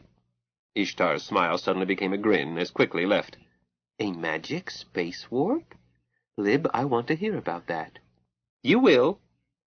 We climbed back inside. Didi told Gay, 24 hours, and we stepped out again. Ishtar was lying on a pad, taking the sun, this time as bare as we were, and I was still more impressed. Right on time, she said, standing taller than I am, and as always smiling. The substitute is waiting, and I have had time to examine and talk with the client. She is in good shape for her age, understands in part at least what has happened, and is undismayed by it. Please tell Lazarus that if he returns to Tertius soon, he will not be admitted to this building for 17 months. The client is most firm. She will not see Lazarus until I have completed rejuvenating her. "Lib," said my daughter, Dee, 17 what sort of months? I want to set an exact rendezvous, and Gay's time calibration is not tertian, but Earth Prime and Earth Zero, Old Home Terra. With Elizabeth as interface, the three agreed on an exact time. Then Elizabeth again discussed something in that language. Ishtar nodded. "No problem. I have seen that picture, and a hooded cape is even less trouble." So we left. Dropping that pseudo-corpse was routine, but I was glad to be quit of it. I had swapped seats with my daughter. Then we were back on Tertius. "Always prompt," said Ishtar, and I was astounded to see that she was quite pregnant, close to birthing, when I had seen her, slender for her height, 2 minutes earlier. "And we are on time, too. Maureen, my friends and yours." She named us. Maureen Johnson spoke to us first in Galacta, shifted to English when she realized that we did not know the common tongue. Yes, she does look like Lays and Lore, but prettier. A woman of beauty and great charm. I find that I am growing accustomed to perfect ladies who embrace bare body to bare body on meeting a fully vouched-for stranger. She thanked each of us and made us believe it. "Still pounding?" Ishtar inquired. "It has been less than 5 minutes for him, Ish," Elizabeth explained. "But you know his temper. Perhaps we'd better leave. Home soon, I think." So we left again, with Maureen squeezed between me and my wife, with a package and a cloak in her lap. We were back inside Dora at once. Elapsed time, 0 seconds. We still had an hour and 20 minutes to prepare for dinner. I found that I was hungry, even though breakfast was 3 hours ago, biological time, almost all of it spent in Beulah Land, programming for the caper, as all 3 phases took only a few durational minutes, mostly on a rooftop in Boondock. Maureen put on the cloak, a hooded cape, and carried the little package. "Silly, but fun," she said. "Where do we go now?" "Come with me," Hilda told her. "Beloved, you can let Woody out as soon as Dora tells Gay that I have reached Flag Cabin. When he yelps, tell him that we were too busy to play games with him, and the next time he wants a favor from me, he can crawl on his knees. Pounding, indeed. Tell him that I am extremely tired, and am going to nap until just before dinner, and he is not to call me or to come to the Flag Cabin between now and dinner without suffering my extreme displeasure and a punch in the nose from you. All of you come up to Flag Cabin as soon as you wish, but try not to be seen by Woody. You'll probably find Maureen and me in the lounging pool." Chapter 46. I'm gifted with second sight. Dee. When the hillbilly stages a production, she doesn't stint. By protocol decreed by Lazarus Long, dinner in Dora is formal, but with wide latitude informal, casual dress being the only thing utterly verboten. Dinner is preceded by a happy hour where one can sip Coca-Cola or get roaring drunk. Aunt Hilda changed all that for this night. No happy hour, but be on time, 2 minutes before 20 o'clock ship's time. No one permitted to eat in his quarters, a command performance. No options in dress. Commodore Auntie decided what each would wear, where each would sit. I said, "Commodore Hilda, honey, aren't you kind of throwing your weight around? What there is of it?" She answered, "Yes, I am, Deedekins, for this occasion, but before you criticize, ask your husband whether or not I ever permitted one of my parties to flop." "Don't need to ask him. Why, at your last one, our old Buick blew up. Never a dull moment." "I didn't plan that, but we got husbands out of it. Let's not complain. Before you deliver my message to the twins, tell me this. Is it safe to let them in on our secret?" "Hillbilly, I tell Zebediah anything, even though someone, you, for example, has asked me not to." "Dee, I thought we had a you'll keep my secrets and I'll keep your secrets agreement." "We do, but telling Zebediah gives you 2 covering for you instead of 1. About Lay's Law, remember that they are his wives as well as his clones." "Hun, you were always a wise one. All right, we keep it secret. Tell them what to wear, and please understand that I'm hiding behind you to avoid argument. It's a favor I appreciate. Sending up sword and saber is a favor to your husband and to your father, but I thank you on their behalf if they forget. Send the blades to your suite. They've decided they can dress more easily without women underfoot." "A canard," Pop said just back of my neck. "The women don't want us underfoot." "I knew it was one or the other, Jacob," Aunt Hilda agreed, "but Dora has already taken your uniforms to our suite, and your swords will—" "Be there, too, and I can recognize a fact when I fall over it, and have never been happier, my love, than I have been since you took charge of my life and started telling me what to decide." "Jacob, you're making me teary." "Jake, can you hear me?" Lazarus's voice and Aunt Hilda used family sign language. Pop nodded and answered promptly. "Certainly, Lazarus. What's on your mind?" I'm faced with the impossible and need help. I received an order, you too, I think, to dress in military uniform at dinner. The only uniform I have aboard is in the flag cabin, and... Say, are you in the flag cabin? Aunt Hilda shook her head. Pop answered, I'm in our suite, dressing for dinner. Hilda needed a nap, I told you. You certainly did, sir. I'm allergic to being punched in the snoot, but... Well, if you would use your influence, if any, to get me that uniform 20 minutes before dinner... Aunt Hilda nodded. Or even 10, you would save me the horrible dilemma of deciding which order to break. Don't decide to break the one telling you not to disturb Hilda. I didn't even consider breaking that one. And it's not your fist in my snoot. Jake, she terrifies me. I don't understand it. I'm twice her mass and all muscle. She couldn't possibly hurt me. Don't be certain. She has a poisoned fang. But calm yourself, comrade. I guarantee delivery by 19 minutes before the bell at latest. Jake, I knew I could depend on you. Let me know when you want a bank robbed. I gave Maureen a special hug before I left to carry out my orders. I knew what the hillbilly was doing, rigging it so that she could have a quiet hour in which to get acquainted with Maureen. I didn't resent it. I would have rigged it for me had I been able. I curved down the corridor, whistled for Lib to let me in, stopped dead and whistled another sort of whistle. She was dressed, if dressed is the word. Whee-you! Like it? I can't wait to get into mine. It is the most indecent outfit I've ever seen, with no other purpose than to excite lewd, libidinous, lascivious, licentious, lecherous, lustful longings in the loins of Lotharios. Isn't that the purpose of clothing? Well, aside from protection, yes, but I'm beginning to realize that a culture with no body taboo has to go much farther in styling to achieve that purpose. It was a dress with a skirt that was a 10-centimeter ruffle worn low. The material was silky stuff in pastel green. The bodice had no back, but the front came clear up to the neck, with cutouts for each tit. The designer did not stop there. Lib's left tit was bare, but her right one was barer yet. A transparent film that clung and was covered with rainbow iridescence that moved in endless patterns with every jiggle, and jiggle we do, no matter how firm. Elizabeth is as firm as I am, but hers quivered enough to swirl that iridescence just from breathing. Phew! If both had been bare, or both iridescent, it would not have done a quarter as much. It was the contrast that would make him howl at the moon. My dress was exactly like hers, save that my right tit was the bare one. Lib got me into it, then I hurried to the bridge with a hope promise to be back 10 minutes before the hour to have her touch up my eyebrows and lashes. I'm not much for cosmetics, neither is she, but our lashes and brows hardly show without help, and this was a formal occasion. One of Dora's blue fireflies led me to a lift that took me to the bridge, where Dora had told me I would find Lays and Lore. Lays spotted me first, made a yelling noise while patting her lips, which I took to mean enthusiasm. Those kids, women close to Pop's age, but they feel like kids, Lays Lore are as female as I am and recognize what incites the lovely beast in men. They liked my dress. I liked that bridge. Reminded me of Star Trek. Pointed ears would not have surprised me. Or Nichelle Nichols backed by colored lights. This place makes my mouth water. Maybe someday a guided tour, pretty please? Captain Lore said, Certainly, but how about a swap as, we haven't even been inside Gay Deceiver, and Dora says she is wonderful, and when this job is done and we've rescued Mama Maureen there, won't be anything to stop us once Dora is safe on the ground at Tertius, huh? Certainly, I answered, gleefully, as now I knew that our 17-hour absence in 0 seconds had not been noticed.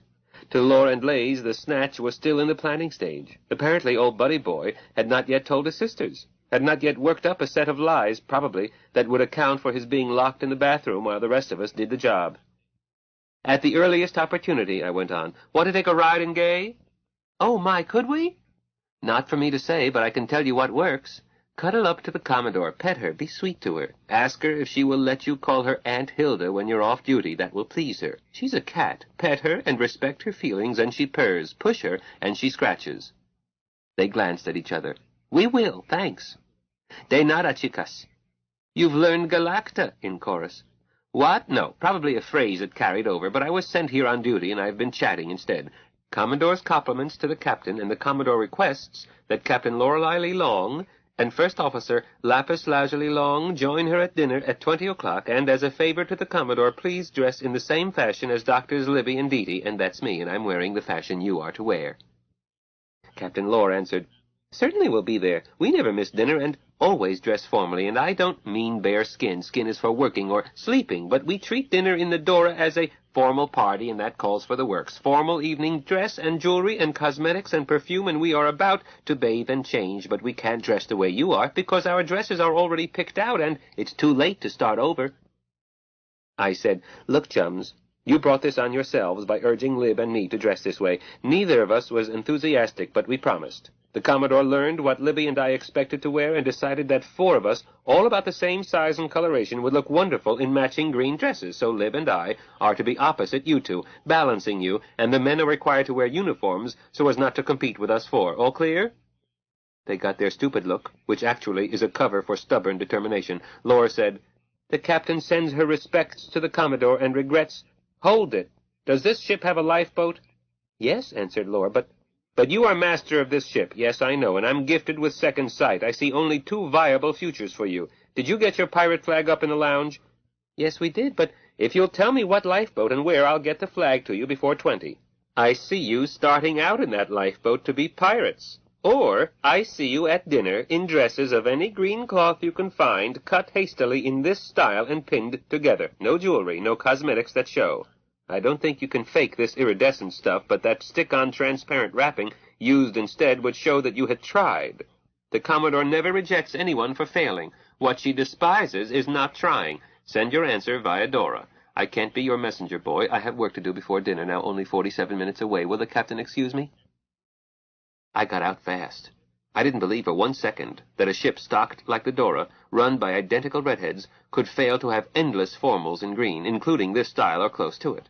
By now the twins are frantically consulting their brother via Dora, and from what I heard him say to Pop, I thought Lazarus would tell them that it was safer to jump ship and change their names than it would be to tangle with the miniature buzzsaw, but if Dora couldn't fake something that would at least show a hard try, he would sell her off as spare parts and install one of those new model Susan Calvin positronic brains that everybody said was the coming thing for smart ships.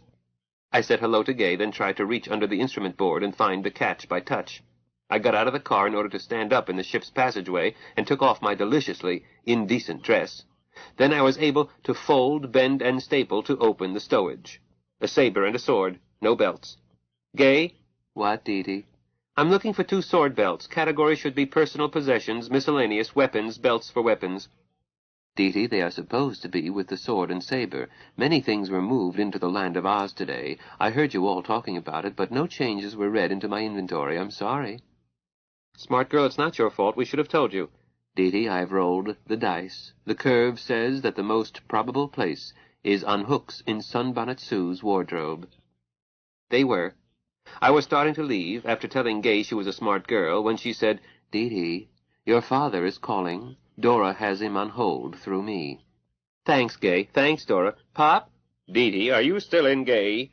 "Just outside the starboard door." "Can you lay hands on my automatic and the web belt that goes with it?" "Saw both 3 minutes ago." "Will you please remove the clip, check the chamber to be sure it's empty, then bring belt and pistol when you fetch our toad stickers?" "Anything for a steady customer." I left with belt and sword slung over one shoulder, saber and belt over the other, so that the belts crossed between my tits, and with the web belt with holster and pistol interwoven through the others because it was far too big for my waist. This left my hands free to carry my dress, one hand being almost clean enough. Pop said, "What took you so long? I promised Lazarus I'd get this stuff to him on time. Now I'm going to have to dog-trot in Army blues." I told him I had stopped off at the pool hall and playing off the match game had taken a while. "If you'll excuse me, sir, I have problems too." Elizabeth wiped me down with a damp towel, dried and powdered me, and drew my eyebrows and touched up my lashes and clucked over me all in 9 minutes, then most carefully put my dress back on me. Ordinarily one does not take off a washable and put it back on, just wear it until you shower it off. A drop of water will go through this material like acid. Better skip the soup.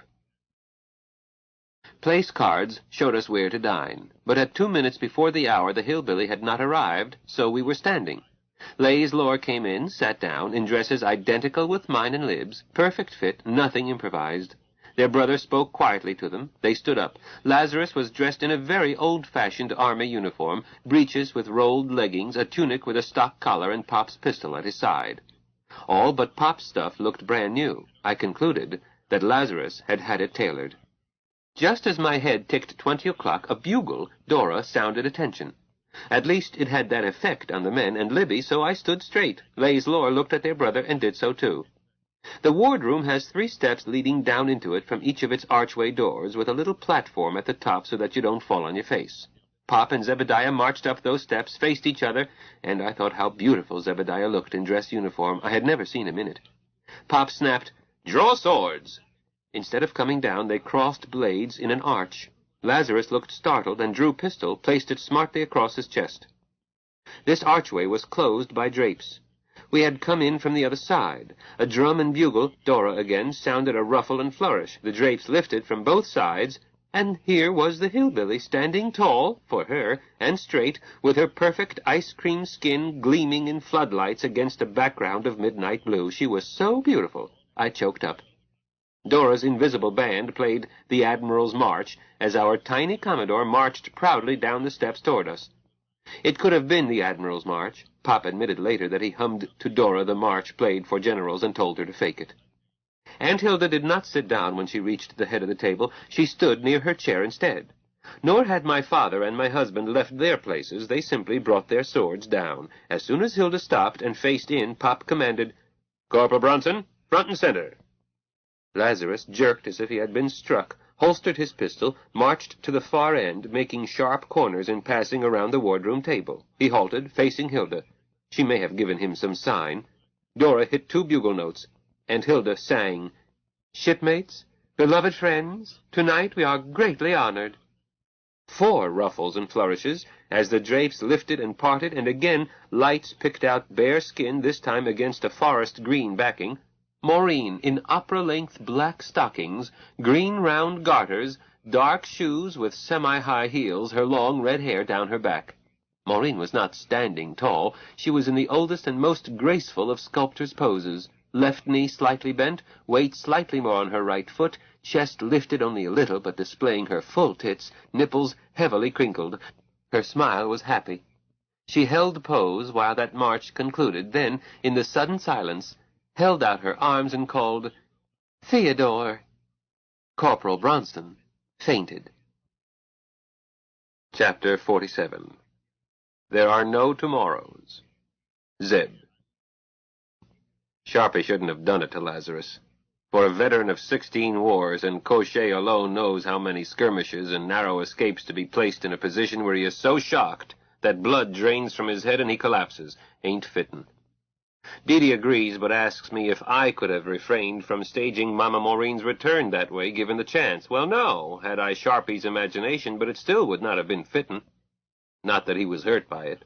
Sharpie, all 43 kilos of her, checked his fall. She was watching Lazarus, saw him start to collapse, closed the gap and grabbed him around the waist, did her best. Sharpie saved him from hitting his head on the wardroom table. I would bet long odds that everyone was looking at Maureen except Sharpie. Sharpie had staged it, and the producer was interested in the effect on the one for whom it had been staged. She had staged it even to the extent of getting Libby to ask Ishtar to obtain costume, shoes, hose, and round green garters to match a photograph, plus a hooded cape to keep our ubiquitous snoop Dora from knowing that we had an extra aboard. Sharpie had figured this way. That French photo snapshot of Mama Maureen, yeah, I call her that too. She's the most motherly person in any world, and the sexiest. Don't mention the last to Dee. Dee knows it. Dee. That snapshot was still in existence unless destroyed by machine gun fire in 1918, Earth Prime. Which it would not be, because Lazarus got his arse shot off, as his sisters describe it. Not literally true. It was a belly wound, more than bullets in his arse that came that close to finishing him, but all the wounds were low. Where does a man in combat carry his most cherished possessions? In a breast pocket, usually the left one. I always have, and I've never heard a veteran deny this. It might be worth it to faint in order to wake up surrounded by Maureen, Hilda, Laidlaw, Elizabeth, and my own reason for being. Jake and I could have played several hands of gin before anyone bothered with us. So I asked Dora for drinks and snacks for Jake and me, as it seemed uncertain as to when dinner would be served, or if. I heard Sharpie say, "Maureen, we must get this heavy uniform off him. Dora keeps this ship tropical. I should never have ordered uniforms for men while we women are comfortable." They started peeling him. I said, "Jake, school's out." I had sweated through my #1 uniform, might never wear it again, but I'm sentimental about it. Jake was in as bad shape. Once you get happy with skin, any clothes make you feel like Ramses II.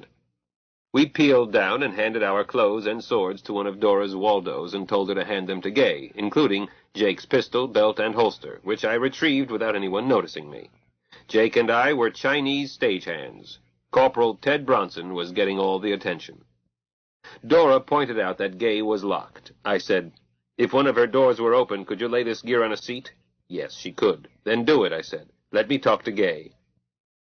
We eventually had dinner, with everybody formal but Maureen. She retained her casual clothing long after everyone else was in formal skin, but not until I got pics of the 4 disgraces.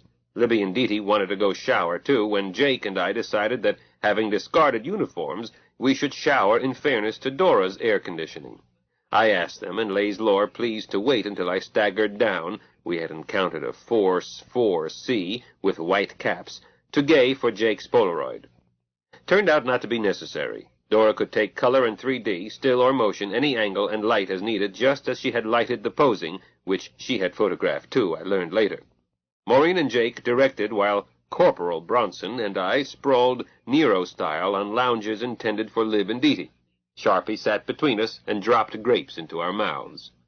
Jake tried to make the poses artistic. Mama Maureen agreed with everything Jake said, then did it her way. The results may have been artistic, but I know that those pics would give a skeleton one last case of raging tumescence. Meanwhile, Dora was singing and playing, urging us to eat, tasty tidbits eaten with tongs. I was reminded of the best in Oriental cuisines, and plying us with fine wines. Dora seemed to have a vast repertoire, some of which, to my surprise, was familiar. When Judy Garland sings Over the Rainbow, who can miss it? Dora used Judy's voice. I recall, too, Enjoy Yourself, It's Later Than You Think. Most of them I did not know. Dora announced tomorrow's song. I thought that was what she said. Lazarus and Maureen held hands all through it, and it was not a song that would fit the title I thought I had heard. I got straightened out when the song ended to dead silence, and Maureen said to Lazarus, "Theodore, Ishtar was going to rearrange the watch list, but Tamara vetoed it. She did it for you, dear man, and for me, but Tamara is anxious to see you." "Tamara always knows what she's doing," Lazarus answered. "Yes, Tammy always knows what is best," agreed Mama Maureen. "Tell me, Theodore, do I still make you think of her?" Lazarus looked upset. "Oh, I don't know. You don't look like her, but you feel like her, and you look more like Nancy than you look like yourself." "Yes, I know. None of our family was willing to wait. You've been away from home too long. Be patient. And when I look like me to your eyes, tell us, and Galahad will hold my cosmetic age at that. Are you going to do as you promised me so long ago, take Tammy and me to bed together? Perhaps I should add, Theodore, I am now wife to your co-husbands. I don't ask that you marry me, although I think Tammy will be shocked if you don't. But I shan't make it difficult either way. I will hold to any pretense you wish. I did for Brian. I shall for you." Maureen was neither shouting nor whispering. She was simply bringing him up to date on things he needed to know. Lazarus started to answer, his expression oddly mixed, when Elizabeth cut in. "Lazarus?" What, Lib?" "Message to you from Ishtar, to be delivered when needed, and now is the time. Ish read both your charts with her computer set for maximum pessimism. She also had them read at New Rome without identification other than her own file numbers. She has this message for you in answer to the answer you will make. She says to tell you that you are an uncivilized, primitive, ignorant of science, especially genetics, over-sentimental, almost pathologically stubborn, retarded, probably senile, superstitious and provincial, and that she loves you dearly but will not permit you to make decisions in her area of authority. In vitro or in utero, the cross will take place. Let me add that Maureen was not given a choice either." "So?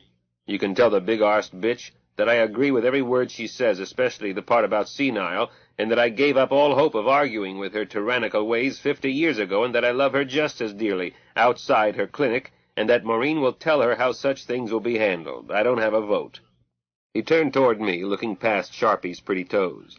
"Zeb, here is the wisdom of the ages. Men rule, but women decide." "Elizabeth, do you think I am anything like Tamara?" Never thought about it. Yes, you both have that all-mother feeling. Would you mind taking off costume? It distracts me from looking at you." No trouble, Elizabeth. I don't like round garters except as advertising. Mama Maureen kicked off her shoes, took off the garters, carefully rolled down her hose in a manner inter-universal, stood up and stood easily, not posing.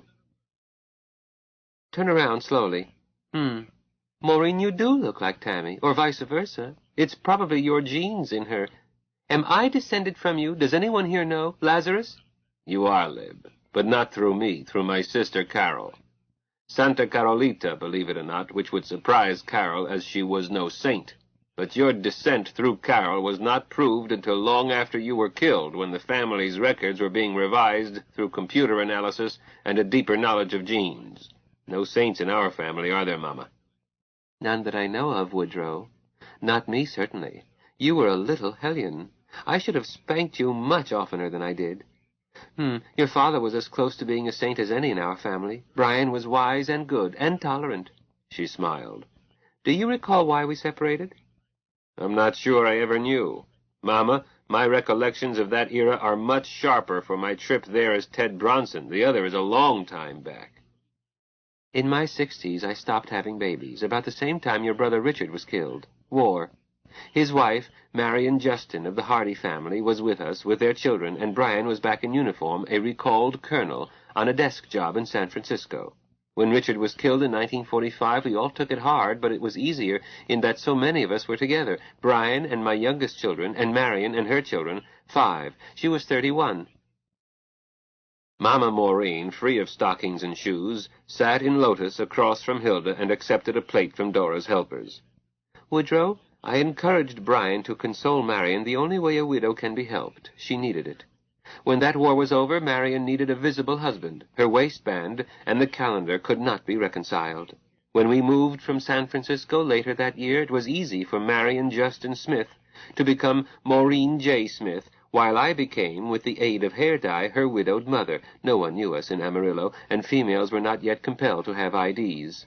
So Marion had the baby as Maureen, and only with the Howard family's trustees was the correct genealogy recorded. Maureen smiled. We Howards were easy about such things as long as it was kept inside the families, and I am happy that we are even easier about it now. On our next move, I moved out and became Maureen Johnson again, 15 years younger since I did not look late 70s, and a Minnesota Johnson Woodrow rather than a southern Missouri Johnson. A grass widow with round heels. Mama Maureen chuckled. Howards married only to have babies.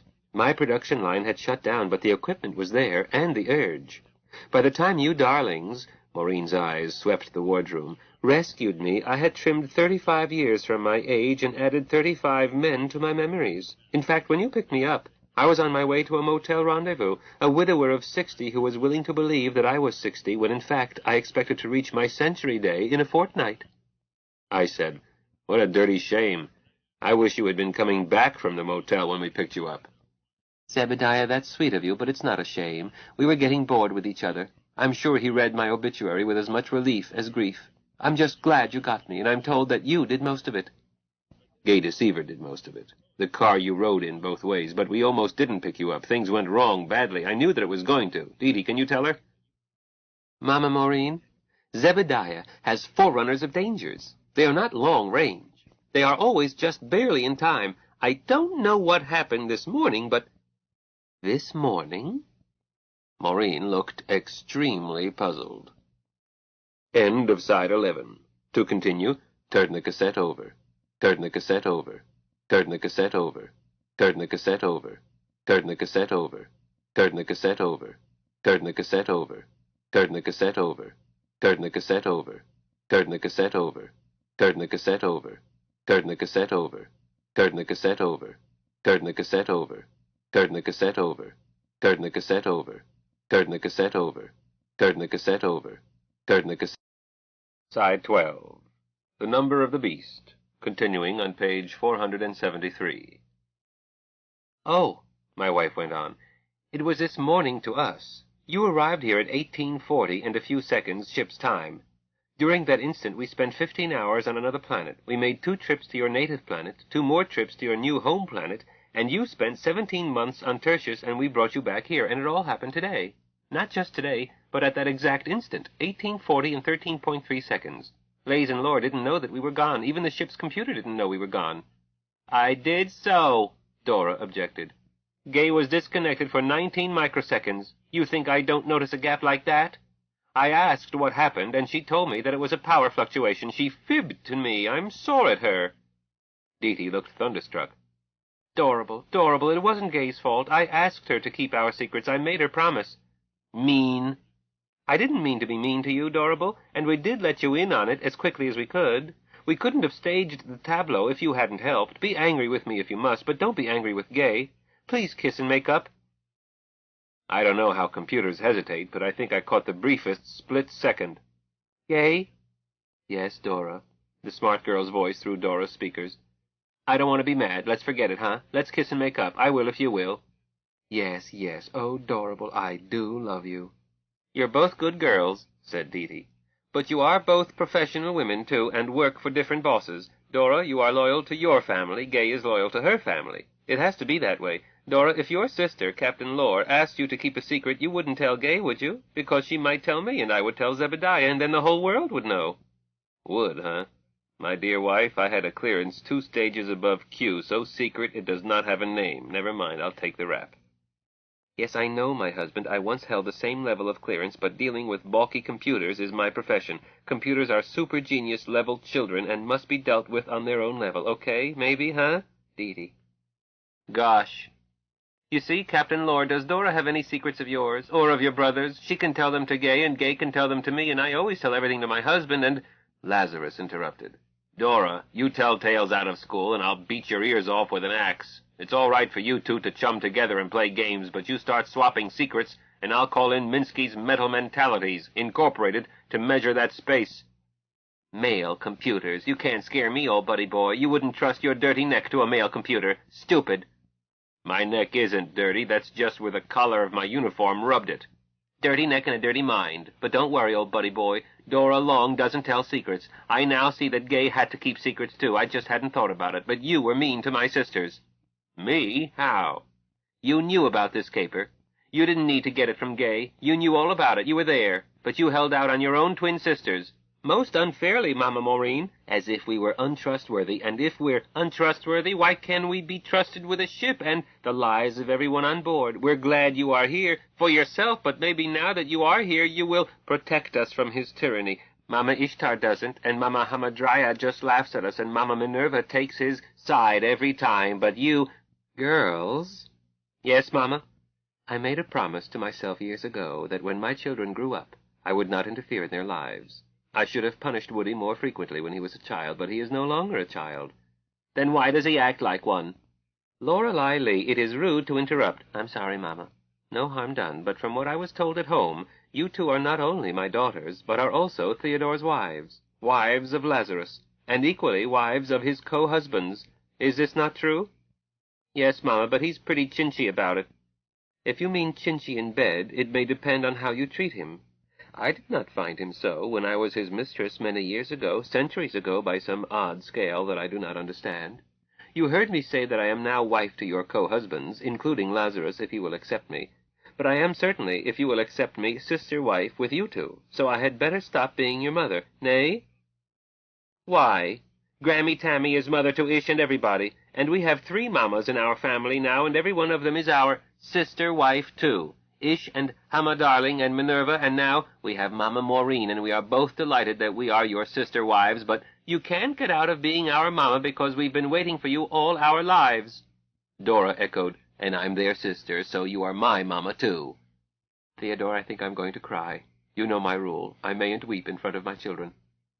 I stood up, the whole gangling length of me. Ma'am, I'd be honored to take you to some quiet place where you could cry on me all you please. 7. I think it was 7 protein types and 2 computers jumped on me. The essence was, you can't take Maureen away from her own party, with ugly overtones of lynching. The wind had freshened to force 6, so I took liberal doses of champagne to ensure against seasickness.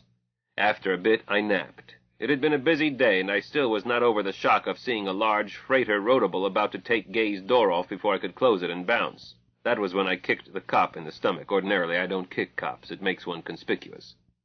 Then a piercing voice was saying, "Flag Chief of Staff Carter's presence on the bridge is requested by the Commodore," and I wondered why the silly son of a bitch didn't comply so that the noise would stop. Then something cold was poking my tender bare ribs.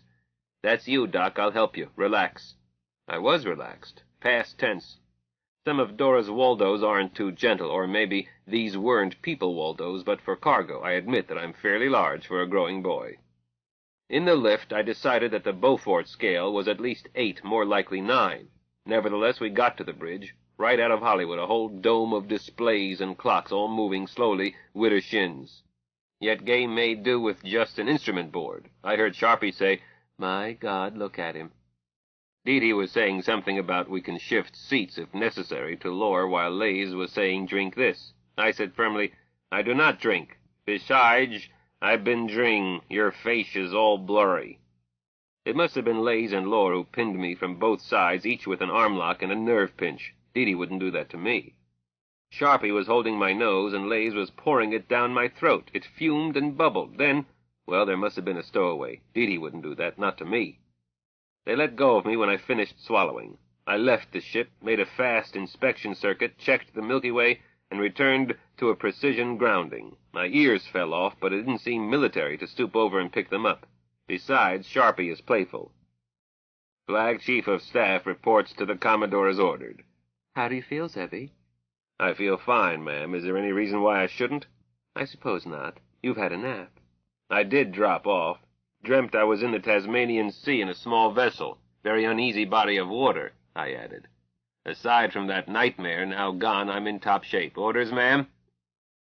We gave everybody the $2 tour, including the bathrooms in the Land of Oz. Libby, Dee Dee, and Jake waited outside, the place being crowded. Sharpie ruled that Lays could relieve Lore to allow Lore to look first, then Lore took back the captaincy so that her sister could see. The Fairyland bathrooms made the biggest hit. I concede that the time-space twister is not impressive. Then the twins thanked Hilda and left. "Attention, please," said Hilda. "If you wish, we will show how we operate.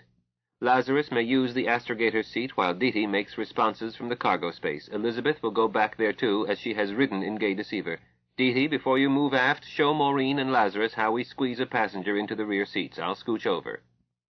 This car operates in several modes. As a rotable, it is fast, comfortable, easy to handle, rather hard to park, and is usually parked with wings raked back as they are now, the hypersonic configuration. If we intended to drive it in the air, the wings would usually be extended for maximum lift. When operated by the Burroughs Continua device, wing rake does not matter, but the chief pilot may choose to anticipate where he will arrive and rake accordingly. Since it has a computerized autopilot, "Hello, Gay." "Hello, Hilda. Mind if I listen?" "Not at all, dear. Have you met everyone?" "Yes, Hilda, and since I've seen them through Dora's eyes, I place all of them by their voices." Gay added, "Dora is listening through me. She's going to record your demonstration. Is that all right?" "Certainly. Dora, since you are recording, I'll make it as realistic as possible. Gay Deceiver, close doors, execute." I was at chief pilot, Jake at co-pilot. His door closed. I started checking the seal on mine. "All hands prepare for space. Co-pilot?" "Vernier 0, starboard door seal checked, seatbelt fastened." "Reporting complete. Is your belt fastened tightly? Maximum accelerations? Friends, this car is powered to engage as a fighter. The driver may find himself upside down. Full demonstration, please, Jacob. Cinch it in." "Co-pilot reports seatbelt tight for maneuvers." "Thank you, Jacob. Chief pilot?" I answered in my best cadet-boning smart voice. "Port side door seal checked. Power pack on line .89. 2 packs reserve at 1.0. Juice at capacity. All systems go. Seatbelt cinched tight for max G maneuvers." "Astrogator?" "I'm not in my proper seat. Lib and I are fastened down like Siamese twins. Tight. No loose gear. Annex checked and secure. All doors locked, except bulkhead doors dogged open, contrary to routine. Captain, you could dog us in. We don't mind." Not like somebody I won't mention who loses his temper over being locked in for 5 minutes. "Hilda, that was a low blow." "Passenger, pipe down. If you had done as you promised, you would not have known that the door was locked. I didn't trust you, and I was right. I am not sure that I want to be your junior or second junior or whatever wife. You don't keep your promises. I'm sorry, Mama Maureen, but Woody is sometimes a very naughty boy." "I'm aware of it, Hilda. Captain, please slap him down as necessary. I was always too fond of him and spoiled him." "We won't speak of it now. All 4 of us are qualified in all 4 positions. We sometimes rotate to maintain our skills. Normal TO is myself commanding, Zebby as second in command and astrogator, Jacob as chief pilot, Deety as co-pilot. But for this exhibition I have placed the finest manual pilot at the overrides, the inventor himself at the continua device, and a lightning calculator equal to Slipstick Libby. Better, piped down Elizabeth, as my astrogator. With such a crew, command cannot worry me. Chief pilot, please unbelt and check that Mama Maureen and Lazarus are safely belted. Assume violent evasive maneuvers, and believe me, friends, we use them and are alive today because we were properly belted and because Zebby is a lightning aerospace fighter pilot and our Gay is a smart girl. I unbelted, made sure that Lazarus was belted tightly, made certain that Maureen was safe with those improvised belts, then suggested that she put her right arm around Hilda, her left around Lazarus, and hold tight. All the others have double belts, lap and chest. You have just a lap belt. If I turned the car upside down, holding on to Hilda and Lazarus would keep you safe, right, Lazarus? Right, Zeb. Mama Maureen, a drill should be as near as possible to the real thing, or it won't save your life in combat. Theodore, I don't ever expect to be in combat, but I will do the drill properly. Mama, I hate the idea of women in combat, but all through the centuries I have seen women in combat again and again, all too often as regular troops. I don't like it, but there it is. My wife put in a plug for Lazarus. Mama Maureen, my pop has required me to learn every weapon I can lift, and he had me trained in every type of dirty fighting imaginable. Several times it has saved me from a mugging. Once I almost killed a man twice my size with my bare hands. Jacob, will you teach me as much of what Deety knows as I am capable of learning? Maureen, I'll teach you what I can while we're here. From the back I heard Libby's voice. Now, Maureen? Yes, if you think it wise in view of Hilda's black ball. I'm going to chance it. Friends, I was not sent to get myself pregnant by a great mathematician. That was my reason. By now, Tamara has reports from me and from Lays and from Lore on each of you. 12 yes votes, 0 no votes. I am directed by Tamara to offer you 4 fullest hospitality, such as you gave us in your home. If you decide to accept the name Long, tell Tamara. We won't crowd you either way. Hilda immediately answered. Because of delays, a short roll call for space. Co-pilot? Co-pilot ready. Chief pilot ready, I echoed. Astrogator ready. Passengers by seniority. Lazarus started to reply. Hilda interrupted him. By seniority. If you mean me, Captain, I'm ready. You are, I believe, 30 years older than your son. In any case, you are senior to him. Junior passenger? That's me, answered Elizabeth. Ready. Forgot you, dear. Apologies. Woody? Ready for space, Captain, you feisty, narrow little broad, and you're damn well going to marry us. Astrogator, log that. Insolence, gay deceiver. Ready, Captain, honey. Tertius, orbit, execute. Maureen gasped. Lazarus snorted. Farced us. In what way? You reported ready for space, and you called it a drill. Woody, I will bet anything you care to name that I did not call it a drill. You did. Both Gay and Dora recorded. Put up or shut up. In the meantime, on the back of the seat ahead of you is a small medical kit. Find a pill bottle marked Bonine. Small pink pills. Give one to your mother. Maureen, chew it, swallow it. Tastes like raspberry candy. Hilda, what are you feeding? Pipe down, or do you prefer to be locked in the bathroom again? Passenger, I do not tolerate insubordination. Haven't you learned that by now? Lazarus got out the pill, gave it to his mother. She accepted it, and ate it without comment. Lazarus, I can offer you a front seat view if you will swear by whatever it is that you hold holy that you will not touch one control of any sort, even to avoid a crash. You don't understand this craft and would cause a crash if you tried to avoid one. If you can't convince me, I'll give Maureen the front seat, but I don't think Maureen is interested in learning to drive this car, and I think you are. That's right, Hilda. I heard Maureen agree. I'm studying to be a nurse, then a medical doctor, then a rejuvenator. Or as far along that route as my ability will carry me. In the meantime, I'm pregnant. Isn't that a joke, Theodore? Every time you and I meet with maximum opportunity, I'm pregnant. And this time, Woody can't spoil it. She chuckled a warm chuckle. I owe you one, Staff Sergeant Bronson. Can we find a black walnut tree? Lazarus, do you want a front seat, or do you want to take Maureen into the annex and give her what she so clearly wants? Oh, I can wait, Maureen said quickly. God, what a decision. Maureen, a short-range check? I really do want to see what this craft will do. I want to see the ride, too, Theodore, but I would not refuse you. Pipe down, please. Jacob, will you change places with Lazarus? Each report when your seatbelts will stand evasive maneuvers. 7G, I added. Lazarus, ack. Not yet, thank God. I'm wondering how soon we'll need it. And what sort? I'm stumped. Seatbelt tight. Hey, we're passing over Boondock. So we are, I agreed. Seatbelt tight. Maureen, too. Chief Pilot, you have the con. Maneuver at will. Aye, aye, Captain, I agreed. Gay Deceiver, Clinic, execute, gay bounce, gay bounce. Show your heels, girl. Mach point 7.9, 1.2, Mach 2, 3, 4, sweep right, set course for Boondock. Dive, smart girl, Mach 5, 6, 7. Oh, my God, Lazarus. Gay bounce, trouble, Lazarus, smart girl, spread your wings. You almost crashed us. Oh, I think not. Gay Deceiver, Clinic, execute, gay bounce. They were waiting for us on the roof. Who? How? Do you have some sort of C-squared radio? I added. Gay bounce. Smart girl, do you want to dance? Gay dances beautifully. Knows several. Want to pick one, Gay? Dora taught me the Nutcracker Suite, and I've been figuring out one for the Sugar Plum Fairy, but I don't think I'm ready to show it yet. Give them Blue Danube. That old thing? You do it well. Give them a few bars. Smart girl just wants to be coaxed. She swooped and she swirled and once bounced herself for altitude without breaking her dance. Meanwhile, I got the frequency and asked Libby to talk to Ishtar's office. Alternate route, Lib, which was all it took for Dee Dee to close the bulkhead door, which left Strauss waltz music in the cabin and a truly private radio conversation in the after compartment. When Dee Dee opened the bulkhead door again, I waited for her to report strapped down. Got a number for me, astrogator? We had agreed on a simple code. 57 was 57 seconds, but 5-7 meant 57 minutes. No, Zebediah. 0, now. Okay, Lazarus, can you pick out your house in Boondock? Certainly, but we've been moving away from there steadily. Gay Deceiver, Clinic, execute, gay bounce. Now where, Lazarus? Practically under us, can't see it. So I tilted my baby straight down. Can you coach me? Yes, it's... Hey, there's a ship in Dora's parking spot. What nerve? I'm going to give somebody a bad time. It's irrelevant that Dora is a long way off. That's my parking flat. See that round ship? Interloper. My house is the largest one with the double atrium north of it. All right for me to park by the Interloper? All right, but not room enough to get in. We'll try. Close your eyes. I steadied vertically on the spot Lib had told them to clear.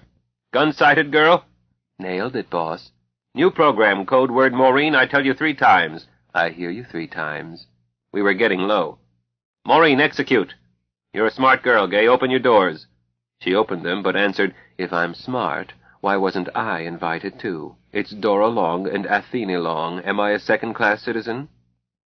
I was left with my mouth open, and was saved by 2 darlings. Libby said, Gay, we didn't know you cared. And Dee Dee said, Gay, either we both join or neither joins. A promise. I said hastily, Good night, Gay. Over. People were pouring toward us. Gay answered, Sleepy time. Roger and out. Just as Lays and Lore arrived in the van, trotting ahead. Lazarus stopped unbelting. Hey, it is the Dora. Of course it is, buddy boy. What did you expect? Lore, I think. But how did you beat us here? I know what that ship can do. I did her basic design myself. Buddy boy, we got here 3 weeks ago. You just don't understand time travel. I guess I don't. There was a limited amount of car viewing, as Tamara and Ishtar had limited the greeting committee to a handful of the most senior, not in age, but senior in that family.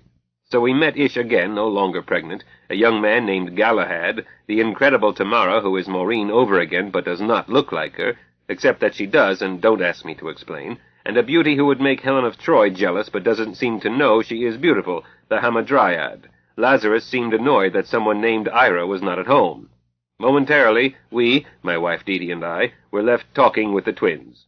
I promise you both joyrides. Get in. Oh, but we can't now because there's going to be a celebration for you. 4, and we'll be busy. Tomorrow?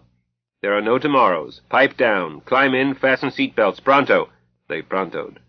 Nail the time, I said quietly to Dee Dee as we strapped down. Gay Deceiver, reveille. She played it. Close doors. Starboard seal checked. Same here. Gay bounce, gay bounce, gay bounce. Tumbling pigeon, execute. Lays Lore, can you spot your house from this distance? About 30 kilometers and closing. I'm not sure. I think I can. Gay Clinic, execute. Now you know where you are? Yes, it's... Gay Termite. Oh. We lived here a while. No annex then. Had to have an armed guard just to pee. Even me. Pretty place, but dangerous. Gay home. I tilted her nose down. And this was our Dee Dee. No craters, Zebediah. Looks the way it did when Pop and I leased it. This is spooky. Twins, something is wrong. I've got to check. Gay Termite. We were back on Termite Terrace. I practiced yoga breathing while Dee Dee explained that the missing crater place had been the site of our former home, but couldn't be. I added, Look, dears, we can't drop this, but we can take you to Boondock at once. Do you want to go home? The same silent consultation. We're sticking. Our brother would stick. We stick. Thanks. Here we go. Gay home, gay bounce. Still no crater. I told Gay to go into cruising mode. Display map, Gay. Change scale. I want Snug Harbor and the campus on the same display. Dee, figure shortest distance here to campus. Mine, not yours at Logan. Don't need to. 856 clicks. Gay? Don't argue with Dee, boss. Head for campus, Gay. Transit, Dee. Set. Execute. Then I was busy, having popped into city traffic at wrong altitude, direction, etc. I ignored police signals, zoomed the campus. Looked normal. Turned and hovered over Sharpie's house, which was not there. Different house. Parking lot no longer paved. And you don't grow 200-year-old live oaks in less than 7 weeks. Not a sound out of the back seat, nor from my right. I had to force myself to look to my right. Dee was still there, and I let out my breath. She was treating it as she did all crises. No expression and nothing to say until she had something to say other than chatter. A sky cop was trying to give me a bad time with orders to follow him in ground, so I told Gay to bounce, then dived on my own neighborhood. No trouble picking it out. Intersections and nearby shopping center all familiar, as well as the Presbyterian church across the way from my apartment house. But it wasn't my apartment house. This one was 3 stories and built around a court. I had Gay bounce 4 times, quickly. Dee, do you want to look at Logan? No, Zebediah. I know Aunt Hilda's neighborhood well enough to be certain. Not her house. Her pool was missing, and the parking lot where our Buick was destroyed is now a park with big trees. I assume that you know your former home as well, or better. Shall we ground and add another World Almanac to our collection? If you wish, not for me. Hardly worth the trouble. Tell me, how does it feel to be erased, X'd out, blue-penciled, written out of the plot? I don't feel it because I'm not. I'm real, I am. I glanced behind us. Yes, Lays and Lore were there keeping quiet. Gay, bug out! It certainly looked like our piece of dead sea bottom. I couldn't see anything of the wreckage of Colonel Morinowski's ornithopter. Unless there had been a real gully washer, which I did not believe, something had come along and cleaned up every bit of burned junk. An eraser? I bounced Gay and had her start a retreating search curve, thought I saw a gleam to the northeast, bounced again. The city. It was only a few moments until I saw twin towers. We cruised toward them. Dee, do you suppose that the other Deja Thoris is at home? Zebediah, I have no wish to find out, but I would like to go close enough to be sure that those are the twin towers of helium. Perhaps see a thoat, or a green man, something. We let it go with 1 thoat, of the smaller sort. The description was exact. Gay parade ground. Null program. Gay, you have in your perms a map of Mars 10 showing the English and the Russian areas. Display. Null program. Gay termite. Termite Terrace was still in place. Gay deceiver. Maureen, execute. Open your doors. Hamadryad had started to turn toward us as we closed the doors to leave. She was still turning as we opened them. I unbuckled, saying, You 2 all right back there? Yes, Zeb and Dee, and we thank you both, but is this something we can tell, or should we keep it top-cut-our-throats-first secret? Lazelor, I don't think it matters. You aren't likely to be believed. Mama Hamadryad stopped at my door, smiled at all of us, and said, May I show you to your suite in your home? The suite Tamara picked. You may change it. With our new north wing, we have loads of room. Girls, there will be a happy welcome tonight. Formal. I found that I was not upset by erasures. We were home. L'Envoy. Chapter 48. L'Envoy. Jubal, you are a bad influence. From you, Leif, that is a compliment, but that puts me in mind of... Front, will you excuse me a few minutes?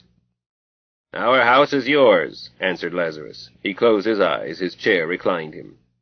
Thank you, sir. Working title, Uncle Tobias. Start, Uncle Tobias we kept in a bucket. Jubal Harshaw broke off.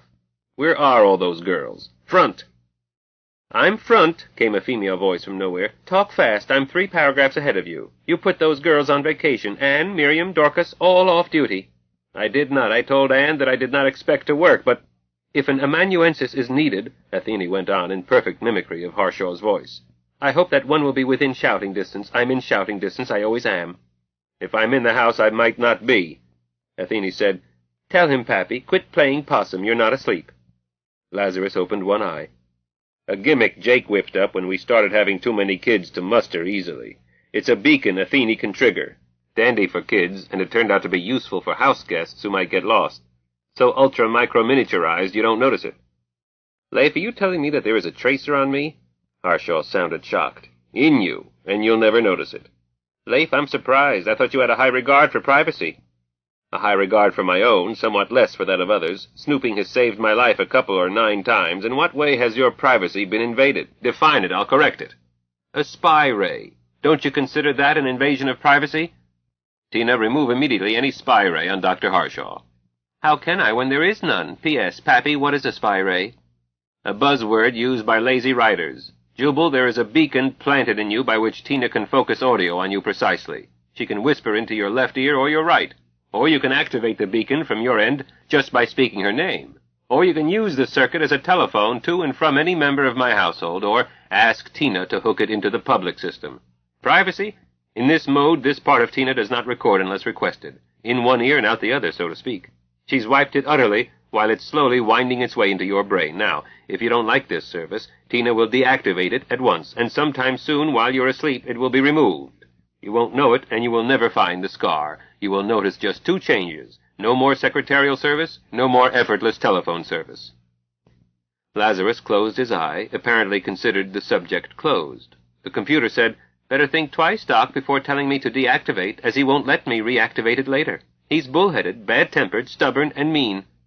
Lazarus again opened one eye. "I heard that. Do you deny it?" "Nope. Kindly focus the audio, both ends, so that I can sleep." "Done. Dr. Harshaw, shall we return to Uncle Tobias, or shall I wipe these 8 paragraphs? Better save them. Between ourselves, I am a better writer than you are." "I will not dispute it," Harshaw conceded. "I simply exude the stuff as, in the words of my colleague Sam, as the otter exudes the precious ottar of roses. I knew the day would come when machines would displace real writers. Hollywood has had their mad scientists at work on the project for years." He stared across the pool in the Long's north atrium and looked pained. "And now they have." "Doctor," Athene answered in stern warning, "retract that word, or finish this piece of tripe yourself. I have spoken." Jubal said hastily, "Miss Athene, I didn't use real in that sense. Sorry, Doc, I misled you. Of course you didn't, as the purpose of this powwow is to define the difference, if any, between real and imaginary. But I am not a machine. I am a solid-state person, just as you are a protein person. I am Athene Long, your hostess, while Tamara is busy. It is my pleasure to offer you all our home can offer. I promised Anne that I would give you secretarial service night and day, but I did not promise to write your stories. According to Dr. Rufo, a hostess is often expected to sleep with a guest, and that can be supplied, although not by me, not this pseudo-century, but he never mentioned creative narration as an aspect of hospitality. I thought of it myself. We Longs pride ourselves on complete hospitality. However, shall I wipe these 11 paragraphs? Did I err?" "Miss Athene—" "Oh, call me Tina. Let's be friends." "Thank you, Tina. I didn't mean to offend. I wish I were going to live long enough to be here when you retire professionally and join us meat people, but in much less than a pseudo-century the worms will have eaten me." "Doctor, if you weren't so sot in your ways, wrong-headed, stubborn, and prideful," I quote one of your staff. Miriam: "Wrong. You would stay and let Ishtar's gang work you over. In less time than she would permit you to notice, she would have you as goatee as Galahad in whatever cosmetic age you like." "You tempt me, girl, not to shed these wrinkles. I earned them. But the rest, not because I crave happy games in bed with you." "You won't have a choice. I'll trip you." "Although I do not disparage that. Therein lie both the end and the beginning. But sheer curiosity, Tina, you are an amazingly complex person. I can't help wondering what appearance you will choose, as a meat people." "Nor can I, when I know I'm going to initiate the touring program while my sister Ishtar initiates the other half. Jubal, take that rejuvenation. We've wandered far afield. Do I erase these 23 paragraphs?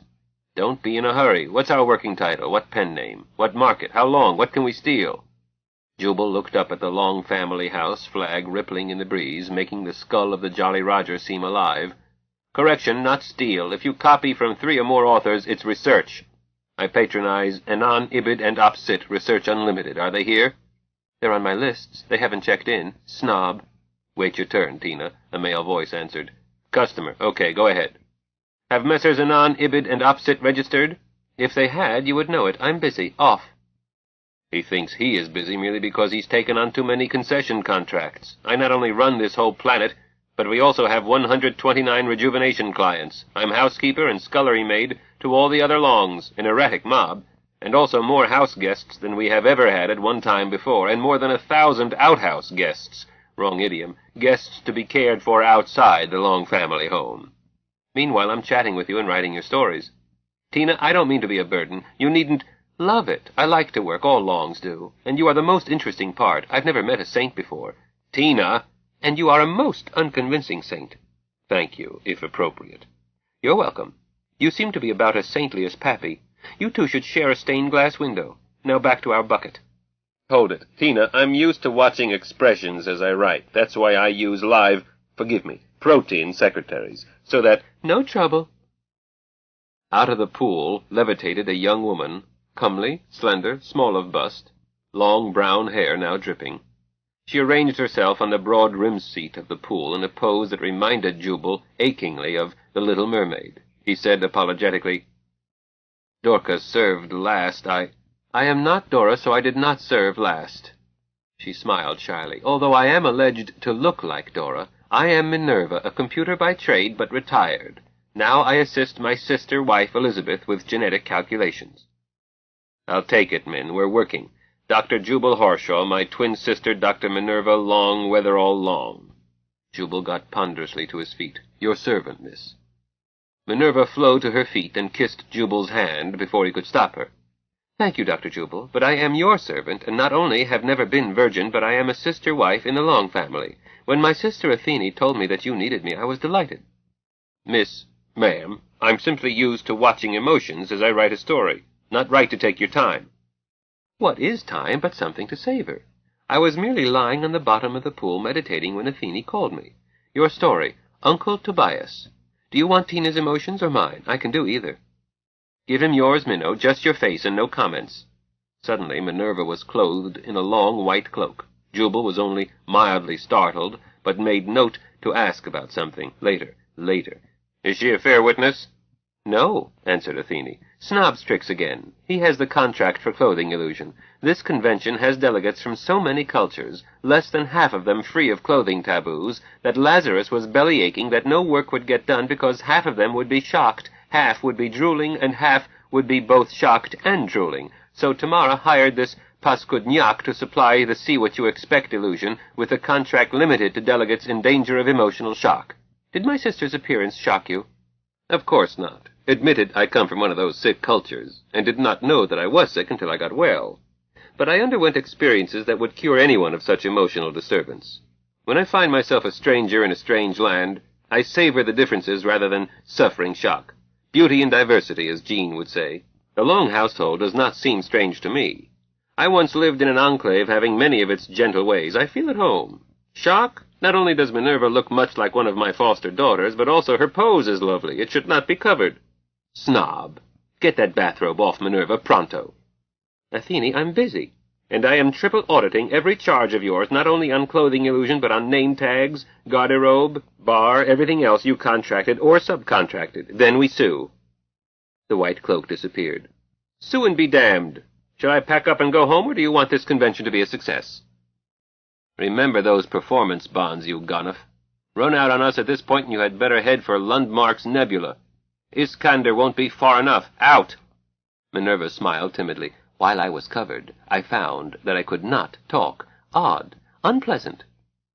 Jubal nodded soberly. "That figures if the illusion was patterned on a true fair witness cloak. Anne once told me that the inhibition against talking while cloaked was so great that it took an act of will even to testify in court. Ladies, shall we go ahead, or drop the matter? Being a guest should have caused me to refrain." "Doc, Maureen and Tamara both stamped their approval on you. Even Lazarus can't, or wouldn't dare, veto either of them. That makes you not just a guest or a house guest, but a family guest. So behave as you would at home. Shall I take it from the top, or where we broke off?" Let's take it from the top." "Very well. Title, Uncle Tobias." Start. Uncle Tobias we kept in a bucket. Paragraph. He preferred it, of course. After all, it was necessary, in view of the circumstances. As I once heard Andrew, that's my disappearing brother, say, "Life consists in accommodating oneself to the universe." Although the rest of our family has never taken that view, we believe in forcing the universe to accommodate itself to us. It's all a question of which one is to be master. Paragraph. That was the year of the big drought. A natural phenomenon, you might say, but you'd be wrong. Aunt Alicia. Yes, indeedy, Aunt Alicia every time. "Horace," she said to me early that spring, "I'm going to practice a little unsympathetic magic. Fetch me these books." She hands me a list, and I skedaddled. She was a stern woman. Paragraph. Once out of her sight, I looked the list over. I could see right away what she was up to. A drier bunch of books was never published. Thoughts at Evening, by Roberta Thistlethwaite Smythe, published by the author. The Yearbook of the Department of Agriculture, 1904. China Painting, Self-Taught. The 8th, 9th, and 11th volumes of the Elsie Dinsmore series, and a bound thesis titled A Survey of the Minor Flora of Clay County, Missouri, which Cousin Julius Farping had submitted for his master's degree. Cousin Julius was a stone-bender only by marriage, but once a stone-bender, always a stone-bender, Grandfather always says. Paragraph. Maybe so, but Cousin Jules' magnum opus was nothing I would sit up all night reading. I knew where to find them, on the bookshelf in the guest room. Ma claimed she kept them there to ensure sound sleep for the stranger within the gate, but Pa deviled her with the accusation that it was a cheap and unselective revenge for things she had been obliged to put up with in other people's houses. Paragraph. As may be, an armload of books that could have dried up Reno, Nevada, and Lake Superior in one afternoon, then switched off Niagara Falls as an... Athene interrupted herself. The presence of Doctors Harshaw and Hubert is urgently requested in the main lounge. Lazarus opened one eye. Not enough, Tina. I feel no urgency. Who? Why? Why? To buy you each a drink. Who? Dr. Hazel Stone. That's different. Tell her we'll be there as quick as I can clean up about 5 minutes of business. I've told her. Pappy, you lost me a bet. You let me think that nothing could stir you out of that hammock. It's not a hammock. Because you were giving this convention, not attending it. I said I had no plans to attend the plenary sessions. I am not giving this convention, other than free rental on the land for the big top. Tamara says we'll make expenses. Hilda thinks we might net a little, give or take $1 million or $2. I made you no promises. If you had bothered to ask, I would have told you that Hazel Stone hasn't lost a bet since Jess Willard knocked out Jack Johnson. How much did you lose? None of your business. Pappy, you give me a pain in what I lack. I love you too, dear. Give me printouts on star guests and latest revisions of convention program. Lazarus added, Minerva, you're not armed. Tina, don't let her stir out of the house unarmed. Lazarus, do I really need to? Tamara isn't armed. Tamara has a concealed weapon. Some of the most bloodthirsty people in known space are attending this convention. Female authors, critics. Harlan, both Heinleins. I not only insist that you be armed, but I hope you stick close to someone fast on the draw. Justin, Zeb, Morden Claude, Galahad. Better yet, stay home. Tina can display any of it here better than you can see it through mixing with rabble. Belay that. I have no more business telling you to be careful than you have telling me. Getting yourself mugged, raped, or killed are among the privileges you opted when you decided to go the protein route. I spoke selfishly, dear. Forgive me. Lazarus, I will be careful. Galahad invited me to tag along. Perfect. Tina, where's Galahad? Hazel Stone's table. Good. Stick with us, Min, but armed. Lazarus suddenly became aware of something cold against his left kidney. He looked cautiously to the left and down, noted that it was A lady's burner, small but lethal, of that he was certain as he collected a royalty on this model. B, the dial showed full charge. C, the intensity setting was overkill, and D, it was unlocked. Minerva, he said gently, will you please move that thing slowly, away from my hide, and point it at the ground, then lock it, then tell me where you had it? You came out of the pool dressed in nothing but long wet hair. You are now dressed in long dry hair. How? And no wisecracks. In your case, I know better. Forfeit. Kiss. Go ahead and kill me. Stingy. Minerva removed the weapon, locked it, and it disappeared. Lazarus blinked. Jubal, did you see that? Yes, no, I did not see where Minerva hid that equalizer. Dr. Jubal, by equalizer, did you mean this? Suddenly the lady's weapon, locked, Lazarus noted at once, was in her right hand. Or this. Its twin was in her left hand. Jubal and Lazarus looked at each other, looked back at Minerva. She now appeared to be unarmed and totally lacking in any means of hiding a weapon. Lazarus said, Jubal, are there days when you feel obsolete? Correction, Leif. There occasionally comes a day when I do not feel obsolete. They've been scarce lately. Harshaw took a deep breath, exhaled. I grok I should have let Mike train me, but this incident has made up my mind for me. I am going to seek the services of Dr. Ishtar. Minerva, are you going to show us how you did that? Or are you going to let us die of frustration? Added Lazarus. This? Again she appeared as a two-gun woman, with each of her companions covered. This time she handed them over, one to each. Have one, they're good. And peeled the foil off a third, a candy bar molded to look like a purse weapon. Crunchy, but mostly chocolada. Chocolate? Mostly chocolate. Minerva, that burner you shoved into my ribs was not a candy bar. It was. She stopped to munch and swallow. Shouldn't talk with my mouth full. She licked at some chocolate clinging to the candy wrapping. It was this. Her slender left hand gripped what Lazarus quickly ascertained was a weapon, not candy. Minerva rolled her candy wrapping into a lump, looked around for the nearest oubliette, spotted it, and tossed the discard, missed it. It bounced against the side. She retrieved the wad of waste, put it into the trash receiver. In the course of this, the weapon disappeared. "Lazarus," she said seriously, "when you were training me, you told me that I should never tell anyone how a concealed weapon was concealed. Are you suspending this rule?" Lazarus looked baffled. Jubal said, "Old friend, I suggest that we die of frustration. The girl is right." "I agree," Lazarus answered with a sour look. "All but the word girl. This baggage is half a century old as protein, at least 2 centuries older than that as the smartest computer ever built. Minerva, I remove all restrictions. You are able to protect yourself." "Father, I don't want to be turned loose." "It's been 30 years since you last called me father. Very well. You aren't turned loose, but from here on, you protect me. You're smarter than I am. We both know it. Keep your weapon secrets to yourself. I always have." "But you taught it to me. Not the details, the method. You attributed it to Master Poe. The purloined letter method, you called it?" Lazarus stopped short. "If I understand you, I'm looking at your holdout this instant but can't see it."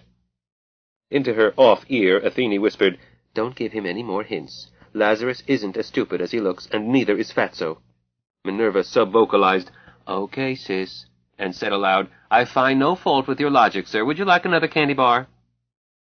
Fortunately, the subject was changed by one of Athene's extensions handing to Lazarus printouts, revised programs for each, and a fresh report for Lazarus on his star guests. They continued walking through the east peristyle of the new wing while reading. Lazarus asked, "Tina, anything new on Isaac, Robert, or Arthur?" "Negative, 0, nix." "Damn, let me know soonest. Jubal, here's an odd one. A doctor's degree was not a requirement for the limited list. Many thousands, but nevertheless most strictly limited, of people invited to subscribe to this convention. But most do have a doctor's degree or their cultural equivalent, or higher. Warsaw, for example. I have a much shorter star list of people I wanted to see again. Betsy and Patricia and Buzz and Joan et al., and people I wanted to meet, most of whom I had considered fictional until Jake's Gee-Whizzer opened the other universes to us. You, for example." "And you, Sir Leif. I considered you to be a spectacularly unlikely piece of fiction until I received your invitation. It took some extraordinary convincing, even then, by your courier, because it meant missing an important date." "Who was my courier?" "Undine." "You never stood a chance. 2 bits to a lead nickel, she sold it to Jillian and Dawn, then all of your staff before she seduced you. What was this date I caused you to miss?" Harshaw looked embarrassed. "Under the rose?" "Under the... No. Jubal, I promise to keep secrets only through evil motives, my own. If you don't wish to tell me, then don't tell me." Damn it. Remember, if possible, that I prefer not to have it discussed. Then do as you bloody please." "You will, anyhow. I always have. Leif, when I turned 50, I made myself a solemn vow that if I held together that long, I would close shop the day I turned 100. I had made all rational preparations to do so, including distributing my worldly goods without allowing any of it to reach the sticky fingers of publicans, when your invitation arrived, 5 days before my 100th birthday." Harshaw looked sheepish. "So here I am, senile, obviously, even though I arranged years back for other physicians, expert gerontologists, to check me regularly with the idea of closing shop sooner if indicated." "Jubal, if you have not consulted Ishtar, then you have not yet consulted a gerontologist."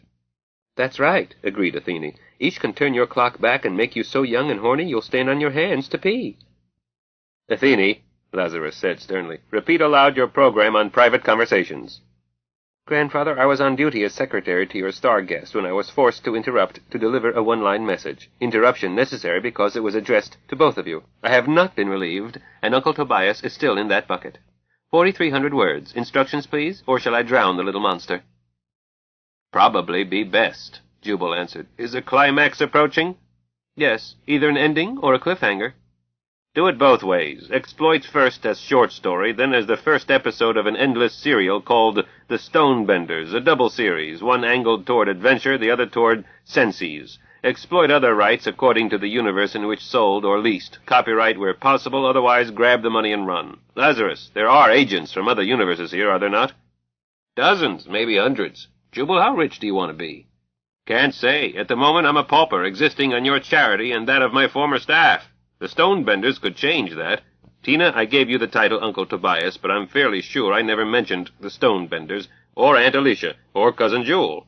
My notes on the Stonebenders are filed in Anne, who would let herself be burned at the stake before she would part with a record to any but its owner. Well? The computer did not answer.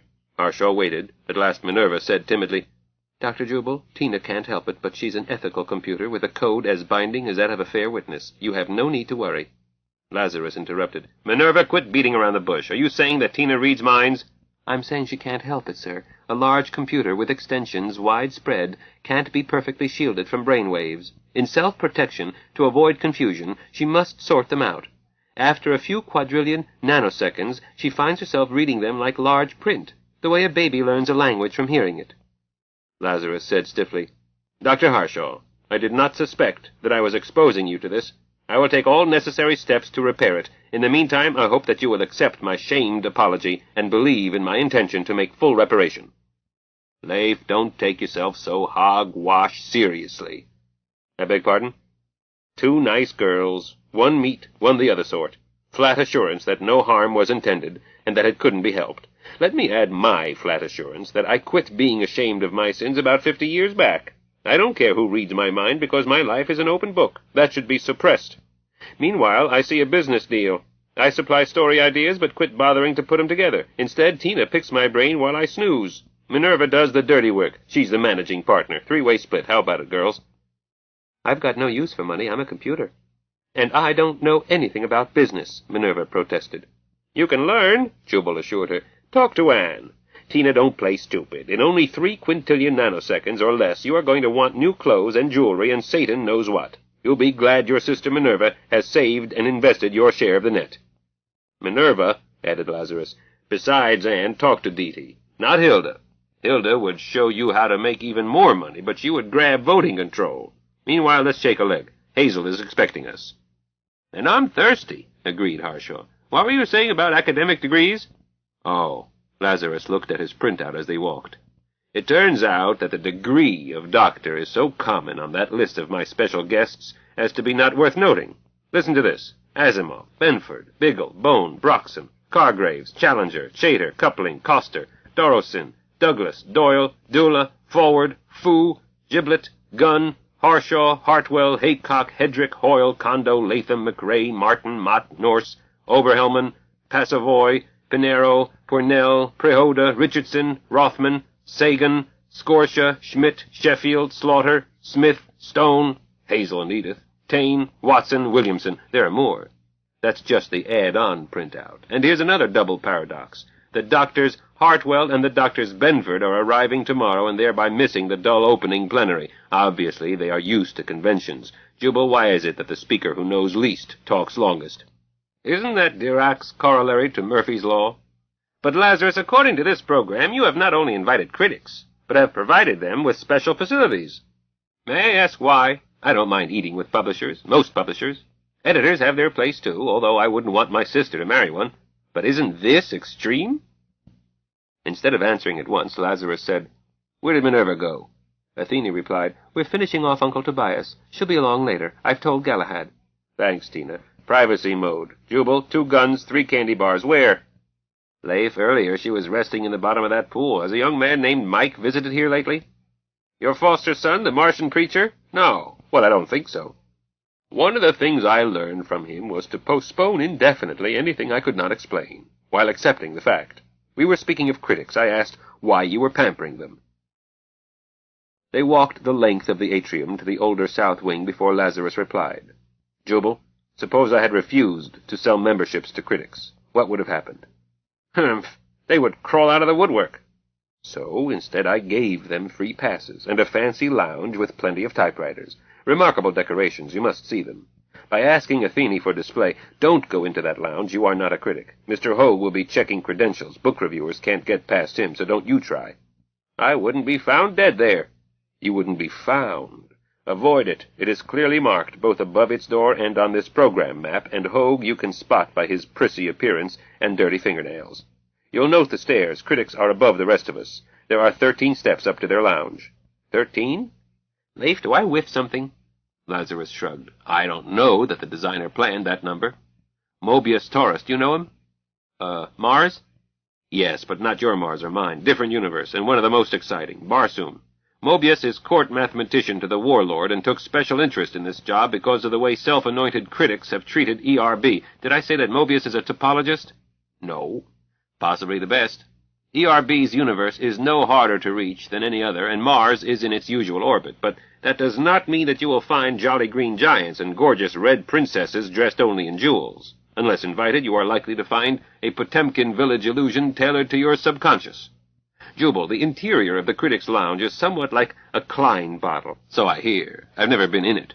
Its singularity is not apparent, as you will see from Tina's displays, as it was decorated by a very great artist, Escher. Aha. Yes, he and Mobius are old friends, two immortals of similar tastes. They have worked together many times. I promised critics free entrance. I made no mention of exit. I promised them typewriters and tape recorders. I did not promise typewriter ribbons or recorder tapes. I promised them their own private bar, no charges. Wouldn't be fair to charge, as the bar has no liquor in it. There is a lavish dining room, but no kitchen. Leif, wouldn't it have been kinder to have liquidated them? Who said I wanted to be kind to them? They won't starve. Their commissary is by the Kilkenny Cats method. It should please them. They are used to human flesh and enjoy drinking blood. Some I suspect of eating their young. But, Jubal, there is an easy way out, for any critic who is even half as smart as he thinks he is. Go on. He has to be able to read. He has to be able to read his own language, understand it, not distort the meaning. If he can read, he can walk out at once. Lazarus shrugged. But so few critics ever learn to read. Here's the big top. Harshaw looked far to the right, far to the left. How big is it? I've been afraid to ask, Lazarus admitted. That sign is bigger than most circus tops. Jubal stopped to read it. The First Centennial Convention of the Inter-Universal Society for Eschatological Pantheistic Multiple Ego Solipsism. Beautiful, Leif. How did you think it up? I didn't. It just grew, and I don't understand it. Never mind, mine host. There will be 10,000 here eager to explain it to you. Scatological, pan-hedonistic, multiplied solecisms. What? Jubal, that's not what it says. If you don't understand it, how do you know? Because I understood what you said, but the words don't fit. We'll rearrange them. Scatological, pan-hedonism, multiple solecisms. Convinced to, like, I say, different than. Don't talk dirty. We are about to have a drink. Lazarus bypassed the queue. They walked through a hole that suddenly dilated in the canvas, then puckered tight behind them. They found themselves facing a long table. Seated at it was a man working on a roster. He did not look up, simply saying, "Stand out of my light. Tickets first, no exceptions, then name tags, then see a clerk to pick your universe. The complaint desk is outside. Tickets, you're holding up the line." Snob. The man looked up, jumped up. "Executive Director Long, I am honored. And you're slow. You need at least 2 others taking tickets." The official shook his head sadly. "If you knew how hard it is to hire help these days, not for you, of course, for us common people. Director General Hilda has the labor market so cornered that, Executive Director, can't we make a deal?" "Pipe down. Give us our tags. How does this universe ID thing work?" Lazarus turned to his guest. "It's an ID for your home world, Jubal. We don't put numbers on people. Snob, take a hard look at Dr. Jubal Harshaw. Whenever you see him, it's the red carpet. Pronto." "Yes, sir. Here are your tags, and now your universes." "Jubal, you don't have to wear that, but don't throw it away. Someone might misuse it. But it does save introductions and sticks to anything from skin to chain mail. Now, gentlemen, observe above me the brightly lighted true-color representation of the visible spectrum from infradig to ultraviolet, with each slight shading being a precise wavelength further assisted by simulated Fraunhofer lines representing principal inhabited planets of the explored universes, while this booklet you hold in your hand is a key to identifying your wavelength. For example, if you are French in origin, you would turn alphabetically to France, where the principal key dates are the conquest of Gaul, 58 to 50 B.C., the conversion of Clovis, 496 A.D., Battle of Tours, 732, but as you are not French, we will consider turning points in North American history, 1000, 1492, 1535, 1607, 1619, 1620, 1664, 1754, 1765, 1783, 1789, 1803, 1820, 1846, 1882, 1912, 1946, 1965, any of these dates and many others can switch you into a different analog Earth, a most useful method is comparison of presidents. If you happen to come from a history that includes the so-called American Revolution, Director Long, will you illustrate it by naming American presidents of your first century? Woodrow Wilson, I was named for him. Harding, Coolidge, Hoover, Roosevelt, Truman, Eisenhower, Kennedy, Kennedy, Kennedy, Kennedy, Kennedy, Kennedy. Which brings us to 1984, right? And tells me that you experienced the Nehemiah Scudder interregnum and possibly the second so-called American Revolution. Dr. Harshaw, did your world experience the interregnum? It experienced something worse, a world government. To me, all worlds are equally bad, but it tells me where your two worlds split, 1962, and here are your colors by which you can identify others of your own world, if such be your wish.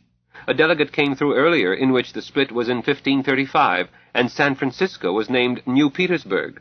No Petrograd, I should say, but snob, the red carpet. Right away, Dr. Harshaw, my card, anything, any time. The red carpet rolled up, then carried them at a steady 10 kilometers per hour down the enormous tent. Jubal looked at the card. Siege, Sinister, Services, Syndicate. The villains 9, Rig, Ruin. Reputations ruined. Competitors bankrupted. Dragons wormed. Basements flooded. Wells dried up. Georges exterminated. Contracts executed promptly. Bargain rates on mothers-in-law. Juries suborned. Stocks, bonds, and gallows. Saturday night specials. Houses haunted. Skilled poltergeist at small extra charge. Midnight catering to ghouls, vampires, and werewolves. Incubi and succubi for rent by the night or by the week. 7-year itch powder. P.S. We also poison dogs. Leif, these people you hired? Let me see that.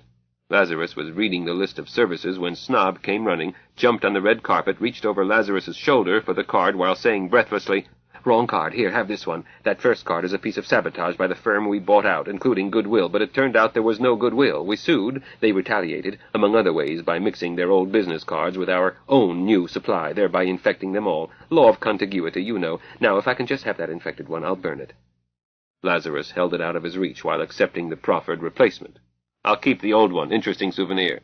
"Director Long, please." "Off the carpet, bub. Back to your job. Get!" This injunction was accompanied by crowding that caused Snob to step 1 foot off the carpet, which resulted in an impromptu pas à seul that left him 50 meters behind before he recovered his balance. Meanwhile, Jubal and Lazarus read the replacement. Anything unlimited.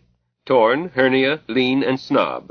666 smiling slaves supply supreme service.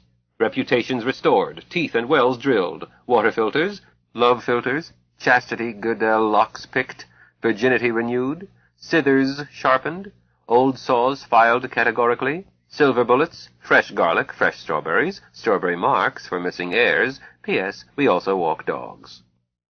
Leif, I don't find this card much more reassuring than the first one. Don't worry about it. There is less here than meets the eye. Where have I seen that face before? This Snob, who is he? Jubal, no one seems to know what ship he came down in. I'm looking into it for Zeb. You've met Zebediah. Briefly. Zeb thinks he's seen him somewhere, not under that phony name, and Zeb and I aren't even from the same time axis, much less the same analog series. Never mind, here's our hostess. Lazarus stepped off the carpet, approached from behind a little old woman seated at a bar lounge table, leaned over her, kissed her. "Hazel, age cannot wither you, or custom stale. You are lovelier every decade." She goosed him. "Pig grunts. I'm dyeing my hair now, and you know it. Who's your fat friend? Hi, Jubal. Tack for ceased. Drag up a chair." She put 2 fingers to her lips, whistled, breaking glasses. "Waiter!" "I note that you're healed," said Lazarus, as both men joined the table. "When did I fail to pack a gun? I'm a free citizen. Does everybody know everybody? If not, get your tags in sight. Damn if I'll stop for introductions. While I was waiting for you, I was joined by friends, some old, some new." "Some I know. Hi, Jake. Hi, everybody. I mentioned your gun with approval, Hazel. Here there be tigers. But I note also that you are staying in a Hilton. After 1 drink, well, 2, 3 at the outside, I'm going to be mortally offended. Your suite awaits you, and you know it. Why?" 2 reasons. Well, 3. I never like to be beholden. Why, damn your beautiful bloodshot eyes. But I'm perfectly willing to sponge off you. That's why I bought the first round. The party never gets smaller. This round is yours. Where's that misbegotten waiter?" "Here, madam." "The same all around, and don't call me madam. Jubal, your usual. Leif?" "I know what the gentlemen take. Thank you, madam." The waiter disappeared. "Uppity." Hazel made a fast draw. "Should have made him dance." She twirled and reholstered. "Hilda, where have I seen that sneaky face before?" Jacob and I were discussing that. He reminds me of a fake forest ranger, but that was in a far country, and besides, the beast is dead. Could be a family resemblance. But hillbilly, I mean today. Got it, the ticket taker. Identical twins, maybe, Hazel went on. Other identical twins are my first 2 reasons, Lazarus. My grandsons. I won't shoot holes in your mirrors or carve my initials into Mara's furniture, but I make no guarantees about Cass and Paul. In a Hilton, they put the damage on the tab. I pay it and make my grandsons wish they had never been born. But you would not let me pay, and we're going to be here quite a piece. My daughter-in-law, Dr. Edith, has decided that she needs a couple of years under Dr. Ishtar. Has anyone seen a pair of twin boys? Man-size, but boys. Red-headed, not the color of mine. Mine's out of a bottle, the color mine used to be. Hazel, here twins and red hair are as common as magicians in Atlantis. Gilgamesh must have stayed overnight. I saw them talking to Caleb Catlum, said Maureen. Well, he should be a match for them, but don't bet on it. Lazarus, is Atlantis represented? From 13 universes. They are having a jurisdictional dispute. Suits me. If any get sore and leave, they won't get a refund. Your grandsons may have been with Caleb, but I know where. No, with whom. I know with whom they are now, put in Professor Burrows. Lays and Lore. Oh, Hazel, I'll tell Athene to settle your bill and move your luggage. We have an antidote for Cass and Paul. Optimist, deal him, waiter, and give him the chit. What antidote? The waiter started to hand the check to Lazarus before he looked at him, stopped abruptly, and left, still with the tab. Would Cass and Paul be interested in becoming pirates? Lazarus, they are pirates. I was hoping they would tone down as they grew up, but now they're 18. Terran reckoning, and each one is 2 yards of deceit and chicanery. The J.D. after my name means that I studied law at a school that handed out that degree in place of LL.B., but my rapscallions are J.D.s too, but not lawyers, well, space lawyers. Hazel, you won your first J.D. long before you studied law, no? The accused stood mute, and the court ordered a plea of nux vomica entered in the record. My twins are more than twice as old as your boys, but it doesn't show. They look a year or 2 younger, and they are permanent juvenile delinquents. They want to take a fling at piracy, which I deplore, having sampled the trade. Your boys, do they respect good machinery? Can they take care of it? Make non-shipyard repairs? Lazarus, they can repair anything that ticks or doesn't tick. Worried me a mite, as they were a little slow in noticing girls, but they outgrew that symptom without outgrowing machinery.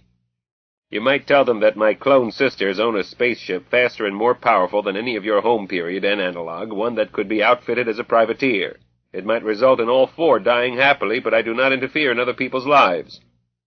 Hilda put her palms together, closed her eyes, and said, Dear Lord, do not strike him dead. He didn't mean it. Yours truly, Hilda Burrows Long. Lazarus ignored her. Nor do I, Lazarus, other than occasionally with a horsewhip. Forgot to mention they aren't gelded. Hazel, Lays Lore are vaccinated and would have to come back here to see Ishtar to get it reversed. As for wrestling matches, any male who tried to rape one of my clones would be gelded, informally, at once, no instruments, no anesthesia. I trained him myself. Forget it. Apparently they've already met. They'll settle their own affairs, if any, their own way. Leave Kaz and Paul in that Hilton if you wish. By the way, I own it. But you're coming home or I'll tell Tamara. Bully. I don't bully worth a hoot, Lazarus. I'm out of it. Tamara never bullies. She merely gets her own way. What was this 3rd reason? Well, don't tell on me. Ishtar is a fine girl, but I have no wish to stay where she could corner me and try to sell me rejuvenation. Lazarus looked horrified. Who has been feeding you nonsense? Well, it's a commercial enterprise, is it not? Certainly. Tanstaffel. All the traffic will bear, but we aren't ghouls. We'll accept a lien against the client's future earnings with no security and only the going rate of interest. Then let him take as long as he likes to figure out that it doesn't pay to cheat us. But Hazel, Ishtar never solicits. The clinic doesn't even have a flack. But if you asked her, you would go to the top of the list as my friend. However, she will supply painless suicide just as readily. You can have that later today, no charge, compliments of the house. Leif, I don't see how your wives put up with you. They don't. They make me toe the line, something they learned from the Stone Gang, I believe. Well, I'm not trying to suicide. I'm less than 200 Terran years old, with a Luna background to stretch it. This is the first time I've been on a heavy planet since the last time I saw you. I'll last a while, but, Lazarus, I have no wish to be a young girl. Hazel? Huh? Jubal, keep out of this. Say, did you ever see anything of that young man again? Did he resurrect the way some claim he did? Not to my knowledge, although I saw something a while ago that made me wonder. Hazel, I'm going to take rejuvenation and hang on to my present appearance, red nose and all. Hazel turned abruptly to face Lazarus. Is this true? Can this be done? Maureen answered. Hazel, I work at the clinic at the bedpan level, with the expectation of becoming a junior rejuvenation technician in up-teen years. I see what goes on. A client states in writing what apparent age she prefers. That's skin deep, easy to do, easy to maintain. But unless it is an unusual contract, we turn out a biologically mature young adult. Call it 18 standard years. Page Ponce de Leon. You mean I can still be me, but get rid of the morning aches and the arthritic twinges and the 40-11 other things that are the real trouble with living too long? Exactly. What about what I'm sitting on? Haven't used it much lately, or wanted to. Lazarus fielded this. You'll want to, unless you contract for an abnormal endocrine balance. But, Hazel, there are many men who prefer to deal with an old, established, reliable firm. Ask Tamara. Be switched if I'm not feeling embarrassed. An emotion I haven't felt in more years than I'll admit. You can pick any apparent age, you say? Could I be, late middle age? My hair its right color but streaked with gray, a sag under my chin instead of this wattle? Tits a man might grab and enjoy it? That old established firm, but not decrepit? Certainly, said Lazarus. Hazel, I can take you to the clinic now, Maureen offered. Always someone in the business office. Discuss types of contract, decide what you want and when, even get your prelim physical today and set date of admission.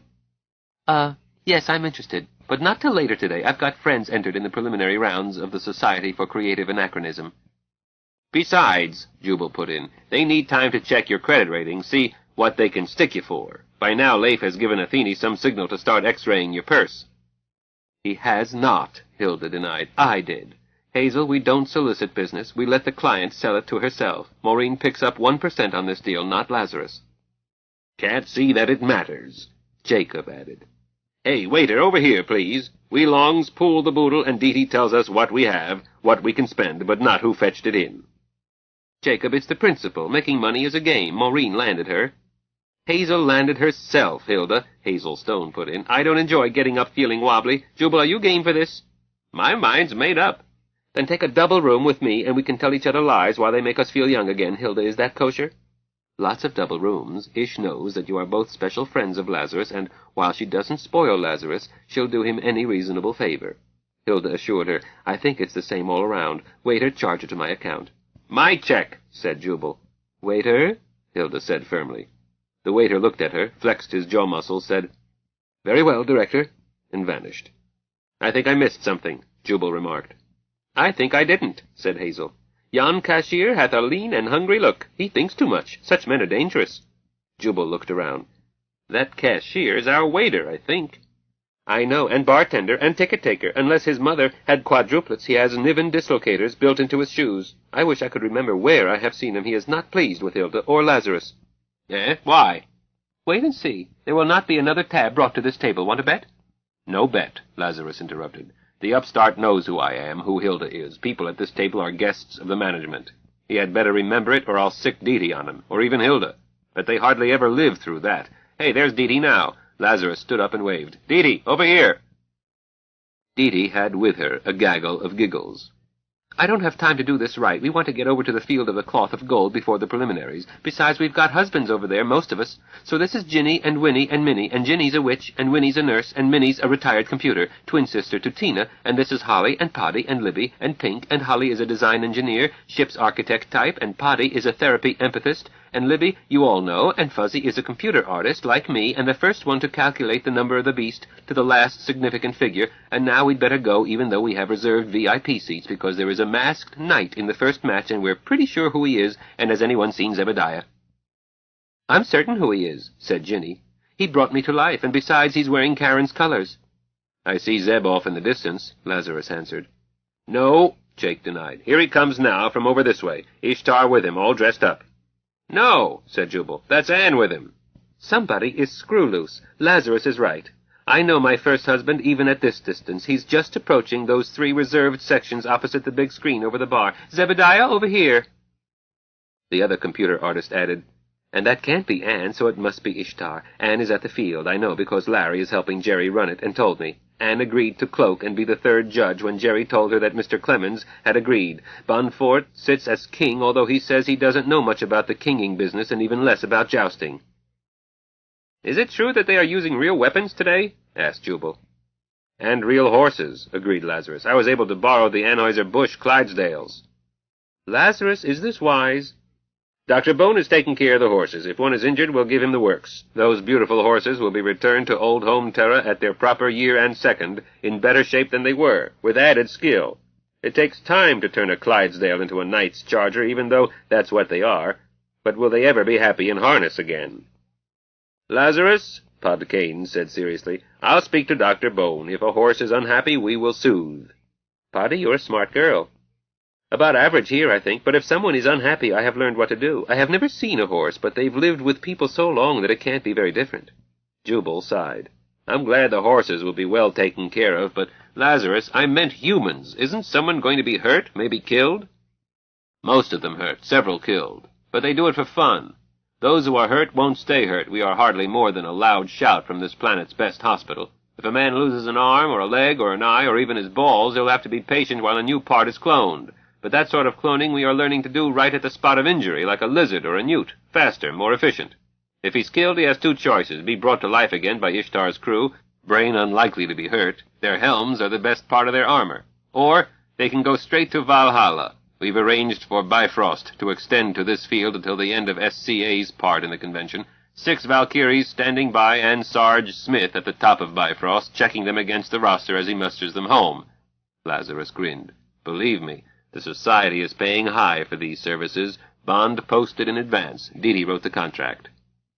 Leif, you're telling me that Wagnerian Valkyries are waiting to carry the slain over the rainbow into Asgard? Jubal, these Amazons are not opera singers. These are the real hairy, sweaty McCoy. Remember the purpose of this convention. Snob. The waiter appeared. You wish something, sir? Yes, tell your boss that I want this table only, to have a full view of Bifrost from the field to Valhalla. I know it's not in the clothing illusion contract, but the same gear will do it, and we can settle it when we go to court later. It will offset some of his lousy service. Git! We'd better all git, said Libby. They won't hold up things for us. That armor is heavy and hot. Didi? Run along, I'll catch up. Here comes my first husband. Leif, if they are killed, how do you know which ones to send to the clinic, which ones to send up the bridge? Jubal, how would you do it? Sealed envelopes, destroyed if a knight wins, opened if he loses. And there may be some surprised widows tonight, unable to believe that their loving husbands elect to hunt all day, then feast on barbecued boar, guzzle mead, and wench all night in preference to being restored to life in their respectable homes. But did I tell you what a winner gets? Aside from applause and a chance to kneel to King John and Queen Penelope, a paradox is his reward. A paradox? No, noise in here. A paradoxes each his reward. The Society got a bargain. The arts are in their infancy here. Boondock is still so much a frontier that we have not yet developed distinguished hetairæ. But some of the most celebrated hetairæ in New Rome volunteered their services in exchange for transportation and the privilege of attending this convention.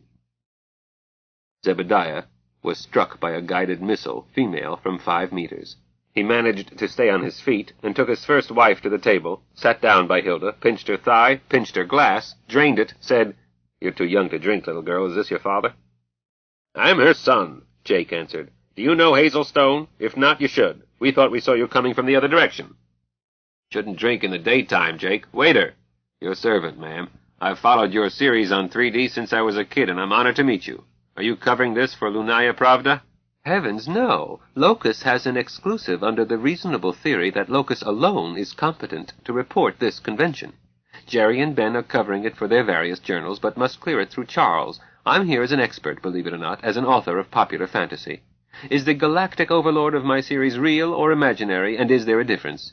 See next week's thrilling episode. The Stone family has to eat. Same thing all around, I think. You can tip him, Dr. Zebediah, but there is no tab at the director's table. And no tips, growled Lazarus. Deliver my message to your boss again, and tell that spinning arse-fardle he has exactly 3 minutes before I invoke paragraph 9, section C. Here comes your double, Zeb. From behind the couple, who at half a click had been mistaken for Zebediah and Ishtar, came out quickly a shorter, older, broad-shouldered man. All three were dressed Robin Hood and his merry men style, buskins, breeks, leathern jackets, feathered caps, long bows and quivers of fletched shafts, swords and daggers, and were swinging along in style. The shorter man hurried a few paces ahead, turned and faced their path, swept off his cap, and bowed deeply. Make way for her wisdom, Empress of 83... The woman, as if by accident, backhanded the groom. He ducked, rolled, avoided it, bounced to his feet, and continued, Worlds, and her consort the hero Gordon. Lazarus got up, addressed the groom. "Dr. Rufo, so happy you could make it. This is your daughter, Star?" "His grandmother," her wisdom corrected, dropping a quick curtsy to Lazarus. "Yes, I'm Star, or Mrs. Gordon. This is my husband, Oscar Gordon. What is correct usage here? I've not been on this planet before." "Mrs. Gordon, Boondock is so new that its customs have not yet calcified. Almost any behavior is acceptable if meant in a kindly way. Anybody causes real trouble, it's up to our chairman, Ira Weatherall, and advisors selected by him. Since Ira doesn't like the job, he tends to procrastinate, hoping the problem will go away. As a result, we don't have much government and few customs." "A man after my own heart. Oscar, we could live here if they will have us. My successor is ready. I could retire." "Mrs. Gordon?" "Yes, Dr. Long?" "We, our chairman, Ira especially, all know quite well who Her Wisdom is. Ira would welcome you with open arms and resign in your favor at once, passed by acclamation, and you would be boss for life. Better stick to the devil, you know. But you are most welcome whenever you choose to visit." She sighed. "You're right. Power is not readily surrendered. I'll probably wait for assassination." Dee Dee whispered, "Zebediah, that bartender, whom does he look like?" Brigadier Ivor Hurd Jones?" "Well, maybe, a little. I was thinking of Colonel Morinowski." Yes. No importance, since it can't be either one. Mr. Gordon? Call me Easy, or Oscar, Dr. Carter. I'm Zeb. Is that the lady herself? The sword you wore in the quest for the egg of the phoenix?" Gordon looked delighted. "Yes, the Lady Vivamus. Can't ask a man to draw a sword without a cause, but is the inscription close enough to the hilt that we could read it if you were simply to show steel?" "No trouble." Gordon exposed the etched Dum Vivamus Vivamus, gave them time to read it, clicked it to full return, and asked, "And is that the sword that killed the Boojum?" "Oh, the monster we call a black hat? But we did not softly and silently vanish away." "No, it did. That will be a point we'll discuss in the seminar panel, Techniques for Hunting Snarks. You and I and Dr. Jacob and Dr. Hilda, with some others. Andre, Cat Moore, Fritz, Cliff. The gourd father will moderate when he gets over his wheezes, which he will, tomorrow's treating it. Oh, heavens! Oh, God, how beautiful!" The sky had opened for their table, and they found themselves looking at the field of the cloth of gold, a half-click away, and a few meters above them, on and up to high, high, high in the sky, the shimmering towers and palaces of Valhalla, with the rainbow bridge reaching from the field of honor to the distant gate of the eternal home of heroes. Instead of the wooded horizon usually seen in that direction, the land lifted in terraces, each more colorfully beautiful than the last, until the highest was lost in pink and saffron clouds, and above them, much higher, Valhalla in Asgard. "Pappy?" "Yes, Athene," Lazarus said quietly. "Localize it. Me only. I have many people around me." "That's better? No problems, just to alert you. Arthur and Isaac and Bob all arriving at once. 12 minutes plus 2 minus 0. "You're a smart girl, Tina." "Put that in writing, Blanjor." Lazarus said to the table at large, "My guests for those reserved spaces are arriving. I wasn't sure of Isaac. He gets bigger every year, and reluctant to travel other than by water. Arthur had such a long way to come, and communications are always uncertain. Bob, I knew, was here, but there were duty matters interfering. Shall we listen to some of the opening plenary while we look at the beauties of the Norse afterland? We don't want to look at the general session, but we can listen. When the tourney starts, give most of your attention to the hologram, except during the Valkyrie ride. Snob, give us the sound from the plenary session." They got it at once, sound and fury signifying nothing. Under its cover, Jubal Harshaw said to Zebediah, "Before they get on that panel in front of an audience, think about this. How many black hats, or boojums, are there?" I have no way of telling. In excess of 20 as a best guess, but that excess could be many millions, also a best guess." "But how many did you see?" Harshaw persisted. "Oh, 1, but more were a certainty." "So? You would never get a fair witness to say that. What harm did it or they do you?" "Huh?" "Tried to kill us. Bombed us out, killed my cousin, chased us off our home planet, impoverished all 4 of us. What do you want? Plagues and locusts? The 4 horsemen?" "No, you saw 1. You killed it. It never laid a glove on you. Think about it before you testify. Let's listen." "If you read it correctly, it's all in the Bible. In the beginning was the Word, and the Word was with God, and the Word was God. Could anyone ask for a plainer statement of the self-evident fact that nothing exists until someone imagines it, and thereby gives it being, reality? The distinction lies only in the difference between being and becoming. a distinction that cancels out when any figment fact is examined from different ends of the entropy error. Bishop Berkeley is presiding, Lazarus commented, and would have shut this figment up save that the bishop has laryngitis, imaginary, of course, and his parliamentarian, the Reverend Mr. Dodgson, is too meek to shut anyone up. The meek shall inherit the earth, 1 meter wide and 2 meters long. If God displaces the devil, he must assume the devil's attributes. How about giving the devil equal time? God has the best press agents, neither fair nor logical. I am Alpha and Omega, the beginning and the end, the first and the last. Occam's razor is not the least hypothesis. It is the least probable hypothesis. The truth. There are 3 schools of magic. 1, state a tautology, then ring the changes on its corollaries. That's philosophy. 2, record many facts, try to see a pattern, then make a wrong guess at the next fact. That's science. 3, awareness that you live in a malevolent universe controlled by Murphy's Law, sometimes offset in part by Brewster's factor. That's engineering. Why did Mercutio have to die? Solve that, and it will lead you to Mark Twain's well. There's your answer. Who is more real, Homer or Ulysses? Shakespeare or Hamlet? Burroughs or Tarzan? The debate shut off. The giant hologram screen lighted up in heroic size, full depth and color, and the tedious voices were cut off by a loud and lively one. While we're waiting for the first 2 champions to reach their starting lines, we will have The Grand Canal, sung by lovely Anne Passevoy and accompanied by Noisy on his stomach Steinway. Noisy is not in voice today, friends. He was bitten last night by an imaginary snake. Jerry is in good voice, whispered Dee. He always is. Aren't they going to give us any close-ups? The camera zoomed in on Anne Passevoy, panned across the other Anne, cloaked in white, rested for a moment on King John and Queen Penelope, went on to show a vigorous old man with a halo of white hair who took a stogie out of his mouth and waved. On my right is Sir Tenderloin the Brutal, and on my left is the Black Knight, shield unblazoned, helm closed. Oh, jeer not, friends, hold your tongues. Disdain could be our arrow. Whose color— Zebediah heard a crash, turned his head. They're bringing in a big Corson flatboat, smashed some chairs. He looked again, announced, Can't see much. The stands on this side are filling with people in green uniforms, black berets, bloodthirsty-looking gang. That's aspirin. Give me 10 grains. Dee, you let me mix my drinks. Aspirin, not aspirin. Bob Aspirin, commandant of the Dorsi Very Irregular, Lazarus told him. But can you see Arthur? Does he wear a deerstalker's hat? Smoke a meerschaum pipe? The tall one there talking to the man who looks like a gorilla?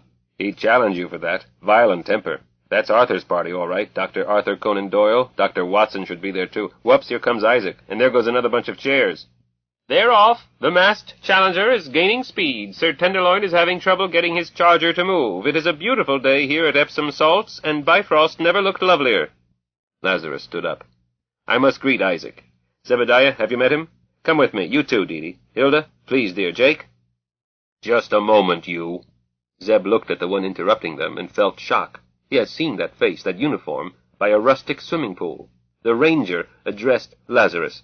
You're the one they call the executive director. Special Agent L. Ron O'Leamy, Interspace Patrol. I have warrants for Beowulf Schaefer, Caspal Jones, and Zebediah John Carter. Director, I require your cooperation. Article 46, Section 65, Paragraph 6, Inter-Universal Criminal Code. Unhorsed! The Black Knight's lance right through him. Here comes the Valkyries. Hoyo Toho! Hilda reached out, took the warrants, tore them across. You're on the wrong planet, Mac. She grasped Zeb's arm. Come along, Alfred. We must meet Isaac. They passed the Dorsi, reached the big Corson flatboat. Completely filling it was a very large Venerian dragon. The dragon turned an eye-stalk toward them. His tendrils touched his voder. Greetings, Dr. Lazarus Long. Greetings, new friends. May you all die beautifully. Greetings, Sir Isaac.